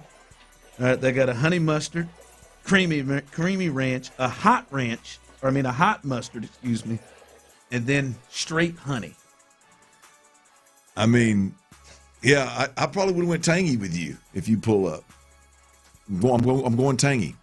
Yeah, light skinned. I don't know. Light skinned, I'd have gone sweet and sour. Yeah, light skinned with those glasses, I'd have probably turned. You gone sweet and sour? Yeah, sweet and sour. That's got it. Sweet and sour as a dipping sauce has to be way overrated, right? Wait, what sauce? Sweet and sour. I like that. Seemed like if I'm not going, what is that? That's like Chinese food, ain't it? It's a fruity apricot and peach flavored sauce. Yeah, I'm not eating with that a with lightly lingering heat. That's what it says. How you describe it. Nah, you're tangy barbecue in my books, bub. Appreciate it. Yeah, man. Never change. That's spot on. Especially at McDonald's. I wouldn't go with 4 chicken strips. I'd peg Clint as a peppery, buttery, vinegary sauce with a building kick of heat. What is that? A spicy ranch? Spicy buffalo. That's right. Either the ranch or the buffalo. But you're right. I'm a buffalo guy. I'm a buffalo guy even with my nuggets and my fries half the time. I got Ben as a pungent, sweet, and spicy option for those looking for an extra kick. Which one is that? A little hot mustard. I got a little hot mustard. hot. What is it? Tyler's going to go with spicy buffalo. That's what he gets all the time. I don't know if he can handle it, but he's going to go. Is that it? Spicy buffalo? Yeah, he's a spicy buffalo. I thought he may be a honey mustard guy. I know you did. That's all right. Nick Caserio. How you gonna go from McDonald's dipping sauces to Caserio? Again, guys, here we go. Nick Caserio, what do you think his sauce is? Is Nick Caserio tangy barbecue, sweet and sour, spicy buffalo, honey mustard, creamy ranch? That's the leader in the clubhouse. For me with Nick, hot mustard or straight honey? Grade A pure honey. I would probably creamy ranch if you needed, a mildly tart and savory ranch with distant onion and garlic flavors. Nah, he's honey. Pure? He's pure honey. I mean, or what about honey mustard? Did you need a blend of zesty Dijon mustard and sweet honey? No additives. Straight honey, man. He's going with the healthiest option there. If he's going, probably not going, but if you were, that would be it. Oh, yeah. All right, Nick Cayley. I think this is probably on field the biggest thing to watch for and can impact this season greatly, especially the offense. And that is the relationship between the offensive coordinator, Nick Cayley, and his quarterback, C.J. Stroud. Here's Cayley speaking on that. Yeah, no, I mean, I've always had a good relationship with CJ. We always have transparent and honest conversations, but I think it's like anything. You're always trying to dive deeper, to continue to expand those, the finer points of the relationship. But it's great. I mean, we get to talk ball. We're highly collaborative. He has great perspective on it. He sees the game really, really well. And so I've had a blast being around him every single day, just like last year, and we've gotten to take it a step further, just more time on task, more time in the film room, more opportunities to evolve and do some different things here from an offensive standpoint, and it's been a hell of a lot of fun. Well, glad it's been a hell of a lot of fun, but Clint, I mean that. I think that is going to how well those two work together. Clearly, it wasn't seamless last year, right? And it felt like from what we heard and what we watched that maybe C.J. Stroud wasn't completely comfortable in the offense, and I think that's as much on C.J. as it is the offensive coordinator. And I think what we're starting to hear right now, which is a good sign to me, Clint, is it appears that they are on the same page a little bit more, and it appears that CJ's a little bit more comfortable. Look, here's the deal. There's no doubt about it. We heard before take ownership. We heard we need CJ to buy in. You don't say those things. And by the way, his quarterback coach was replaced by Jerry Shaplinski.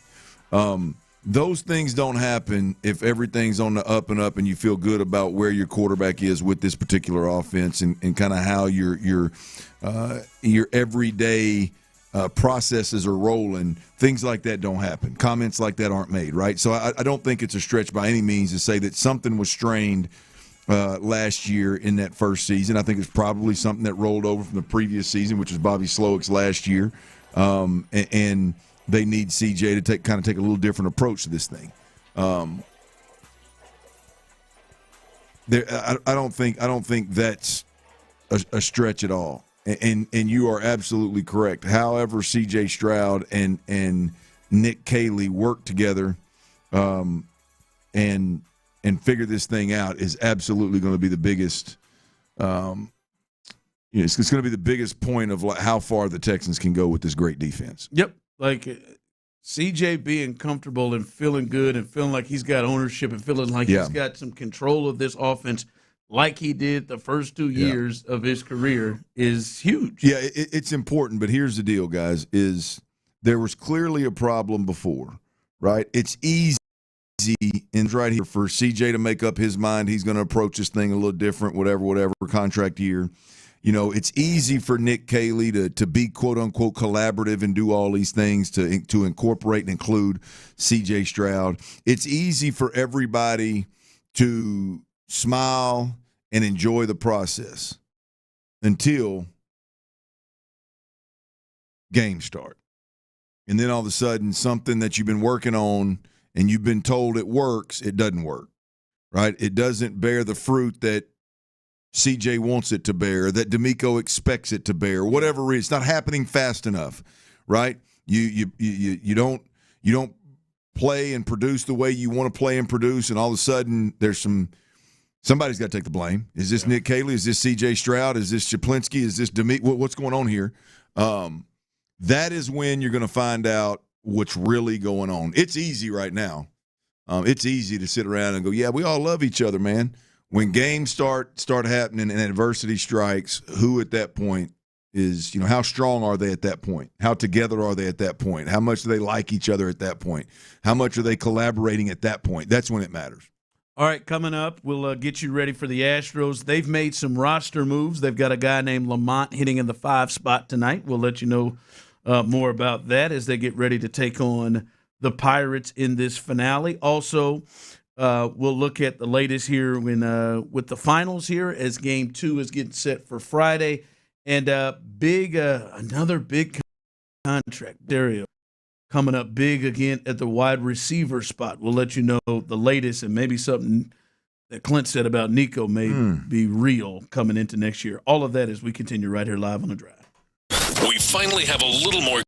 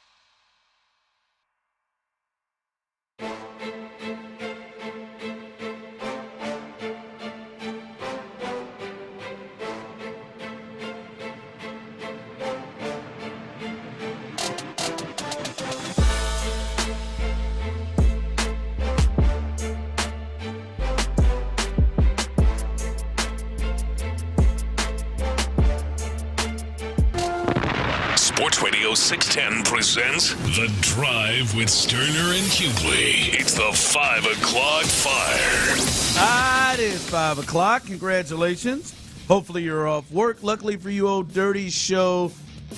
And, Byron, a.k.a. Bryce Young, who is coming off his first playoff season, looking to get things going again in Carolina. He stopped by to help us out. And if you're looking on YouTube and Twitch, you can see Bryce Young is in the building with us, a.k.a. Byron as well. Tyler out today, a little under the weather. We hope to have T-Mill and his best bets, and we'll get to that here in the next segment because he went off.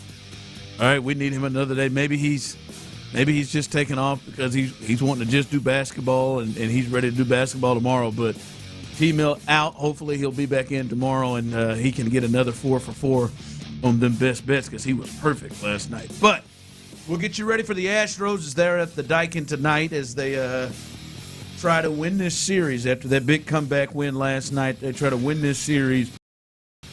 Pirates home. Some roster moves made, Clint. They signed an outfielder by the name of Lamont Wade Jr. I'll let the cat out of the bag. Clint, he is hitting fifth tonight. They just brought him here, just signed him.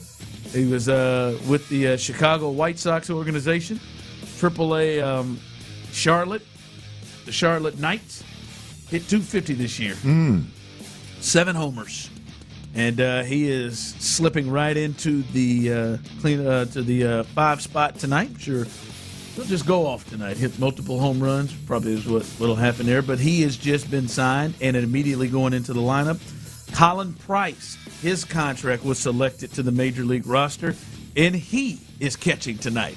He is going right into the lineup and hitting in the 8th spot, and he's catching tonight. Some other players, Joey Loperfido, Clint, he is reinstated from the IL, an option to AAA. Let's pull over here real quick. A lot of people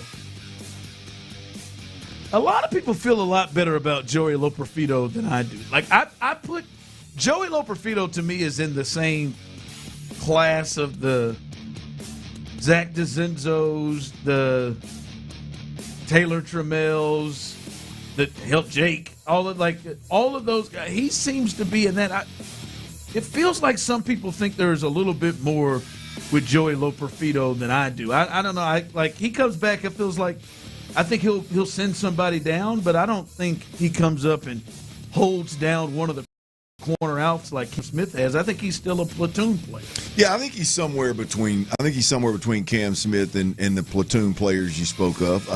That's where I would couch him. I don't have a whole lot of substance to back it, to be honest with you, but that's where I would couch him. I mean, I think the only reason we're having the conversation, right, one, injury, but two, it seems to be a turnstile with these guys. It's almost like we're gonna manufacture the need to rotate more outfielders in here instead of just rolling with the guys that you got, as if you've got a deep organization, minor league system or something. So I don't quite get it. I've never heard of my man Lamont Wade Jr., but he's got a great name, so I'm willing to show a little grace and see what happens in today's game. Yeah, I mean, we'll see. I think I had somebody texting and said, yeah, Joey should be a starter every. I think he should start in left field. You think so? So if everybody was healthy, I think what they would do. Obviously they're not going to play big fella in left field as much as we thought he was. I think Joey would be the left fielder. So for you, it'd be Joey, Myers, and Cam. That should be the predominant. Okay. And Cam would be my 5-hole hitter for good. There wouldn't be none of this crap. Yeah. I don't know, man. I just Taylor Trammell and Lamont Wade Jr. and whoever the other cats were earlier in the season, they're not batting above Cam Smith. Cam Smith needs to be in a 5-hole until Altuve gets back and he can slide to 6, and then they can play with the Sugarland 3.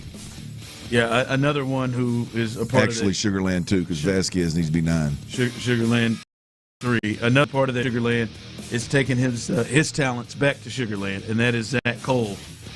He has been optioned back to AAA Sugarland, and as we told you, Colin Price is on the big league club and catching tonight. That makes Cesar Salazar expendable.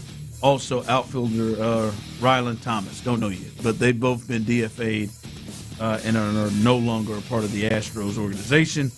And Cesar really just hadn't really had a lot of good things going since Framber hit him in the chest. Yeah, I mean, I think they ought to. They owed him at least the whole season. I mean, Colin Price better be really good if we're gonna throw K-Way Tang out there with a guy that he hadn't pitched to. Yeah. I don't know. Did Price catch K-Way in the? Who knows? In spring training, I'm sure. Hopefully, yeah. In spring training, yeah, that'll be enough. Yeah, that's enough to do it. Lineup tonight, by the way, as you said, Tang.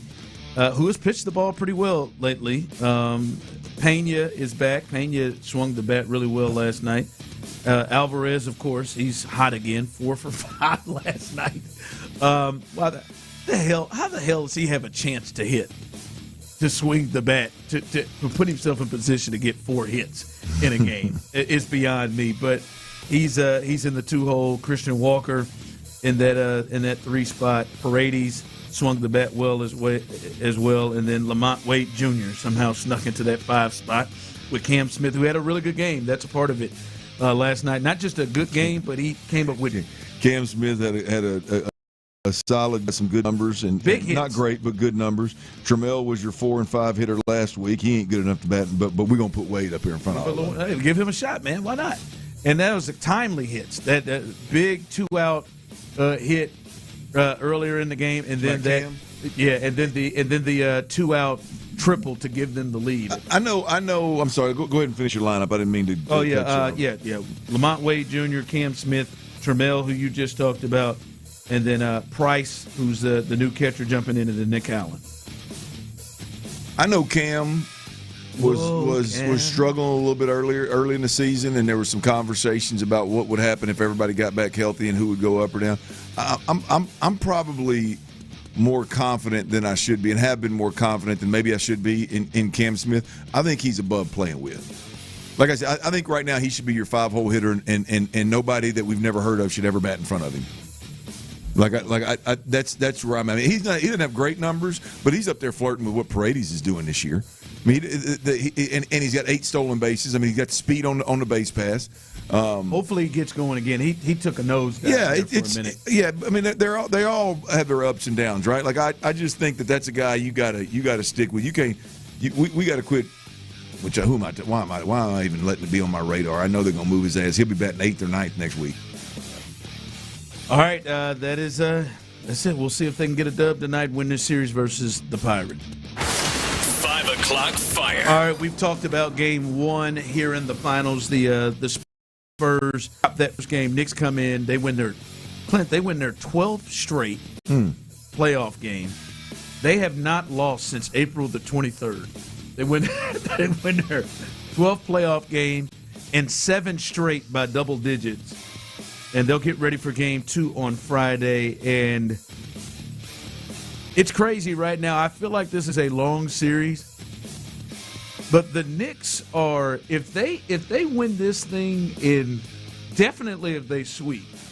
If they were to find a way to win this thing in 5 or something like that, like we would have to then start to talk about this Knicks team completely differently. No question. Right now, only the Warriors have won more games in a row. The 17 Warriors won more games in a row now. Playoff games, and were those games won by double digits? I don't know. I can't remember as much as them blowout style like that. But we're talking about the Steph Curry, Kevin Durant, Klay Thompson, Draymond Green crew.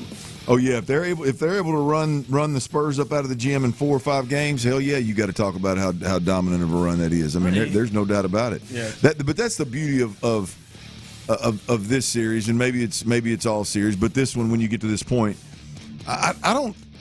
After what the Spurs were able to do against Oklahoma City in Game 7. Yeah. Like, I don't know that both of these teams seem to be very comfortable.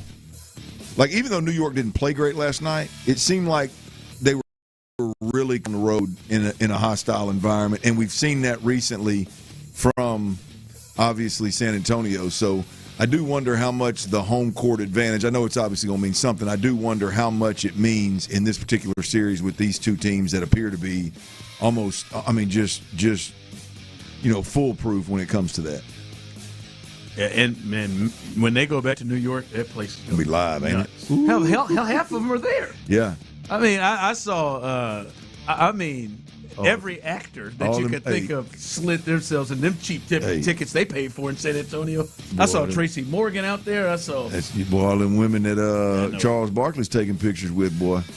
I mean, San Antonio's full of them New York celebrities right now, ain't they? Tracy and they're going to stay down there for 3 days. Oh, he's not missing this for the world. When is game 2 tomorrow? Friday. Yeah. Friday? Yes, tomorrow. Yeah. Oh, they're going. They probably stay Wednesday through Sunday. You think Tracy Morgan's holding court on the Riverwalk somewhere? Oh, I think he is. Absolutely. I mean, them women Charles are talking about, I guarantee you. They're coming out looking for a dub. Well, I guarantee they're looking to change their lives. Hey, the boy you just mentioned, I imagine he's hunting a few of them now. I saw Timothy out there. She ain't gonna let his ass by himself. I'll tell you that right now.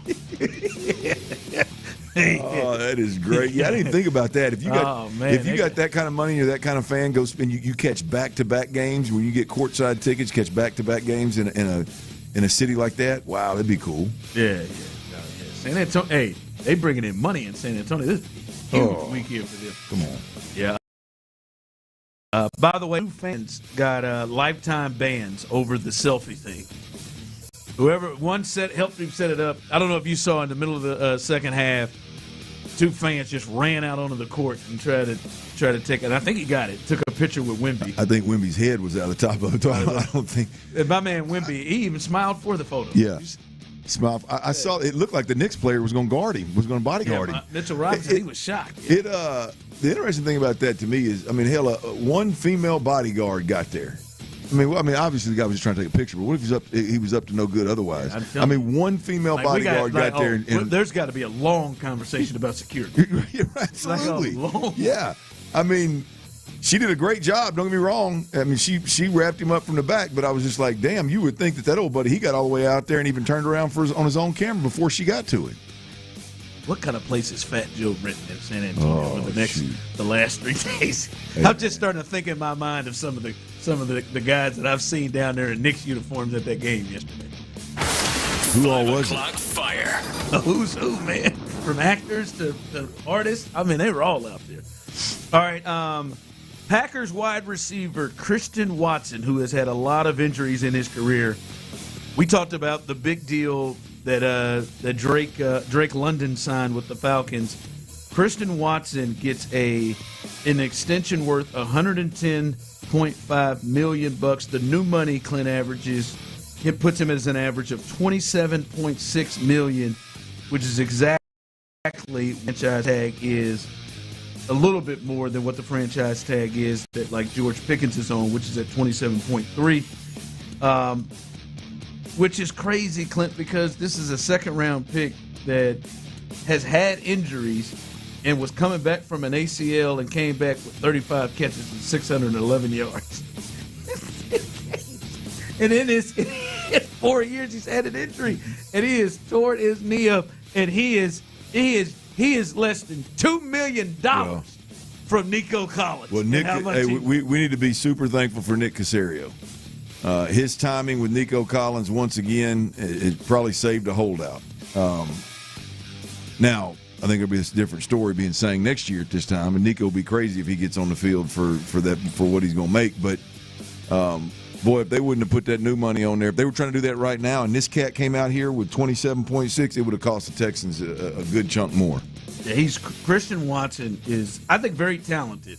But way too close to what Nico Collins is making. I think he's not done enough to make 27. He's never had a 1,000-yard season. Not even.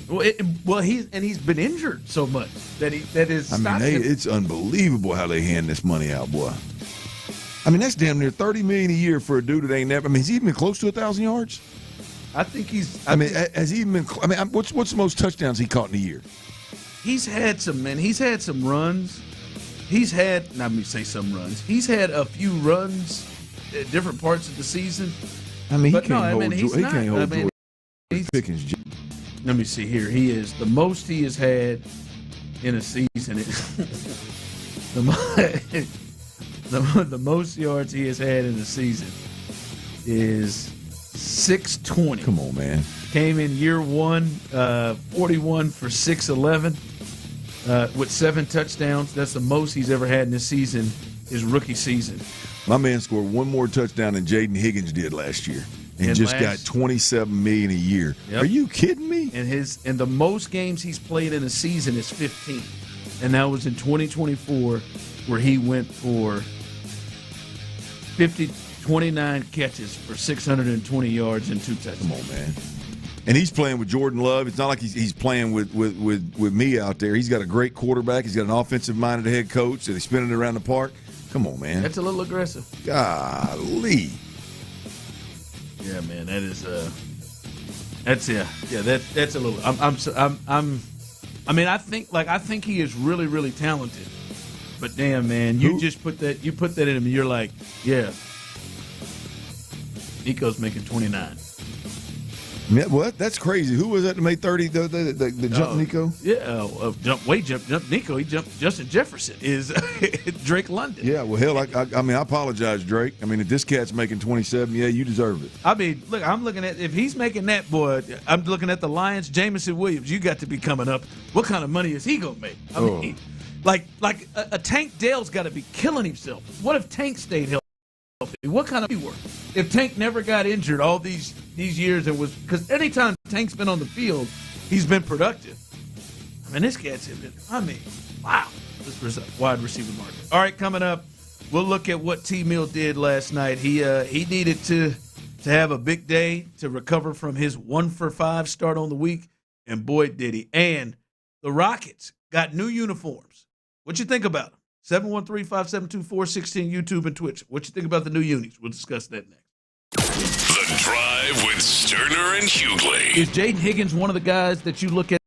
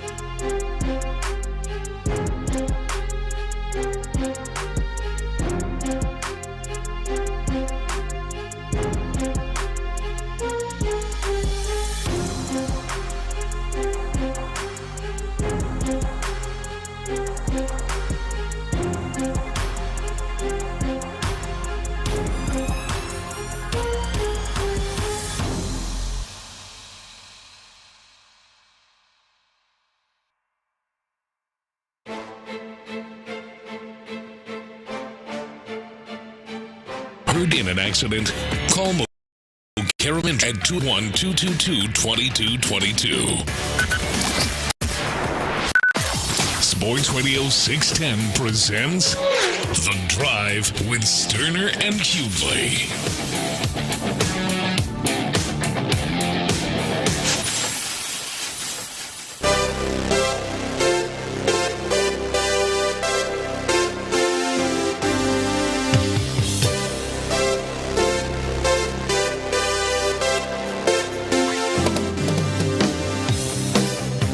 Back into The Drive on a spectacular Thursday. I know many of you, after last night, were waiting for T. Mill's best bets. And Byron will have them for you coming up. And I'm kidding. I'm just messing with Byron. No, Byron's in the building for him. Hold it down. He's been fantastic today, as we knew he would be. But Tyler is out, so no T. Mill's best bets. But because I saw people talking about how perfect he was, and he was. Last night, he went 4 for 4, and boy, did he need it, as he was 1 for 5. Can't you just congratulate the guy? Why you got to keep going backwards, man? He's down. You're kicking him while he's down and out. I don't even know what you just said. Can congratulate? Okay, congratulate. Right. You said something else. Yeah, it's all right. You get a little fat tongue every now and then. It's all right. Yeah, no, I can't. You knew what the hell I'm just saying. I'm building the congratulations higher. All right, what he needed, man. You remember what he said before he signed off with this? He said, tonight's a night for us. This thing could go either way on having a good week. Was he 4 for 4 or 3 for 3? He was 4 for 4. Oh, wow. Last night he had the Knicks plus 5.5, which the Knicks won outright, as he said he thought they would do, and they did. They won by 10. And then he had Wembanyama under 27.5. And he set and finished with 26. I mean, that was touch and go. That looked like that was going to be a shoo-in until he went on like a 9-0 run himself and got himself back in. And he had Jalen Brunson over 24.5, which he had 30 and went off for 13 in the fourth quarter.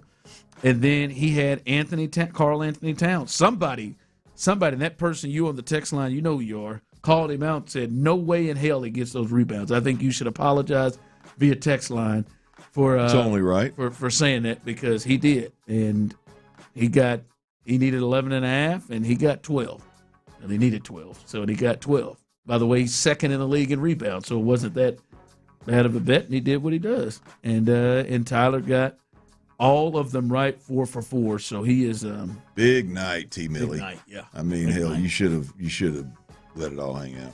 Why not? Well, I don't know that maybe you think maybe after the game he just. I mean, I don't know, Byron. When you left, was Tyler still there? No, he left with me. We left at the same time. Did y'all go home? Yeah.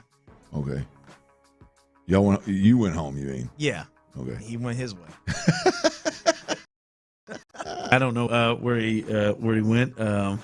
Seemed like he had a great night, great time. And hopefully did he invite you to the next location? No, he didn't. Hopefully he is feeling better and had enough of you. Next location at home. Then he may have gotten sick. 3 tender eating ass. And mini bundle eating ass. Yeah, that's where he went. I'm gonna order it tomorrow and send y'all a picture. Yeah, that's right. Huh? He's hoping nobody's in the car with you. Yeah, I hope somebody is. All right, but hopefully he's back tomorrow, and he'll do a little bit. He's got to stick with NBA. So, he's hot. I can't believe you had to sit something. Tyler, get them bets in, man. That's right. Game 2 tomorrow. People depending on you when you're hot, son. Game 2 tomorrow. Let's see what he can do. The Rockets dropped a little news and noise here today in between Game 1 and Game 2, and that is they unveiled new uniforms. New uniforms, and if you have not seen them, I would advise you go seek those out. You can see them for yourselves. They've got 3 jerseys. Obviously, they got the white, the red, and they got the black alternate they've shown. And they have gone back to the original color scheme where it's like the ketchup and mustard look there.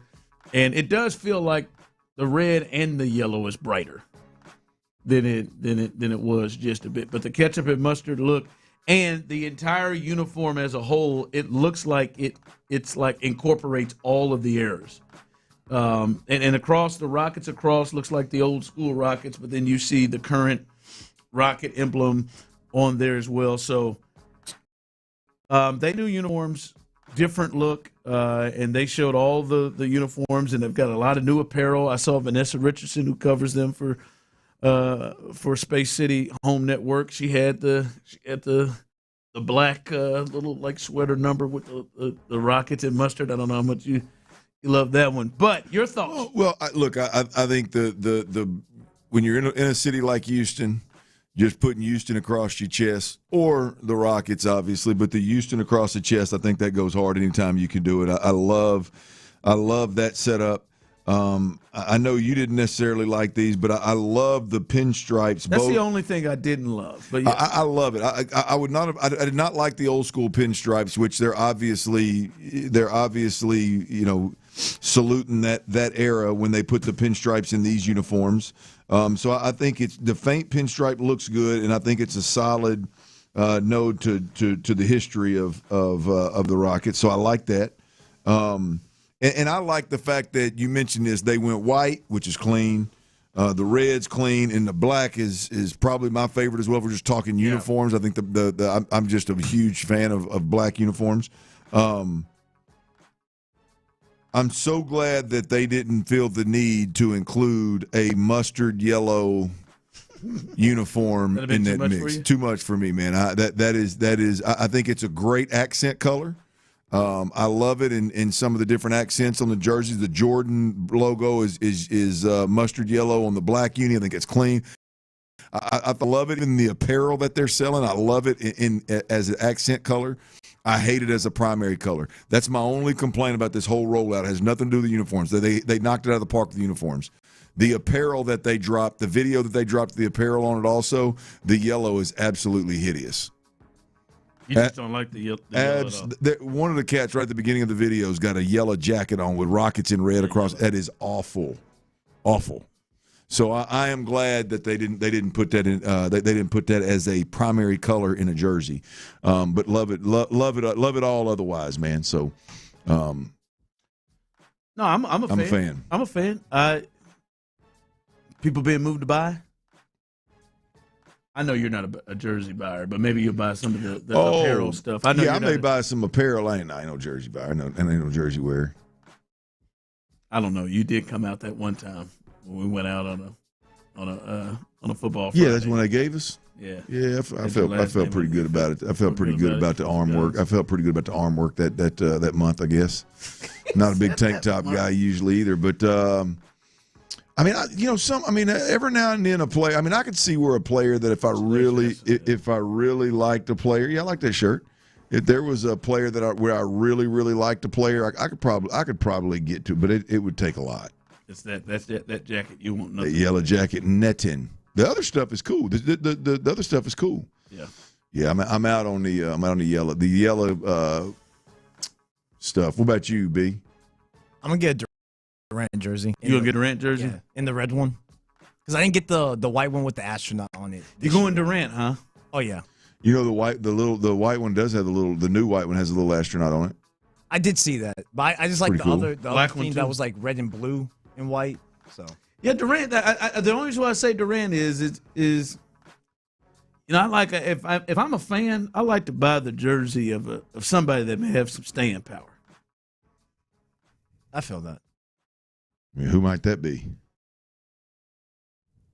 I think a men. He's probably got the most, right? I think a men's probably got the most staying power. Or that's a fair point. Or can I get it in a classic? Like, let me see if I can get it in an Elijah one. See if they'll make this one in an Elijah. I'm pretty sure they will. Yeah, I'm sure they will. Yeah. I bet they'll have those. I'm gonna judge that decision. I think if you're gonna go the real one. Rank the top three. Who's got the most staying power on this team for the upcoming season? That's like right now. If you're gonna go buy a jersey, like with the Texans, I feel like Will Anderson clearly is the jersey to buy. That guy's got the most staying power. Mm-hmm. You can feel pretty good with that one. I think you can feel pretty good with.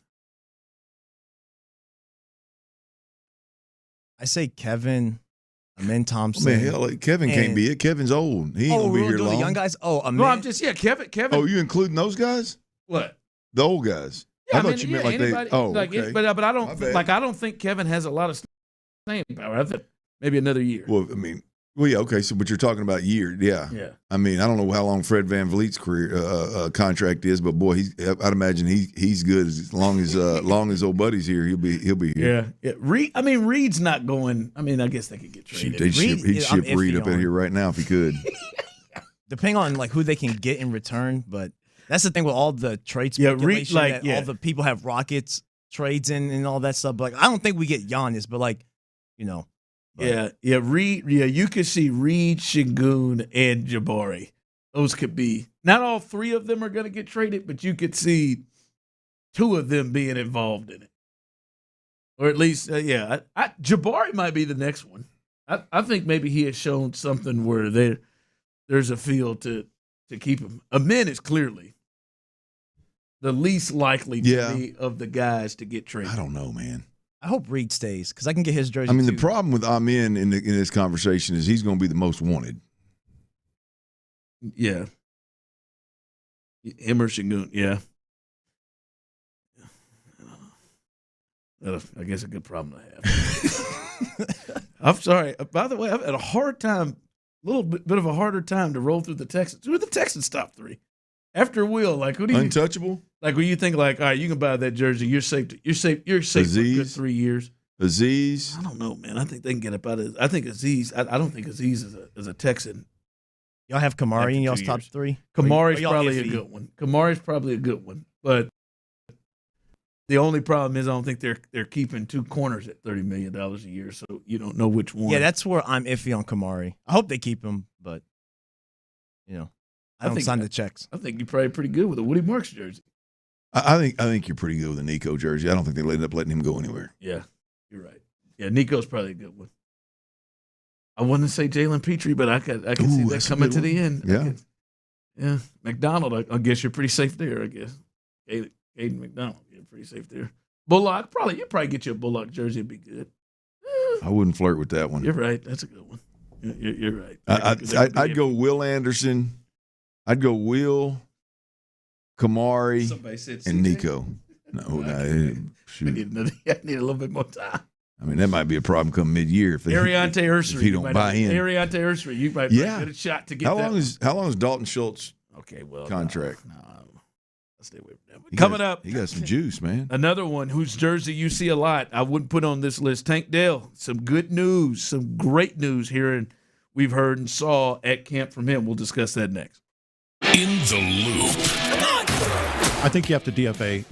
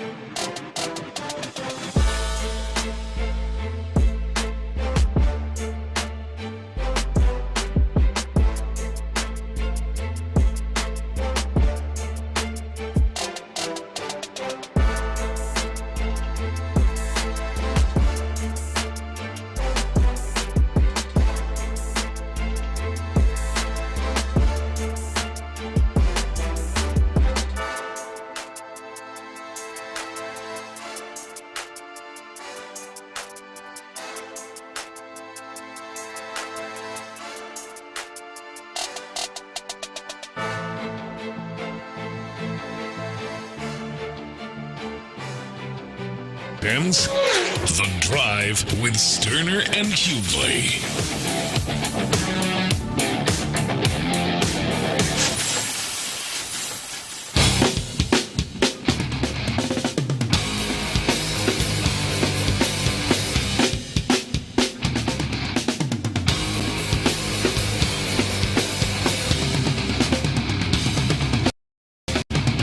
Up behind us as we are live here on The Drive. Texans All Access, Mark Vandermeer and John Harris, as we saw OTAs again, and they'll give the sights and sounds and their conversation and thoughts of what they've seen from OTAs today and this week. So make sure you stay tuned for that as Mark Vandermeer, John Harris. I believe it is Thursday. The General, John McClain, joins them on Thursday. So is that every Thursday? I believe so. Texans. Johnny Mack. I thought he retired a couple years back. Yeah. Still working. Not in 2026, baby. Too many ways to make that bread. Yeah, still working. And Area 45 coming up behind us. I saw Colin already roaming the halls, bringing it. Mid-C in the building. They're coming up behind us, live and local. That's what we do here, live and local until 11 o'clock. Baseball post-game show you can hear right here live as soon as the Astros get done with the Pirates. And hopefully they can get a dub and Tank and have another big performance. You can hear what they've got to say about what happened in the game right here on Sports Radio 610. You think Mid-C's eating Happy Meals for dinner? No chance. No. He seems. What do you think he's getting? I don't know. What do you think? And whatever it is, I feel like I think he may surprise us. Full courses. Salisbury steak, mashed potatoes, hearty stuff with a vegetable, green beans, and milk. He ain't on that menu at McDonald's. So. I don't know, man. Listen, there's a time obviously he's coming to his own and he eats fast food. I bet you, I wonder how much fast food Mid-C ate prior to college. Think he's eating? I feel like meals? I feel like he ate supper at home every day. Yeah, supper. Yeah, that's right. Wait, who is this? Colin Mid-C. Oh, I didn't know that was his nickname. You know his nickname. Wait, did you know his name was Colin? No, I knew his name was Colin. When he said Mitzi, I was like, who's that? Yeah, Mid-C. Not quite Big C. He said Mitzi. Yeah, Mid-C. Yeah, Mid-C. Okay. I was just calling that man Mitzi. Mitzi. Yeah, little. I was very confused. Text line came in and said, how come you guys didn't mention 24, Stingley? Oh. Again, I don't know, man. The Stingley and Kamari Laster thing is an interesting call. Generally don't see teams pay two corners $30 million. So we'll see. I think Stingley should be here a while, but you just never know. Yeah, go buy that jersey with courage. Do what you do. One thing we do need to note, and I'm sure Vandy and John will talk about this, is Clint wondering, all right, when are we going to get a chance to see Tank Dell back on the field? When are we going to see him through all of summer and everything? He has not been in any drills, been on the field throughout OTAs last week, this week, hadn't been on the field, hadn't been in any drills. He's been out there. And we heard from Nick on Payne and Pendergast talk about he is chomping at the bit, wanting to get out there. And they thought more training camp is when they felt like we'd see some work. Today is OTAs, Clint, and there's video, and if you haven't seen it, you can go check it out. Tank Dell out on the practice field and in some team drills. He was limited, him and Nico, limited participants, but he did get out there and do some team stuff where he ran out for some routes. And obviously they're not contact. They're in shorts, their jerseys and helmets. But he was ran dig route, ran out route, did some things against coverage, not tight coverage or anything, but the defense was out there. But Clint, it was good to see that he was out there because our thinking is, man, if they're not prepared and ready after 2 years to put him out in just shoulder or just in jersey, helmet, and shorts, no contact, just running routes, then it makes you wonder how long will it actually be before we get a chance to see it. Well, the video that surfaced is good to see. I mean, I know there's just a non-contact drill, but as we talked a little earlier, clearly there's a defense out there. You're through routes. There's balls being thrown. There's guys looking back at the quarterback. There's guys breaking on the ball.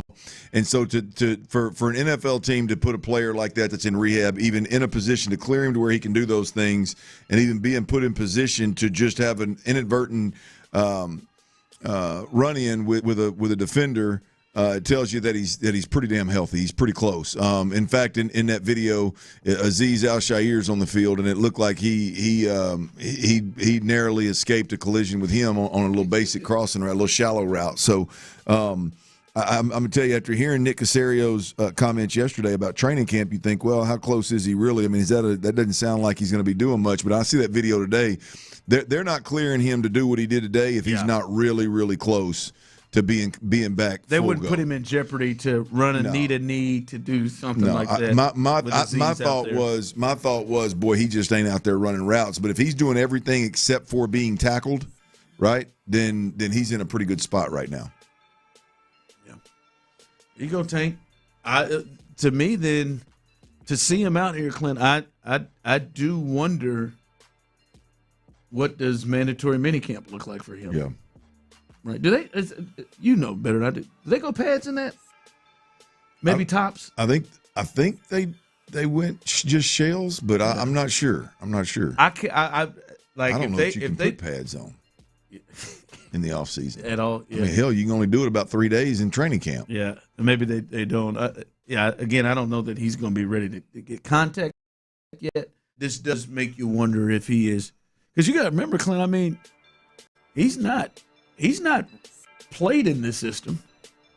I mean, I'm sure he's been in the classroom. He's been in the classroom nonstop. But he has not, been on the field in this system, in Nick Caley's system. Last time he's played, Bobby Sloak was the OC.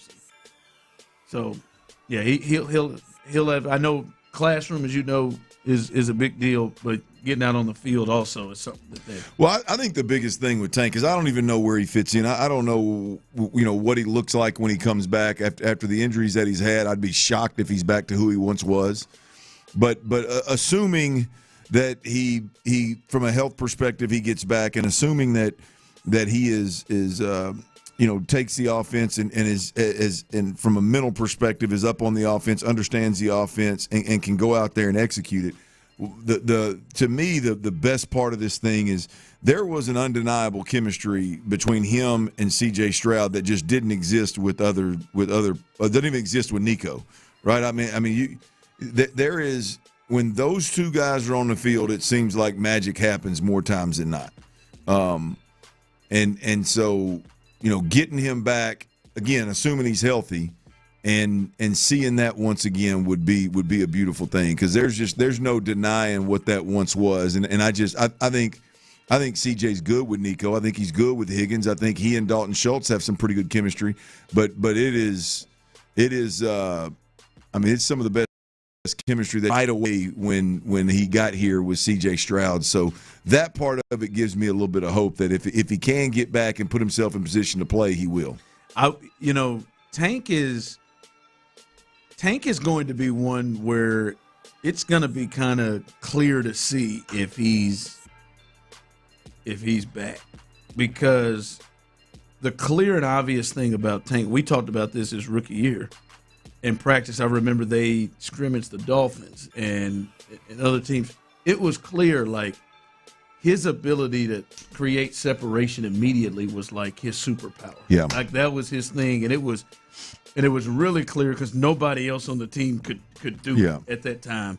And I think, and it was in pads, and it was sudden and immediate. Yeah. And I wonder, like, when the pads get on, I feel like that's something we will be able to see pretty quickly and Yeah, immediately. you don't even need pads. I can watch him run routes and tell you if he's got it. I can tell you if he's back or not. I mean, that was one thing that was really obvious immediately, because coming out of that air raid offense, it's a lot of free flowing, a lot of getting to a space more so than running routes. When he got here and we got to watch him just run the route tree, there was an obvious difference in ability to stick your foot in the ground and get out of breaks. To accelerate, decelerate, to sell, to get to your stem and stick and go the other direction. It was different than most guys.